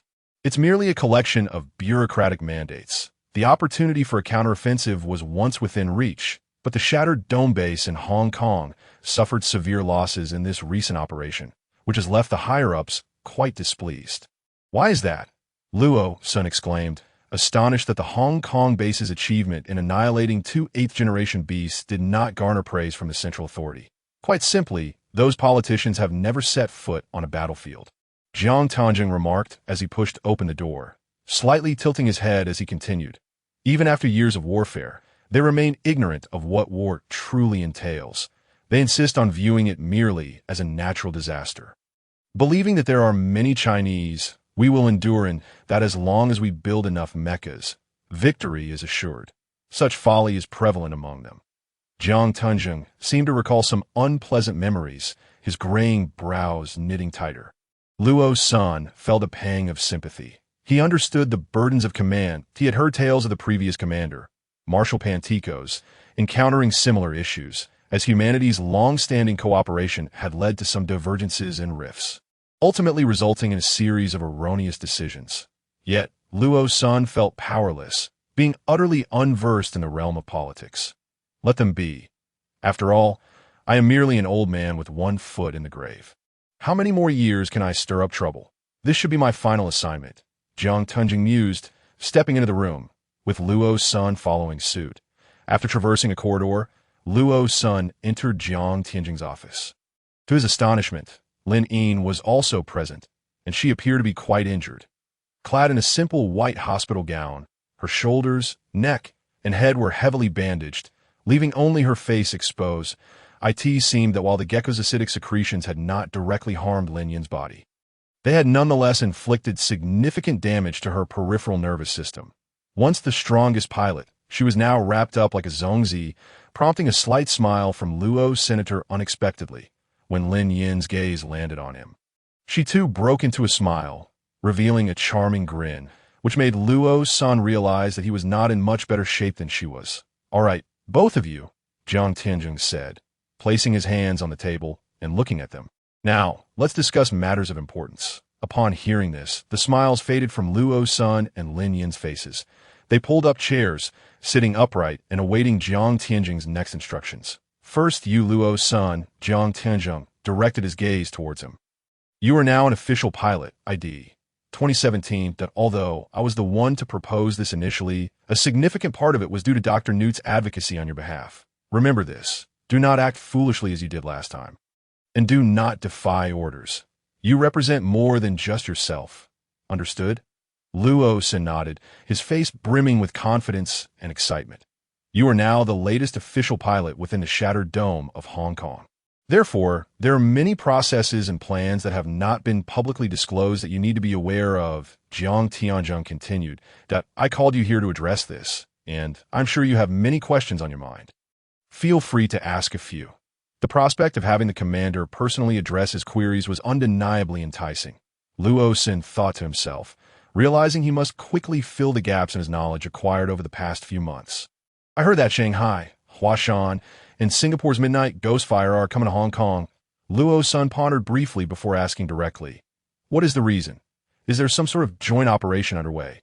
"Indeed," Jiang Tianjin confirmed, "and not just them. While you were unconscious, I conducted video conferences with the heads of states from the United States, Russia, Australia, and other Pacific Rim countries. These nations are typically inefficient, yet the emergence of the eighth-generation beast has evidently startled them. They have decided to expedite their assistance in our salvation plan, and if all goes smoothly, by the end of this month, we shall witness a multinational coalition comprising over 50 mechas." Luo Sen's eyes widened in surprise as he immediately grasped the significance of Jiang Tianjing's words. "Salvation plan?" He inquired that he realized that with so many nations willing to provide mechas for the operation, the plan's importance was self-evident. "Precisely, the salvation plan, or salvation operation," Jiang Tianjing nodded. Continuing, "We intend to establish a state-of-the-art emergency response base in the Central Pacific Ocean, funded collectively by various nations, each contributing their finest pilots to be stationed there. To be specific, its location will be near the islands of Hawaii at that time. Over 50 mechas will be stored there, equipped with the latest super-large living detection devices capable of covering the entire ocean. When there is any disturbance in the Pacific, we can ensure that our mecha warriors will descend within 2 hours to eliminate the monsters." A sense of enlightenment washed over Luo's senator. The significance of this base was akin to that of Tongguan before Chang'an City, or the Great Wall in the northwest. IT would not only significantly reduce humanity's response time to monster threats, but also divert the monsters' attention, indirectly providing security for the ordinary populace on land. Suddenly, Luo's son understood the purpose of Jiang Tianjing summoning him. Since they were discussing the salvation plan, it was virtually certain that it related to this. Indeed, Jiang Tianjing's subsequent words confirmed Luo's sense suspicions. "It seems you have already guessed it. I also asked Lenin to join us to seek her consent," Jiang Tianjing said with a slight smile. "Yes, you Angie Becket, Lenin, Zhang Wenhuxu, Su Shuaixia, and Saitai Andrews. These 6 individuals constitute the participant list for the salvation plan submitted by the Hong Kong Shattered Dome base. I oppose this to as soon as Jiang Tianjing finished speaking. A voice of dissent rang out in the office. "I have no objections to Angie Becket, Su Shuaixia, and Zhang Wenhuxu." Lenin suddenly turned to Luo's son. Her earlier smile vanished, replaced by a serious and cautious demeanor. "Those 3 at least have over a year of mecha piloting experience." The whirlwind-like aura that Lin Yin exuded returned, and Luo's son thought to himself that she was indeed not an easy negotiator. "However, I hold reservations regarding the inclusion of Luo's son and Saitai Andrews." Lin Yin continued, "It is well known that both of them have been problematic figures within the Shattered Dome. Saitai is notoriously headstrong and lacks composure, while Luo's son has no piloting experience whatsoever. His only attempt was during." Lin Yin's expression suddenly shifted to one of indignation, and she let out a huff through her nose. "Indeed," she said, slightly begrudging as she turned her head away. "In the chaos caused by Luo's son a few days ago, I was indeed thoroughly dealt with by Kunlun. Yet this alone is insufficient to justify my support for Luo Sen's inclusion in the salvation plan." Oh, Luo's son sighed inwardly, acknowledging Lin Yin's candidness. Is there anything else?" He quickly realized that Lin Yin had more to say. Furthermore, Luo Sen's 2 combat actions were entirely outside the tactical parameters set, and your actions may pose risks to yourself and your comrades. In my view, you are not a suitable candidate for this mission." Upon saying this, Lin Yin suddenly noticed Jiang Tianjing's unwavering gaze fixed upon her. She felt that her comments might have unintentionally questioned Jiang Tianjing's tactical command, prompting her to hastily close her mouth. "Very well." Jiang Tianjing nodded in acknowledgement as Lin Yin concluded her remarks. "Now, Luo's son, do you have anything to say?" "Of course." Rosa nodded in acknowledgement and continued. "Perhaps Lin Yin was not entirely wrong. Apart from the simulator, I indeed possess no actual piloting experience. Yet, let's not forget that just last week, I was a trainee whose synchronization rate was even lower than that of a dog. But what has transpired since then?" Rosen's expression grew increasingly complex, a tumult of anger, humiliation, and sorrow clashing violently within him. I can assert that I did not falter against Shandong, even if Kunlun's performance pales in comparison. Rosen pressed on. I can also claim that I exerted my utmost effort during this morning's battle. Although no one had provided me with a pilot's suit. Linine, you are correct. My actions were utterly unaligned with tactical expectations and could very well endanger my comrades. However, in the real world beyond the simulator, lives awaits salvation before me and behind me, compelling me to make decisions and bear all repercussions. Rosen fixed his gaze firmly on Linine, for this is the very first lesson imparted to us by our teacher. Rosen had not intended to speak so arrogantly and harshly, yet he felt a profound indignation and protest at Lin Yin's words. After learning of his declining synchronization rate, Rosen had devoted the past year entirely to studying the monsters and enhancing his synchronization. He had spent countless sleepless nights examining monster specimens and tirelessly drafting papers, nearly exhausting himself in pursuit of that elusive synchronization rate, eroding the once proud and arrogant Rosen in the process. Now, Lin Yin's remarks seemingly aimed to dismantle all the efforts he had invested over the past year. What fault lies with me, you?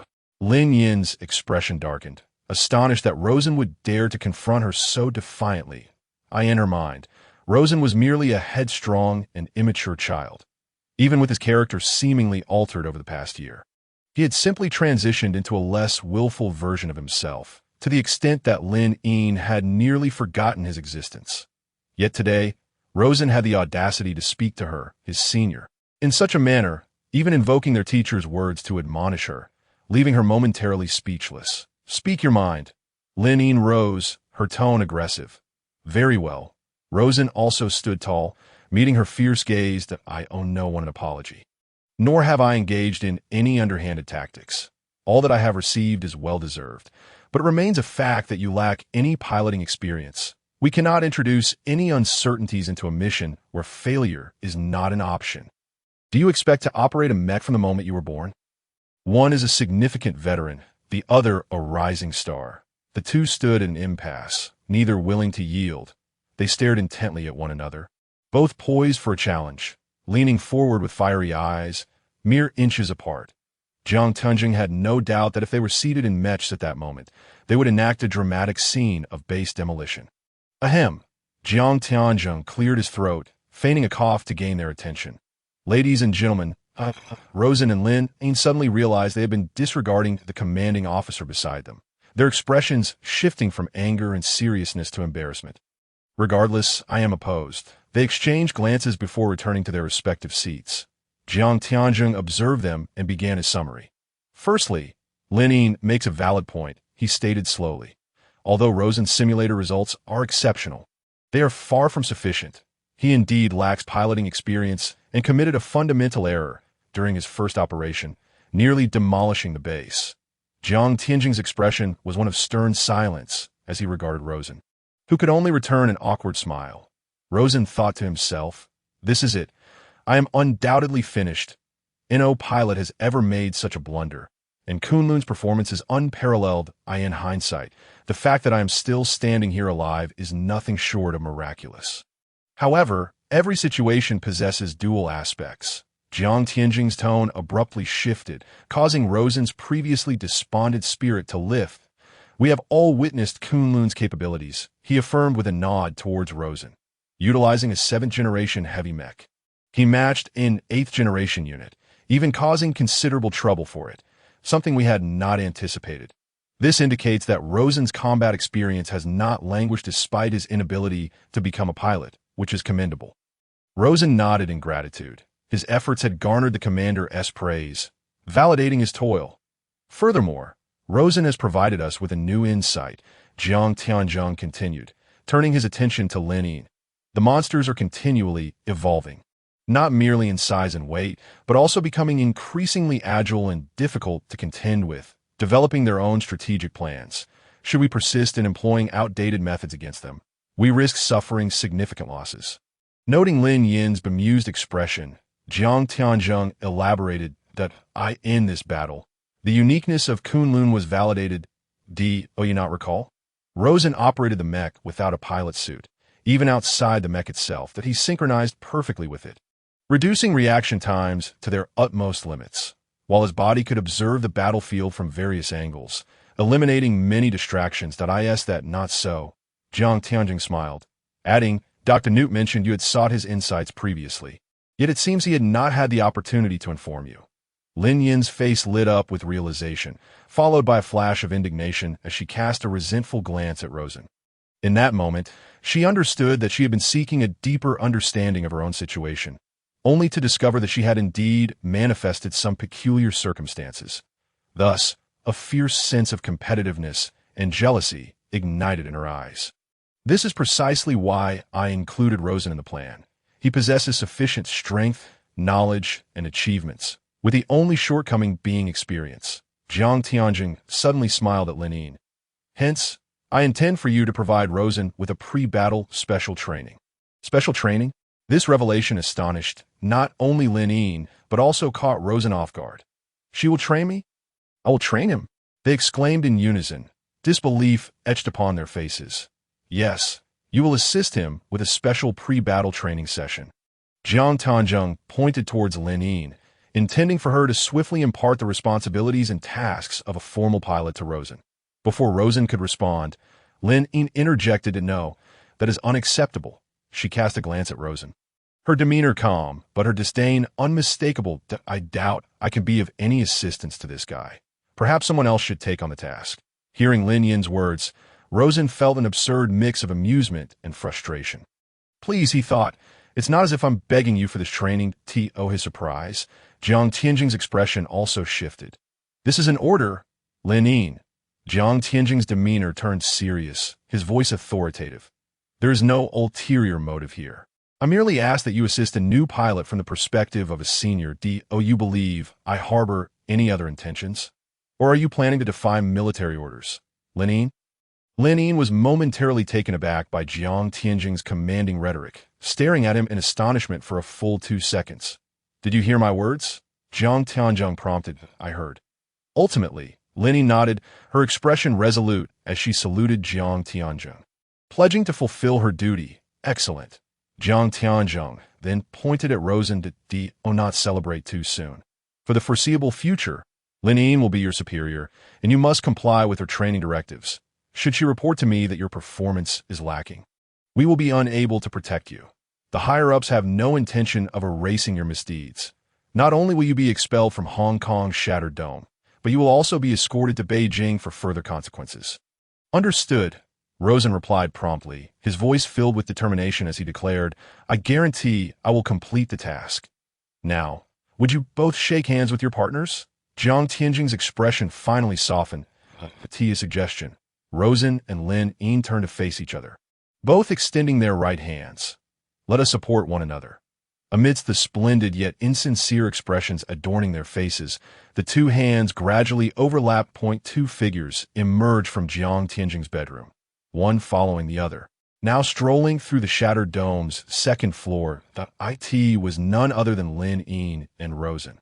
Although Commander Jiang Tianjing had commanded them to assist one another, it was evident that they had no immediate intention of doing so. Lin Yin led the way, her gaze unwavering, while Rosen, positioned behind her, stretched languidly, exuding an air of nonchalance. Rosen pondered over Lin Yin's training intentions, wondering if she might harbor any personal vendettas. Although Lin Yin was known for her upright demeanor, she was human, and emotions were inevitable. The thought of Lin Yin stubbornly obstructing his progress caused him some concern, if sensing his thoughts. Lin Yin suddenly spoke. Let me make it clear, I will not act out of spite. I am not so petty, so there's no need for you to worry. Her voice carried a calm assurance, and though she did not turn around, Rosen felt he could still perceive the subtle resentment on her face. However, I will not be lenient. I shall employ the strictest methods to train you. You would do well to be prepared. Very well, Rosen replied, relieved to hear her words. Training had never been a source of fear for him. Having faced countless trials, including infernal challenges, he was well acquainted with adversity, having spent an entire year within its grasp. When do we begin? He inquired eagerly. Patience, Lin Yin replied. You will be discharged today, and I shall take you to see your new dormitory. New dormitory? Rosen almost forgot about that detail. IT appeared he would be bidding farewell to Mike from this day forward. The prospect of moving into the coveted West District for official pilots filled him with a sense of excitement. After passing through 2 checkpoints, he finally re-entered the official pilot's living quarters. This experience was starkly different from his previous visit with Angie to collect his pilot suit. Now, he possessed his own room number, 2017, which also served as his ID number. Originally, his ID was supposed to be 0017, but due to some ongoing disputes regarding his identity, 2017 would serve as a temporary substitute. The interior of the room did not disappoint him. Though its layout might seem somewhat austere to an average person, Rosen found it to be a spacious, rectangular arrangement. The walls were painted in soft hues, and the room contained only a bed and a few wooden furnishings, all neatly prepared for him. But he appreciated this minimalist style. Quiet and serene, that a single room was indeed his paradise, allowing him to pursue his desires freely, if only there were a few more bookshelves. He mused. After meticulously inspecting the room, he quickly acclimated. It would merely require a suitable time to move in his belongings. Lenine stood at the doorway, arms crossed, observing Rosen's every move. She raised an eyebrow, seemingly surprised that he had not complained about the dormitory's simplicity. "I reside in room 2002, Lenine stated. "If you need anything, you may come and find me, but it would be best if you didn't. I detest being disturbed. Should I seek Angie then? She lives in 2013, right?" Rosen replied, feeling somewhat exasperated by Lin Yin's remarks. "That won't do either." Lenine frowned. Rosen held back the urge to voice his thoughts, wondering if she had lost her mind. "Then whom should I approach? Your so-called training cannot be as simple as merely bringing me to the dormitory, can it? I have my own plans." Lenine responded with a peculiar smile before turning and disappearing beyond the doorway. "She certainly still harbors animosity towards me," Rosen sighed. Despite Commander Jiang Tianjing's authoritative orders, it was clear that the unfavorable impression he had left on Lenine would not dissipate quickly. Who knew what challenges she would impose upon him? Nevertheless, he found the thrill of facing such challenges invigorating. Closing the door, he surveyed his small sanctuary, reflecting that this was indeed where he truly belonged. Memories of his initial arrival at Mike's dormitory resurfaced, hinting that today marked a significant milestone, with countless more such days ahead. The following morning, as dawn broke, Rosen made his way to the cafeteria. He resolved to finish his breakfast swiftly, disregarding Lin Yin's training for the moment. He had many other matters to attend to. He had completed moving his things from the dormitory and was ready to bid farewell to Mike. One task crossed off his list. He planned to consult Dr. Newt after the morning's routine training session, as it had been some time since the remains of the Viper had been transported back to the port. Rosen was eager to uncover the secrets of the Viper. Each time a monster was defeated, he made it a habit to promptly update the latest data on the creatures, categorizing and summarizing their characteristics. Additionally, he intended to take the time to visit other official pilots, particularly Angie, Suddy, and Lenine. However, he was less familiar with Su Shuxia and Zhang Wenhui, whose names he had heard often but whose faces he did not recognize. After all, they might soon fight alongside him, making such visits worthwhile. That he also heard that Midnight, Will-o'-the-Wisp, Shanghai, and Hua Mountain would soon be arriving in Hong Kong, leading to inevitable chaos at the base. Rosen felt a growing urgency for future plans. Realizing his free time was rapidly dwindling, as Rosen's mind drifted through these various thoughts, he stepped into the cafeteria. The dining area resembled those of military establishments around the world, with a serving window against the wall and a long table at the far end for waste disposal. The lines of patrons were orderly, with logistics personnel distributing meals at the counter. The central area of the cafeteria was lined with neatly arranged long dining tables. Although it was still early, most tables were already occupied. Rosen suddenly noticed that each mecha work group seemed to have silently established their own dining zones. He spotted Zhou Shuwen, the leader of the Shandong work group, carrying a meal tray to the central table, where a large group of staff in bright red uniforms was already seated. Though he did not see Lin Yin, it was likely that this was the Shandong group's designated area. Rosen thought. The largest table in the center makes sense. Other groups were scattered around the periphery, and one group in particular was animatedly laughing and chatting. Without a doubt, that was the Chongbai work group. At tea that moment, he observed Suddy Andrews standing on a chair. conducting some sort of rally, exuding an air of bravado, with a ridiculous cast around his waist.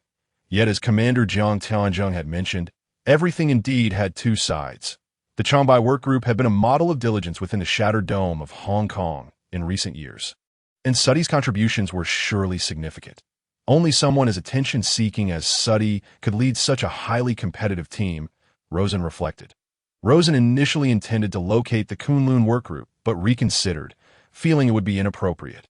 The pilot for Kunlun was publicly known to be Mike Kane, who had recently been hailed as a hero for vanquishing the most formidable monster in history. Inserting himself into his teammates' affairs now seemed unnecessary.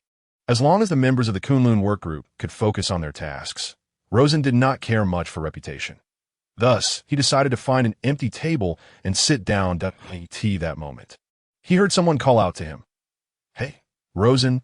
A peculiar individual approached, walking alongside him as Xia. Rosen immediately recognized him. Though his current attire left much to be desired, he wore a deep blue pair of overalls that clearly did not belong to him. Cinched at the waist with a belt wrapped several times, it is evident that this pair of suspenders is considerably larger than its actual size, worn over a white tank top, while atop his head rests a motorcycle cap. This peculiar style almost led Rosen to believe that he was a character who had traversed from a steampunk anime. When Rosen encountered him yesterday, this young man, standing at 180 centimeters, was donned in a light blue pilot suit, exuding a sunny and handsome demeanor, resembling a quintessential big boy, a stark contrast to his current appearance. "How did you end up looking like this?" Rosen finally couldn't restrain himself and awkwardly inquired. "Me?" Su Shueixia paused for a moment, then scratched his head and chuckled. I just played a racing simulation and forgot to change the dough. So you were unwinding?" No, that's just my hobby." Su Shueixia leaned closer to Rosen and suddenly spoke in a mysterious tone. "Let me share a secret with you. Back when I wasn't a driver, I was a core member of the Hong Kong Jinzhou gang." Jinzhou? Rosen pondered for a moment before realizing. The so-called Jinzhou is essentially a euphemism for the reckless driving gang. Akin to a biker gang in his childhood, Rosen often snuck under the covers to watch those vintage Hong Kong films. Thus he had some impression of these wild motorcycle riders. However, in Rosen's memory, while biker gangs were indeed cool, they were ultimately seen as a negative representation. The sunny and handsome Tianshan driver, Su Shueixia, had once been part of such a gang, which certainly reshaped Rosen's understanding of the driver selection process. As they conversed and strolled, they soon arrived at the Tianshan team's occupied area, where Su Shueixia waved to his team members, signaling them to make space for Rosen. "Have a seat," Su Shueixia gestured. "Make yourself comfortable. I'm famished, so I'll start eating first." Without a care for appearances, Su Shueixia grabbed a plate of food and began to devour it heartily. It was then that Rosen noticed that Su Shueixia's plate was overflowing with a variety of dishes, a stark contrast to the meager instant food on his own plate. "Boss, no one's competing with you for food. Take it easy, ha." The surrounding team members laughed in unison. "Is your driver a big eater?" Rosen couldn't help but ask a nearby team member. You could say that. He acts like a reincarnated glutton."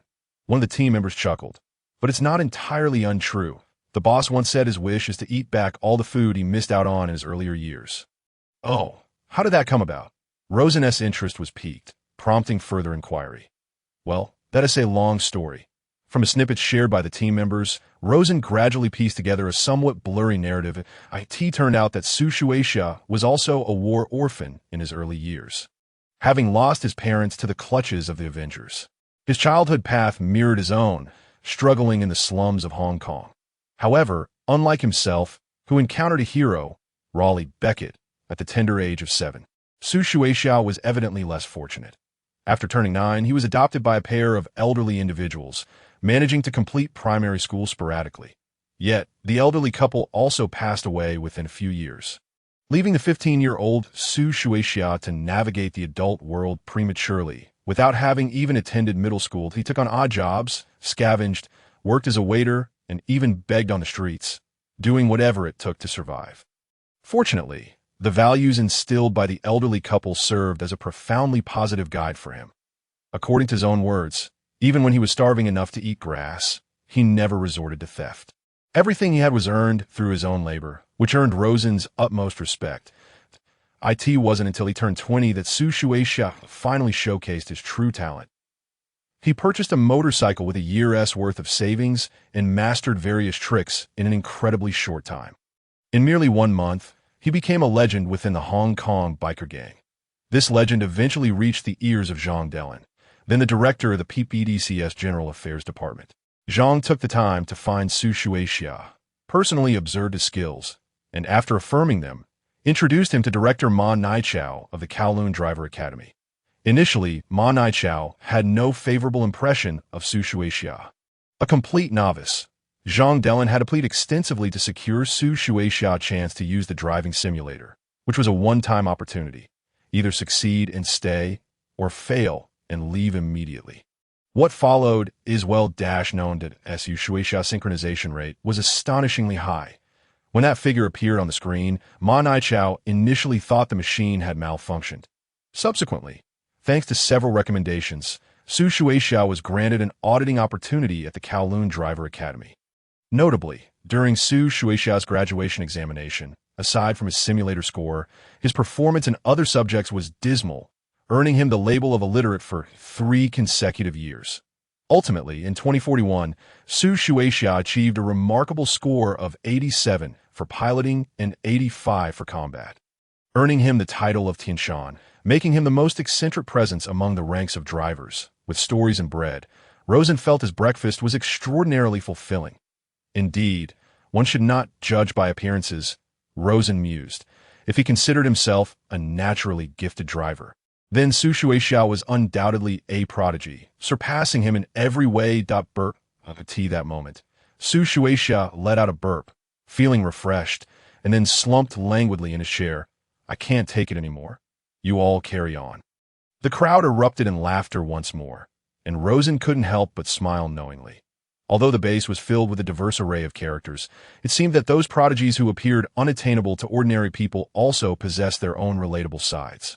Once Rosen finished his breakfast and entered the formal driver training room on the first floor of the shattered dome, the sun had just begun to cast its rays upon the earth. Drivers, prospective drivers, reserve drivers, formal students, and preparatory students. These 5 tiers of members had varying tasks. The restrictions imposed by the shattered dome on the latter 3 levels were not overly strict. They merely needed to attend theoretical lessons in the classroom on the 2nd floor every morning and afternoon, completing corresponding physical and skill assessments. This leniency had previously afforded Rosen ample free time. Life for drivers and prospective drivers was considerably stricter. They were required to gather at designated locations within specified times and accomplish the task set for the day. They bore the heavy burden of saving the world, under the ardent gaze of millions of hopeful citizens. Thus, every action taken by the drivers had to adhere to regulations, executed flawlessly. This moment. The training room was nearly filled with drivers, all attired in neatly organized green short-sleeved uniforms. Among them were Lin Yin, Raleigh Becket, Su Shueisha, Saidi Andrews, Zhang Wenhu, Zhou Qianhao, Tang Jia, and 3 other drivers whom Rosen was still unfamiliar with: Liang driver Ji, Taihong driver Hu Jiu, Anhengwan driver Lu Chengliang Di. A female from Tianjin, was of shorter stature, yet possessed an elegant figure, her fair complexion radiating confidence and warmth, quite unlike the more subdued Lin Yin. Her long, dark hair cascaded down her back in a ponytail, standing tall and graceful, embodying the beauty of a typical Central Plains woman. Rosen couldn't help but notice that the wisps of hair framing her face were dyed a light pink, matching the color of the Lung Mecca's paint. Ob candid, Jia's overall appearance will be deemed beautiful by the majority of Chinese standards. Her facial features were striking, and she exuded an undeniable charm, prompting Rosen to steal several glances that, on the other hand, Hu Jiu had his own unique traits. Hailing from Inner Mongolia, towering at over 190 centimeters, he possessed thick brows and large eyes, with a broad face and heavy jaw. Resembling a larger version of Tang Jia, the taut fabric of his short sleeves showcased his muscular build, making the term Taihong a fitting descriptor for him. Rosen even suspected that 2 of himself combined would struggle to match this human behemoth in a contest of strength. Lastly, Lu Chengliang was less remarkable, originally from Shanghai. Though his appearance was ordinary, he nonetheless emanated a refreshing demeanor, this moment. Rosen greeted the arrival with a smile. He had little to no interaction with the three drivers, all of whom were newly enlisted within the past year. Unlike Rosen, who had transitioned into this role, they hailed from standard military families, possessing strong personal discipline and a robust military ethos. It seemed that with his presence, everyone was finally gathered, Rosen mused, marking the revival of his year-long hiatus from piloting. The training room was expansive, retaining the familiar layout etched in Rosen's memory. To the left lay the rest area, neatly arranged with the personal belongings of the pilots, while to the right was the simulation zone, a space Rosen knew all too well. Indeed, the majority of a pilot's training was spent on simulators. The cost associated with actual mech preparations often soared into 5 figures in Chinese yuan, not to mention the sheer expense of mobilizing those colossal machines weighing thousands of tons. There's an old saying, never allow a mech warrior to assist an elderly woman who has fallen, for the compensation you might owe her would hardly suffice for the mech to bend down. However, it was evident that the simulators for official pilots were far superior to the standard arcade-style machines found on the lower level. The right side of the training room housed a series of individual rooms, each designated for a specific simulator, significantly larger and more fully equipped than the typical arcade models. After exchanging greetings, the pilots proceeded towards the simulation area on the right. Each pilot had their designated room, except for Rosen. The room belonging to Kunlun was currently occupied by Mike Kane, but today, Mike was absent, leaving the room unoccupied. Additionally, Rosen noticed a few more rooms deeper down the corridor, seemingly surplus, as the other pilots already had their own. What are those rooms for? Rosen inquired of Ji, who was about to enter the adjacent room. Those? Ji glanced in the direction Rosen pointed and responded, they appear to be for other mechs. Other mechs? Are there additional mechs at the Hong Kong base? Rosen pondered. I'm not sure. Ji smiled at Rosen before stepping into Luoyang simulator room. Other mechs? The question lingered in Rosen's mind.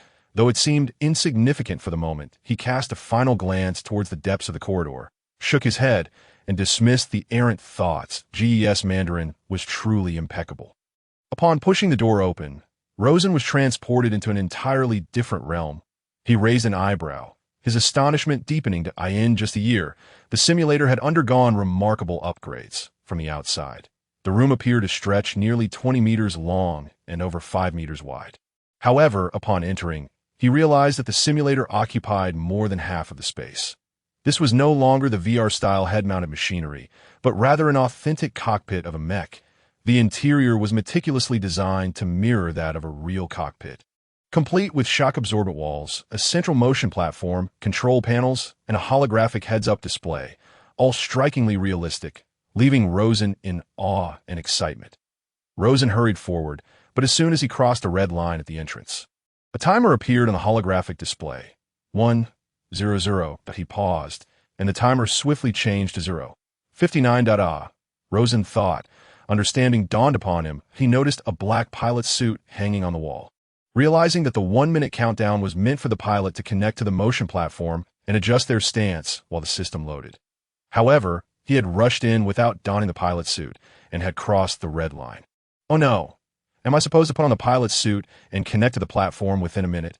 Rosen stared incredulously at the suit before glancing back at the timer point 0. 56. When the timer hit 0, a panting Rosen stood on the motion platform, breathless, just as he pressed the engine start button. Instantly, the cockpit illuminated. The subsequent sensory connection faced no hindrances, and Rosen effortlessly established a bond with Kunlun, sensing that Kunlun too was celebrating his return, akin to a long-lost friend. The holographic heads-up display flickered to life, presenting various virtual information about Kunlun on either side of the screen. Rosen knew that the simulator would automatically record all of the pilot's actions. Though he had piloted Kunlun twice before, he had never truly set sail. Thus, he began to report the current status to the virtual command center, adhering to the knowledge from his textbooks. Everything is normal, Rosen stated while inspecting the control panel. Kunlun, sensory connection stable, no issues. Just then, a message from a friendly unit appeared in the lower right corner of the screen. Rosen, Lin In's unremarkable voice resonated within the cockpit. What is up? Rosen replied, a flicker of curiosity igniting within him. Aren't you supposed to be training? Well, now S your chance. Great. What are we training on? Rosen's face lit up with interest. Simple. Linning paused slightly before speaking with a serious tone. Defeat me, just like last time. Last time? Rosen recalled the battle that had transpired a few days ago at Victoria Harbor. Indeed, while Shandong remained standing, he had been thoroughly beaten by an antique mech. He imagined that Lin Yin's frustration from that encounter had not yet waned. Are you sure? Rosen asked after a brief silence. Stop with the nonsense. Lin Yin's irritation was palpable. Do you want to proceed or not? Despite Lin Yin having declared the day before that she would not seek personal vengeance, it was evident that her temperament was as fickle as ever, especially when she held leverage over Rosen. Consequently, he promptly surrendered, complying with her wishes. Under Lin Yin's guidance, Rosen began selecting modes on the control panel. It was then that he realized the extent of the upgrades on this new simulator far surpassed his expectations. My goodness, he mused, the cost of this simulator must rival that of an actual cockpit, easily starting from 10 digits. Yet he had to admit, the effect matched such exorbitant pricing as he casually flipped through a few modes. He thought to himself how the simulators he had previously encountered had rather simplistic functionalities. They could simulate a mech's major movements and load data from previously encountered monsters for mock battles. Even employing this technology for pilot selection, known as the killing simulation, that a single airdrop mission aimed to achieve a kill. However, to be honest, Rosen had never found those simulators particularly impressive when he vied for the right to pilot Kunlun. He had recorded a flawless 73 kills with 73 shots, while Lin Yin boasted an unmatched 200 kills with 200 shots. But what was the reality? In truth, the exchange ratio between monsters and mechs was roughly 4:1. For every 4 monsters eliminated, 1 mech would be completely destroyed, often resulting in the brave sacrifice of the pilot. 73 kills with 73 shots. That was merely a dream. In the real world, countless factors influence combat success. The pilot's psychological resilience, the monster's capabilities, unforeseen emergencies, mechanical malfunctions, and more, constantly undermining the survival rate of mech pilots. Yet, these nuances were absent from simulations. The challenge of authentically replicating the battlefield had long persisted within the mech pilot community. However, the multitude of functions on this simulator left Rosen silently astounded. The most conspicuous feature on the screen was the realism mode, beneath which lay various intricate distinctions, including weather system, select combat area, mech integrity, monster capability settings, combat objectives, and combat duration. Among other details, one particular setting, is the pilot in an abnormal state, left Rosen utterly speechless. The second page introduced a new cooperative mode for mechs, which Rosen recalled had not existed before. It seemed the Shattered Dome had implemented it to enhance coordination among pilots. Why are you taking so long? Are you ready yet? The voice of Lin Yin's reproach suddenly echoed, leaving Rosen in a state of embarrassment. He promptly input the settings for the mech's collaborative mode. Weather, clear, combat location, Victoria Harbor, Hong Kong, mech integrity. 1008's fingertips completed the last input on the control panel. The holographic heads-up display before him sprang to life. Countless towering buildings, a cerulean sky, and an endless expanse of ocean unfolded on the screen, showcasing a breathtaking panorama. Of course, there was also the striking red silhouette of the mech, adorned with the national flag. Standing majestically on the water's surface, fully armed and pristine, radiating an aura of power under the sunlight. In the sky, a few armed helicopters whirred by. On the shore, 2 missile destroyers were departing the port. Rosen could even see several seagulls skimming across the ocean's surface, creating ripples in their wake. Unable to contain himself, Rosen raised his left hand, and instantly, a massive silver steel hand emerged from the lower left corner of the screen. Mimicking his every motion like a shadowed he flicked his wrist inward. The familiar chain sword sprang forth from the gauntlet of the steel hand, and with a swift motion of his left hand, the chain sword assembled with a resounding clang, slicing a long gash across the water surface, sending waves crashing and mist rising. This is simply too real, Rosen grinned, marveling inwardly. He felt an undeniable love for this place. Quit dawdling. Lin Yin clearly grew impatient as Rosen heard the low rumble of the engine from Shandong, which was already primed for action. Shall we discuss the rules? Rosen stifled his eagerness to charge forward and inquired. Well, since we are currently in collaborative combat mode, we cannot destroy each other. Lin Ying smirked mischievously, snorting dismissively. But it's all right. Even if we can't destroy each other, the pain from attacks will still be transmitted to the pilot's suit. The training is simple. I will hit you until you pass out, or you can hit me until I pass out. How delightfully straightforward. Rosen chuckled inwardly, recognizing Lin Yin's characteristic approach. Is there anything else to be mindful of? He pressed on.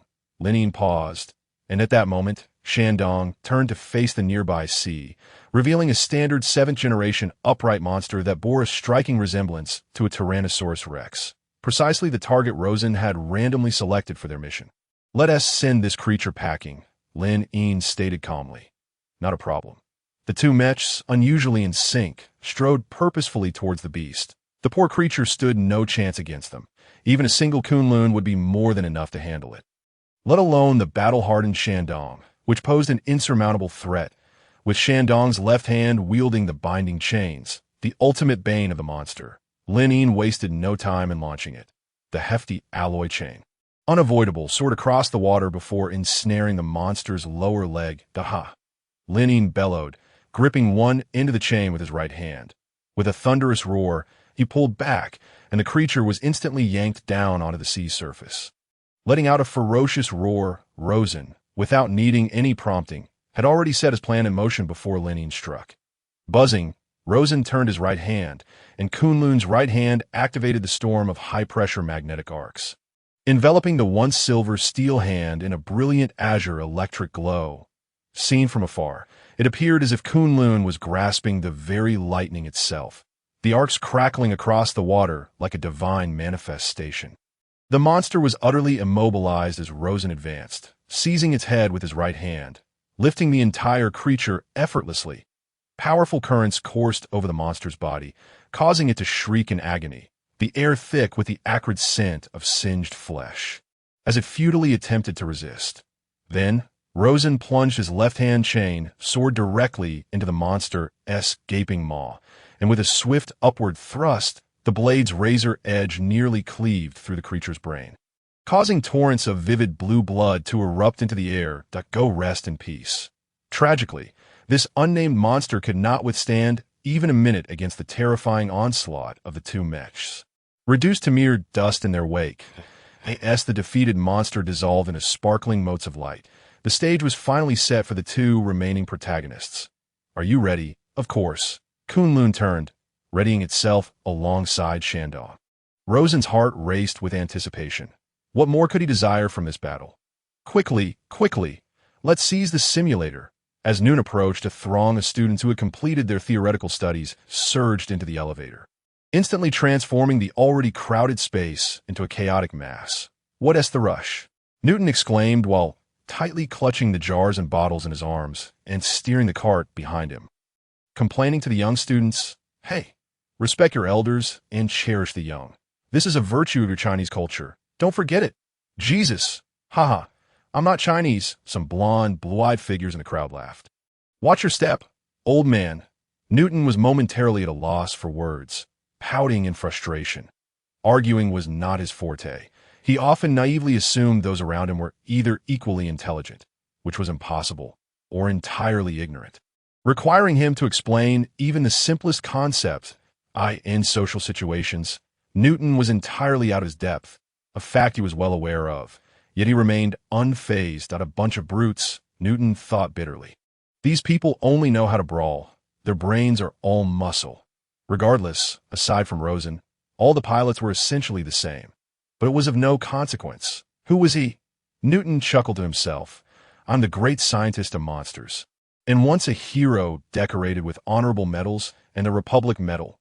Back in the day, he had dominated the scientific community through sheer determination and perseverance while these youngsters were still in diapers.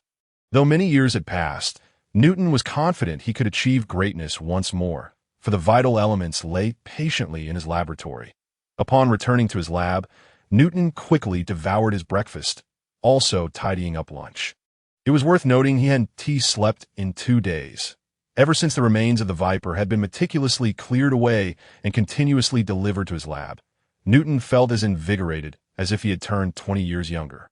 Even skipping the celebratory feast, Newton briefly assessed the remnants he needed to organize. Excellent, ample quantity and quality. He then set up a recording device, a head-mounted camera, and took a deep breath that it's time to get to work. He said with a smile. Newton Gessler would soon etch his name in history once more. He envisioned occupying 2 pages of high school textbooks. No, at least 3. Which photo should be published? Who cares? This experiment was entirely different from the predicaments he faced over a decade ago. Currently, Newton's laboratory was not only filled with various monster entrails, but also equipped with all manner of advanced instruments, analyzers, simulators, centrifuges, and more, lining the lab from one end to the other. The array of diverse equipment nearly left Newton unsure of where to start. Let me think, he pondered, ultimately deciding to begin with his specialty, analyzing the DNA of the monsters. He retrieved 2 samples, one from the azure eagle and the other from the viper. As for the raptor, Newton deemed it unnecessary to study. After all, it was merely a common reptilian monster, aside from its larger size and greater density. There was nothing particularly noteworthy about it. Newton carefully placed the 2 samples into the spectrogram analyzer, securing the lid and awaiting the test results. Modern monster technology was impressively advanced, requiring no further interference from Newton. He merely needed to set a few parameters and could busy himself with other tasks. Next, he meticulously categorized the various samples: hair, soft tissue, bone slices, organ sections, and so forth. While the laboratory might appear chaotic to outsiders, akin to a realm from another world, in Newton's eyes, it possessed a unique order amidst the disorder, a captivating spectacle. Among the samples, the battered scales of the gecko piqued Newton's immense interest. He had originally believed that the gecko achieved static camouflage by altering its coloration. However, upon handling the scale, Newton realized he had been entirely mistaken, that the gecko's scales were composed of high-density silicate compounds. Though thin, they were remarkably hard, suggesting an astonishing level of defense. The surface of the scales exhibited a semi-transparent state, resembling glass laced with impurities. Indeed, a sudden revelation struck Newton's mind. Glass, silicon dioxide combined with various additives, essentially forms glass. Yet, how did it achieve invisibility? Newton was momentarily perplexed. He turned the scales over repeatedly. Yet the answer eluded him. It was only when he unearthed a piece of the monster's skin still attached to a scale from the debris that the solution became clear. Newton abruptly realized that at the junction where each scale connected to the creature's surface, a small patch of muscle tissue existed. Those scales, which originally lay flat against the skin, could stand upright under the muscle's pull, resembling human body hair. When these miniature glasses were positioned in parallel, a miraculous scene unfolded. Newton suddenly felt a wave of disorientation. The tattered skin he held in his hand became slightly translucent, allowing him to see his own feet through the scales.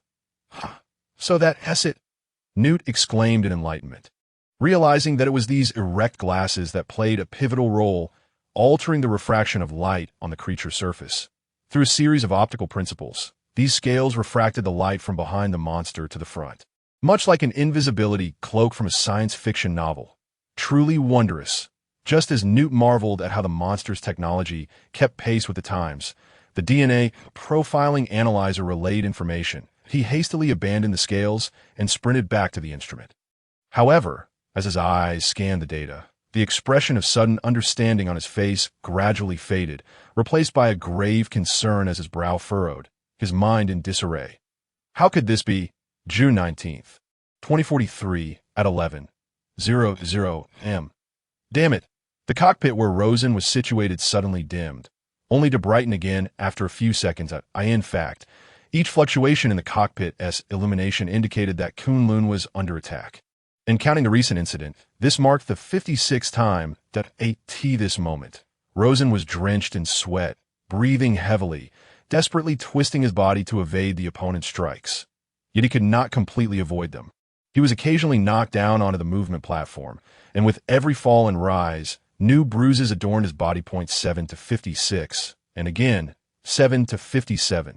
Anxiety gripped Rosen as he lunged forward, but his punch was easily dodged by the opponent. In the holographic heads-up display, Shandong's colossal form stood with arms outstretched, as imposing as a mountain. He stabilized his stance, evading Kunlun's attack while thrusting his hands forward, sending Kunlun hurtling dozens of meters away. Crashing heavily onto the surface of the Pacific Ocean, Rosen swiftly activated the jet propulsion system behind him, two streams of pale blue flames aiding Kunlun in rising quickly, yet Shandong had already closed in. Delivering a heavy blow to Kunlun's upper body, the massive fist hammered down upon the aging mech, causing it to bend lower and lower. Damn it! Rosen swayed unsteadily, and in a moment of desperation, he activated the powerful current of a Yulon high-pressure electromagnetic storm ring in his right hand. While the surge forced Shandong back, Kunlun was grievously injured in the exchange, arcs of electricity flickering across its body, rendering it incapable of combat. Ring, ring, ring. At that moment, the morning training session concluded. The simulator automatically exited the cooperative combat mode, the roaring sounds dwindling, and Rosen slumped back, collapsing against the vertical beam of the movement platform. Sighing inwardly, 7 to 58. Rosen gazed blankly at the silvery ceiling of the cockpit, his eyes devoid of focus. After a long while, he finally regained his composure. Lin Yin had not come to find him. She had merely left a message suggesting he practice more when he had the time before logging off. Rosen was left uncertain whether Lin Yin had mocked him from the other side of the screen. Nonetheless, he felt an overwhelming sense of frustration and discomfort. What could be the matter? Was Shandong stronger than he had imagined? Within the simulator, the virtual environment created by technology perfectly replicated the data of Kunlun and Shandong, just as it had during the astonishing battle between the two mechs a few days prior. Shandong could unleash its full power, and so could Kunlun, yet in this virtual mode of combat, Kunlun had suffered a complete defeat with a score of 7 to 58. What was amiss? In the previous confrontation, Rosen had managed to suppress Shandong, yet this time he had met with utter failure. Each time he attempted to strike Shandong, he found himself at a loss. Shandong's defensive circle was simply flawless, its steel arms forming an impenetrable wall that Rosen could never breach. When Shandong counterattacked, Rosen struggled to withstand the blows. Even with his high-precision aiming device, Shandong's angles of attack were exceptionally cunning, always targeting his blind spots, rendering the special apparatus in his Crimson Single eye nearly useless. Perhaps once or twice he could attribute his failures to chance or luck. However, after so many consecutive defeats and such a lopsided score, it could not simply be coincidence. Rosen sought to identify the differences between the two battles and soon arrived at a conclusion. First was familiarity. In their last encounter, Lin Yin had never battled against Rosen and was unfamiliar with his combat style, while Rosen had thoroughly studied her tactics from numerous battle recordings of Shandong. Steady, brave, decisive, discerning, and remarkably composed. Secondly, during that day's battle, Lin Yin had been somewhat complacent, likely believing her 8th-generation model would secure an easy victory.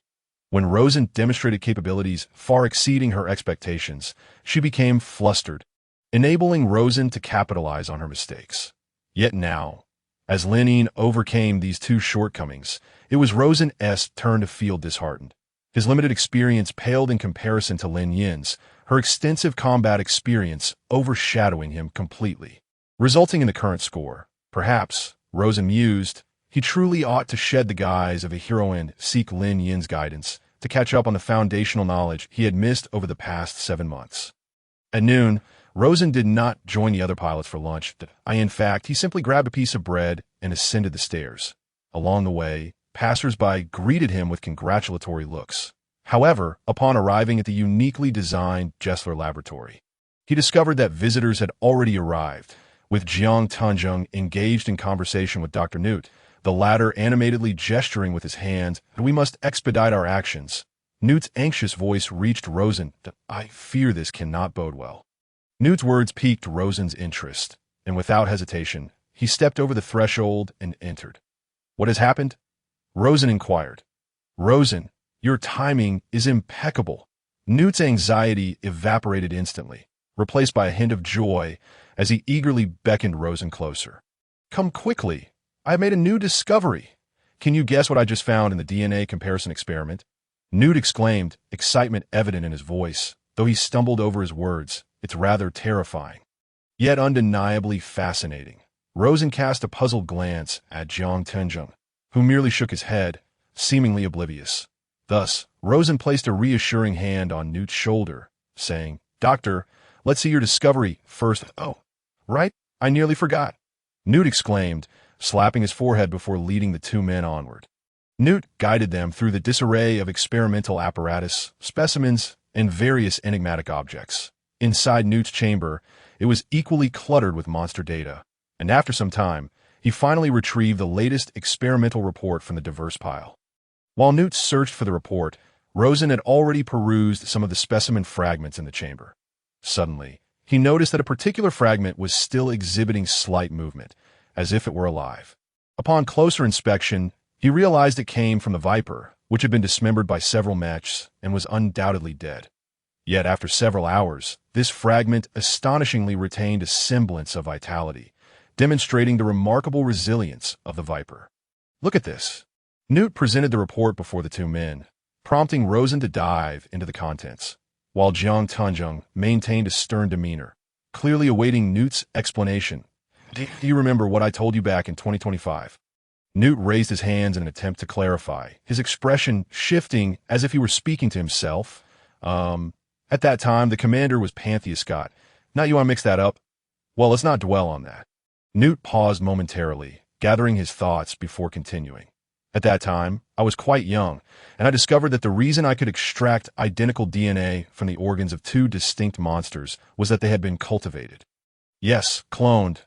Newt tilted his head, clearly emphasizing his words. These monsters could be synthesized from parts and mass-produced. Beside him, Rosen perused the documents in his hands while listening intently to Newt's discourse. Indeed, Rosen mused, his mentor had also conveyed to him that each monster was a tangible weapon, and that these so-called monsters were essentially mere minions. Unless the masterminds on the other side of the wormhole were eliminated, the monsters would continue to flood towards Earth without end. However, Newt's tone shifted, and Rosen noted a peculiar detail in the report. The raptor possessed 33 pairs of chromosomes, and so did the falcon. The previous monsters had all shared this trait. As Newt continued speaking, he chuckled to himself. "The viper has 40 pairs, and the gecko has 36 pairs. Each chromosome contains a DNA molecule. Thus their DNA is not identical." Rosen seized the opportunity to interject. Before Jiang Tianzheng could pose a question, Newt had already begun to speculate internally. Different DNA, and moreover, both eighth-generation beasts are dissimilar. What could this signify? Several possibilities arise. First, the eighth-generation monsters have uncontrollably mutated. Is that feasible? Clearly not. The pioneers, the masters of that other realm, are currently known as the most advanced biological scientists in this universe.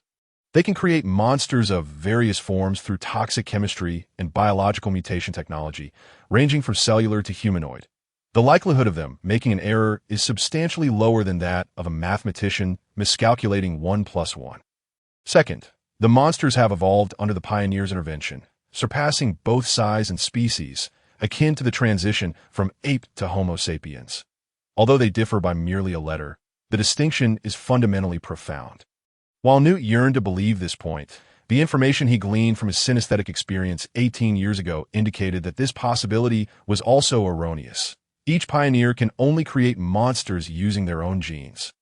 Much like how the Ford Motor Company can only manufacture Ford vehicles, unable to produce Toyotas, Honkies, or other brands. Thus, the third option must be the correct one that we do not. Rather, it should be those on the other side of the wormhole. There may have been some development there. Newt declared this time, there may not just be a single group. Observing the grave expressions of Rosen and the contemplative demeanor of Jiang Tianzheng, Newt envisioned that world once more. The one he had glimpsed during his synesthetic experience. Before him lay a world rife with decay and barrenness, filled with desolate landscapes. The air choked with sulfurous fumes and tea that moment. A legion of creatures resembling aquatic insects stood upright atop the wasteland. Their exoskeletons reminiscent of crustaceans, adorned with a fan-shaped head that resembled a crown, devoid of eyelids, appearing cunning and shifty-eyed. Beneath them, along the endless wasteland, lay the active sludge incubation pools. Numerous sacks containing juvenile monsters were meticulously arranged at the pool's edge. While within a boundless expanse of white bones and failed specimens resided, in the dark yellow sky, the solitary star was disintegrating, and alongside it, this world had reached a dead end. They needed to carve out a new existence. Those shifty-eyed beings were the creators of the monsters. Although Newt had never clearly perceived the appearance of the pioneers in his synesthetic visions, he could distinctly sense that the monsters were trembling before this group of beings. Yet, the scene shifted. Beside that group of pioneers suddenly appeared two more teams. They were not only robust, but also wore crowns that were significantly larger than those of the original group, and the monsters behind them appeared formidable and imposing. Those were the 8th generation, Newt suddenly realized, and they all belonged to IT that moment. The group of pioneers seemed to have detected Newt, and they spoke. Last time, you were merely fortunate. It matters not. Losing one team is trivial. Our main forces have just conquered 2 more worlds, and now they are returning. Prepare to die. Next, it shall be your turn. Dr. Gussler, only when Jiang Tianjin called out did Newt's vision return to clarity. He realized he had once again fallen into the echo of his synesthetic experience from 18 years prior to on that same day. Newt had engaged in synesthesia with 2 monsters. Through this experience, he had glimpsed the monster world, witnessed the pioneers, and seen that planet not belonging to humanity. Yet, it was from that day forth that he would occasionally enter this enigmatic state. While he understood this to be illusory, merely fragments of memories from the monsters' minds, the images he had just witnessed felt as real as ever at tea times. Newt even pondered whether he was a monster or a human. Newt uttered, somewhat dazed. They arrived on Earth 100 million years ago. That you've mentioned this before, Jiang Tianjin replied, his expression still clouded with concern. Dr. Gussler, your suggestion would significantly accelerate the Savior plan. The core base is not yet fully completed. This is not merely a matter of hurrying. It also involves diplomacy, politics, and economics. 50 mechs, 50 in total. Their maintenance, transportation, and installation costs are astronomical. I alone cannot make such decisions. Jiang Tianjin paused, thus, I cannot hastily draw conclusions based on your personal speculation. This Newt adjusted his glasses, troubled. I truly cannot provide you with a definitive conclusion unless I once again engage in synesthesia with a monster, but that is ultimately impossible. Indeed. Rosen nodded discreetly at this remark. During the last encounter in 2025, Newt Gussler had obtained pivotal information for destroying the wormhole through synesthesia with the monsters, ultimately succeeding in eliminating the pioneers. Newt's actions had played a crucial role in this series of events. The pioneers who launched the second wave of attacks would clearly not stumble in the same place twice. Beginning with the 6th generation monsters, each monster's brain had developed an additional gland, whose sole function was to release acidic substances when a monster's brain weakened and approached death, accelerating the brain's destruction. Within 10 minutes of a monster's collapse, its brain would nearly be entirely eroded by the acidic substances, leaving only a puddle of cotton-like sludge. Thus far, humanity had never acquired a complete monster brain, let alone engage in synesthesia with one. All of this knowledge had been gleaned by Rosen from books. Much like the paper he had previously submitted to Dr. Newt, a feasibility study on installing living monster organs on 8th generation mechs, which devoted a portion of its content to discussing how to address the preservation of monster brains. Unfortunately, no significant progress had been made thus far that I would love to experience the sensation of synesthesia once more. Newt lamented, but Hannibal Zhou has passed, and his grandson Zhou Tianhao cannot acquire a monster brain either. No one in this world can. Newt began to sigh heavily. Alas, I can only offer suggestions. Beyond that, I am powerless. That moment, Rosen, who had been perusing the report, finally spoke. Dr. Newt's suggestions warrant serious consideration. Rosen interjected, directing his gaze towards Jiang Ting. Marshal, do you recall the beast tide? If Dr. Newt's conjecture holds true, then when the next beast tide arrives. At this, Rosen deliberately paused, and Jiang Tianjing's expression finally shifted to we. Rosen spoke gravely, may have to confront an enemy force at least 3 times the previous number. 100 monsters? Jiang Tianjing inquired. In all 8th generation, Newt raised his hands in a gesture of exasperation, adding, indeed, that is the case. Ugh, TSK ugh. The 3 exchanged glances, a mixture of concern and disbelief. Just then, Jiang Tianjing's phone rang. It was June 19, 2043 at 1:00 p.m., shortly after lunch, when the staff on the first floor of the shattered dome became busy. Thousands of individuals surged through the lobby, bustling about. They had numerous tasks at hand. The most fundamental among them was for the workgroup members to repair the mechs, as 10 mechs had sustained varying degrees of damage in the battle that had taken place the previous dawn. Among them, Fuling, Dongting, and Heelan suffered severe damage, and they will essentially bid farewell to the battlefield for the upcoming year. The other mechs are undergoing emergency repairs under Jiang Tianjing's orders. Huangshan and Changbai are progressing swiftly in their restoration, nearly regaining their combat capabilities that, in contrast, Shandong and Kunlun, riddled with wounds, are lagging significantly and will require additional time before they can be deployed in battle. Currently, the mech storage facilities are bustling with activity. For instance, in the number 6 mech warehouse, the battered Kunlun stands solemnly at the center. However, this is only temporary. Its external injuries will soon be mended under the diligent efforts of over 30 suspended welders, as the entire warehouse is illuminated by the fiery sparks of electric welding. Another team is disassembling Kunlun's left-hand chain sword and ion cannon, which have been nearly obliterated by the geckos, making repairs prohibitively costly. A replacement is evidently the more prudent choice. Additionally, a group of technicians is adjusting Kunlun's programming on nearby computers, and thankfully, the system is functioning smoothly without any contradictory programs hindering the mainframe's processing speed. Everything is in perfect order. A final team of supervisors monitors the various departments' operations, and upon finding no issues, notes in their log. Name: J35-9, upgraded from the original 9th generation to the 10th generation J35X Kunlun. Repair progress, 72. Just then, the alert sirens in the base blared, and the pedal structure at the center of the shattered dome opened halfway before becoming stuck, damaged by the gecko and now marred by cracks, awaiting repairs. A purple giant then leaped into view. The crowd immediately reacted, proclaiming that the Midnight Spectre had arrived. Monster Valentine's Day reveals the phenomenon of monster worship. Real-time war correspondent. Fangxia. Good evening, dear viewers. I am Fangxia, a reporter from the Real-Time War Report team. I am currently situated in the heart of Hong Kong Shamshui Pa, an area that once thrived as the most prosperous part of the city. Even now, despite the evacuation orders, over 200,000 people remain in this vicinity. Behind me, we can observe that most shopping malls and stores are still operating normally, seemingly unaffected by the fierce battle that transpired earlier today. Years ago, monsters of Enduring God of Desire visited Sham, Shui Pa, and the heroes of the Chinese Air Force, in conjunction with the Crimson Storm, endured great hardships to safeguard Hong Kong from the monster's clutches. Do you see that enormous monster skull in the distance to my right? That is the skull of the Avenger, lying there for a full 23 years, now surrounded by towering skyscrapers.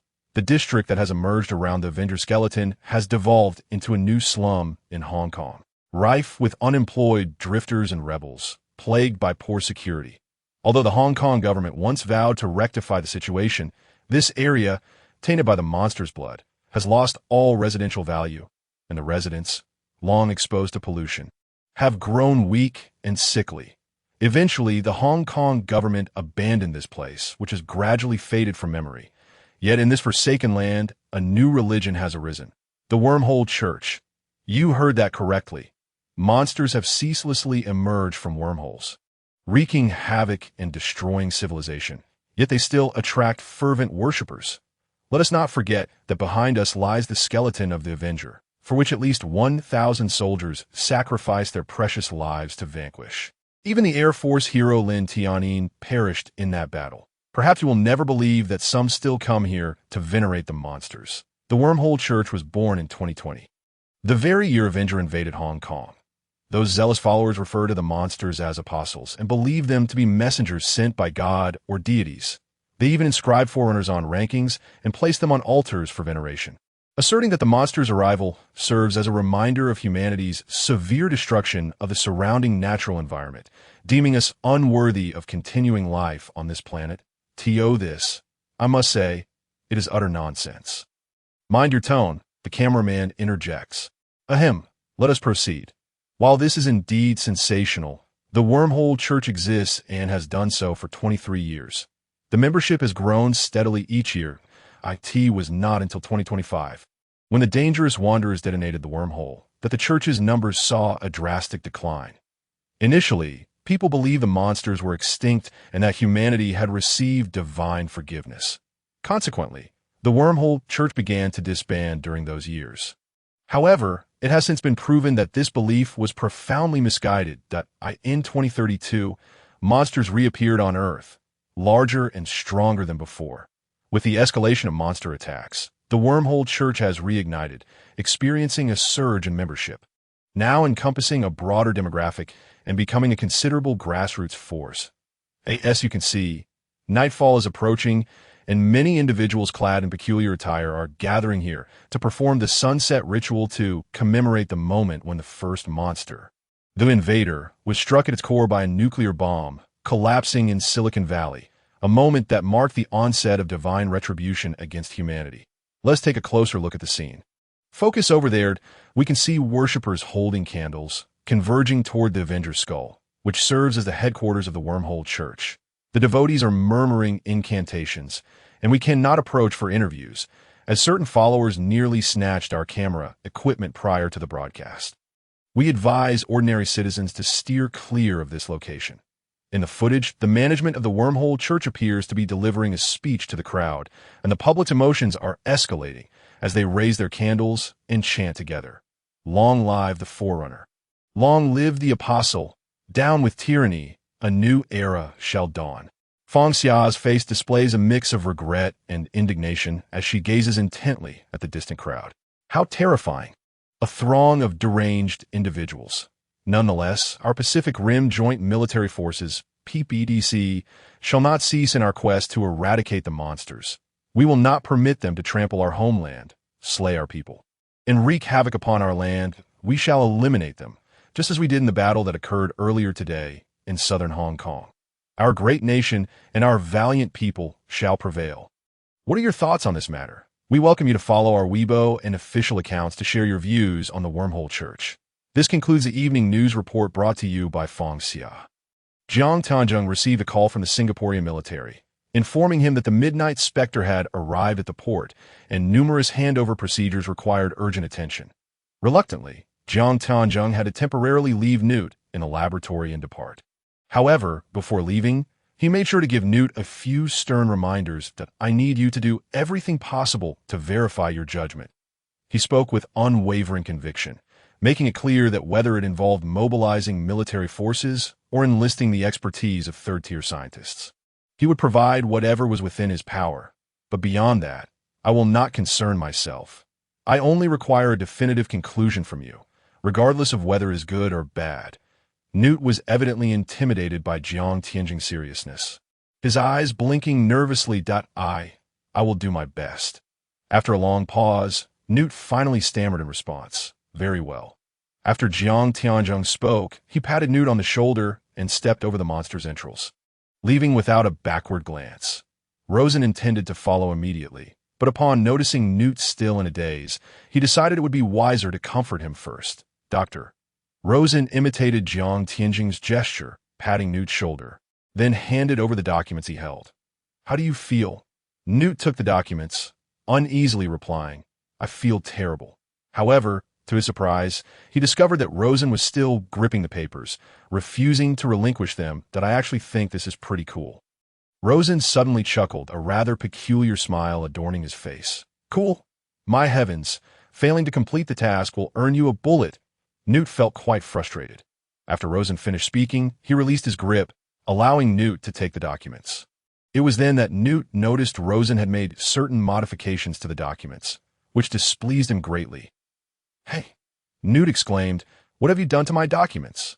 But Rosen had already dashed to the door, glancing back at Newt with a salute before running out. God. As Newt casually flipped through a few pages, he noticed that Rosen had deliberately circled several English letters on the page reporting chromosome counts. What is this?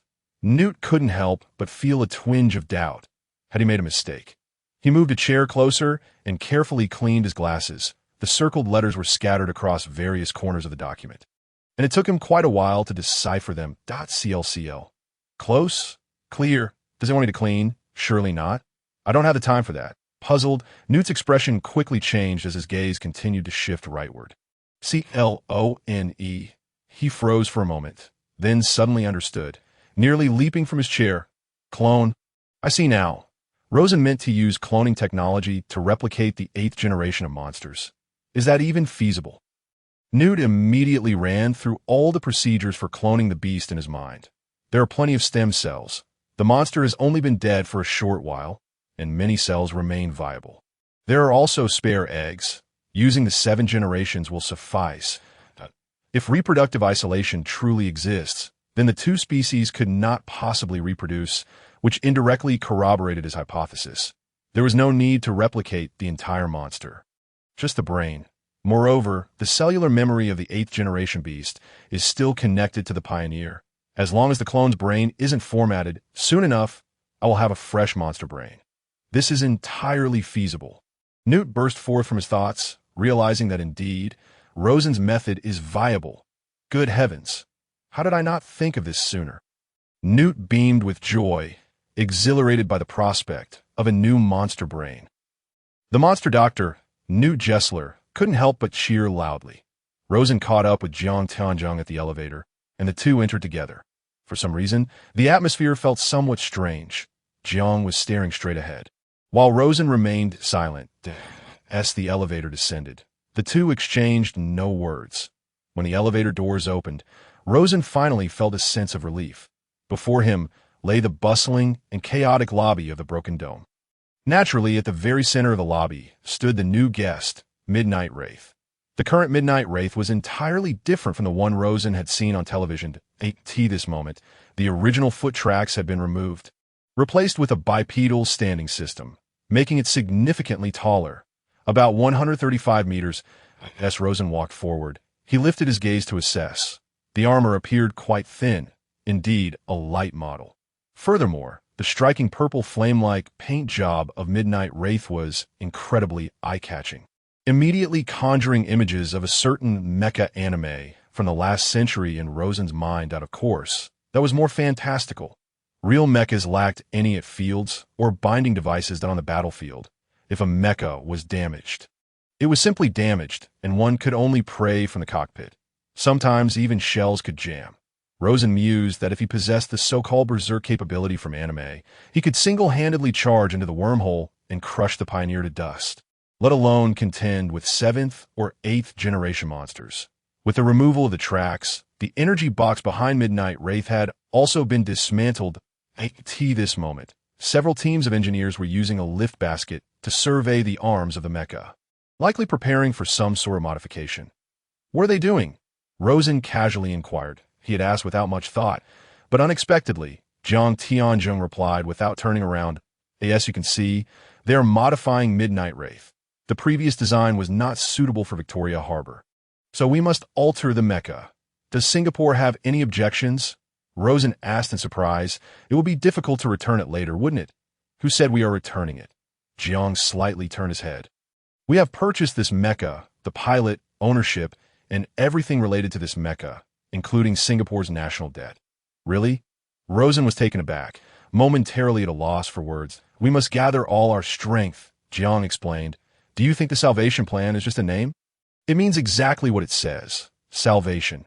Jiang turned his serious gaze towards Rosen, his expression so earnest that it instilled a hint of fear in Rosen. What does salvation mean? Jiang paused firmly. It means either you die, or I perish. The graying Jiang cast a deep glance at Rosen before turning back to continue his path. Rosen remembered that profound gaze, from which he could read several words. Unwavering. Fearless in the face of death, and utterly uncompromising. It was time to reflect seriously. Rosen felt a pang of guilt. Currently, he was still reveling in the joy of reinstatement. Was he truly prepared to sacrifice for this? What Jiang possessed was precisely what he lacked. From a distance, a group of sharply dressed individuals stood near the feet of Midnight Wraith. Among them was a person clad in a purple pilot suit, somewhat short, with only a dark face visible. That must be the pilot of Midnight Wraith. Feng Liren, Jiang Tianzhong announced. the pilot of Midnight Wraith. With 7 years of piloting experience. Without pausing, Jiang continued. He previously piloted the 6th-generation machine Azure Reaper, boasting a record of 12 monster kills. Good heavens! Rosen felt a jolt at that. 12 kills, just one less than Lin Yin. Such a record would rank him among the elite, even in the most formidable of pilot circles like the United States. However, Rosen found it strange that, despite being well-read, he had never heard of this valiant pilot. He was once an American pilot, but was expelled from the Broken Dome of Los Angeles for accidentally injuring a teammate. Sensing Rosen's curiosity behind him, Jiang Tianzheng explained, despite his remarkable skills, no country dared to hire him easily, and in the end, only Singapore offered him refuge. Yet he did not disappoint. He has repelled monster attacks 5 times while piloting Midnight Wraith, as Jiang spoke. He nodded affirmatively, extending a hand to emphasize the number 5. A full 5 times. Hence, he is hailed as the guardian of Singapore. I see now, Rosen thought, that truly commands respect. Suddenly, he recalled a battle he had seen on television a few days prior. Although Midnight Wraith was a light model, its combat style was steady and robust. Even in the face of damaged tracks, it did not panic or sit idly by. Speaking of this, it must be noted, what distinguishes a qualified pilot from an outstanding one? A qualified pilot typically adheres strictly to the manual. Although they exhibit exceptional combat skills, a mere manual cannot encompass every possible battlefield scenario. Often, pilots must adapt to circumstances in this regard. Midnight Wraith, Huangshan, and Changbai performed admirably. Though Midnight Wraith ultimately faced defeat, it was not disgraceful to Rosen. The image of that clever pilot who severed his own left foot gradually merged with that of Feng Liu that moment. A lively voice suddenly reached Rosen's ears. Hey, someone called out. Rosen, Marshall, where you up to? The two turned at the sound, and upon focusing, they saw the perspiring Angie running toward them from afar, dressed in a familiar brown, sleeveless top and denim jeans.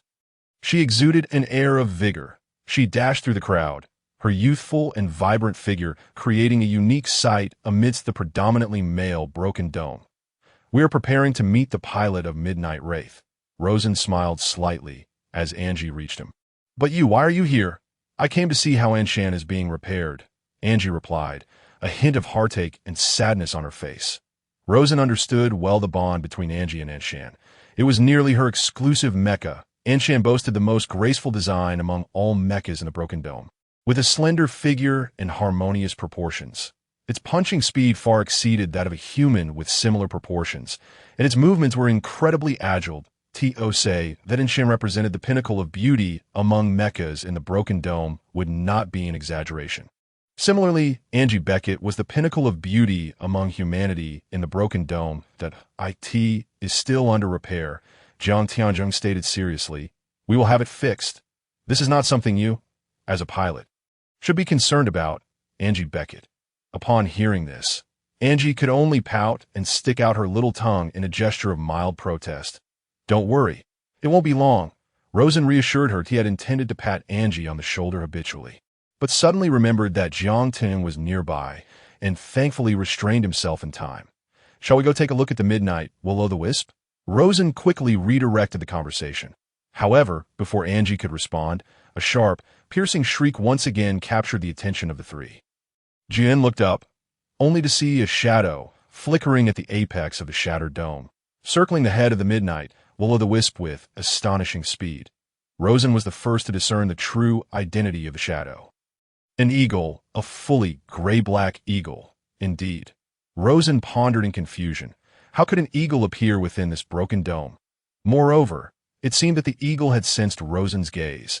After circling for a moment, it suddenly dove towards the three at high speed. What on earth? The three, startled, immediately stepped back a few paces. Rosen even picked up a water pipe from the ground, but to his surprise, when the eagle was still about 10 meters away, it abruptly straightened its body, slowed down sharply, and skillfully landed on Raleigh Becket's right shoulder, steady as a rock. What? Rosen was dumbfounded, momentarily at a loss for words. Is this yours? No. Angie, equally bewildered, immediately replied while shrugging her right shoulder. After saying this, she reached out with her left hand to pat the eagle perched on her right shoulder. However, Angie seemed clearly frightened. Her left hand moved slowly and weakly. The eagle appeared entirely unperturbed, remaining steadfastly on Angie's shoulder without flinching. "This eagle seems harmless," Rosen remarked. "Could it possibly know you?" "I don't know it either." Angie's courage gradually grew. She reached out to tease it, and the eagle immediately responded with a series of cheeps, creating a delightful back and forth between them. Meanwhile, Rosen noticed that the group of people near the base of the Midnight Will-o'-the-Wisp had also approached. As they drew closer, Rosen realized that they were all of Southeast Asian descent. Relatively short in stature, with dark-skinned to the forefront was an elderly man with graying temples, dressed in a deep green military uniform. Though advanced in years, he stood tall and straight, likely the commander of the Singaporean military. Pardon the interruption. The elder appeared to be addressing Jiang Tianzhong as he took a step forward, exchanging respectful salutes before engaging in a warm handshake. "I am Zhang Zhixian, the head of the Singapore Mecha Corps," the elder said with a broad smile, his Mandarin quite proficient. "The Mecha Midnight Will-o'-the-Wisp has been safely delivered by our unit. I kindly asked Mr. Jiang to inspect it personally." As he spoke, he gestured with his head. The men in suits immediately stepped aside, clearing a path for Jiang Tianzhong and the other two. That among the crowd, Rosen discreetly spotted the individual Jiang Tianzhong, referred to as Feng Liren, who stood out as the last to step aside. Although he had a rather slender build, somewhat resembling Zhang Wenhu, their expressions were entirely different. Zhang Wenhu had a calm demeanor, friendly when appropriate, and unhesitant when action was required. However, Feng Liren appeared far from amiable. He had a pair of sword-like eyebrows, currently furrowing toward his nose. Beneath them, his starry eyes were fixed intensely on Jiang Tianzhong and the others, radiating a vigilant aura. The sense of pressure was palpable. Rosen thought, particularly as Feng Liren clenched his fists, seemingly ready to charge at any moment, "I regret to say that our technology is limited. We are unable to perform comprehensive repairs and modifications on the Midnight Will-o'-the-Wisp." Zhang Zhixian addressed Jiang Tianzhong, his stature nearly a head shorter than Zhang's, yet his voice was robust and unwavering. "It's all right," Jiang Tianzhong replied. "Rest assured, it will receive due attention and be utilized effectively. Your pilots will too, that I hope so." Zhang Zhixian sighed. "We shall all obtain what we desire, both economically and militarily." As the two walked, they engaged in discussions regarding collaboration between their nations in other fields, which left Rosen utterly disinterested. Angie was still playing with the eagle, their bond rapidly strengthening, chattering away in a lively manner. That moment, someone at the back of the line suddenly whistled. Originally perched obediently on Angie's right shoulder, the eagle abruptly lifted its head, then spread its wings and soared off. Everyone turned to see the eagle alight on Feng Liren's right shoulder instead. This moment, Feng Liren stood at the rear of the line, his face dark as he glared at Angie. Instantly, Rosen confirmed his suspicions. He harbored no fondness for U.S. a mecha pilot. He did not even greet his future superior, and upon witnessing the eagle on Angie's shoulder, he had called it away. Nevertheless, Rosen could understand. Having just experienced a setback, he was likely eager to prove himself, and Angie, being another pilot, was naturally his target. Feng Liren glared at Angie, who was blushing furiously and at a loss for words, leading to an awkward standoff. "If you have something to say, you may speak directly," Rosen interjected, stepping between them. No need for roundabout approaches. However, Feng Liren merely tilted his head, seemingly still unwilling to speak. "My apologies." Zhang Zhixian, noticing the situation, hurried to the back to mediate. "He has some issues. I apologize on his behalf." Zhang Zhixian smiled at Angie, then pointed at Feng Liren. "He is mute." "Mute?" Both Angie and Rosen were taken aback. Gazing at Feng Liren, the latter snorted coldly, seemingly devoid of any desire to clarify. Not even a response. Rosen mused, realizing that Zhang Zhixian's words held truth. Pilot, wariness, mute, eagle, hero, these terms, examined individually, appeared unrelated, but when woven together, they formed a captivating narrative. They could give rise to myriad stories, such as that of Feng Liren, whose name exudes an air of foreboding, coldness, and absolute silence, akin to a figure traversing through the winds. Rosen found himself increasingly intrigued and fascinated by this enigmatic pilot before him. It seems many stories will unfold between you two that, unbeknownst to him, Jiang Tianzheng had also approached Rosen's side, and, speaking in a volume only Rosen could hear, remarked, "I've heard Feng Liren is proficient in Muay Thai and Jeet Kune Do. His combat style is fierce and ruthless, each strike aimed to be lethal." Rosen glanced at Jiang Tianzheng in surprise, silently contemplating the implications of his superior's words. However, Jiang Tianzheng had already turned to continue walking. "Aren't you still in special training?" he casually tossed out before departing. Rosen paused briefly, then came to a sudden realization. "Hey!" Rosen called out to Feng Liren with a broad smile, successfully capturing his attention. "I hear you can't make a sound?" Rosen grinned mischievously, deciding to take a daring approach. "How would you describe your skills to us?" It must be said, this provocation proved highly effective, successfully inciting the ire of a world-class pilot. Upon hearing this, Feng Liren's eyes widened initially, then his face contorted into a sinister smile. In that moment, without the need for words, Rosen immediately grasped the meaning behind that expression. "You must experience my skills through pain." The Midnight Will-O-the-Wisp was in excellent operational condition, even after having recently endured a battle. Its purple chassis remained as smooth as new. Rosen recalled the Gravekeeper had left a series of shocking wounds on the Midnight Will-O-the-Wisp. However, now all the damaged areas had been meticulously repaired, reflecting Singapore's high regard for this mecha. The liquid jet devices on both hands had been removed. The right hand retained a high-pressure electromagnetic knife, while the left was currently unarmed. After a cursory inspection by the engineers, Jiang Tianzheng had sent it to the number 3 mecha hangar. Additionally, Angie had already skipped away, while Jiang Tianzheng and Zhang Zhixian remained engrossed in their discussion of national matters. Most troubling for Rosen was that Feng Liren was still watching him from behind, his gaze akin to a sharp blade, making Rosen feel utterly uncomfortable. It was time to leave, Rosen thought, since he had already provoked Feng Liren. It was prudent to prepare himself, wasn't it? He initially intended to take a detour to admire Kunlun, but after careful consideration, he decided against it.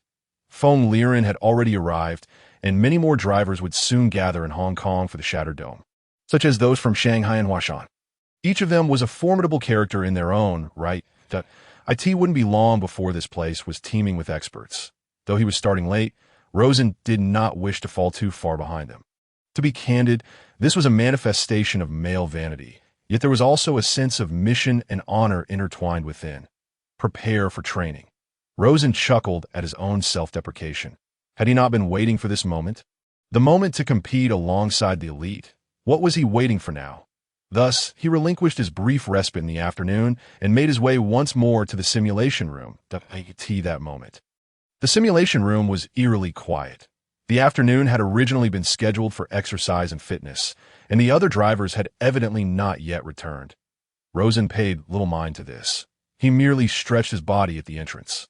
Preparing for the intense training ahead, it had been quite some time since this body had engaged in combat. Although the experience of fighting was deeply ingrained in Rosen's mind, whether his body could respond in a timely manner was an entirely different matter. The movements of the mech relied entirely on a fluid neural synaptic system. If his body's reaction could quicken, the mech speed could be significantly enhanced. Underestimating even a fraction of a second could mean the difference of several meters. A reaction time of 0.1 seconds could equate to a reaction distance of 10 meters, and when compounded, the disparity became enormous. The proverbial difference of a hairbreadth leading to a mile apart. Rosen firmly believed that the truth lies in the details. Before long, Rosen completed his entire warm-up routine, maintaining standard form and sufficient exertion. He breathed slightly heavier, beads of sweat glistening on his forehead. That should suffice. Rosen shook his shoulders and proceeded towards the Kunlun simulation room. However, at that moment, a click echoed from the depths of the corridor, prompting Rosen to glance inward. He noticed the door at the far end of the corridor had been opened. Rosen paused, recalling that no drivers were scheduled to use the innermost rooms. The figure emerged from that room. Initially, due to the dim lighting, Rosen could not see clearly, but as the figure approached, his brow furrowed in heightened vigilance. His first impression was that the person was exceptionally tall. With a robust physique and sharp facial features, he was unmistakably a man. yet his long hair cascaded over his shoulders, loosely held back by a cloth band and draping casually down his back. He donned a loose black short-sleeved shirt and jeans, his expression inscrutable. His eyes, partially obscured by strands of black hair, were narrow and piercing. Although he could not be deemed handsome, there was an enigmatic depth to his presence. So unique was he that Rosen was instantly convinced he had never encountered this individual before. "Who are you?"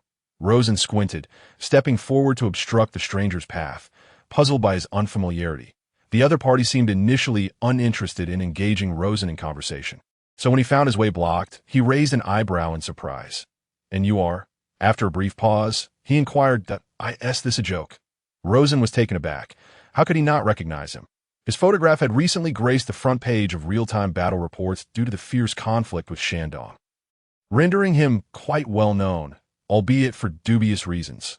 "Rosen," he replied, his body still tense. "Oh." The stranger appeared taken aback again, tilting his head slightly. "You are that Rosen?" "Indeed." The man lowered his gaze, his narrow eyes scanning Rosen from head to toe before he remarked, "You seem rather unfit and weak. Not at all like a driver who has trained for years. Is it true you fought Shandong to a draw?" Beyond mere inquiry, Rosen discerned layers of deep skepticism and disdain in his tone, accompanied by a sudden air of contempt. It seemed the man had more to say. Evidently, the shattered dome in Hong Kong was not as impressive as it seemed. With that, the man shifted his gaze away from Rosen, arrogantly attempting to step past him. Although he spoke the truth, Rosen was a part of the Hong Kong base, and he could not tolerate such insolence. "What you said is—" Rosen took another step forward, seeking to halt the man's advance. Yet, unexpectedly, the stranger swiftly occupied Rosen's footing, lightly flicking his right hand beneath Rosen's armpit. Off balance, Rosen immediately crashed against the wall of the corridor. Rosen quickly regained his footing and lunged forward. But the long-haired man pivoted to block him, seizing Rosen's right fist with his left hand. Moreover, the man's face suddenly loomed close, halting just 30 centimeters from Rosen's forehead, should he press his right hand to his lips in a gesture of silence. Whispering, "If I were you, I wouldn't strike a stranger so casually. Sometimes I worry I might not be qualified." Rosen struggled fiercely but found it futile. The man's physical prowess far surpassed his own. The stranger scrutinized Rosen for a moment, then pushed him away with a chuckle. "Farewell, little one. Remember, do not act rashly." He wagged a finger at Rosen before finally turning and disappearing into the simulation room. Rosen contemplated pursuing him, but hesitated for a few seconds before ultimately relinquishing the idea. Not only was the stranger stronger, but he could also sense that his skills were formidable, far beyond mere brute force like Sun Jingdang. Most importantly, while the man's words had touched a nerve, Rosen felt an overwhelming sense of powerlessness. Suddenly, Rosen realized he had yet another mountain to climb. He lingered for a considerable time, deeply introspective. Well, it seemed becoming a driver was merely the beginning. Everything was far from over. He would need to summon the same relentless work ethic he had previously exhibited. Rosen silently declared to himself. A new journey was about to commence. "Wish me luck." On the morning of June 23, 2043, at 10 o'clock, fate smiled upon history. "Ha." Newt Gessler incessantly murmured these two phrases in his mind. Once upon a time, this monster of a doctor had been consumed by thoughts of rock instruments. Yes, indeed, becoming the soul of a band had been his earnest childhood dream. Newt vaguely recalled leading a group called the Black Swan Ensemble, traversing various music clubs across Germany, triumphantly conquering numerous European talents that, yes, MJ had still been alive back then. How infuriating, just a tad too late. Newt had longed to compete against his idol on the grandest stage of all, the Palais Garnier in Paris, in a rock showdown that would etch itself into the annals of music history. However, now Newt could no longer indulge in rock and roll in 2025, as the first wave of monsters had just been vanquished. He indeed attempted to reform the Black Swan Ensemble. Yet, it was during that time he abruptly realized he was no longer young, and his musical fervor had dissipated with age. He no longer belonged to that world. Thus, the rock superstar Newt spoke of was merely a metaphor for his yearning for success. What truly mattered to him was being immortalized in history. Even a few photographs or snippets of text in textbooks after his passing would suffice. This was his dream. At this moment, He found himself in a foreign research institute, tinkering with a decaying piece of monster tissue, intending to use it to save the world. That, of course, this was no ordinary research institute.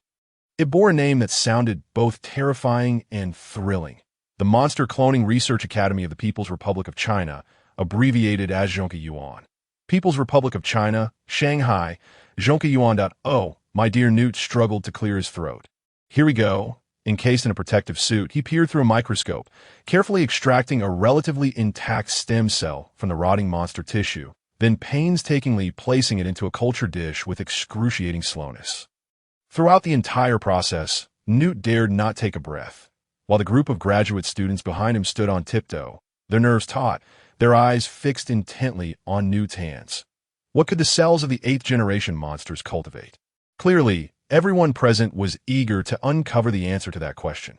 Additionally, silicon-based cells were not nearly as accommodating as carbon-based ones, although monsters composed of silicon cells were terrifyingly formidable to humanity. However, when compared to Earth, the monsters find themselves in a position of vulnerability. The might of nature is not easily endured. Silicon-based cells cannot survive for long at ambient temperatures, and the gas conversion poses a significant challenge for them. Thus, Newt can only place the culture dish in a specially heated storage box, filling it with scalding ammonia gas to ensure that the stem cells can endure until the cloning experiment begins. Frankly, this is far more exhausting than replicating 7 generations. The technology for duplicating 7 generations has long been perfected. There is no need for such cumbersome procedures. Consequently, this task is a veritable strain on Newt's back. To be on the safe side, he has also stored more than 10 additional stem cells. After placing all his precious specimens into the storage box, a preliminary plan began to take shape in Newt's mind. First, he would rely on cloning to cultivate monster embryos and immediately perform a head separation surgery before they could develop any aggression. Next, he would only need to nurture a single head within the experimental chamber, where hormones and simulated time pass rapidly. The monster's head would grow swiftly over the course of several weeks until its brain could withstand the mental shock brought on by the synesthesia.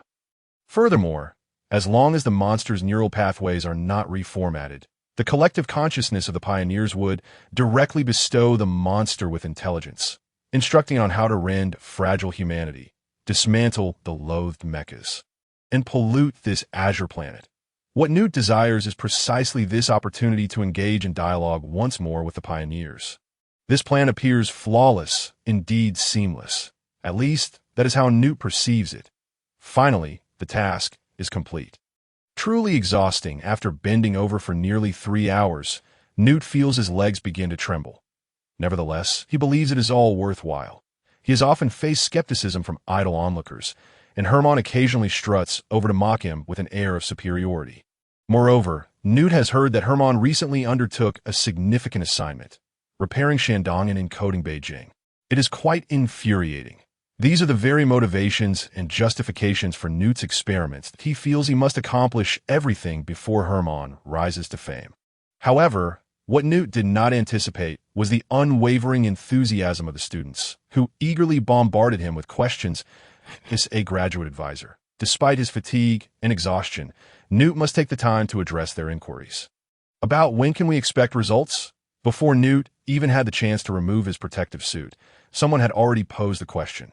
Let me think, he mused internally, estimating that under normal circumstances it would take approximately 3.5 weeks. With a stroke of luck, perhaps 2 weeks, or even shorter. Thus, he replied, a little over 10 days. Newt always preferred to think positively. But this is an 8th-generation beast. Will it truly succeed in replication?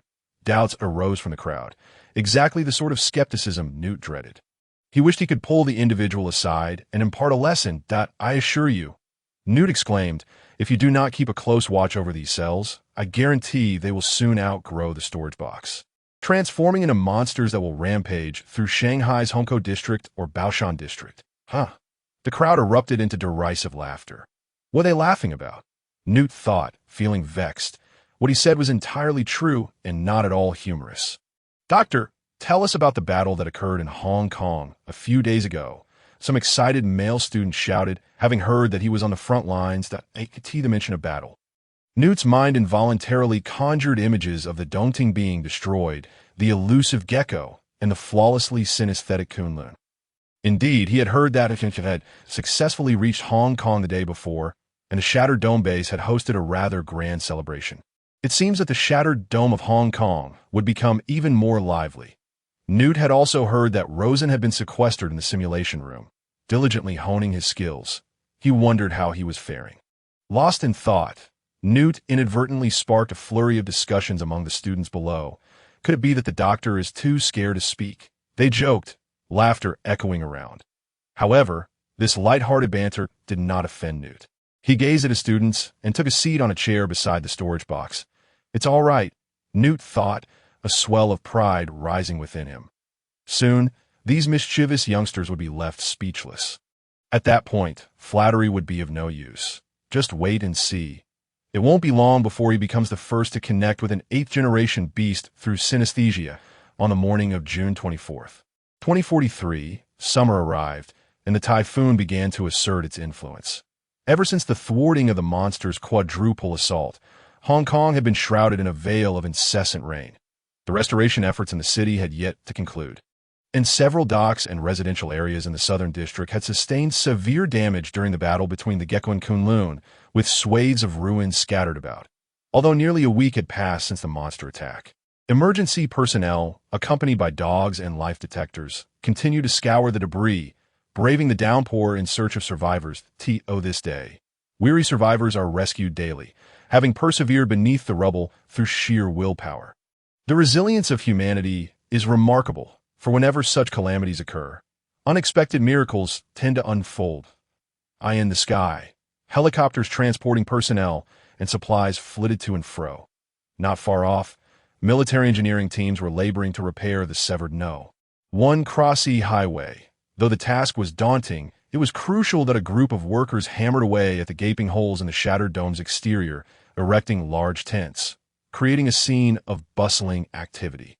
In stark contrast, the Wormhole sect members were gathering the shredded remains of the gecko from the nearby residential areas, referring to them as sacred relics. Thankfully, Hong Kong has a comprehensive gun ban. Otherwise, irate crowds would have long since taken matters into their own hands. Amidst the flurry of activity, 2 figures stood out. They sheltered under an umbrella, observing the scene from a nearby rooftop, silently taking it all in, seemingly intent on imprinting the sights in their minds. One was tall and upright, clad in military green attire. Though he bore the visage of middle age, for some reason, his hair had turned white. Yet he evidently took great care in his appearance. His hair was slicked back with pomade, and his military uniform fit him snugly, with every button meticulously fastened. As a result, his white hair did not make him appear elderly. Rather, it lent him a certain rugged authority. The other person was dressed more ordinarily. Shorter in stature and slender, clad in simple black casual, where he wore a hat pulled down, obscuring his face. "Thank you, Major Ma, for bringing me out," the shorter individual remarked while gazing at the bustling scene below. His voice neutral, making it difficult to discern gender. "Only outside the base do I feel truly alive." Major Ma sighed quietly, glancing at the shorter figure with sympathy, then forcing a smile as he asked, "What do you think of the scenery in Hong Kong compared to Lianyungang?" "Splendid. The winds rise and fall. The waves crash against the shore. It's beautiful." The youth nodded. "I can only leave the base when monsters attack." On the holographic display in Shanghai, the sky over Lianyungang is merely black. Only that color. Suddenly, the young man seemed to recall something unpleasant, his brows furrowing as his legs began to tremble uncontrollably. In a panic, he discarded the umbrella, gripping the rooftop railing tightly, gasping for breath as if on the verge of suffocation. Xiao Huang. The soldier immediately reached out to steady the youth, who, in evident distress, collapsed into the soldier's arms, bending over like a boiled shrimp. The soldier swiftly assisted the youth into the building, laying him down as comfortably as possible on the floor. He then expertly pinched the youth's philtrum, and after a while, the color began to return to the boy's face. However, the soldier shook his head, anxiety etched on his features. Nai Chao watched the unconscious Xiao Huang with a mix of emotions. Indeed, the young man before him was none other than the illustrious Xiao Huang.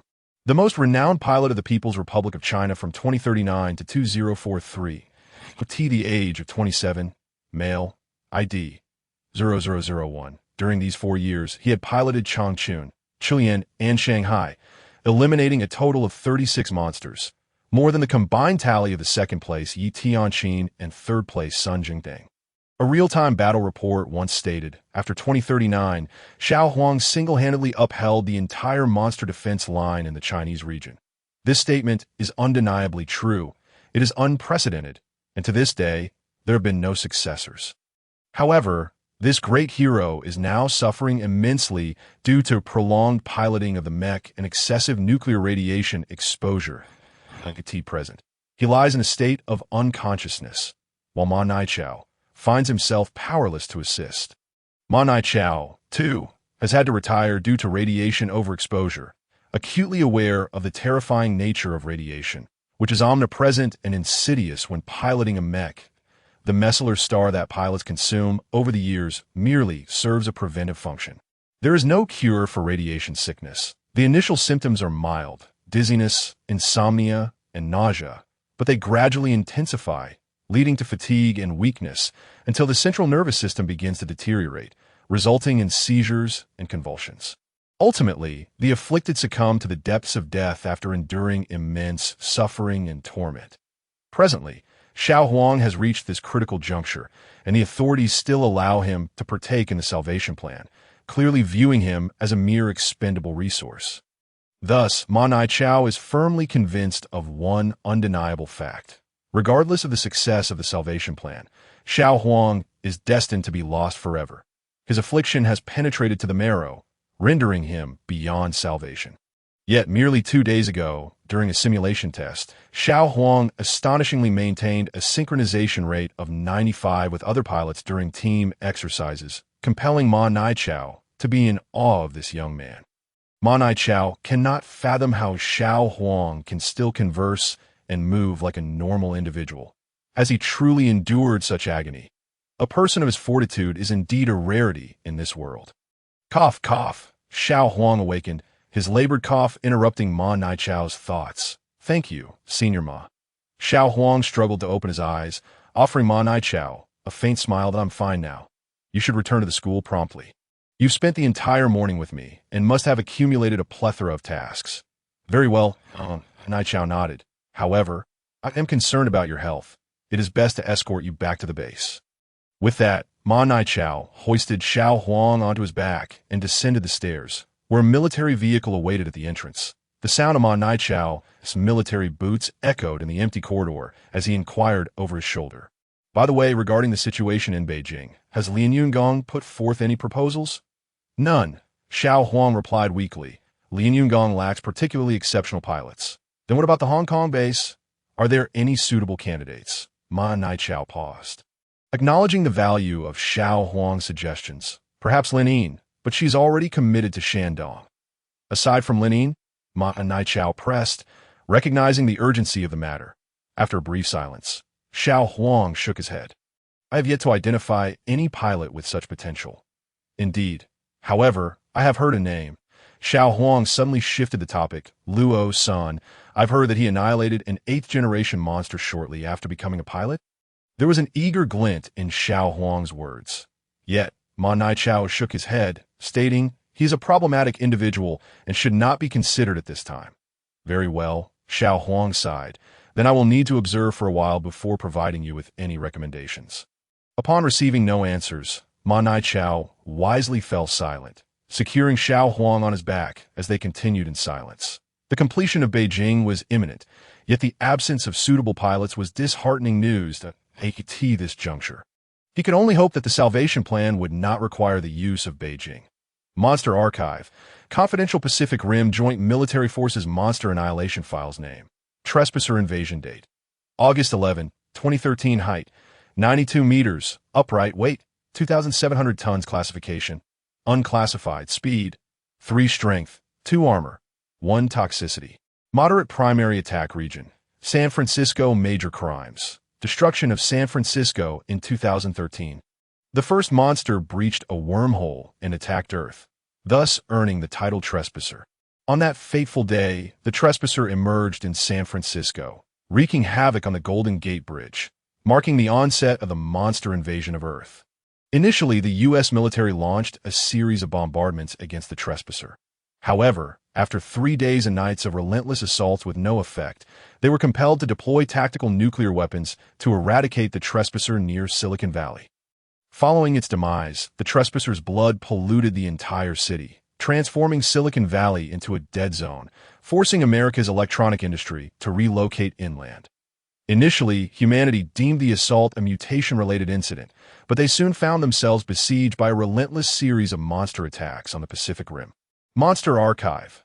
Guardian Invasion Date. June 11, 2043. Height: 70 meters. Crawling length: 203 meters. Weight: approximately 13320 tons. Classification: Level 7. Speed: 5. Strength: 7. Armor: 7. Toxicity: weak. Primary attack region: Singapore. Major crimes: destruction of Singapore Mech Pioneer.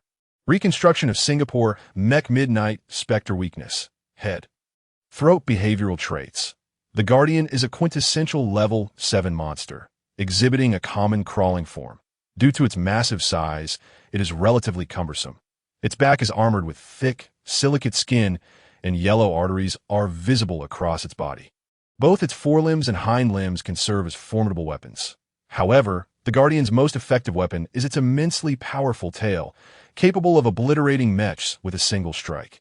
Monster Archive. Dragon Invasion Date: June 18, 2043. Height: 50 meters. Crawling length: 230 meters. Weight: approximately 20,000 tons. Classification: Level 7. Speed: 5. Strength: 9. Armor: 8. Toxicity: weak. Primary attack region: Hong Kong. Major crimes: sinking a transoceanic cruise liner.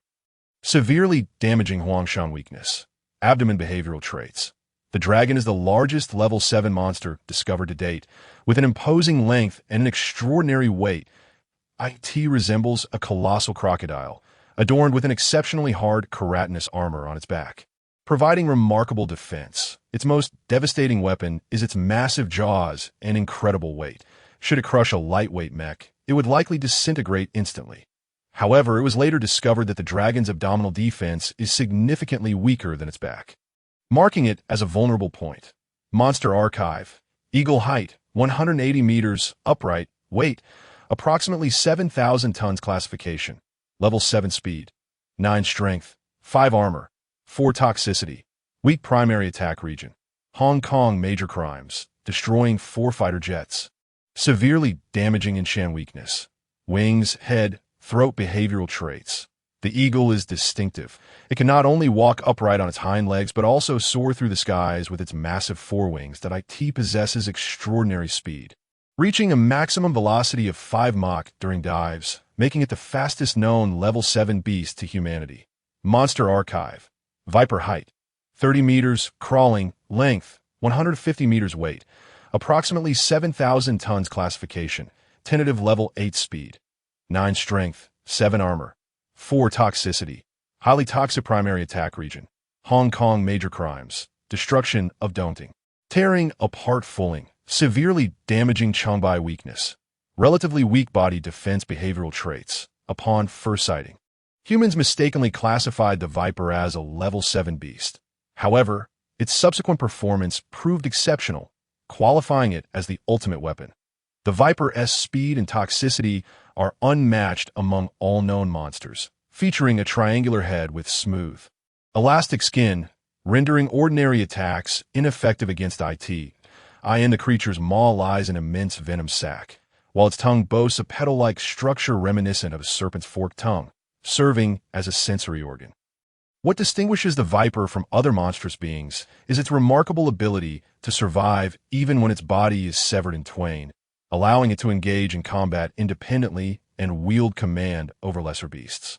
The remnants of the Viper have been transported to the Hong Kong Shattered Dome experimental base, where the secrets of its 8th-generation monstrosities are being diligently unraveled.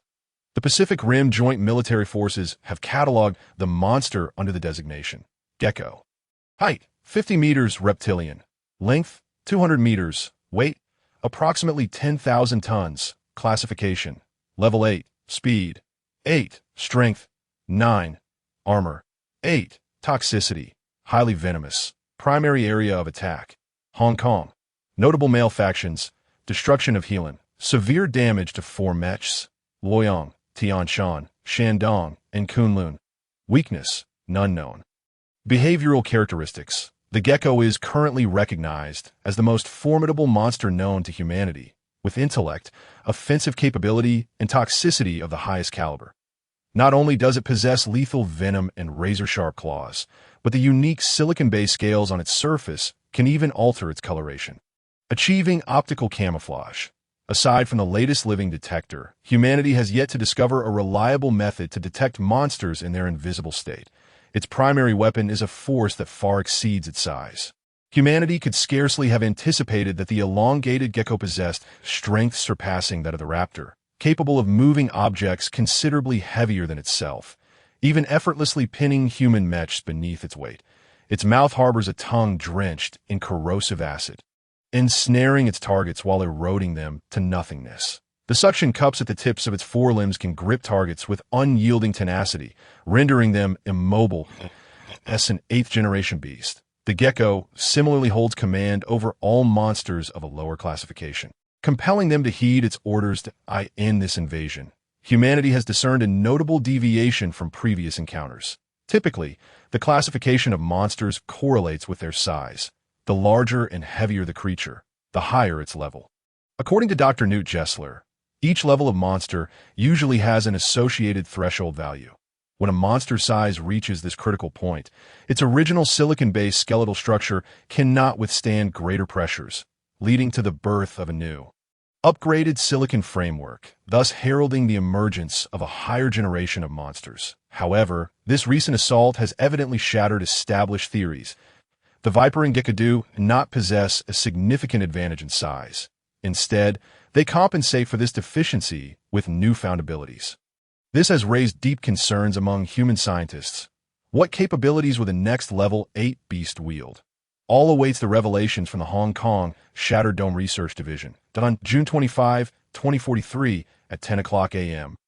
Time appeared irrelevant during Rosen's rigorous training, especially under the relentless spirit he exhibited. He had lost track of time, having not stepped out of the simulation chamber for a full 5 days. Were it not for Kunlun being perpetually online and Rosen's nightly snores resonating from the chamber, others might have feared for his well-being. Throughout these 5 days, it was Raleigh Becket who brought him meals. Initially, Angie intended to prepare something delightful for Rosen. But after he complained about her heartfelt black fried egg rice, it was evident that a cold war had ensued between them. Henceforth, she delivered the same flavor of instant noodles daily, which surprisingly, Rosen accepted without protest. Each day, Angie would place the noodles at the chamber's entrance. An hour later, only the empty box remained. She would dutifully take out the trash, grumbling a few complaints as she made faces before hastily retreating. Nonetheless, the changes these 5 days wrought in Rosen were unmistakable. During this time, he sought to regain his feel for piloting. It had been far longer than 7 months since he last operated a mech. 7 months merely marked his period of intense study. In truth, it had been 11 months since he had last activated Kunlun and bid farewell to his piloting career. Although he had not completely forgotten how to operate it, he was undoubtedly affected in various ways. Before him lay the control panel, featuring an array of auxiliary functions. The top row included communication buttons for adjusting radio channels, recording audio, documenting pilot operations, and serving as a black box. Below there were the night navigation lights. Cooler switch, boost switch, torque settings, and touchscreen dashboard, with the engine throttle lever at the bottom, all conspicuously painted in black. While the system boasted an autopilot feature capable of adjusting the mech's output power automatically. Proficient pilots typically preferred manual control, frequently altering the mech's power modes to adapt to the myriad challenges it faced. Much like the long-debated question of whether automatic or manual transmission vehicles are superior, which lacks a definitive answer, as it ultimately varies from person to person. Rosen spent considerable time committing the layout of the controls to memory, enabling him to execute commands proficiently without needing to visually reference the panel. This effort was invaluable, saving him precious reaction time. Sometimes, victory or defeat hinges upon the blink of an eye. Furthermore, Rosen had finally refreshed his knowledge regarding pilots. Mechs, In the Hong Kong Shattered Dome, he discovered that Kunlun had undergone substantial upgrades since his last recollection, rendering it more powerful, swift, and resilient than before. In no wonder he had been able to hold his own against the Gecko for an extended period. It was not solely due to his skillful maneuvers, but also owed much to the dedication and expertise of the countless engineers behind the Shattered Dome.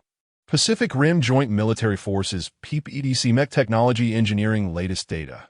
Kunlun Upgrade and Repair Report, June 24, 2043. Name, J35X, Kunlun, Model, March 7, Heavy, Activation Date, January 2038, Termination Date, Not Applicable, Pilot, Mike Kane, Rosen, Height, 145 meters. Maximum weight, 6,800 tons. Operating System, Sanyong Horizon Gate Controller, Head Pilot Power System, 12.9 Nuclear Power Turbine Engine, Built-in Reactor Core Armor Thickness, 210 cm to 460 cm. Weaponry, Left Hand, Removed I-19 Ion Cannon. Added improved I-23 Heavy Ion Cannon, with enhanced ion cannon power and a completely updated launch protocol. Expected preparation time, reduced by over 15. Additionally, to upgrade the left hand's ion cannon, the original internal chainsword was replaced with an external model. Right hand, repaired Cloud Storm high-pressure magnetic ring and increased power output. Additional equipment. Head high-precision pre-aiming system upgraded. Foot Achilles shock absorber repaired. New external chainsword is now replaceable. Body coating. Silver gray areas improved in appearance and auxiliary systems. The center of mass slightly lowered to enhance balance performance. Currently, Kunlun is undergoing its final comprehensive inspection, with no issues detected thus far. This report is jointly submitted by Lin E., the Kunlun Task Force leader, and Hermann Gottlieb, the chief engineering supervisor. In truth, when Rosen laid eyes on this report, his heart swelled with joy. From its initial level 1, Kunlun had ascended step by step to level X, and Rosen longed to witness his companion's evolution firsthand. In a sense, Kunlun felt more like family to him, or perhaps his greatest solace in this world. That moment, the colossal steel frame embodied the legacy left by Raleigh Becket, and as Rosen gazed upward, he felt it perpetually beckoning him to fight bravely and forge ahead. Taking a deep breath, Rosen pulled himself from the reverie. He reopened the simulated airdrop system to continue his training. Although he had completed 24 consecutive airdrops over the past 5 days, time was of the essence, leaving no room for complacency. Washington had already reached the Hong Kong Shattered Dome. In midnight, Will-o'-the-Wisp had undergone full modifications. Under Jiang Tianjing's stern warning, nations across the Pacific Rim had evidently accelerated their deployment schedules. The Savior Plan loomed large, and Rosen wondered if he could truly represent the People's Republic of China in this endeavor. His confidence was, at best, tenuous in contrast. The others were formidable. Feng Liren struck with ruthless precision and overwhelming force. Yi Tianqin employed a myriad of techniques, his dual blades flowing like wind. And then there was the most terrifying of all, Xiao Huang. Rosen could scarcely fathom how that seemingly frail pilot subdued the brash Saitai in mere 10 seconds. In summary, they were exceptionally strong that a few days ago, during the collaborative team drill, Rosen had already experienced their formidable strength, which left him with a sense of yearning. However, he firmly believed that such circumstances would not remain static. Diligence could indeed compensate for inadequacies. Rowley once remarked that a hero need not be the most exceptional, but they must certainly be the most industrious. Rosen held this conviction dearly.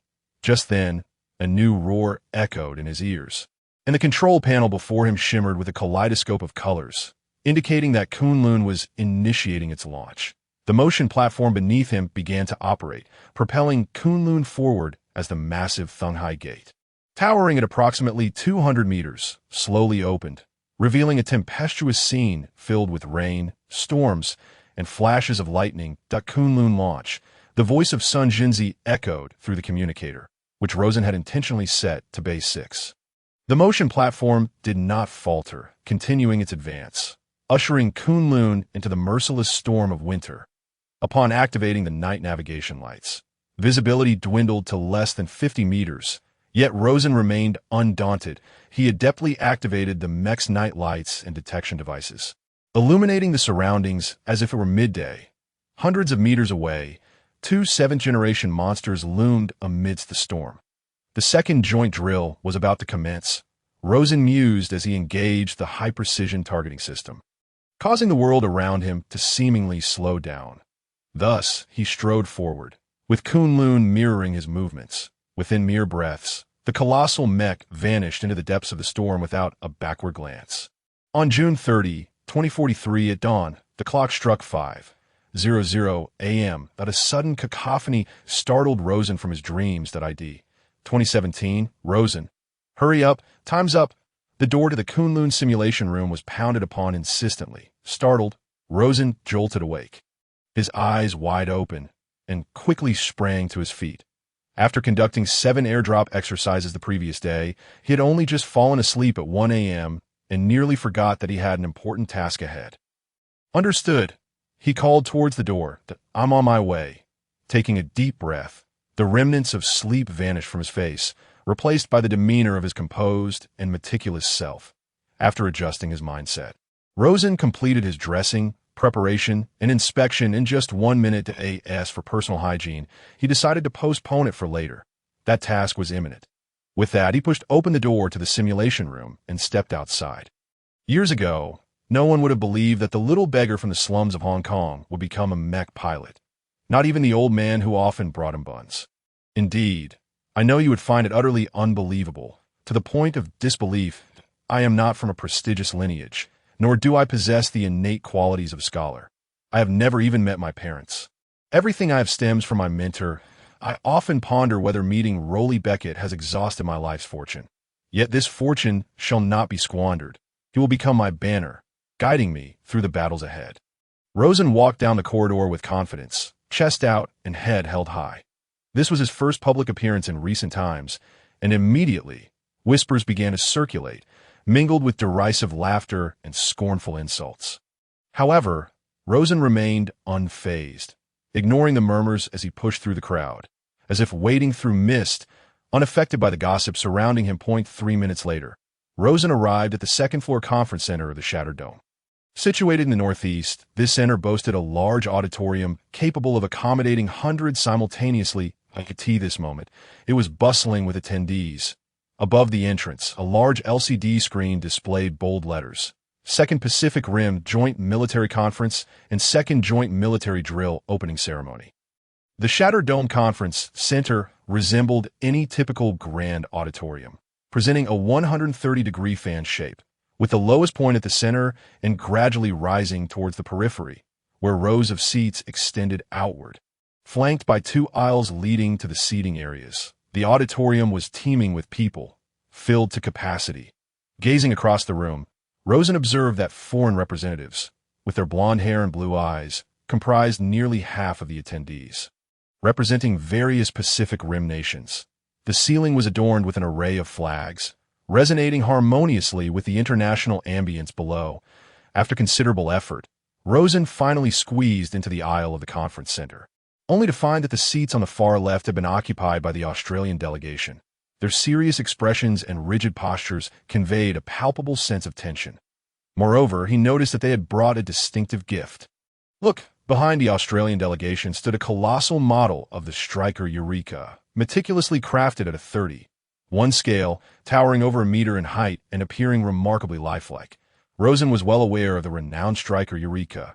Its story had even been adapted into a television series, becoming widely known and celebrated in 2025. It was the Striker Eureka that provided cover for the dangerous drifter during the destruction of the wormhole. According to the original plan, it was supposed to be the dangerous drifter protecting the Striker Eureka, but in a moment of despair, its pilot, Marshal Panicosa, chose self-destruction, successfully inflicting severe damage on the 5th-generation monster Black Widow, paving the way for the dangerous drifter's salvation. The contributions of Striker Eureka were no less significant than those of Dangerous Drifter, and both pilots, Panicosa and Chuck Hansen, now lay in eternal slumber beneath the sea. Their names are prominently engraved on the hero monument in front of the Kowloon Pilot Academy.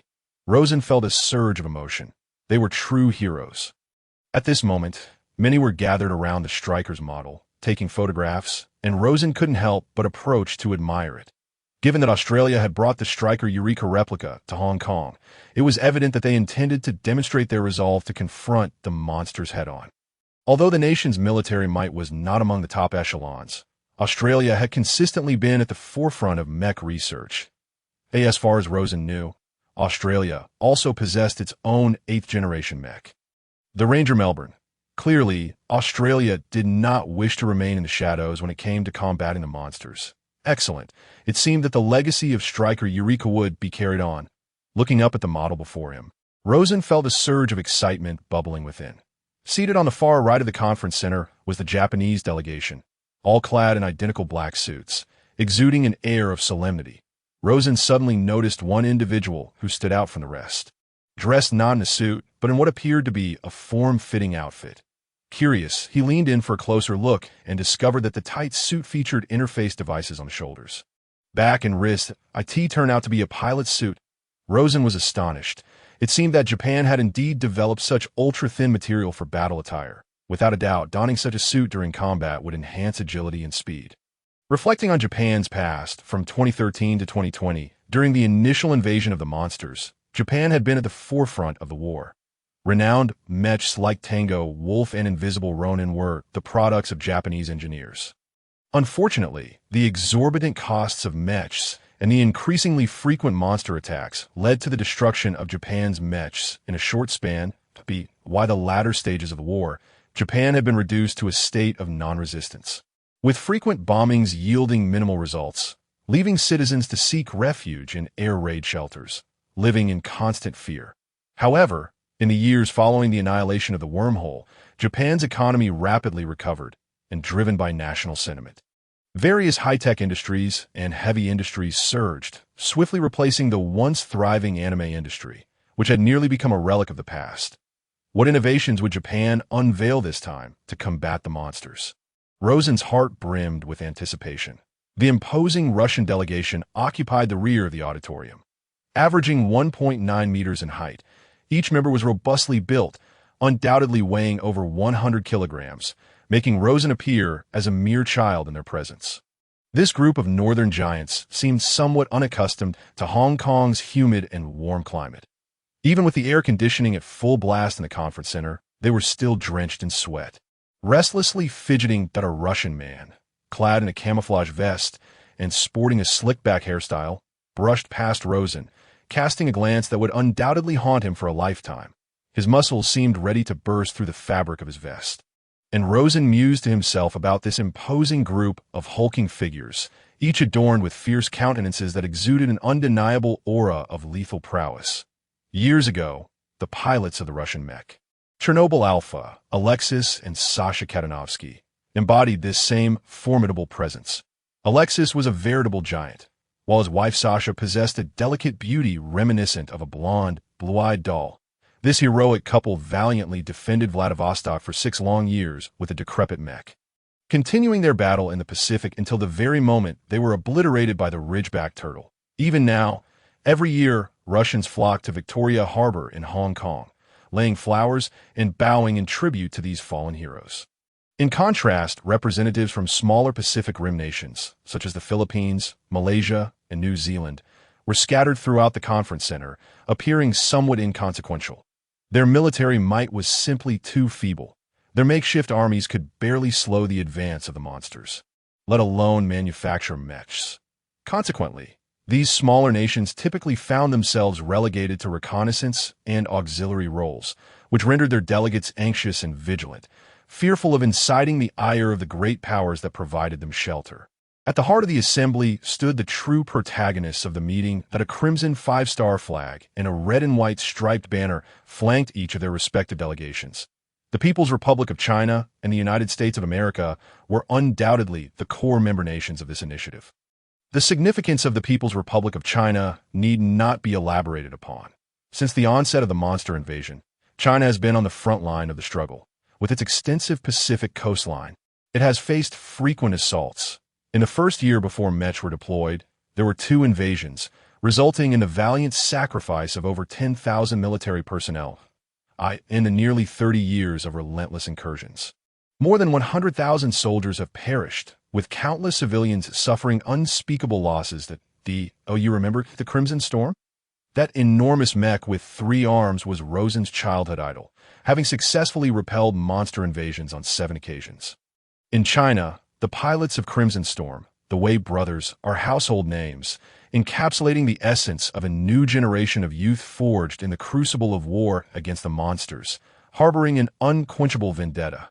Thus, the members of the Chinese delegation sat solemnly in their seats, their expressions grave and their breaths heavy, quietly awaiting the commencement of the meeting. Rosen spotted Lin Yin and Xiao Huang among them, both clad in formal black attire. Lin Yin appeared invigorated, her fair skin radiant, and her presence commanding. Her injuries seemed to have healed considerably. Since the conclusion of their bout, she had not sought him out nor reported to Jiang Tianjing, suggesting she was biding her time, awaiting the moment he musters the courage to challenge her. Well, Rosen thought, I should be capable of holding my own now. Though victory may elude me, I shan't suffer a humiliating defeat. I'll find an opportunity to confront her soon. With that thought, he casually selected a seat. However, he soon realized that the American delegation presented a stark contrast to the Chinese. Few in number, many seats lay vacant, and those present were scattered, engaged in casual conversation. Exuding an air of nonchalance, to be honest, Rosen held a certain disdain for the Americans. Although the dangerous wanderer they produced had saved the world and Raleigh Becket was indeed American, let us not forget that it was the United States that first cast doubt on the thieving Seagull project. Had they not withdrawn their investment prematurely, General Pandescost would not have limped into Hong Kong with merely 4 mechs, and humanity would not have found itself in the dire predicament of relying on just 2 mechs to save the world. Oh well, Rosen mused, it hardly matters as long as the United States remains on the side of humanity. Everything is negotiable. On the morning of June 30, 2043, the meeting finally commenced. The opening remarks were delivered by Jiang Tianjing of the Chinese delegation and his American counterpart. Jiang, with a serious demeanor and solemn tone, elaborated on the significance of the Savior Initiative, its implementation details, task allocations, and deployment timelines. Due to the absence of many nations during the previous exercise, this introduction was particularly thorough. We propose the establishment of a new mech base in the southern part of Honolulu, Hawaii, specifically at the former site of Pearl Harbor. Jiang paused, his hands resting on the podium, leaning forward with a determined gaze sweeping the audience. Before continuing, yes, that will be our Pacific Broken Dome base, as anticipated. A murmur of surprise rippled through the audience, with representatives who had not previously heard of the plan expressing astonishment at the chosen location.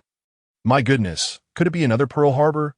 A New Zealand representative queried, prompting nods of agreement from many. Thus, Jiang raised his voice, we must inspire ourselves to remain vigilant and bolster our defenses to prevent a recurrence of the Pearl Harbor incident. Each word he uttered resonated with clarity and conviction, leaving no room for dissent. As his speech concluded, the murmurs of the audience gradually subsided. The American remarks were considerably more succinct, affirming their unwavering support for China's actions, along with a few specific suggestions for modifications. However, Rosen absorbed none of it, as he had succumbed to slumber. He had perused the comprehensive plan of the Savior Initiative numerous times, and it was etched into his memory. Thus, he had closed his eyes to rest, preparing himself for the forthcoming second phase. Sure enough, it wasn't long before he heard the words he had been eagerly awaiting. I hereby declare the commencement of the second joint military exercise around the Pacific. When it comes to the most captivating aspects of the joint exercise, each individual undoubtedly harbors their own opinion. Ordinary citizens naturally favor the opening ceremony in the vicinity of Hong Kong's Sham Shui Po Tiaoma T districts. Soldiers from various nations' joint forces paraded in grand procession.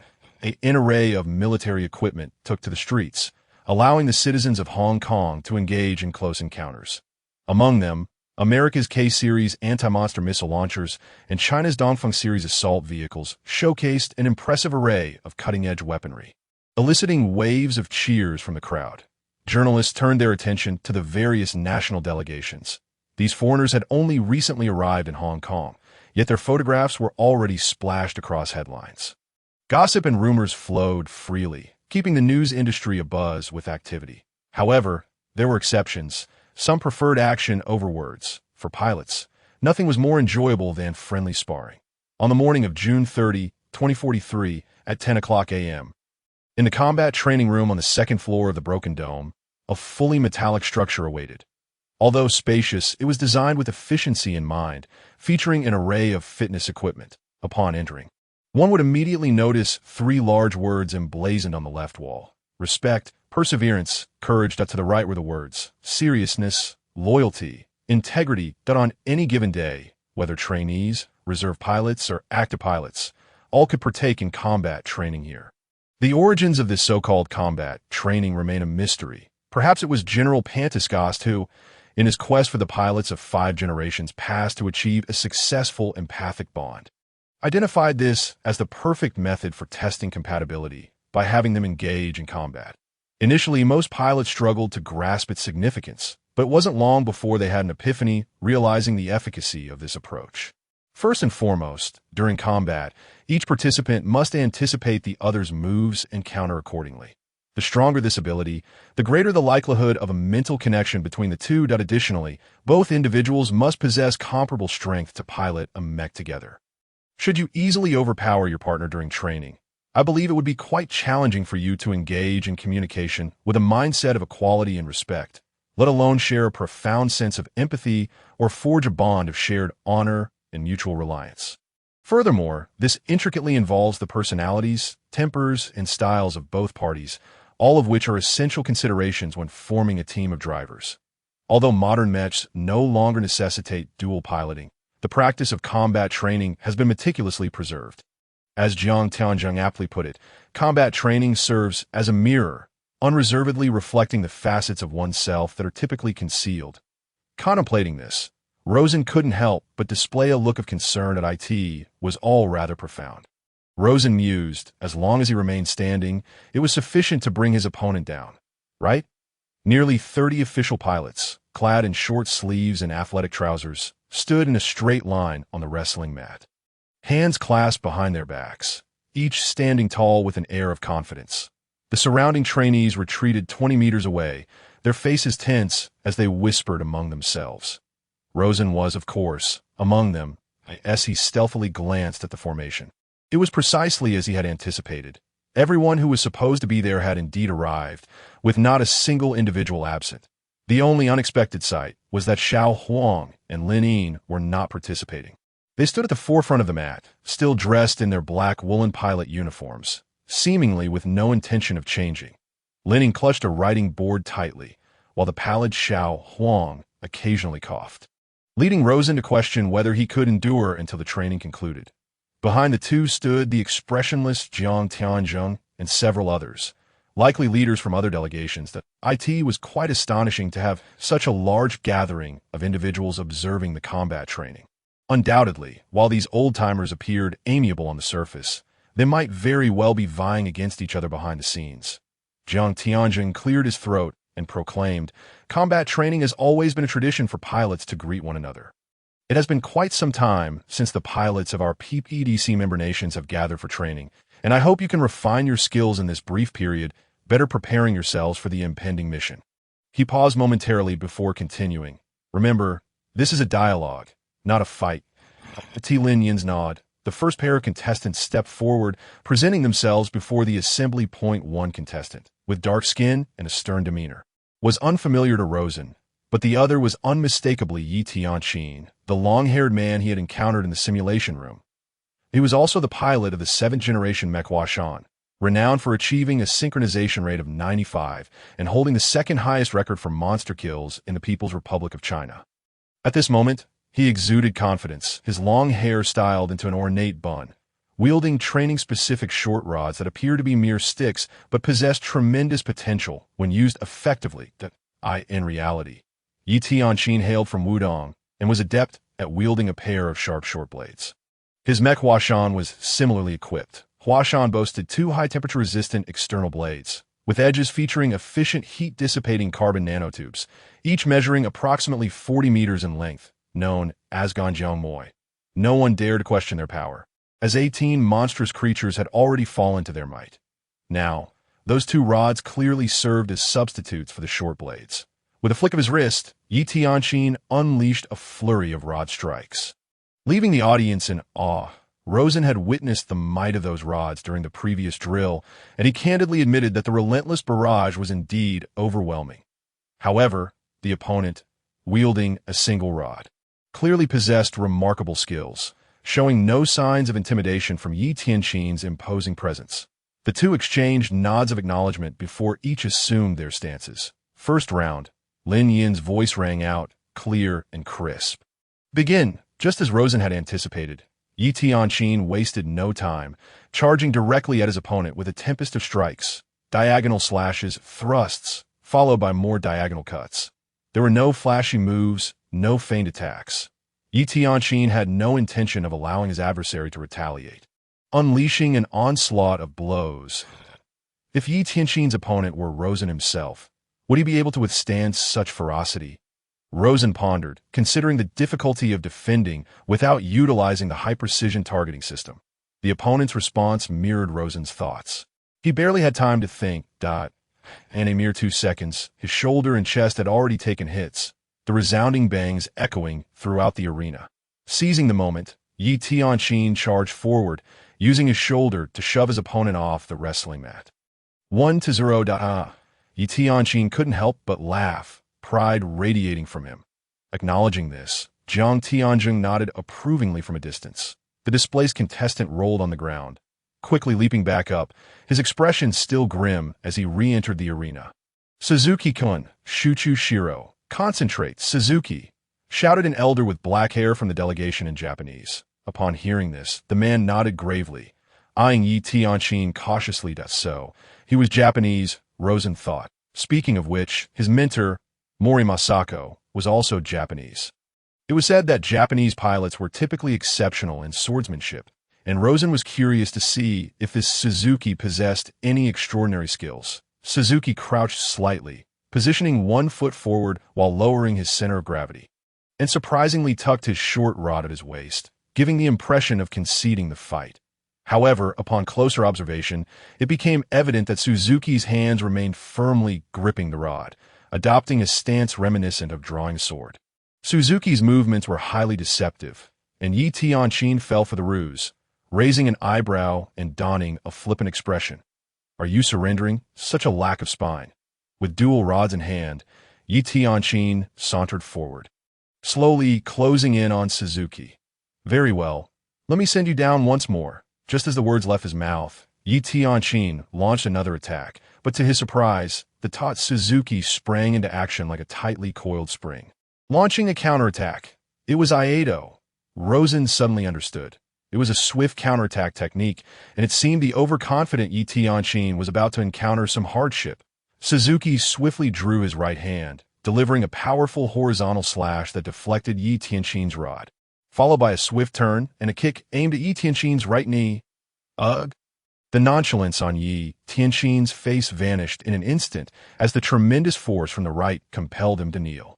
However, amidst the astonishment, this skilled pilot quickly made a decision, rolling to the left to evade Suzuki's follow-up strike. With a failed pursuit, Suzuki lowered his center of gravity, readjusting his defensive stance at that moment. Lin Yin marked a check on her board. 1-1. She declared flatly. The surrounding whispers intensified, punctuated by occasional cheers and applause. Not bad at all, Yi Tianqin remarked as he rose, shaking off the lingering numbness in his right leg, a smile replacing his earlier annoyance. Quite impressive. The third round was a decisive one. Neither competitor rushed to attack, instead employing feints to test one another, seeking to entice the other into making a reckless move. However, this stalemate did not persist for long, as Yi Tianqin's dual-bladed techniques proved to be more versatile and unpredictable. Thus, Yi Tianqin resolved to sweep Suzuki out before the situation deteriorated. He made the first move, thrusting his right rod towards Suzuki's left shoulder. Suzuki appeared to be prepared, swiftly maneuvering his rod to defend against the incoming attack. In a split second, Yi Tianqin, realizing that his single-handed strength could not breach Suzuki's dual-handed defense, discarded his right rod, hurling it away. Suzuki, instinctively deflecting the incoming rod, quickly regretted his decision, as he now stood wide open, revealing multiple vulnerabilities. In an instant, Yi Tianqin unleashed his left rod with lightning speed, thrusting it forward and breaking through Suzuki's defense, the rod piercing his abdomen and sending him reeling backward. Suzuki stumbled 3 steps before crashing to the ground, and Lin Yin had already completed her tally. 2-1, Lin Yin announced. Next group. As the spring breeze carried the exuberance of Yi Tianqin and the reluctant spirit of Suzuki off the mat, the second pair of competitors, both known to Rosen, emerged. Su Luoxiao of Tianshan and Hu Jiu of Taiheng. It appeared that the matchups were entirely random. Rosen mused, pondering the possibility of encountering someone familiar himself. He yearned for a chance to grapple with Saidi or Fengliren, wondering if fortune would smile upon him. Just as Rosen's thoughts began to wander, the 2 combatants on the mat had already engaged in fierce combat. Their skills were closely matched, exchanging blows, competing fiercely, making it difficult to determine a victor amidst the chaos. Hu Jiu's imposing stature lent weight and power to each of his strikes, while Su Luoxiao's techniques brimmed with creativity, earning him the reputation of a prodigy in Rosen's eyes. After a prolonged battle, neither had managed to inflict significant damage upon the other. Nevertheless, the crowd outside the wrestling mat swelled, forming layers of spectators around the action. The first round lasted a full 2 minutes, and the intensity of their clash had nearly exhausted both fighters. It was Su Luoxia who first showed signs of fatigue. During a brief exchange, he executed an unexpected elbow strike to Hu Jiu's chest. However, lacking sufficient force, Hu Jiu did not stagger back as anticipated. Instead, he firmly seized Su Luoxia's arm, following up with a swift side throw that sent Su Luoxia sprawling to the ground. The subsequent 2 rounds were short-lived. In the second round, Su Luoxiao exerted immense effort to push Hu Jiu off the wrestling mat. Yet in the third round, with his energy depleted, Su Luoxiao found himself pinned to the ground within 10 seconds by a powerful strike from Hu Jiu. Ultimately, the score settled at 1-2. Yet the cheers and applause from the crowd continued, as these 2 competitors had indeed delivered an exhilarating match. How exhausting! Su Luoxia gasped as the match concluded. Struggling to find his footing, I feel utterly spent. Hu Jiu assisted him, and together they hobbled off the wrestling mat. As they passed Rosen, he made a point to greet them.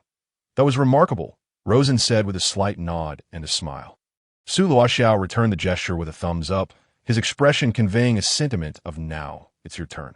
Furthermore, Rosen noticed Hu Jiu's face was marked by an awkward grin, leading him to think that perhaps Hu Jiu himself had not anticipated defeating a designated participant of the Savior program.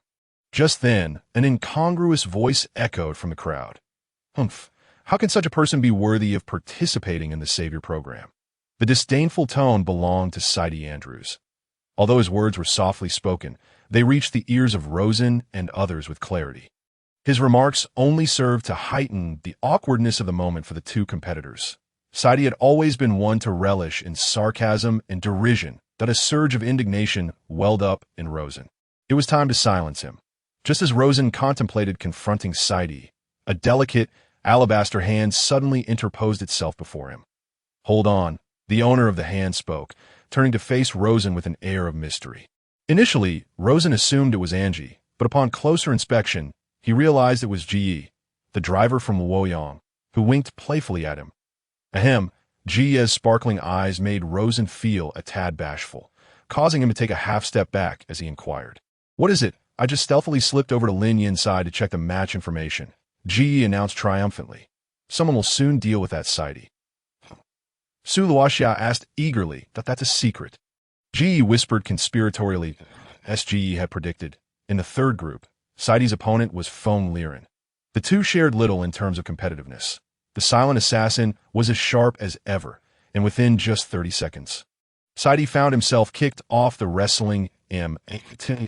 Su Luoxia couldn't help but laugh, feeling a sense of relief wash over him.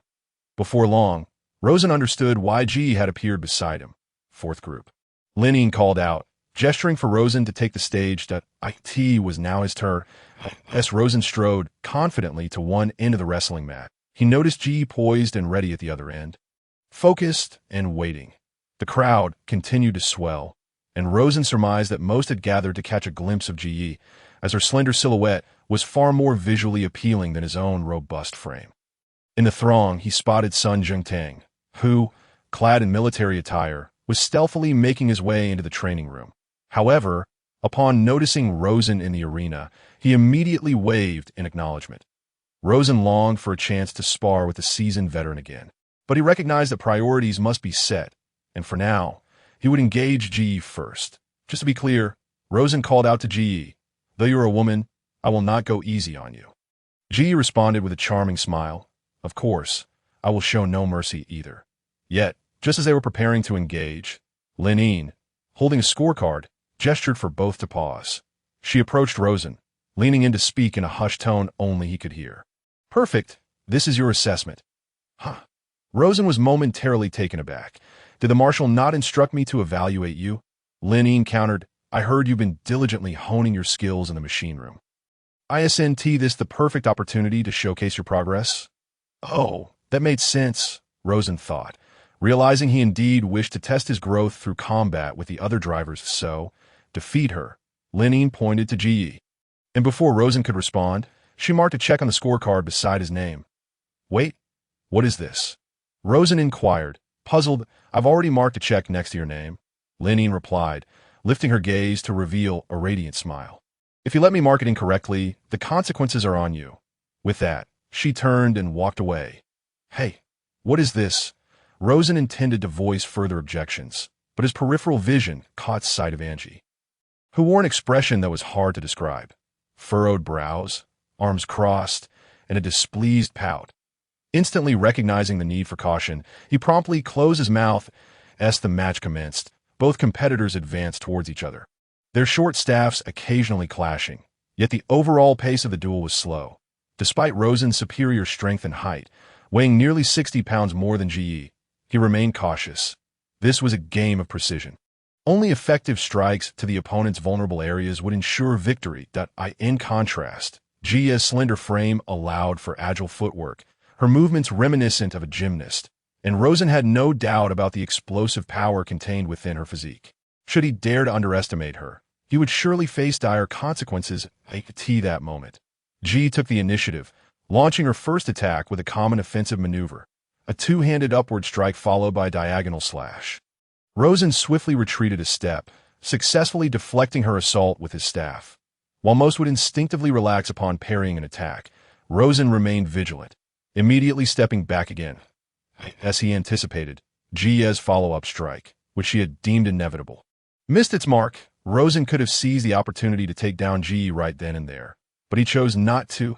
Instead, he maneuvered to her side, prolonging the exchange. Finishing the match too quickly would lack excitement. Rosen mused. The accumulation of experience in real combat was far more valuable. "You?" GE exclaimed, sensing Rosen had intentionally eased up. Angered, she retaliated with a flurry of strikes. Fueled by her rising frustration, several of her attacks became exceedingly fierce. However, Rosen skillfully dodged them all, and he finally decided it was time to counterattack. As he blocked GE's strike, he seized her staff, guiding his weapon deftly under her arm, gently pulling her down to the mat. "Don't be hasty," Rosen advised as he released her staff.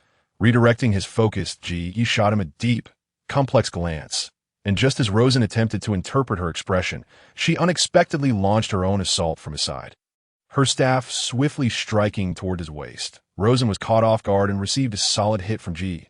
Thus, the one who had just been imparting lessons became the one in need of them. "Ha!" With a triumphant flick of her tongue, GE unmistakably conveyed her mockery, returning the previous remark to Rosen without alteration. Not bad. Rosen found himself momentarily speechless, taken aback by the unexpected tactics of his opponent. Realizing he still had much to learn as they entered the decisive round, Rosen assumed his stance, while GE concentrated intently, both individuals warily observing each other's every movement. Perceiving the uncertain nature of the situation, Rosen pondered whether it was time to employ the high-precision aiming system he had yet to utilize. Sensing Rosen's momentary distraction, GE seized the opportunity to launch her attack. However, Rosen quickly suppressed his thoughts. Responding with calm composure, GE unleashed a flurry of strikes. Yet Rosen adeptly countered each one, the two engaging in a fierce exchange that traversed nearly every corner of the wrestling mat.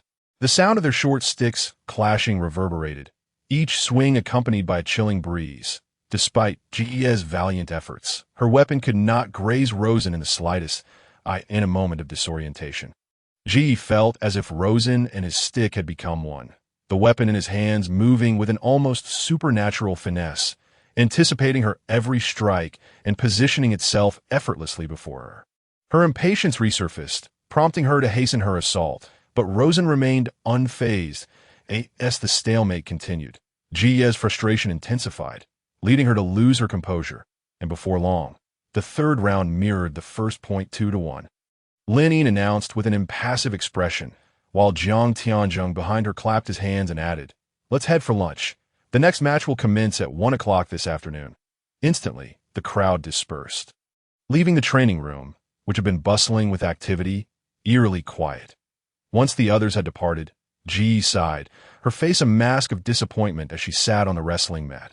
Rosen had intended to leave as well to prepare for the afternoon's competition, but he suddenly noticed Ji glaring at him, her eyes filled with resentment. Was she holding a grudge against me? Rosen thought, feeling a wave of awkwardness wash over him. Clearing his throat, he said, I'm sorry, what did you say?" Ji feigned ignorance, continuing her complaints, "I didn't catch that." After scanning the surroundings to ensure that Ji was absent, Rosen approached Ji and extended his right hand. "My apologies." Just as he attempted to help her up, Ji executed an unexpected maneuver, hooking her ankle around his and pulling sharply, catching Rosen off guard and sending him tumbling to the ground. "All right," Ji exclaimed, her earlier disappointment forgotten as she sprang up from the mat, declaring, "You've thrown me twice, and now we're even." With that, she cheerfully departed the combat training room. Lying on the mat, Rosen shook his head at her retreating figure. How could I fall in the same spot twice? The complexities of a woman's heart that moment. Sun Jungtang, who had been observing the scene for quite some time, approached. "Well, my friend, it seems you are in the throes of romantic turmoil," he remarked, smacking his lips, the once menacing scar on his face now appearing comical. "I've been watching you for a while, and it seems there are quite a few contenders at the 11:30 a.m. on June 30th. 2043, Sun Jingtang, unable to contain his enthusiasm, suggested they head to the cafeteria. However, recalling that the international delegations would be dining with the base staff, Rosen realized the cafeteria would be overcrowded and bustling. Moreover, Sun Jingtang had other responsibilities and couldn't linger too long. After bidding him farewell, Rosen decided to return to his dormitory first, having not visited his small room on the second floor of the Shattered Dome in several days. He felt a pang of nostalgia. With over an hour remaining until the afternoon assembly, he could take a shower and change into fresh clothes, relishing this brief moment of tranquility before the next match. Resolute, Rosen made his way toward the residential area. Upon returning, he noticed he was not alone in his desire for a respite, in the living area. He spotted Lin Yin heading towards room 2002. Is she back to rest as well? He mused, as he retrieved his keys to open his door. However, he observed that Lin Yin did not immediately enter her room, but instead knocked on the door. Moments later, a middle-aged woman with salt and pepper hair emerged, greeting Lin Yin with joy. Lin Yin, too, displayed a rare smile, and the two appeared intimately connected. Who is she? Rosen realized that Lin Yin and the woman must share a significant bond. Their features strikingly similar. Apart from subtle differences in the passage of time, they seemed to be cut from the same cloth. "Oh, I see." Rosen concluded that the woman must be Lin Yin's mother. No wonder Lin Yin greeted me with such warmth this morning. It seems I was fortunate enough to bask in her mother's glow, gaining a smile from the Ice Queen that is Lin Yin is no simple feat. The two women entered the room, and Rosen contemplated approaching Lin Yin to discuss the assessments in detail. However, given the current situation, he deemed it unwise to intrude upon their heartwarming reunion. Thus, he opened his door and stepped inside without looking back. Once in his room, Rosen took a shower and slipped into a clean t-shirt.